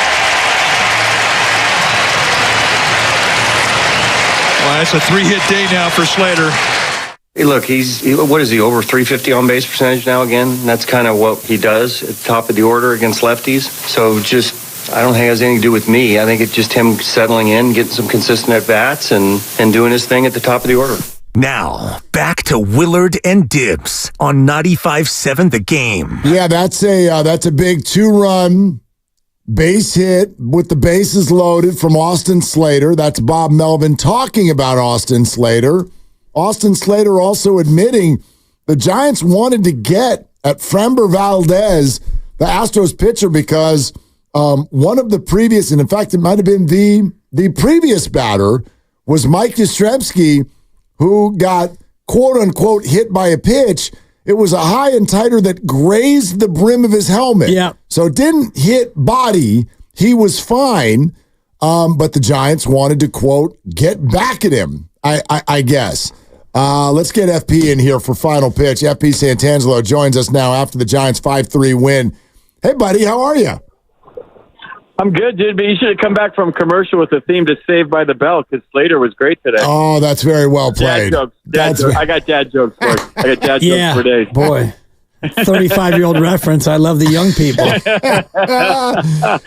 it was cool, man. It was a good win. They won a series. The ballpark was jumping. There was 35,000 fans there or something like that today. It was great. No, for sure, because based on my drive into the Bay Bridge, I was thinking there might be closer to 40,000. That thing was crazy today. Yep. It was good atmosphere, good win. Slater had a good game. Logan Webb pitched well. It was the bullpen did a nice job, clutch hits, and yeah, it was a good win, a good series win for these guys. How does a dugout sort of assess when a high and tight pitch is on purpose or not, and therefore how do they handle it? Why did the Giants want to, quote, get back at Valdez? Well, if it's on purpose and you know it's on purpose, you don't sit on the bench. You hop the fence and run out there and do something about it. If it's up and in, it doesn't matter if it's on purpose or not because you're messing, A, with a guy's livelihood, and B, maybe with his life when you're throwing upper 90s at somebody's head, whether you mean to or not. And the thing with Kyle Harrison and Bryce Harper, it's still like, this is the big leagues, throw it over the plate. And I'm sure that's what the bench was yelling and screaming. So you'll hear the bench go, hey, hey, hey, when somebody gets one up and in. So it really doesn't matter. I don't think if it's on purpose or not. It just matters that, it's scary. Like if you hit somebody above, in the head, it's scary. I forget if somebody, was it one of the Reds players got drilled in the head last night, got up and went to first base, but it was a 100-mile-an-hour fastball that hit him in the helmet. So yeah, that becomes a health issue and it just scares everybody basically. And yeah, if you hit my guy in the head, sure, we want to do some damage and tack some earned runs onto the back of your baseball card for sure. And one of the big damage doers today was Austin Slater, as you mentioned, Saved by the Bell with your dad joke. What's been the difference for him over the last 4 games since he's come back? He is now 6 for 15 since his return. Well, I mean, he said as much, right? The walk-off the other night. When Mark and I talked about it yesterday. When you're on the IL and you're struggling, you just don't feel like you're a part of it, especially when you're on the IL, right? It's just a weird feeling when you're not going on the road with the team. You don't feel like you're part of the team, and then you're hitting a buck something on top of it. But then you get that big knock, and it's like there's a piano lifted off your back because now I finally did something to contribute to a win. I feel like I'm a part of it. The guys are jumping on top of me and throwing water on me like I'm part of the team now. And even though you are part of the team when you're struggling, even though you are part of the team when you're on the IL, you as a player don't feel like it. So for him to get that big knock the other night, the one that Kike paused on for a while, it was awesome. It was great because of the stupid white sign. I mean, I couldn't see the ball either. But yeah, that was huge for him. He said as much after the game, but now you feel like you're a part of it and you relax and you don't let your brain get in the way of your at-bats and you're not thinking too much. And when you have a base hit bunt and you're relaxed, now I already got something to show for the day. I got a hit. I had a walk-off the other night. Now you go up there and you're not thinking as much. You're just being an athlete and you're not letting the brain get in the way. And I think now it's nice to see him have success. Because look, whatever the Giants fans think about Austin Slater, this guy's got talent off the charts. He's big. He can hit for power. He can hit for average. He can run. He can steal a base. He can lay down a bunt. He's a good baseball player that just got off to a slow start, and hopefully it continues for him because they're a better team when he's playing well. FP, if you were king of the Giants, what would you do at the shortstop position when Nick Ahmed gets back, considering the way Brett Wisely is playing? He went 2 for 4 today. Brett Wisely's going nowhere. But I also said that about Luis Matos, so what the hell do I know? But Brett Wisely's got the Corbin Carroll stance going right now with the bat up high and the leg kick, and they stood him up right. And give credit to Damon Minor, the hitting coach in Sacramento, that he was all spread out last year trying to hit home runs. This year he's kind of got his feet underneath him, and if you watch and look closely, he's got the Corbin Carroll stance going from the Diamondbacks, but he's playing better than Corbin Carroll. He's having a tough year so far. So he's got the leg kick. He's standing on. He's hitting line drives. He's trying to get on top of the ball. He's like the perfect leadoff hitter for this team right now. So, I mean, Nick Ahmed can pick it at short, but all of a sudden the guy that plays second base is picking it at short. And who knows how things go, and none of us can predict the future around here. But Brett Wisely right now is your shortstop and your leadoff hitter. He's doing everything he could possibly do to. When you get to the highest level, you guys, and you get your day in the sun, you got to shine. And if you do shine and you are consistent and you're helping the organization, whatever that organization is, win games on a consistent basis, that's how you establish yourself at the big leagues. Max Scherzer's career had to start somewhere. Buster Posey's career had to start somewhere. I mean, everybody's career starts somewhere, and you go back to Wisely last year, and he was up and down, and he'd start and he'd get pinch hit for, and he'd play once a week and get sent down, and there was never a chance for him to play. And all of a sudden, he makes the adjustments in AAA. He comes to San Francisco, and like Elliot Ramos is getting a chance to play. And these guys are all getting a chance to play. And I don't think it's something we're talking about enough this year. With the last couple of years, guys weren't getting a chance to play. They'd play half a game. They'd sit on the bench for 3 games. Then they'd play. Then when they played half a game. And they'd sit on the bench again. Or they go down and they come up. There's some continuity in it. There's some rhythm in it. These guys are getting a chance to play, and they're taking advantage of opportunity, which lends itself to playing more, which lends itself to, oh my God, you're the everyday guy. Oh, are you the shortstop for the San Francisco Giants?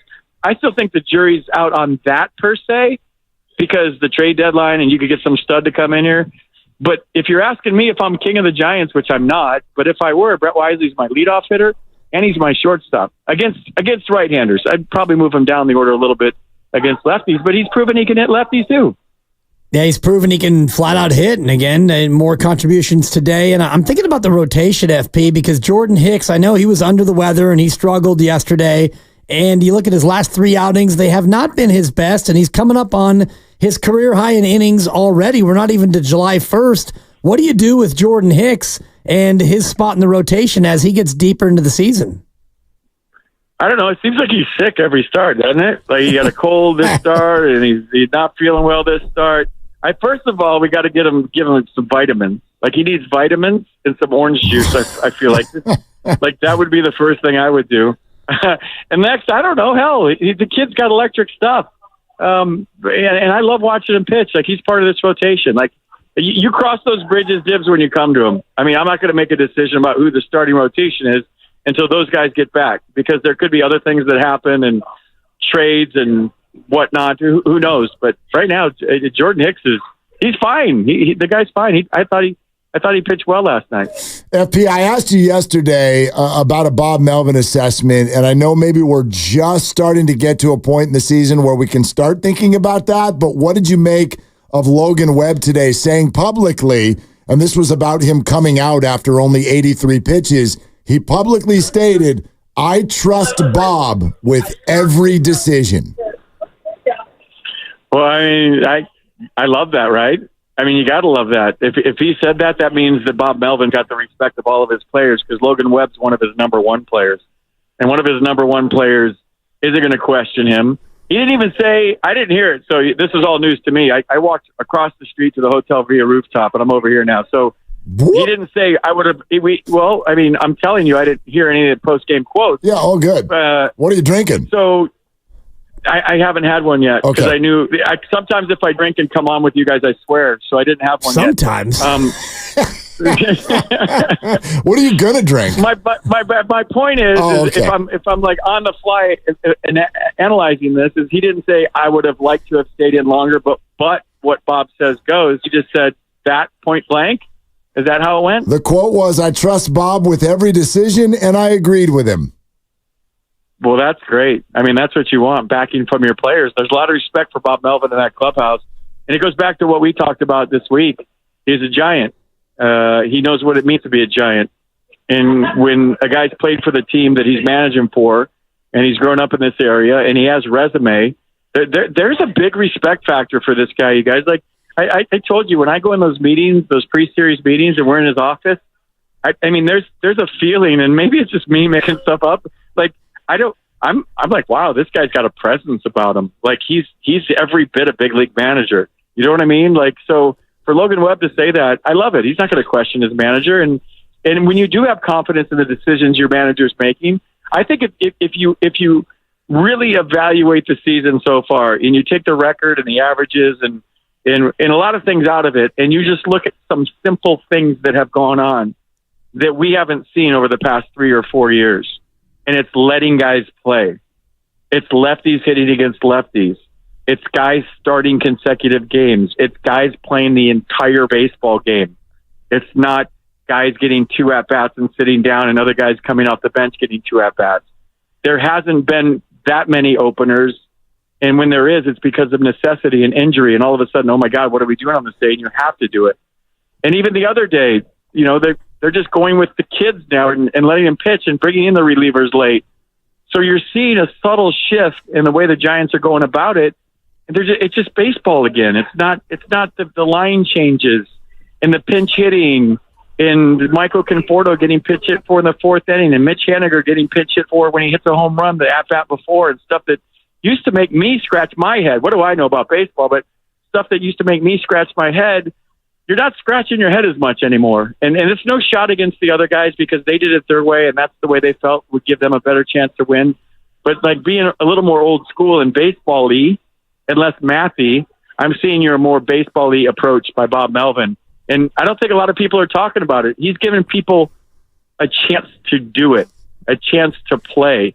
And I think that's something we haven't seen in a while. Yeah, including Austin Slater, who has gotten more of a chance than many people had thought. Those people who wanted Luis Matos to still be in the bigs, and maybe despite Austin Slater's track record. And so credit Bob Melvin for sticking with his guys. You look at this team, FP, 34-35 now, and almost halfway through the year. What's your confidence level on this team being a real player in the National League postseason picture? Well, the National League's kind of mediocre right now, so I think there's a lot of teams and a lot of cities that feel like they have a chance. And I know just based on the vibe around the team and the talent that's on this team, when they get to full strength and they get everybody where they need to be, that this I think is going to be one of the better teams in the National League West and one of the better teams in the National League. Like, are they going to be Philadelphia or Los Angeles? I don't know, but this is a good baseball team with guys that know how to play the game the right way. So when you get the pitching staff back, and whether it's Ray or Cobb, or you get Snell doing what Snell can do, and then all of a sudden, I don't know. I love what I'm seeing from Chapman. I love what I'm seeing from Bailey, Wisely. Wilmer's getting hot.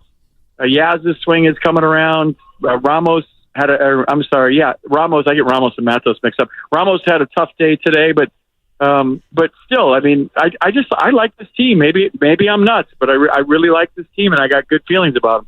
I can help with the Ramos Matos thing. Ramos is the one who's on the Giants. Thanks. Oh yeah. And he's bigger. He's a lot bigger. Hey, I got this for you. I got this for you because this is a week from tomorrow. FP is the game at Rickwood Field in Alabama between the Giants and the Cardinals, and Lamont Wade Jr. has made absolutely no bones about it.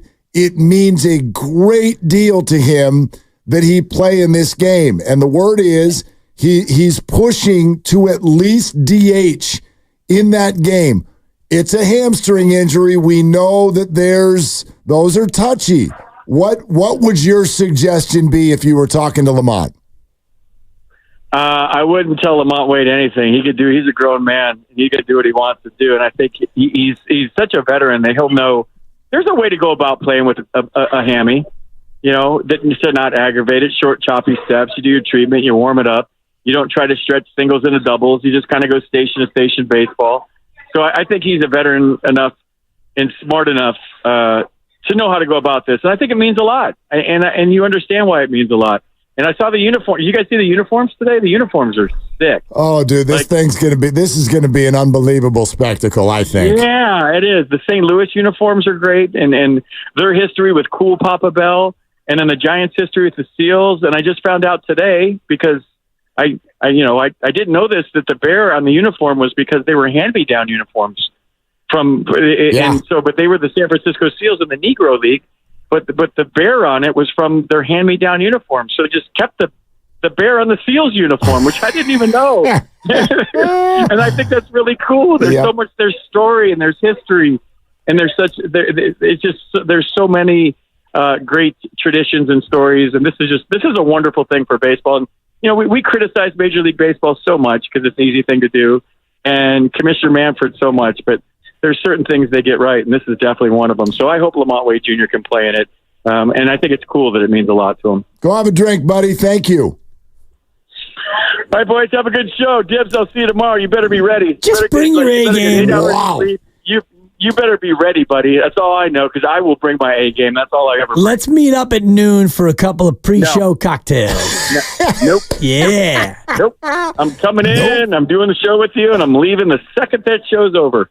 Yeah, sounds like fun. That's right. Don't miss a minute. On a scooter. I'm going to bring my back brace so I can carry you around for 4 hours. That's true. All right, guys. Have a good show. All right, buddy. Okay, there he goes, FP. FP on a rooftop after the Giants win by a final of 5-3. He's absolutely right on Lamont Wade and the Rickwood thing. It's like, hold your breath. If the game means a lot to you, I totally get it. I think that it means a lot to everybody who's getting ready to experience this. This is a wonderful thing that Major League Baseball is doing. It's an honor that the Giants are a part of it. Willie Mays is a big piece of that puzzle. This whole thing a week from tomorrow is going to be absolutely fantastic. And if Lamont really, really wants to be in there, and he does, then I think Lamont should be in there, provided that trainers don't think that it's a really stupid idea. That said, hold your breath. Yeah. Because he's a big part of where my current Giants opinion sits. Your optimism. I think that... Is that what you would call it? Optimism? Because you're an optimistic guy anyway. I'm born optimistic. I still think this can be a really good baseball team. Yeah, FP just said it. When you get everybody back and everybody right, and it feels like that is kind of a pipe dream, but not really. I mean, if you get Blake Snell to actually be healthy and pitch like he does after July 1, which is normally very, very good, if you get late night Lamont back, a guy who would be leading majors in OPS, and if you get Robbie Ray back, and if you get Cobb back, then you start to look at a pitching staff that's nasty and a bullpen that's more shored up, and maybe Jordan Hicks eventually goes there late in the year, because I do think his innings situation is going to be a problem down the road. It might, and don't forget Tristan He's one Beck. outing away from matching his career high in innings. And it's not even July 1. No, and don't forget Tristan Beck. I mean, that's the thing. The way I look at it is I'm thinking there's going to be someone on this team who currently is not on this team. Like, that's what I think is going to happen. You are playing the Angels this weekend. They stink out loud.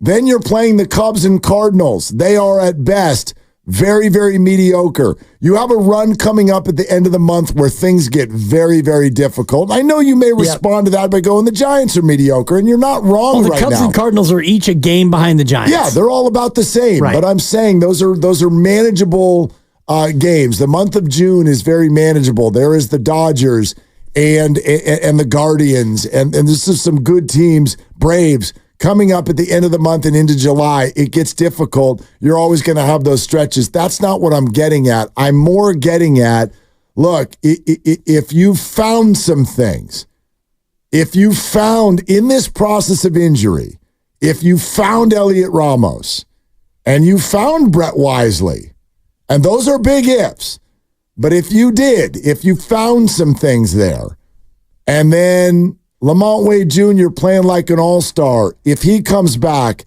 and plays like he was, I know I'm going to say if 28 times, but here's the other thing. I promise you that some of these are going to happen. I don't know about all of them, but some of these are going to happen. Probably half of them.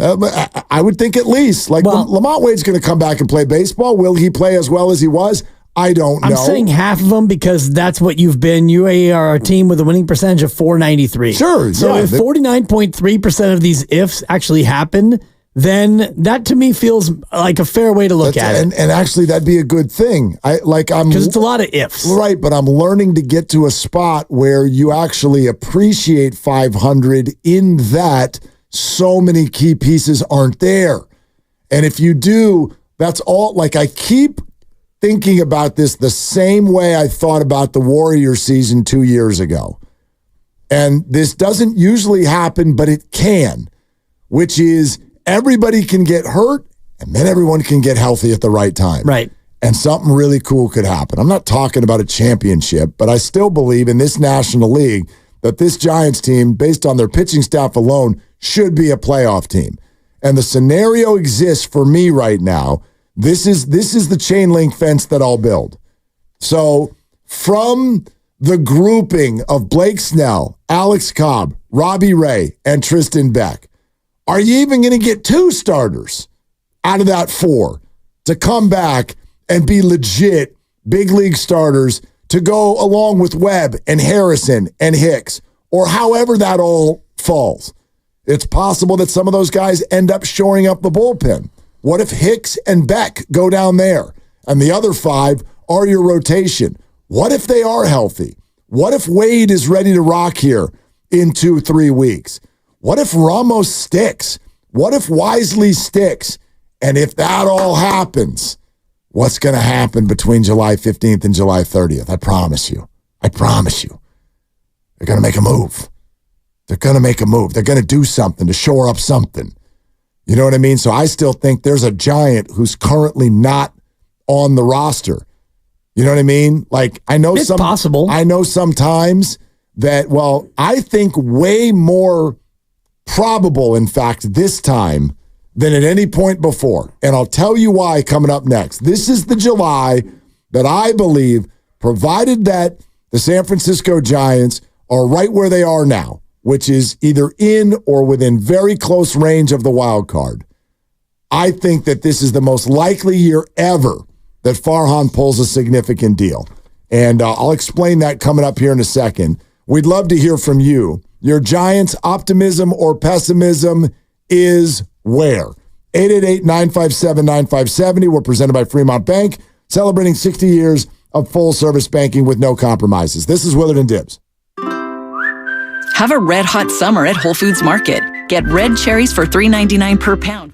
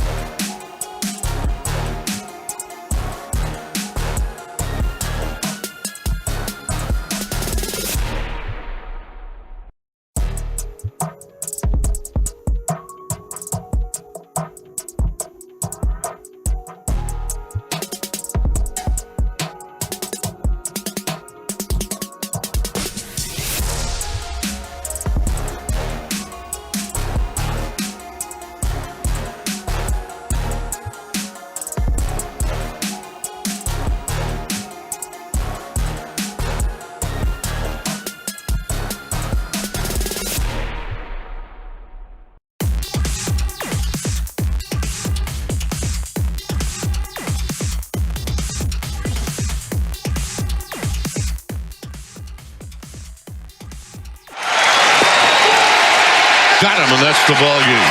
So the Giants, after the loss last night, said we need to take 2 out of 3, and that's what they do today behind Logan Webb. Now, back to Willard and Dibs on 95.7 The Game. I know. I'm a homer, and I'm always optimistic. I wonder if we could get past that for a second and actually. You have to be a homer? I do. Can we just listen to each other for a sec? I'm trying. Well, tell me. But all I hear is the Giants are going to win it all. No, Farhan needs a 30-year extension. Tell me where I'm wrong. I didn't say anything about Farhan. No, I'm just kidding. Although I'm kidding about all of it. You just threw about 17 ifs at me. Right. And I acknowledge that most of them some of them won't happen. Right. But I guarantee you some of them will. And I'll let you pay off the tees in a minute. Sure. Of course, I don't have to let you do anything, but you were guaranteeing that they're going to make a big move. Mr. Dibley, if I may. Just a moment. Yeah. Mick, is it Mick or Mark? Mark with a K. I prefer Mark with a C. I go by, you in the back. Dude, let's go to Mark let's go in the back. You guaranteed that they are going to make a move and not one of these classic Farhan. You're putting words in my mouth. I actually never used the word guarantee. I said it's more likely than ever. And remember, 2 years ago, this is somebody who swung for Chris Bryant at the deadline. But I wonder how many people are aware. Farhan Zaidi right now is GMing for his life. Like the end of this year is absolutely imperative.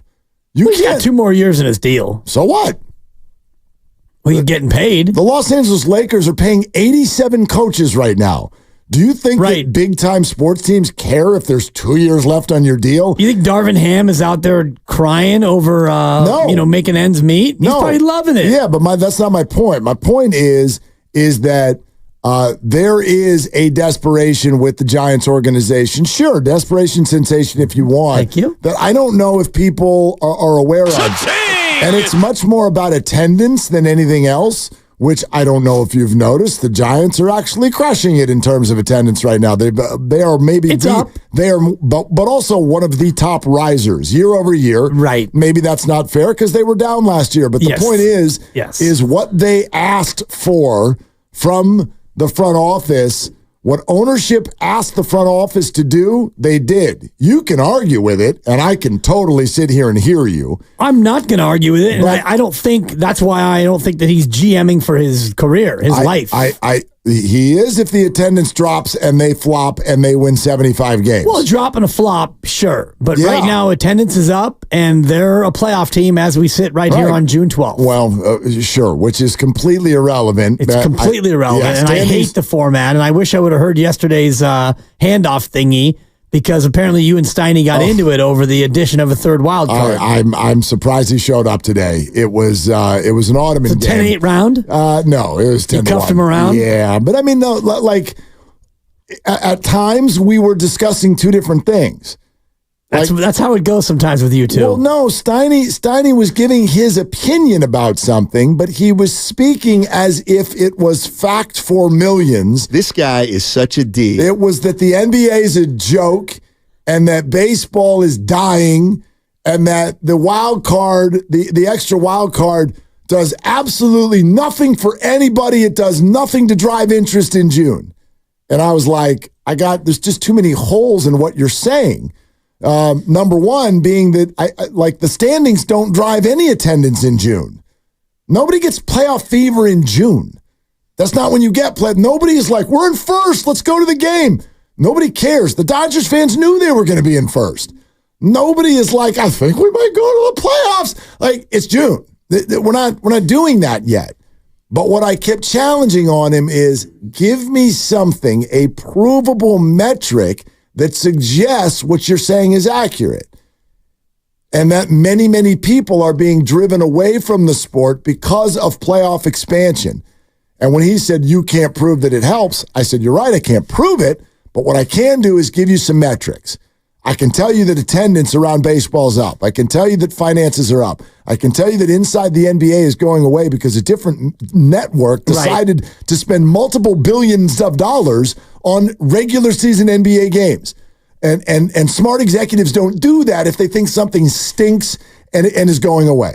So that's my 1 minute summary of yesterday. Okay. And we don't need to go down that road again. But attendance for the Giants is up. Yeah. And I'd argue optimism is up. Even though a lot of you are not feeling it, you may still flick the Giants in 34 and 35, whatever. Sure, that's all fair. I don't think the Giants are amazeballs right now at all. What I'm telling you is I see a potential path to this being a very different year than the last 2 years. Objectively, their pitching staff, their starting rotation is very different than what it was the last 2 years. Now, some of them are on the shelf. But last year, you have two literal all-stars from last year, one of them being the Cy Young Award winner, are sitting in the weeds right now. And another former Cy Young Award winner is next to them in the weeds. And last year's, hey, this guy can pitch, is also sitting next to them in the weeds. They're all sitting there.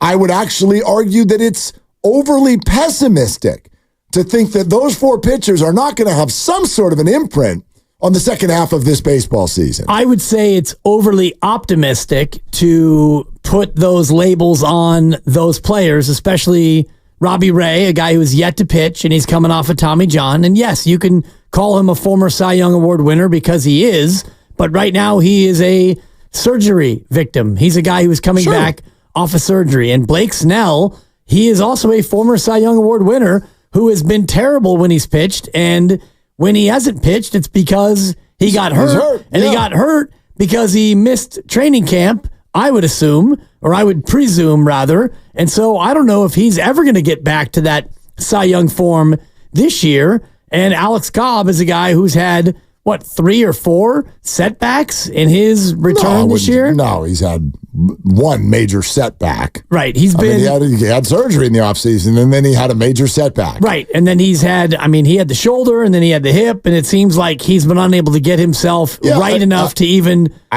come back. So I think to look at all three of those guys and think that all three are going to pop is overly optimistic. I agree with you. To say that 2 of them will pop, to me, is still too optimistic. To think that one of them might actually come back and perform like you would have expected him to, that feels a little bit more reasonable to me. Yeah, I'm not arguing that any of them are going to pop. I'm just arguing that I think that there is a very reasonable scenario that those guys are going to have an effect on the second half of the season, and so far they've had none. They've had a negative effect. Well, Tristan Beck, add him in. All 4 of these starting pitchers have a sum total of 0 wins.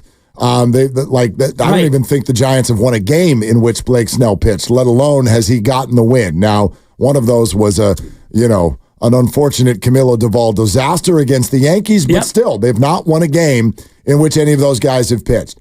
I'm going to bet that changes in the second half of the year. You would figure. But the larger point I was trying to make is if this team still sits where they are right now, a month from now, I would in a hefty way bet that Farhan swings big at the trade deadline, because if this thing goes south, he's definitely the one who would be in the crosshairs at the end of the year. Agreed. And so if he was ever going to get aggressive at the deadline, and sometimes he has and sometimes he has not, I would argue he is more likely to do that this year, because he more than anyone else really needs the Giants to have something cooking in September and October this year. Something cooking that makes people feel good about what's going on.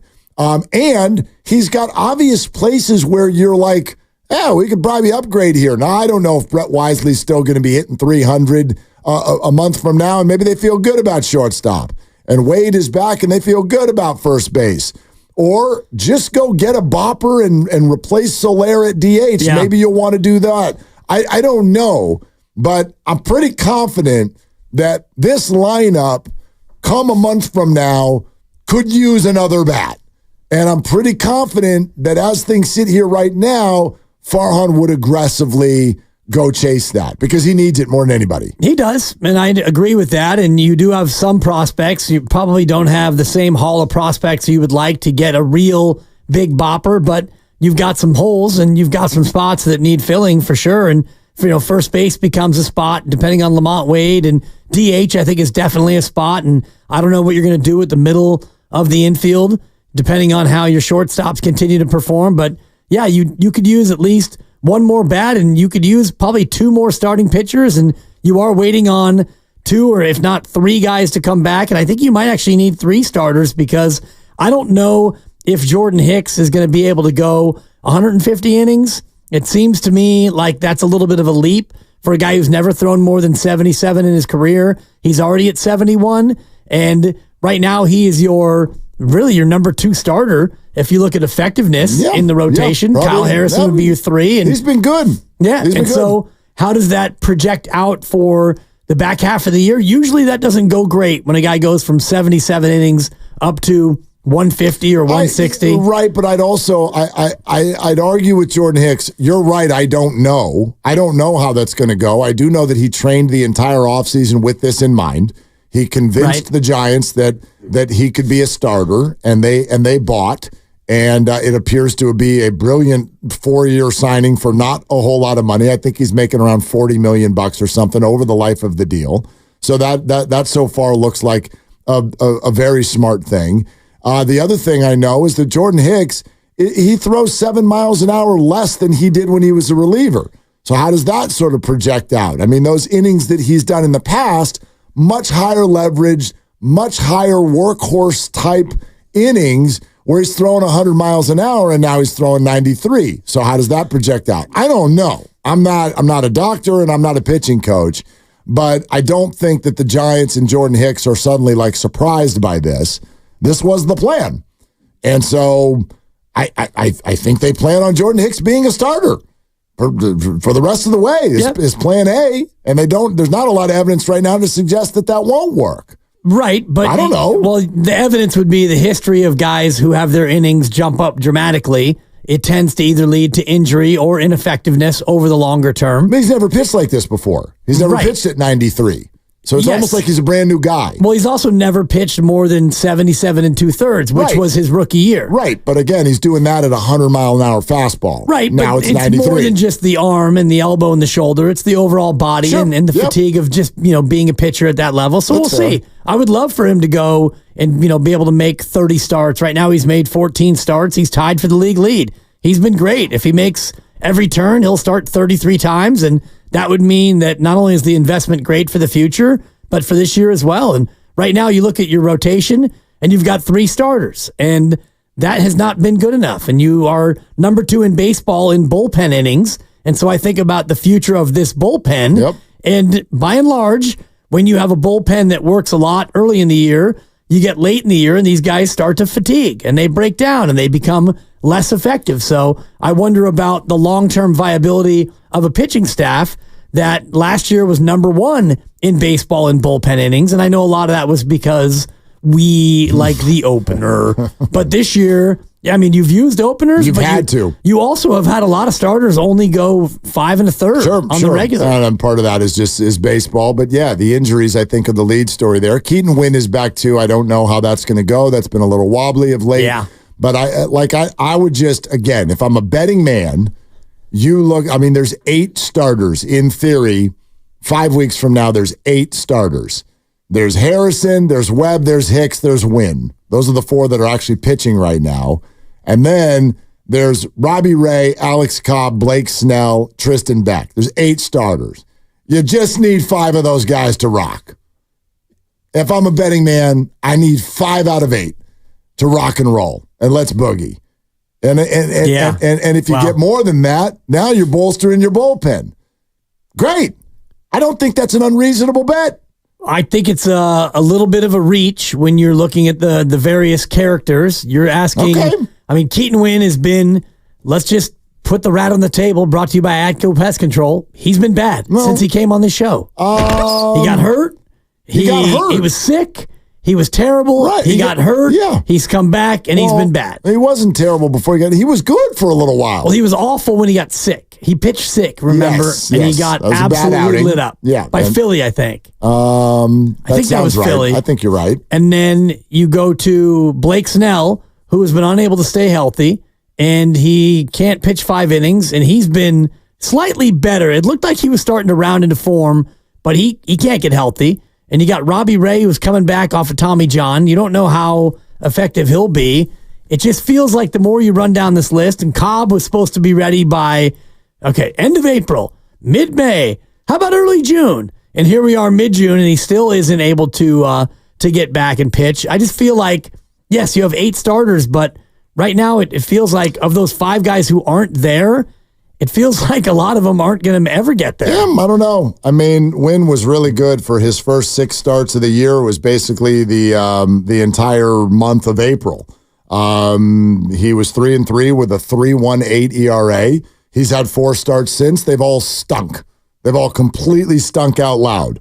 You're right. Against Philly, he didn't even get out of the first inning. Yep. Then there was that game in Colorado. He was cruising through 3 innings. Then remember, he never got an out, and about 7 straight absolute barrel balls That's went, right. and he was out of the game. Then he faced the it was Dodgers. like 7 hits on like 11 pitches, It was right? absurd. Yes, it happened so fast. He faced the Dodgers. He got torched. He faced the Rangers in his comeback game. He kind of got lit up there as well. 7 runs and into the 5th inning. I don't know if he's going to rebound or not, but again, I need 5. You just need 5. I know. You got 8.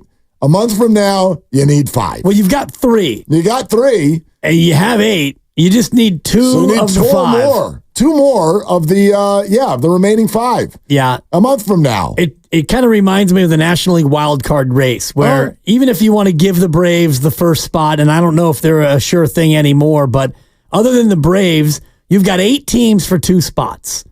8 teams fighting for 2. And it feels like the Giants should be They one of them. absolutely should be. So should the Padres. Padres, Giants, Pirates, D-backs, Cubs, Reds, Cardinals, and Nationals. They're separated by 2.5 games. Padres and Giants.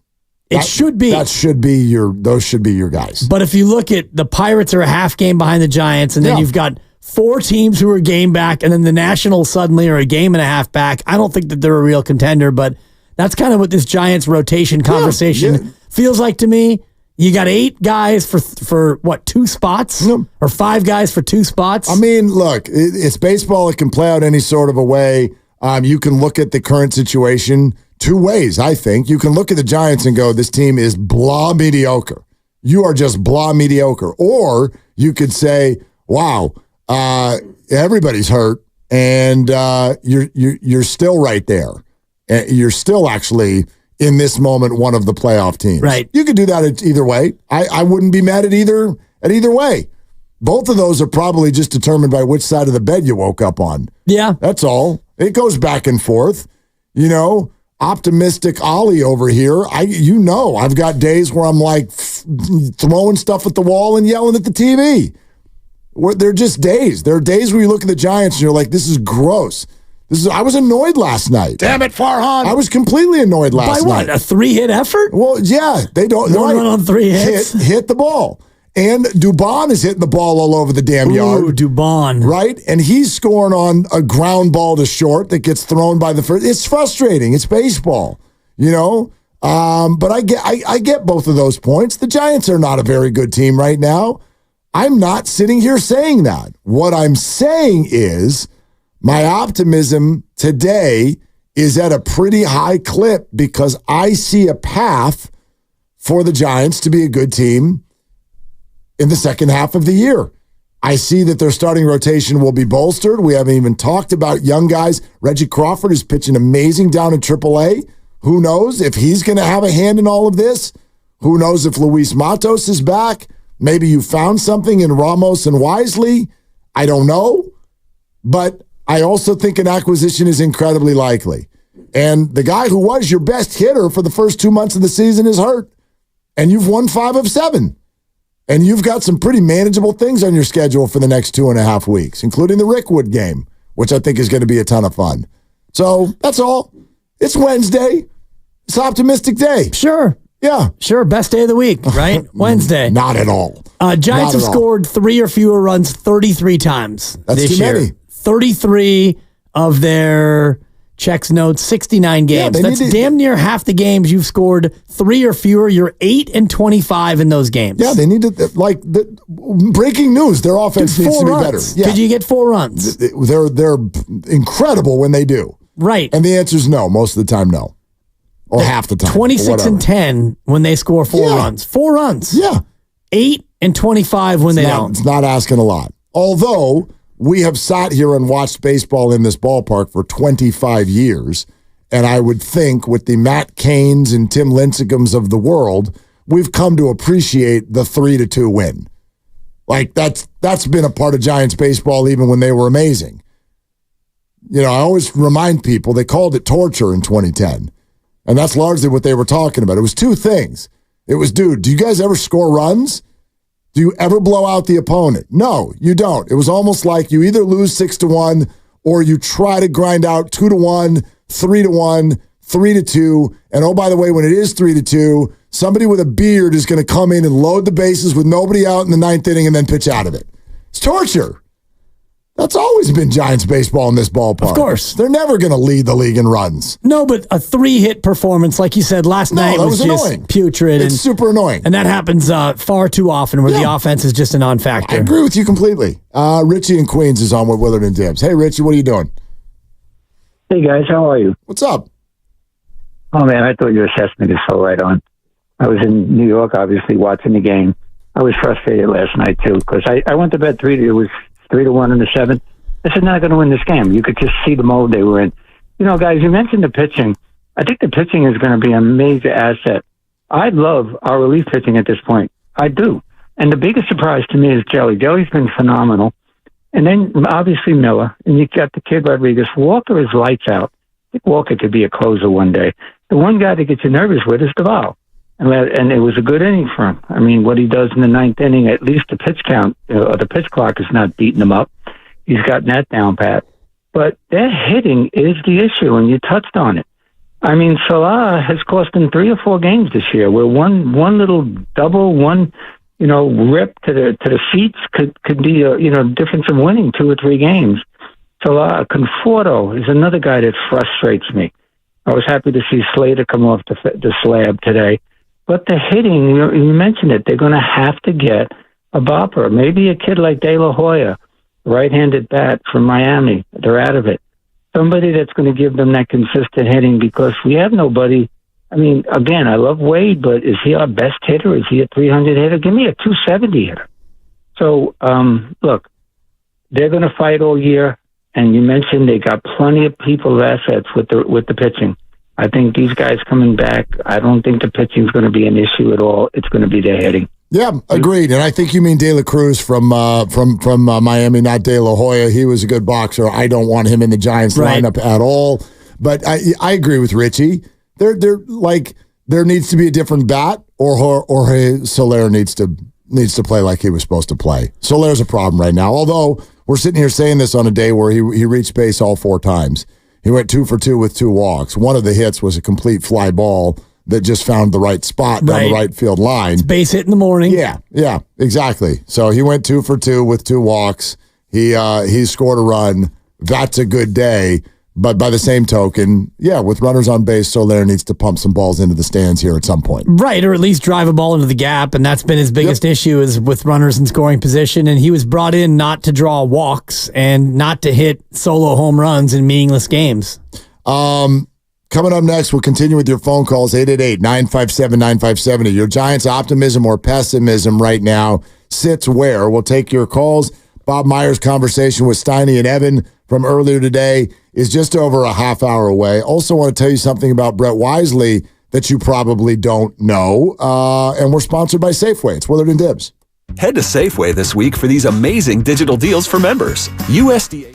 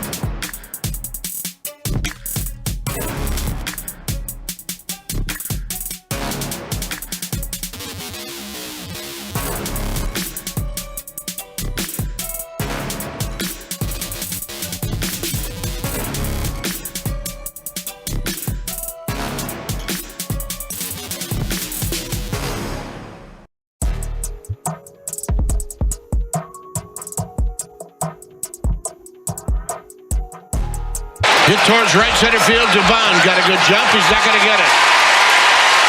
And Chapman's going to head into second base with a double. Now, back to Willard and Dibs on 95.7 The Game. I'm going to try not to make you mad. All right. I'm going to try. Farhan needs some things to be done differently. He needs to do some things differently. I don't think that's... All right, you haven't lost me yet. Not a question So far, anymore. so good. Sometimes... Oh, God, here we go. I'm angry, Jeff. That's awesome.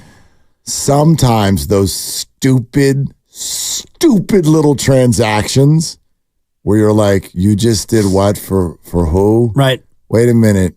You just signed that guy 13 hours ago, and now you're DFAing him, and you traded him for Bob Jablonski from somebody's single A affiliate. What are you doing? What are you doing?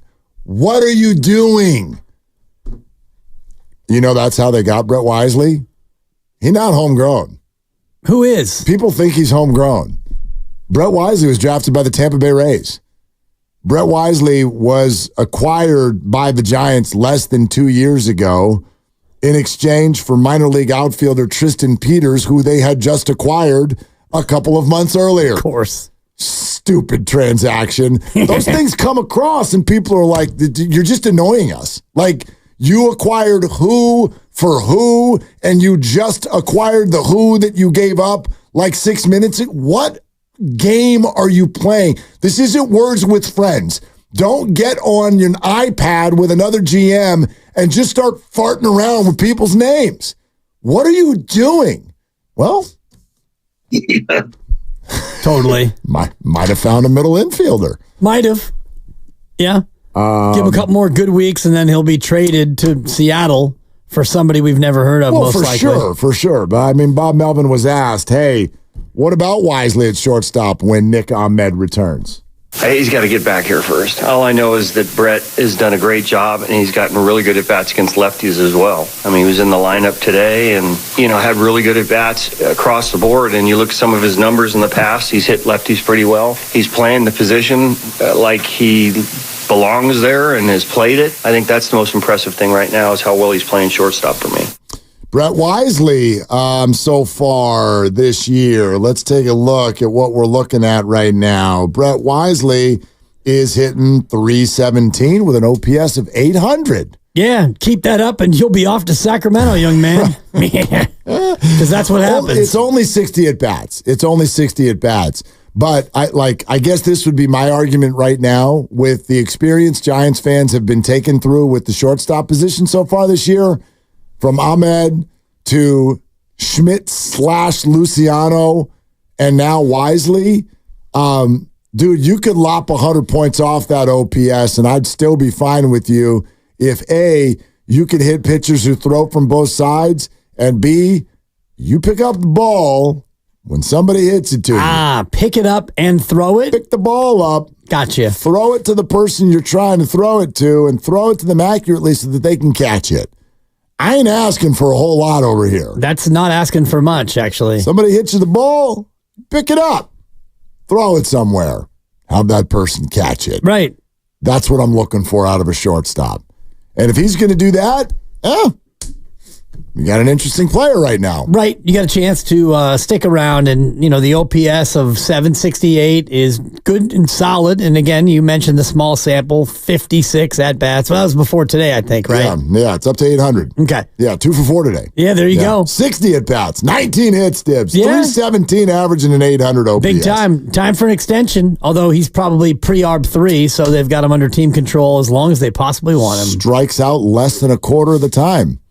How often do you say that about a big leaguer now? Well, not these big leaguers like Jorge Soler, who strikes out literally more than a quarter of the time. All he does is strike out, seemingly. Quite literally. I love to do this whenever you bring that up, the whole ARB system in baseball. Right. You ever look at a player's contractual situation when they just get called up? Go over to Spot Track and look at their situation. It's depressing. It's the stupidest system ever. I don't know why it's legal. I don't know how this is allowed. Brett Wisely is making, and this is fine. I'm not triggered by his salary. I know in the whole grand scheme of life, this is a very good salary that he makes. $560,898. What? Pretty good. What? 890. What is that? Keep in mind for Wisely, it's a proration sensation. Yes, it is. So he's not getting that full boat. No, but it's prorated based on his time in the bigs. Which means Brock Purdy's looking at him going, that's all you make? Seriously. Good Lord, Poor dude. guy. Come on. Get it together. But next year, Brett Wisely, pre-ARB. Yeah. And the year after that, pre-ARB. Yes, and the year after that, still pre-ARB. He's not even ARB. And once you go into ARB, then you got a bunch more years where you're stuck in that vortex. ARB. This young man makes the bigs at age 25. He can be in his 30s before he can do something about this. Exactly. Financially. And it's wild. You can talk to Yaz about how that feels. Oh, God. Who, Yaz this year is making $7.9 million, finally. And then next year he's ARB. And then he gets to be a free agent. And he'll be 35. There you go, Yaz. All the best. Especially when, and I have no idea, I could look up signing bonuses and stuff like this. But right. Brett Wisely was a 15th round draft pick. So no one gave him $3 million to like sign and go to the minor leagues. You know, Patrick Bailey is probably ARB, but Patrick Bailey was number 13 overall pick. Probably got a real nice check to sign with the San Francisco Giants. Kyle Harrison got a real nice check to sign with the San Francisco Giants. Before you ARB. Right. I don't know why it's legal. It's crazy.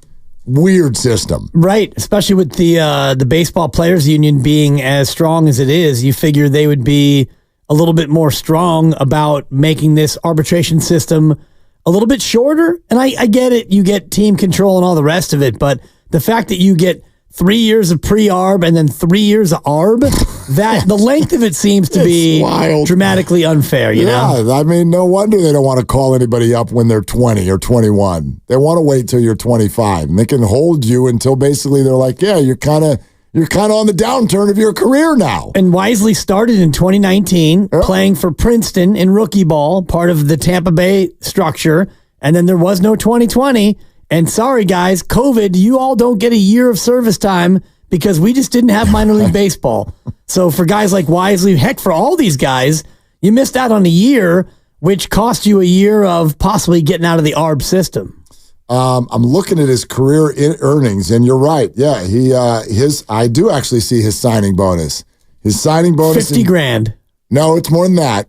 It's more than that. $52,000. No, it's more than that. Did he get 6 digits? He did. 6 figs? He got $125,000. All right, Brett. Yeah. So after taxes, you're right. He brought home $52,000. Good point. And yeah, he hasn't even made it. Even when you add in the signing bonus, he's yet to make $1 million in his career. Yeah. Not that I feel terrible for him. He's 25 years old. Exactly. He's doing fine. But anyway, Chris in San Jose here with Willard and Dibs. Hey, Chris, what's cooking? What's shaking? What's going on, gentlemen? Happy Wednesday.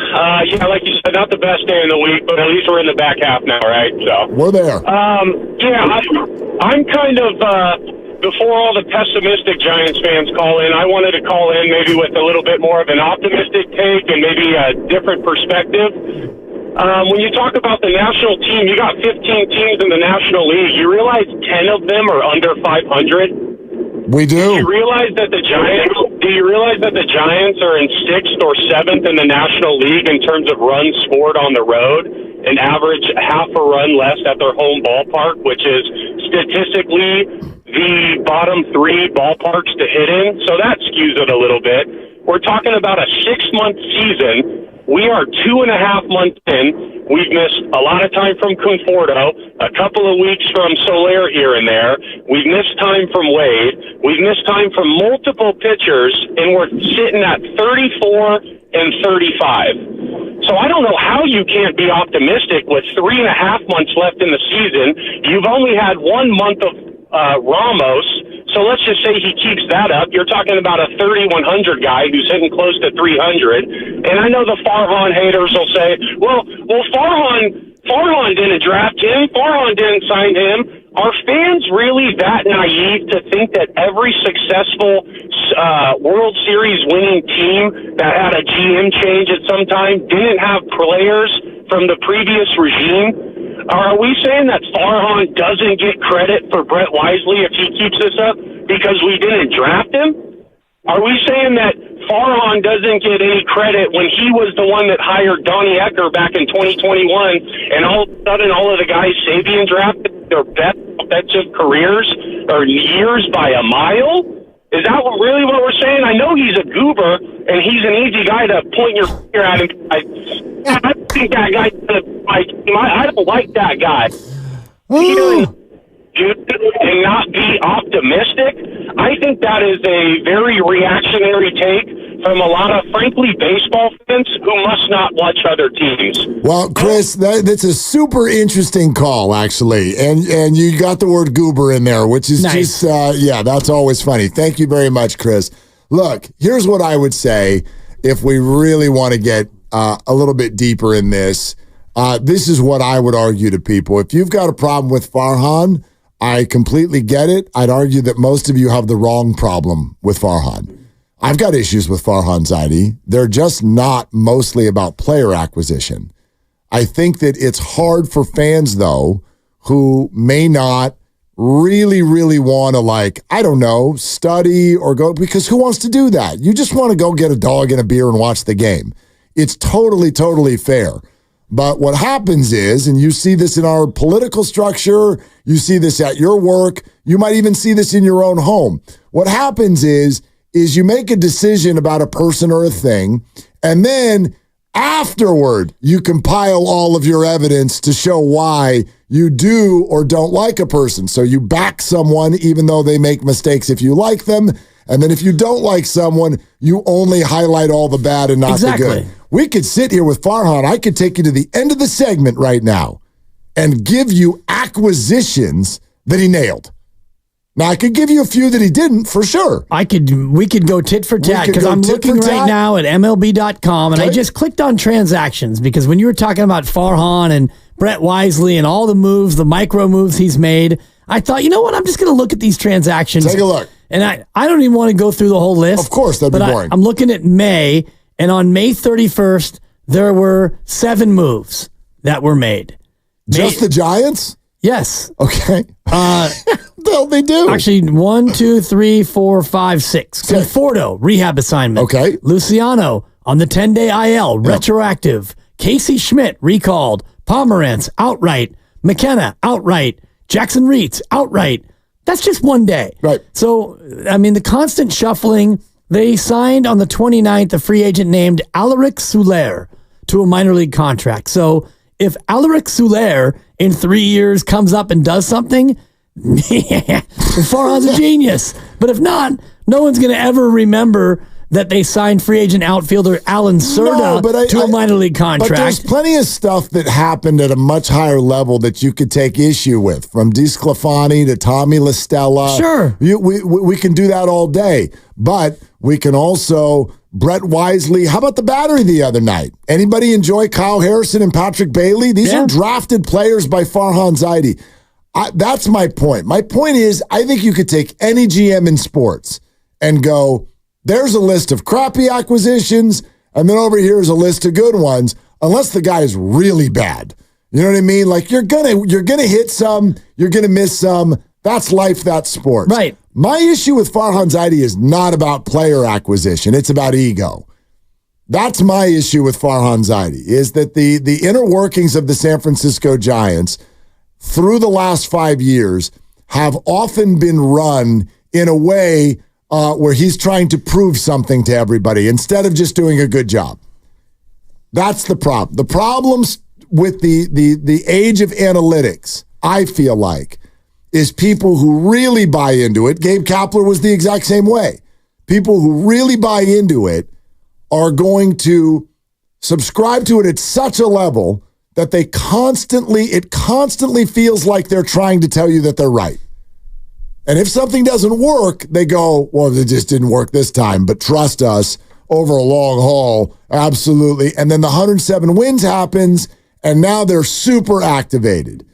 And it was almost like there are things happening behind the scenes where they wanted to strip the history of the Giants down.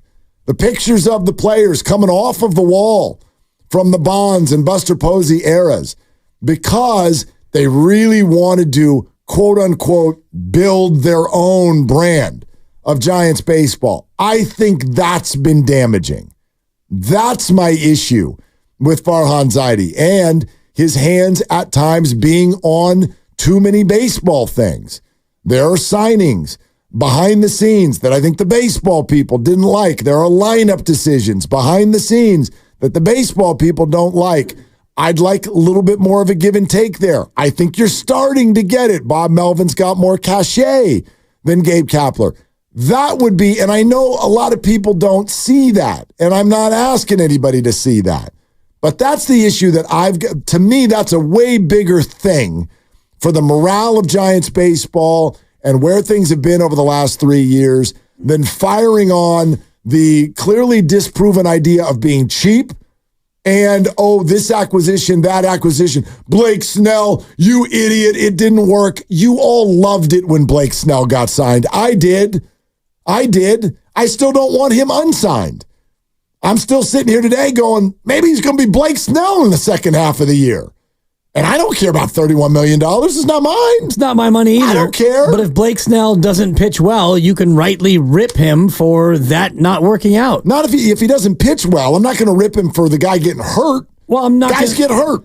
Yeah, guys get hurt, and guys have these types of injuries when they don't have proper training camps and the exhibition season. So that's kind of on Blake. That's all on part of it. Well, that's the least you partially. signed him for sure. Yeah, for sure. You signed him that late, and then. You did what you did with him, and his race is not yet run, so I'm going to withhold judgment until we get to the end of the year. But, yeah, if you take a swing and you bring in Jorge Soler and he can't get hits with runners on base, that's a you problem. That's on you, no doubt. I agree. That's a Farhan problem because it's also on the player because it's the player's job to come in and actually do what you were brought in to do. But when you don't do that, who brought the guy in? It's Farhan. And Absolutely. Again, it's not. But we're not even close to the end of the year where you're going to make these judgments. Right. You go back and forth on this, though. Lamont Wade was a brilliant trade. Yeah. My God, he got him for nothing. You know what I mean? Do you like that? The Soler thing, that's a totally fair point. How do you feel right now on this day, in this moment, about the Matt Chapman signing? Yeah. Like it or no? Well, I like it today. Okay. I mean, it's been fine. Today. It's been fine. Yeah. I mean, he's been very inconsistent. He's been hot and he's been cold. And, you mentioned the battery of Bailey and Harrison, 2 draft picks, and that's looked very, very good. So you can go back and forth and we can tit for tat on all the wins and the losses. Ultimately, it comes down to the wins and the losses. And if they wind up the year at 80 and 82, and if attendance is up and they're, again, mediocre and you're 80 and 82 and you know what, that's good enough for a third wild card and you end your playoff drought and you're a playoff team, well then you're going to have a hard choice to make. I buy all that. I'd be very surprised if the records that you see now battling for the third wild card are what they are going to be at the end. I would bet that 80 wins ain't going to do it. 82 probably will. I disagree with you. Yeah, I don't think you'll need 85. I don't think that for the third wild card, I think you're going to be looking at, it's kind of like the Eastern Conference this year in the NBA for the play-in game. You're not going to have to be very good to get that third wild card. You don't have to be very good, but I do think be very mediocre. I think you're going to have to be good. Again, all it takes is 2 teams stepping forward. Let's say, you've got the Braves and the Phillies both in the East. So let's just argue that one of those is going to be the top wild card team. That's where it sits right now. Even though the Braves are only 3.5 games ahead of the Giants, it's not like they've got a sparkling record either. But let's argue the Braves and Phillies are both playoff teams. That leaves 2 wild card spots. That means all it takes is 3 teams out of this whole jumbled mess. 3 teams need to step forward and have a really good second half to where it needs to push you to where you are going to have to be 85 wins or north in order to get in. You've got the Padres, the Giants, the Diamondbacks. Could they get it figured out? Went to the World Series last year. I think the Chicago Cubs are a team to watch. There are certain teams here that I don't think are very sustainable. The Nationals, the Cardinals, the Mets, these teams, I just don't think they're all that good. They could surprise us. The Pirates, they're young, they're plucky. Could they get something going? Sure. but all it takes is 3 teams to really step forward, and I would predict that will happen. I think you're going to have to be a solid team to get in. Yeah, I don't think so. I look at the Braves, who are going to be the top wild card, and then the rest of it's going to be anyone between 85 and 80 wins. There'll probably be 5 or 6 teams in that mix. And I agree with you about some of those also-rans like Washington and New York. I think they fall off. I don't believe in St. Louis. And then you get Cincinnati, Chicago. I don't buy Pittsburgh. And so for me, it's Arizona and the Giants and the Cubs. 3 teams maybe fighting for 1 spot. Padres, if you add them in, fighting for 2. I would put the Padres ahead of that group anyway. Okay. But 4 teams for 2, and I don't think that you're going to have to be that much of a dominant club to get that third wild card. Not dominant, but good. You're gonna have to win more than you lose. You're gonna have to get right, but I think 85 gets it done. Maybe comfortably. Maybe, but 82 might actually be enough. That would surprise me. 82 and 80. I just look at all these teams, and I look at flawed teams from not top to bottom, but from the Padres all the way down to the Mets right now, who are technically only 4 back of the Giants for that third wild card. Yeah. And the Mets are a fire, man. They're well, and we're going to see how many of these teams look to sell because we've got 6 weeks until the deadline. That's a good point. Yeah, we're presented by Fremont Bank, celebrating 60 years of full-service banking with no compromises. Not only can you weigh in at 888-957-9570, but also coming up around the corner in just about 10 minutes or so. I think we all found this to be an absolutely riveting conversation on a day when the great Jerry West passes away at age 86. We wish condolences to everyone close to him, and we're so impressed by the legacy he leaves. But Bob Myers, who worked right alongside him in the front office for the Warriors, joined Steiny and Evan Giddings earlier today. It was a great conversation. We want to share it with you. Coming up around the bet on Willard and Dibs. In the meantime, let's talk about Windows.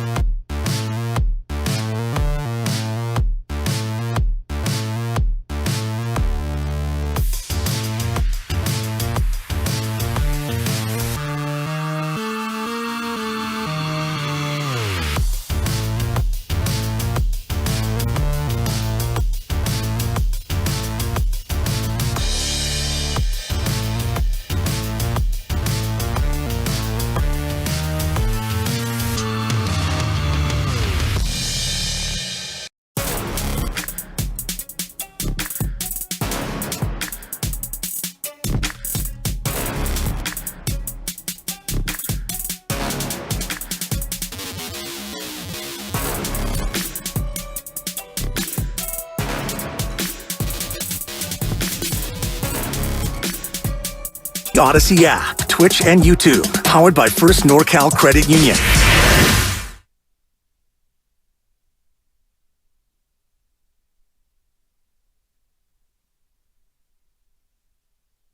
Now, back to Willard and Dibbs on 95.7 The Game. First of all, there's a development in the sports world that I need to run by you. We'll do that in just a second. All right, I'm excited. It's a continuation sensation of a conversation. Man. That's a buck. Sports! I didn't like the air quotes that you threw up there. Sports. I knocked that off. I actually didn't use air quotes. I just used my voice to make it sound like I was air quoting. I thought you threw up a couple of fingers on each hand. No, it was just a pause. It was a well-placed pause. Wasn't that we have well-placed? an update in sports. Okay, that sounds like coming air up in quotes. a little bit. That sounds like air quotes to me. That's what I was doing. I was going for that. Anyway, what do you make of this? So Logie Webb is, he's the Giants' leader. He's that dude. He's that dog. And he got pulled after 83 pitches today. So they said, hey, do you hate Bob Melvin? And this is what he said. I had a weird play, the last play of the last game. I kind of threw it, and I kind of felt a little, kind of like zinger in my shoulder, but I've had it before. I missed a couple months, and in 21, obviously, wasn't nowhere near that, so I think it was just kind of like a precautionary thing that, so that's today. I didn't want to come out of the game, I can tell you that right now, but Bob said it very well. He said, you're only going to go out for, wanted to throw 90 pitches today, and then, he didn't want me to go out there and give a base hit or something and have me taken out of the game. So I trust Bob with every decision, and I agreed with him, to be honest. I feel great, but I think it's a long season. We got a long way to go, so I get why we're a little cautious with that. All right, so first of all, zinger. Yeah, get a little zinger. Underrated snack cake, the zinger. What's a zinger? It's kind of related to the Twinkie. It's of that family. You like the Hostess cupcake. There's the Hostess cupcake. There's the Twinkie. And the zinger. And then like a Chocodile. And you didn't get out much as a kid, did you? There was 3. There was Twinkies, there was Hostess cupcakes, and there were... so many more. Ho-hos. You can't even say ho-hos. You're such a child. And I love that about you. I'm not a child. It's the opposite. I'm just not into that word. Let's just put it that way. Last week I said the word gonads, and it cost you about 5 minutes. You couldn't recover. It's a ho-ho. It's not the word. It's the look on your face. You get you're the child. You get so excited. You get so excited that you get to say ho-hos on the radio. You wouldn't say it. I didn't want to say it. It's a ho-ho. Is that still out there, by the way? What? Can you still go to the store and buy that? Or buy what?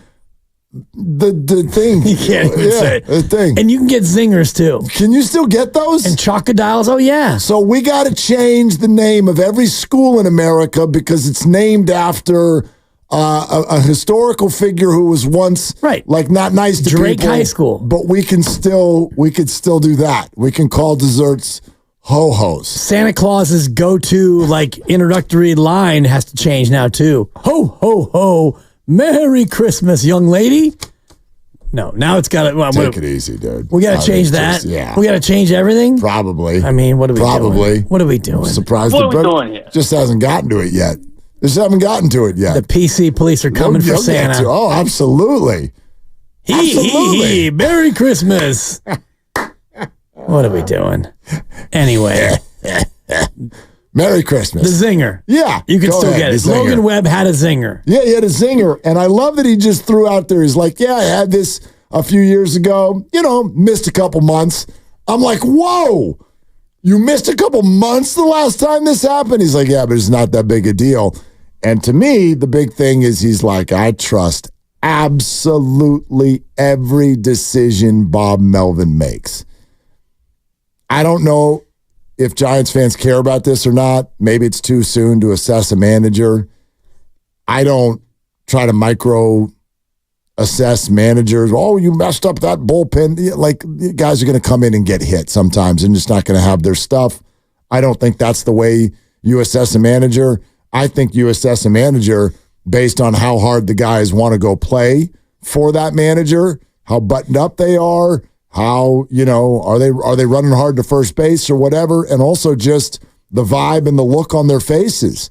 And I think you're getting a better output from these players, much, much more comfortable with a Bob Melvin clubhouse than what they had before. And FP laid it out perfectly, and I'm going to probe it more tomorrow when he's in for you for 4 hours from 2 to 6 about the feeling of a baseball player when you aren't looking over your shoulder all the time. And, your first at-bat doesn't go well, and so you're coming up in the third or the fourth, and you got to look to the skipper. Am I going to get pinch hit for? Or if you're a pitcher and you have a rough inning, am I going to get the hook?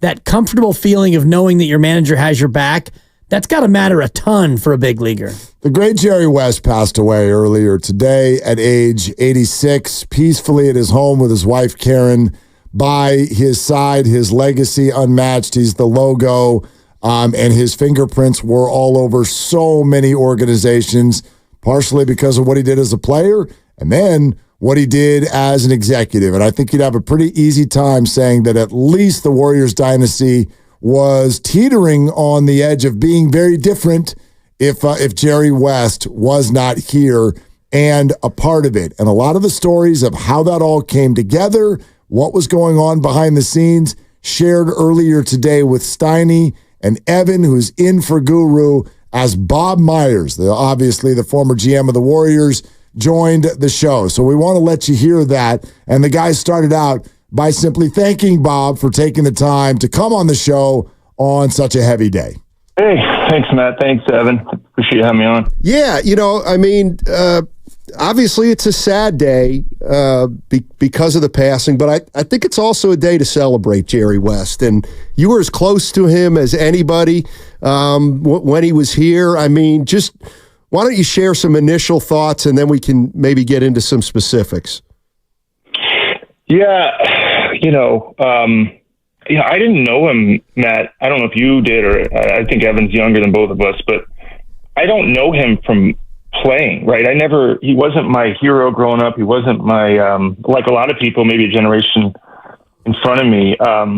So I just knew him mostly just kind of as a guy, like a friend, somebody that was really decent and kind to me when I was a young agent that didn't have anything, two legs to stand on. He treated me well. And just a person, every time I talked to him, Matt, and when you got on the phone with Jerry, it was a long conversation. It was not short. But I learned something. And when I tell people that, they kind of, I'm not sure if they get it or not, but many times you talk to somebody on the phone, whether it's 15, 20 minutes, you hang up and you go, that was interesting, but nothing really happened. Every time I got on the phone with Jerry or interact with him, I'd walk away with at least one thing that was pretty profound about basketball, about life. And, having been around some people that are, I don't know what he's celebrity famous in my life, a lot of times they're not the best people, unfortunately.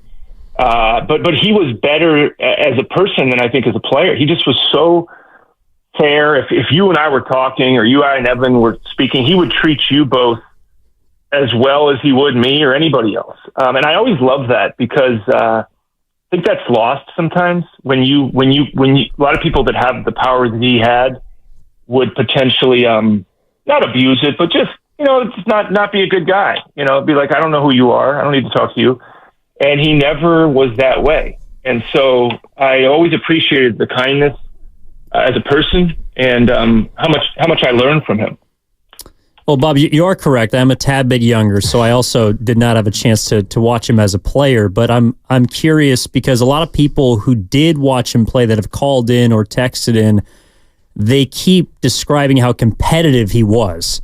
And I'm just curious if there was a story or an experience in which you saw that competitive fire emit, because I've heard that and have read about just how fiery he was, not just, of course, as a player, but also sometimes as an executive. He was, almost to his own detriment, Evan. The only people, I knew one of these guys, but I don't really know Michael Jordan. I met him, but can't say I know him. I have an idea of who he is, but just like all of us. But I did know Kobe, and I did know Jerry. And the three people in basketball that I think had this competitiveness that transcended what we call competitive they deserve their own category. I think those three people, because they had a level of competitiveness that I'm not sure I've come across before. And there's a burden that comes with that because that's not normal. Most people lose at Monopoly, Evan, or pickup. They don't really care, to be honest. They lose it. You go play pickup basketball, guys, like, whatever. I lost, no big deal. Yeah. These guys are not built like that. And they could never turn it off. And so what comes with that is oftentimes, if you're talented, a tremendous amount of success. If you are that competitive and talented and have that kind of drive and desire, you will win and succeed, just because that combination is rare. There's many talented people that don't have that and do fine, but you combine ultra competitiveness with talent, and there's a specialness to that as far as sports goes. But he would watch the games, and it was so, I couldn't watch with him at the end because we all I would tell Kirk Lacob, you got to sit next to Jerry. I can't do it because I was a young GM. I was kind of, I didn't know if I was getting fired or what was going on, and we're in these playoff games, and Jerry, there was he lived in the world where he wanted perfection, and nobody's perfect, and he wanted people to live at the standards or play at the standard he did, and that's probably the same way Michael Jordan or Kobe Bryant would observe a game or watch a teammate or opponent. But we all can't perform like that. I certainly I'd watch an NBA player and go, well, yeah, he screwed up, but I mean, the guy's 1,000 times better than I could ever be. Whereas Jerry would watch a player and go, yeah, I was much better than that guy, and he screwed up. And so it was hard for me to watch with him because I was already emotional in my own way, like you guys would be if you were a GM, and then to add that layer.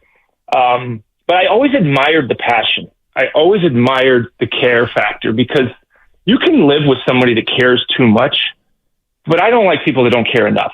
And if caring too much is a problem, well, sure, Jerry cared too much, but I'll go with those guys all day long. Put me around people that care too much in life, that's fine. And those are the people that you really miss when they go. Bob Myers joining us on 95.7 The Game, former president of basketball operations and general manager for the Warriors. Some people might know that before Bob became those things for the Warriors, he was an NBA agent. Did you ever have to deal with Jerry? Oh, yeah. Yeah, so how was he? How was he when you were an agent dealing with him as a general manager? I made a mistake one time. What I learned with Jerry, Matt, was you do not call him after a loss. And I knew Jerry more when he was with Memphis, because when he was with the Lakers, I had just started the business. And I remember I ran into him at, I think, Vincente Foods, which is this restaurant supermarket in LA. And it was right before he left the Lakers. And I think they might have either just won the championship with Phil Jackson or he was kind of a mythical figure, but I knew him and I ran into the supermarket. He was checking out. I said, congratulations. And he said something like, yeah, I'm done. And I was kind of like, what? And then he left the Lakers. And I think it was like, he just, I don't know, needed a pause. And we talked about that at times, like why he did that. But I learned at one point, I think Mike Miller was a player for the Memphis Grizzlies. And we were trying to get Jerry and the Grizzlies to promote Mike for Sixth Man of the Year. And I absentmindedly decided to call Jerry the day after they lost. And I said, hey, Jerry, we're just trying to, if the organization could maybe, mention I think Hubie Brown might have been, I don't know who was the coach, Vitello. Hey, could they put in a good word for Mike? And Jerry just lit me up. What are you talking about? No, we just lost the game. And I just looked, I was like, what an idiot am I for bringing this up now? Because he was so competitive, but I'll tell you what, he treated me so well. As a young agent, I was flying to Memphis because we had a few guys on their team, Pau Gasol and Mike Miller and Earl Watson. And I remember him telling me, he asked me what time I was getting in to the airport. And I was flying from LA to Memphis. And I said, I don't know, Jerry, like 2:30. And he said, where are you staying? And I said, I think I'm at the Wyndham, or I forget what it was. And he said, why don't you stay at my house? And I said, and I'll pick you up. And I said, and I thinking to myself, people say that stuff. Nobody picks anybody up from the airport anymore. It's never, I don't know. Maybe you guys do, but it's a rare breed now. So, and again, this is Jerry West. So I go, you don't have to do that. And he says, no, I'll pick you up.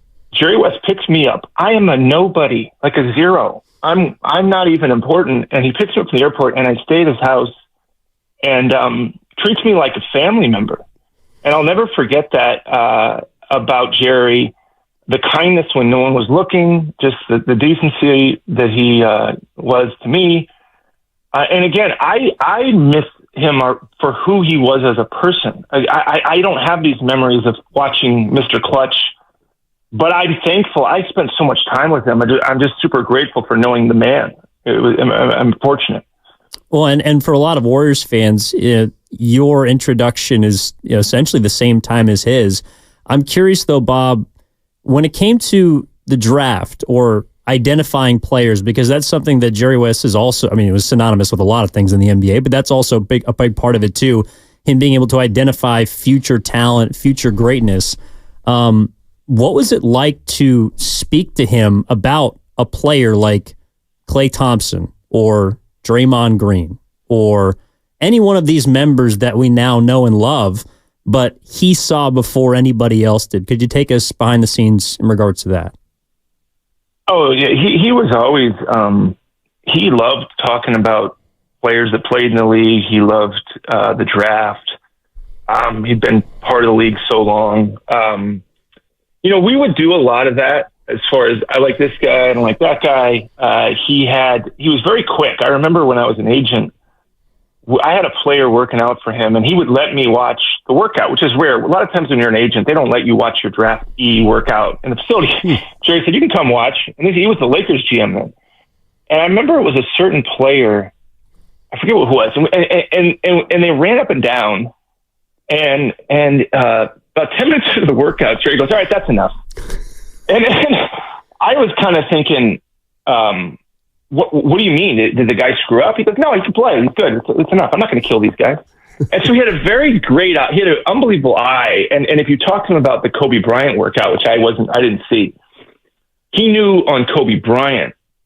And to draft him the way he did, and Kobe Bryant was the 13th pick, I think. Yeah. People act like Kobe Bryant was the number one pick and everybody knew he'd be great. Jerry West knew he'd be great. And Jerry West maneuvered that with Arn Tellem to change the fortunes of the Lakers for 20 years. With the Warriors, the things I remember most, he did love Klay. Klay Thompson he loved early. He knew Michael, and he saw the shot with Klay, and he just saw the uniqueness of that. And that was memorable. But for me, more importantly, and certainly identifying players is a big part of it, but I gained a lot from his giving me courage in certain situations. As far as a young GM learning and feeling the pressure, and him just saying, don't ever operate out of fear. There was not a fear in how he played and how he lived and how he made decisions. He never looked back. He had a strong conviction. He could handle mistakes. He beat himself. He was his hardest critic. So the media or the public could never move him because he punished himself so much. And so when I would speak to him, a lot of times it was about managing coaches. It was about how to react to managing star players. He managed, obviously, Shaq and Kobe, Magic Johnson, Kareem. We had, at that time, our players were becoming these figures, right? These kind of generational people in the Warriors organization. So he was very helpful for me as far as how do you move through all this stuff when a player becomes such a big icon amongst his teammates. And so I remember more of those things. And I'm not saying the other stuff didn't happen, but my memories of him was like as a mentor in some ways as to how to live as a GM or how to operate as a GM in general. Bob Myers joining us on 95.7 The Game, former president of basketball operations and general manager of the Golden State Warriors. Jerry West, basketball icon, passed today at 86 years old. Jerry West, of course, during his storied career, had a stop with the Golden State Warriors and had a big role along with Bob in the dynasty. I got to ask you this. Part of NBA and Warriors lore is that if you guys traded Klay Thompson for Kevin Love, that Jerry was going to walk. True or not? I don't think it. That is like this mythical story, and I always tell people the idea that was as close as people thought wasn't. There was nothing going on in the NBA. That story dragged, and I always tell people we never got as far as people think. And they don't believe me or whatever. And I say, had that deal been close, we would have requested, Kevin Love's medical, because he had some medical stuff going on. And we never did. Sure, our job was to look at it. But Jerry, it never got to the point where we want to do it. And Jerry said, if we do it, I'm out of here. It never got to that level. But it's a fun story for people to tell. And people remember it in such a way, but he's certainly, and Steve, we all love Clay. I mean, and people want to say that had Jerry not stepped in, that wasn't, Joe loved Clay.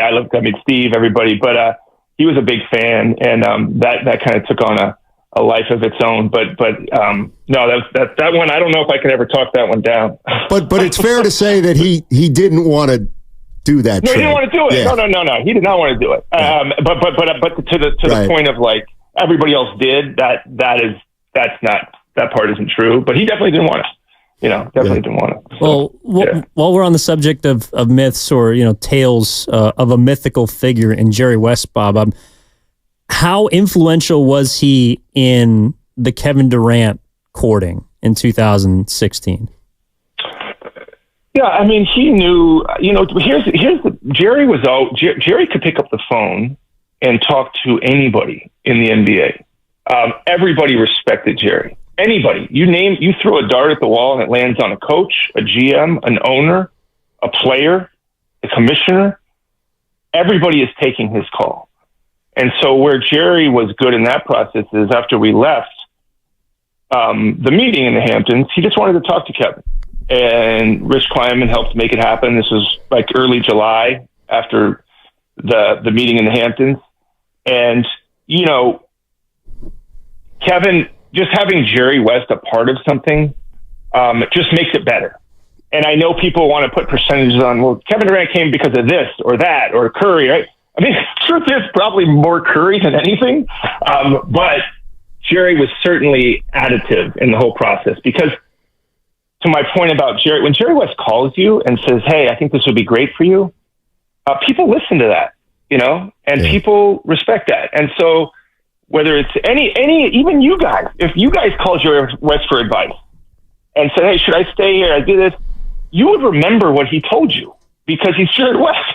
Right. And so he was good in that respect, and he talked to Kevin, and the best part is, you see the people coming out and commenting on Jerry. And what's really sad? What's really sad about today is I would have loved to have heard what Kobe would have said about Jerry today. Because they were close. Those two guys were close. And he was there at the start for Kobe. And they had a closeness and a trust. Kobe trusted Jerry when Kobe first got to LA as a young kid that didn't know anybody. And you walk into LA, 18, 19, that city is a monster. I mean, that city can just swallow people. And for Kobe to have Jerry in his corner and just to kind of protect him and guide him through it, I would have loved to have heard what Kobe would have said. And I know he said stuff about Jerry before he passed and how much he revered him, but I think he would have expanded on it in a pretty big way if he was here. Bob Myers joining us on 95.7 The Game. Jerry West, basketball icon, passed today at 86 years old.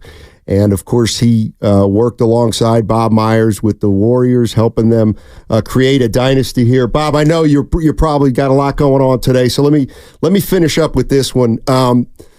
The one thing about Jerry West is I think he's considered the most knowledgeable basketball person that in the game. And I'm just wondering, it would be very gutsy to disagree with him on something, yet I'm sure there must have been disagreements. And I'm wondering, for a guy who was respected that much and knew as much as he did, how did he handle somebody who disagreed with one of his opinions about basketball? It helped that when Joe was considering bringing Jerry on board, I had just come along, Matt. And so I remember he mentioned, what do you think of Jerry? And I said, I love Jerry. I said, I can work with Jerry. And by the way, I don't know that Joe really cared what I thought. He was probably going to do it anyway. But I said, it wasn't like I had a place in that. But I said, I can work. I know Jerry. And he was like, really? And I said, yeah, I mean, I know. I've known him for 15 years. I met him 15 years ago. So yeah, he'd be fantastic. And only, Matt, because I knew him, did I feel comfortable maybe not agreeing with everything he said, but it was never contentious. Jerry would be strong, and then he might listen, and he might come back the next day, and he was never disrespectful. He was strong in his opinions, but we didn't agree on every single thing. Even forget about like drafting this guy or signing it. But I just think it helped that I knew him before I took the job. If I didn't know him before, I would have been distressed. I would have just been overwhelmed. Right. I mean, picture of one of you guys, you're a GM of the Warriors at 35, you got Jerry West looking over your shoulder. It's like, come on. Like, I wouldn't wish that on anybody. I mean, but since I knew him and had some equity in the relationship, we could talk respectfully. It's still, he's Jerry West. So it wasn't like, you just I never told him what to do, but to that point, it helped that I had known him before, and it made the conversation easier, whether they were agreeing or disagreeing on anything. Right. So, hey, Bob, thank you so much for lending your time. Really appreciate it. Some unbelievable insight to Jerry. Can't thank you enough. Thanks, Bob. Yeah. Thanks for having me on, guys. There it is. Bob Myers earlier today on 95.7 The Game with Matt Steinmetz and Evan Giddings. Guru out today, and I think you get a lot from that conversation. First off, the part we always know, which is that Bob is just he's just fantastic. Yeah. He in fact has some Jerry West qualities in that when he's talking to you, it just makes you feel a little bit different. Like you can tell the engagement, the real nature of what's being said, I think is what makes him such a good listen.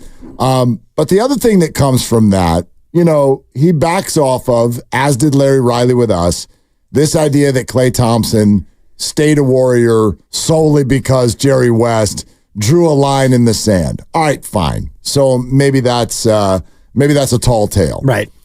But you and I started a conversation with regard to what if we could sit down with Jerry West today and find out what he would say about what the Warriors should do next. And it comes at a time where I'm starting to have a little bit of an observation, mainly with regard to Klay. And that is, and this is maybe reading between the lines a little bit, I'm not saying beat writers are used by a team to get a message out. I think teams try that sometimes. But the beat writers that we hear from a lot with the Golden State Warriors, whether it be Anthony Slater, Marcus Thompson, others who are really tapped in, Tim Kawakami, etc. They're all kind of telling the same story right now. And I don't think that the team is necessarily trying to put this out there, but I'm just noticing that every word uttered is headed in the same direction. And I know the Warriors aren't going to get public with it because free agency is about to come, but I just feel like they would either refute it or they would do it behind the scenes.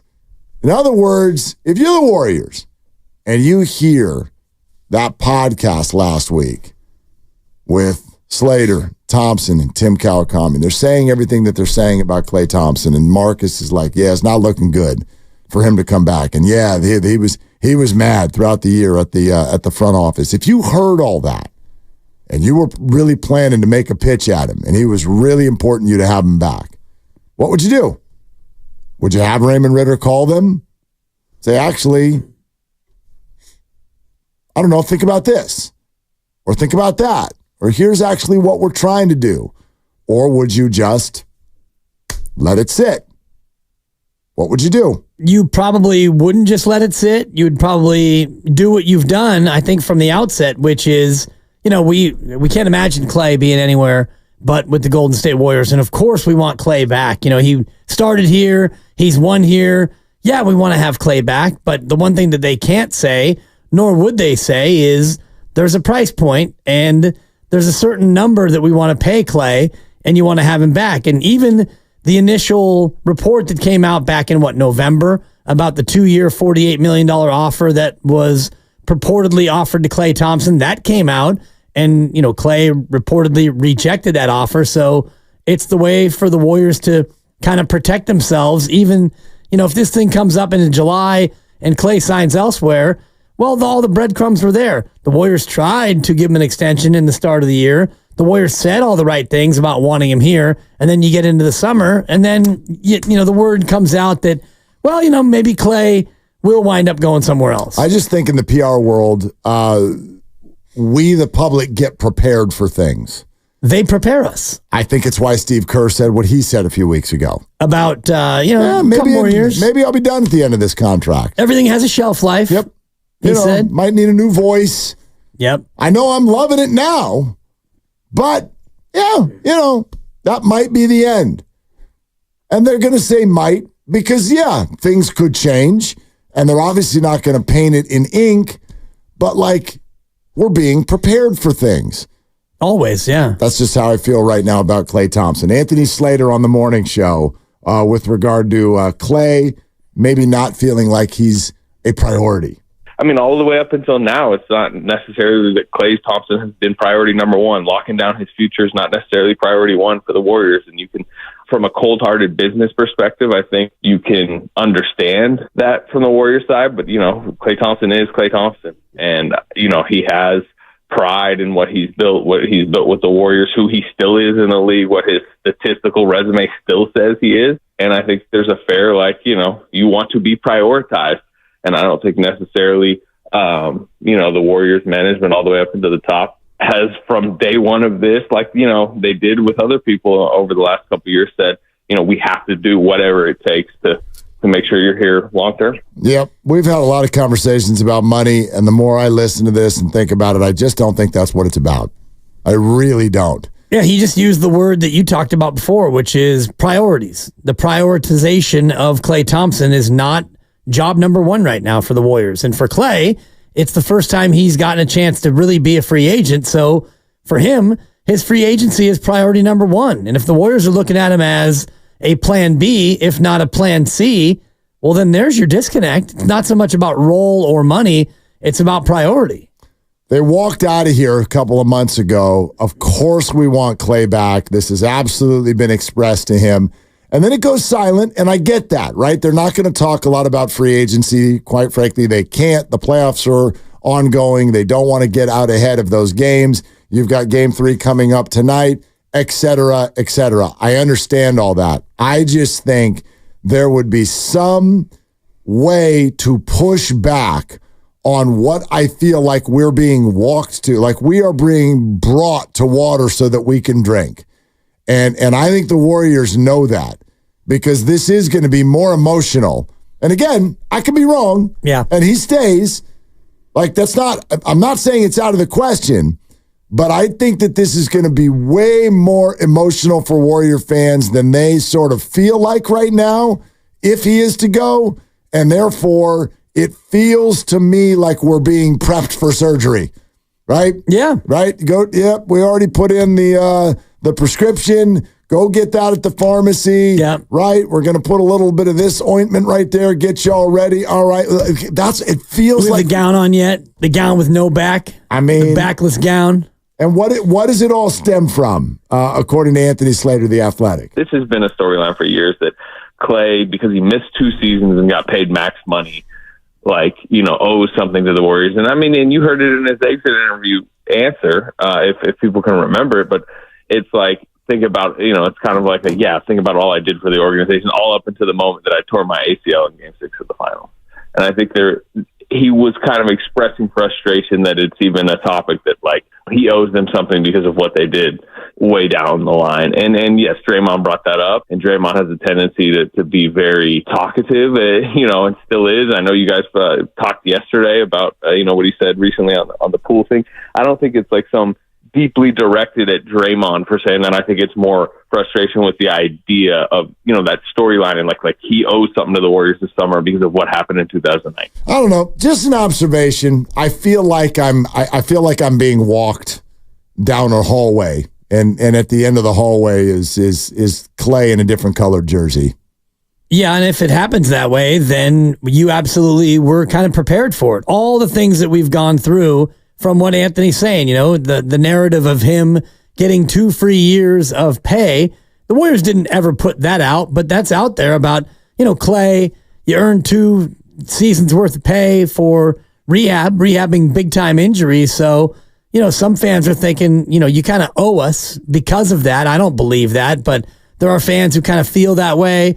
And the other thing about, the Clank Thompson camp, people who think that Clay's really fallen off and he turned down a contract that was probably reasonable back in November. And now the team keeps, like you're saying, kind of walking fans down a certain direction that now if Clay does decide to sign elsewhere, I don't think that there'll be a lot of fan ire toward the organization. There'll be sadness, but I don't think the people will look at Dunleavy or Lacob and say, I can't believe you let Clay go. Well, it's a classic Bill Walsh type situation that he always handled. And the famous idea with the 49ers back in the day with get rid of him a year too early rather than a year too late.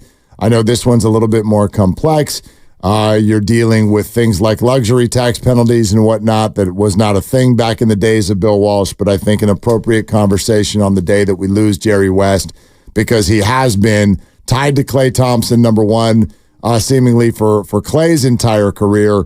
And then the other side to it is, Bob Myers and others have said this is literally, and I think Joe Lacob even said it in a statement that he released earlier today, basically saying he personified competitiveness. You've heard so many people say that today. Most competitive individual that we've ever met in our lives. And so therefore, as well-liked as he was, also a person who was a straight shooter, and the more I think about it, someone who probably would advise the Warriors right now, don't get emotional with whatever you're going to do. That doesn't even just apply to Clay.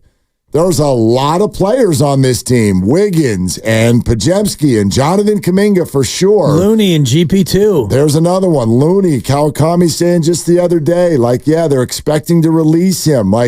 It feels like this is about to get real unemotional. Right.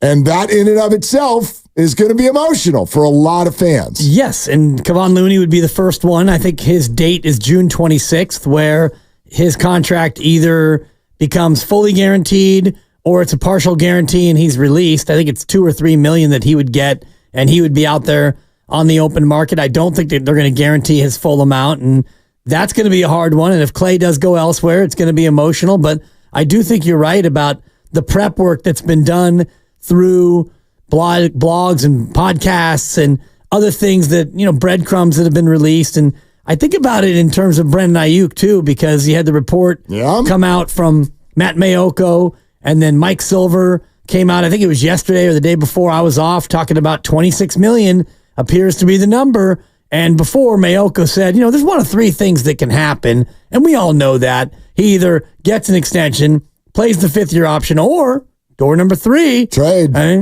Could happen. Yep. So there's a certain amount of priming of the pump that is happening with Ayuk. It's happening with Clay, and it's just smart PR, especially when it comes to Klay Thompson. Speaking of priming the pump, coming up next, a story that is literally going to get Dan Dibley out of his chair. We're sponsored by O'Reilly Auto Parts. That's next on Willard and Dibs. Syntec Premium Full Synthetic Motor Oil is formulated for...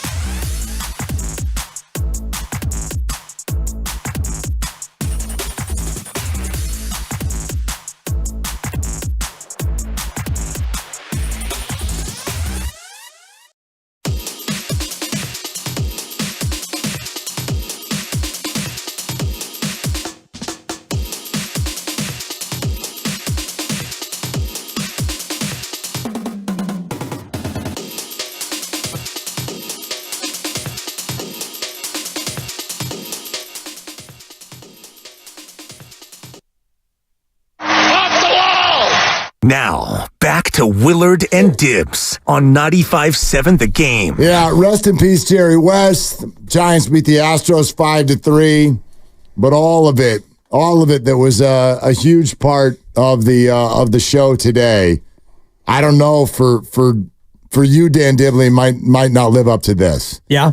You called in on your own show yesterday. Because I was getting called out. Yeah. And you had a sense that I was listening. And to be honest, I knew you were listening. I had only been listening for about 2 minutes. But I knew you were listening. I drove back from Monterey with my wife and baby. The baby slept almost the whole drive. Mm-hmm. It was blissful. So you had us on for that too, I would imagine. She went right to sleep. There you go. We actually had nothing on, and we were whispering because the baby was out, and it was heavenly. Even through traffic on the Naughty Nimitz. And I got home, unpacked the car, jumped back in the car because you got to grocery shop. You got to get to Safeway, and I'll see you in the aisles. Yep. So I'm heading out to Safeway, and I'm like, you know what? I like Mark. Mark's my guy. Like FP a lot. I like when you two are together. I tune in, and I'm taking strays. I'm taking on water. And so I pulled over, and I called up, and I hear Lucas, 95.7 The Game. What's your name? Where are you calling from? I said, you know my name. It's Dan and Moraga. And I'm taking strays. And he's like, okay, we're going to put you right through, sir. Next thing I know, booyah. I'm trying to remember, why did Joey Chestnut come up on this, like around this call? Because FP teased it. FP was telling stories. Apparently, he met Joey Chestnut. NBC Sports Bay What Area. was he screaming about? Shove it in your mouth or something like that? He just jammed the wiener down there. There you go. Jam the wiener down there. I thought that was really funny. Right. So all that's happening. And part of this comes from the news yesterday that I don't believe. I don't believe yet is not a publicity stunt. But the Nathan's Famous and Joey Chestnut, well, they're in a little tiff. They're in a little bit of a tiff. And Chestnut has been banned from the Nathan's hot dog competition over July 4th because he signed some advertising agreement with a vegan company or something like that. Right. It's a ridiculous sounding story because it probably is ridiculous. But then suddenly the very next day comes this, and it is an announcement that live on Netflix, Monday, September 2nd, Chestnut versus Kobayashi. Oh, let's go. Unfinished beef. And I saw ESPN's headline, Wiener Take It All. Oh, it's God. a wiener take. I mean, let the jokes begin. I'm so excited for this. First time these two will go jaw to jaw since 2009. Why did Kobayashi get banned? What was his deal? There was something going on. I think he just he couldn't hang anymore. He could not beat Joey, and so he bounced. There was a disagreement. There was something happened. Something happened. I remember this. Kobayashi was like it was controversial. Why he was like not allowed to do it anymore. I do know that he announced his retirement from competitive eating last month. Contract dispute. Yeah, that's what it Kobayashi was. once called the godfather of competitive eating and won the Nathan's contest 6 times before he was banned from competing because of a contract dispute. Well, there you go. There it is. And that's what this basically is with Joey Chestnut, because he signed a contract with a rival hot dog company. This one being a vegan company. I believe it's Impossible Foods. And you know the Impossible Burger has taken burger places by storm. Yes. Even though, I mean, you ever look at what's in those things? I actually don't know what's in there. Yeah, some of them are healthier than others. I'll just say that. Yeah. I eat burgers, so I'm like... Yeah, I do too now. Yeah, I'm like, it's totally possible. I'm going to eat it. Yeah, just eat it. Yeah. So I don't find anything to be impossible. Just sit down. It's possible. And then you order it. Put and a couple buns around you it. eat it, and then you go to bed. That's the way it goes. I am super excited about this head-to-head eat-off. Which is a concern about you. Unfortunately, this one's about 5 to 7 years too late because Kobayashi is past his prime and Joey Chestnut is at the tail end of his prime. What does that even mean? That means he can't eat like he used to. What is the prime for competitive eating? I don't know what the years are, but you do know that competitive eating is more than just a one-off hot dog eating contest one day a year. There's a whole circuit. Yeah. And I believe Joey, I think Joey holds about 50 of the world records. But like Kobayashi's 46. Yeah. Joey Chestnut is 40. Yeah. What happens?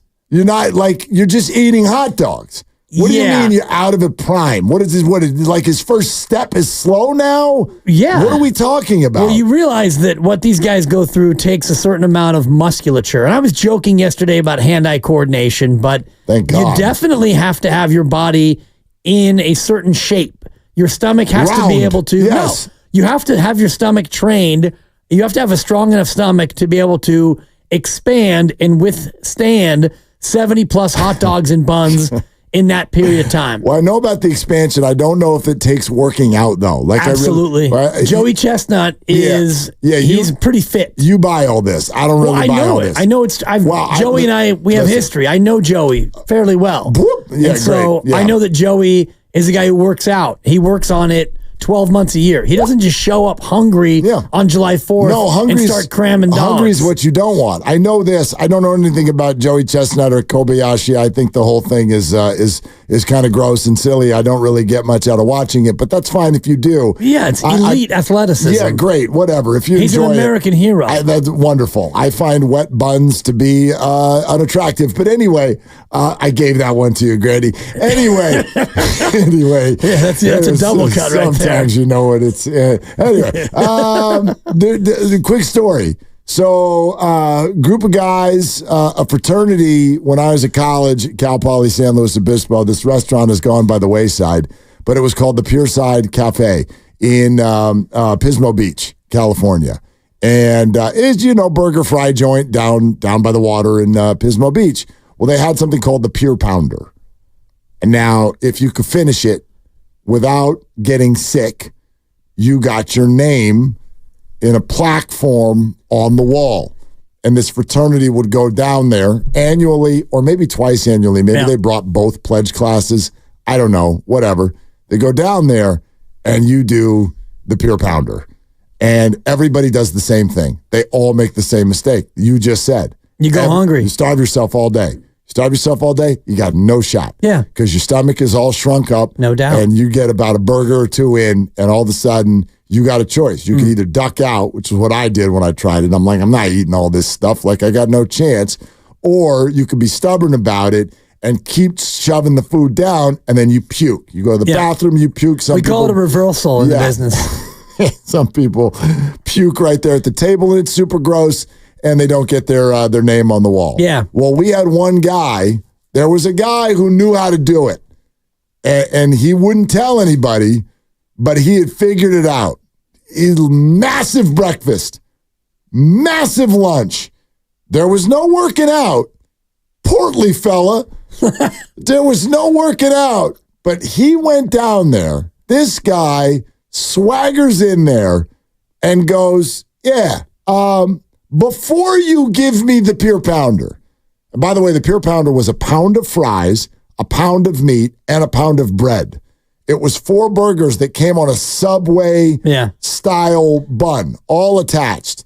And the bread was thick. Yeah, a pound of bread is a lot. A pound of bread is absurd, and a pound of fries and a pound of beef. Can you soak the bun? Are you allowed to soak the bread? I didn't ask that question. This was a long time ago. But anyway, this guy. That's a great question. Thank you. He goes down there and he orders the Pure Pounder. But he goes, before you send that out, could I get a side salad to start, please? And people are like, what is this maniac doing? And he puts the little vinaigrette on there and he just eats a salad. We're like, what are you doing? He goes, nothing. We're fine. Then the Pure Pounder shows up. 1 Subway of 4 quarter-pound patties and a plate of a pound of fries. And he just calmly eats the whole thing. Yeah. And as people are cheering him on and he's about to get his name on the wall, he looks at the server and says, could you bring me one of those fudge brownie desserts, please? And he puts that away too. And it was all because he had mastered how to expand his stomach. And I believe his name is on the wall multiple times. No doubt. Yeah. So Pure Pounder in, 5 pounder coming out. I'm just looking at some of Joey's records and take a guess on he holds the record for hard-boiled eggs eaten. That's super gross. In 8 minutes. That's super gross. How many hard-boiled eggs do you think Joey Chestnut ate in 8 minutes? In 8 minutes? Well, it's more than I'll the give you hot plus dogs. or minus 5 eggs. Well, that's going to be tough. But like the hot dog thing, they get a lot more time, don't they? How much 10 time? minutes 10 for hot minutes? dogs. And the eggs is how much? 8 minutes? 8 minutes. I know the hot dog thing, they usually get what, like 60 or 70? I think the record's 74. Yeah, Joey's okay. got that one. All right, so eggs would be more. I'll go 111. Pretty decent guess, but I'm afraid you lowballed the American hero. 141. It's so gross. 141 eggs? 12 dozen, basically, hard-boiled eggs. Glop, glop, glop, glop, glop. Nick Bosa's like, that's too many eggs. Grandy, what do you have coming up? What are you doing? You doing Bob Myers? Yeah, What are you're you going to doing? hear Bob Myers Okay. coming up. You're going to want to hear So- Bob Myers. You're definitely going to want to hear Bob Myers. And it's all brought to you by Fremont Bank, celebrating 60 years of full-service banking with no compromises. Mark Grandy right around the corner. You want to do it again tomorrow? I do. How about you? Nope. For Dibs, for Grandy, for Lucas. I'm Mark. Shoot your shots. All you got. I find wet buns to be unattractive. Want to save on some of the biggest names in streaming on the network made for streaming? X marks the spot. Now through September 21st, get 150 megabit Xfinity internet for 12 months with a 1-year contract. And for just $15 a month, add the new Stream Saver that includes Peacock, Apple TV Plus, and Netflix. That's Xfinity internet and Stream Saver for just $35 a month. All your favorites, all in one place, only from Xfinity. So go ahead and binge some shows, stream some movies, and save some money all at the same time. For more watching and less spending, X marks the spot. Switch to Xfinity, the network made for streaming, and bring on the good stuff. Go to Xfinity.com, call 1-800-XFINITY, or visit a store today. Restrictions apply. Requires paperless billing and autopay with stored bank account. Equipment taxes and fees extra. After promo, regular internet rates apply. Currently $54 a month. Actual speeds vary. Stream Saver requires Xfinity internet or TV, and price subject to change. I just opened a BMO Savings Builder account, and check this. Every month I save, they give me a reward. Sweet. It's like having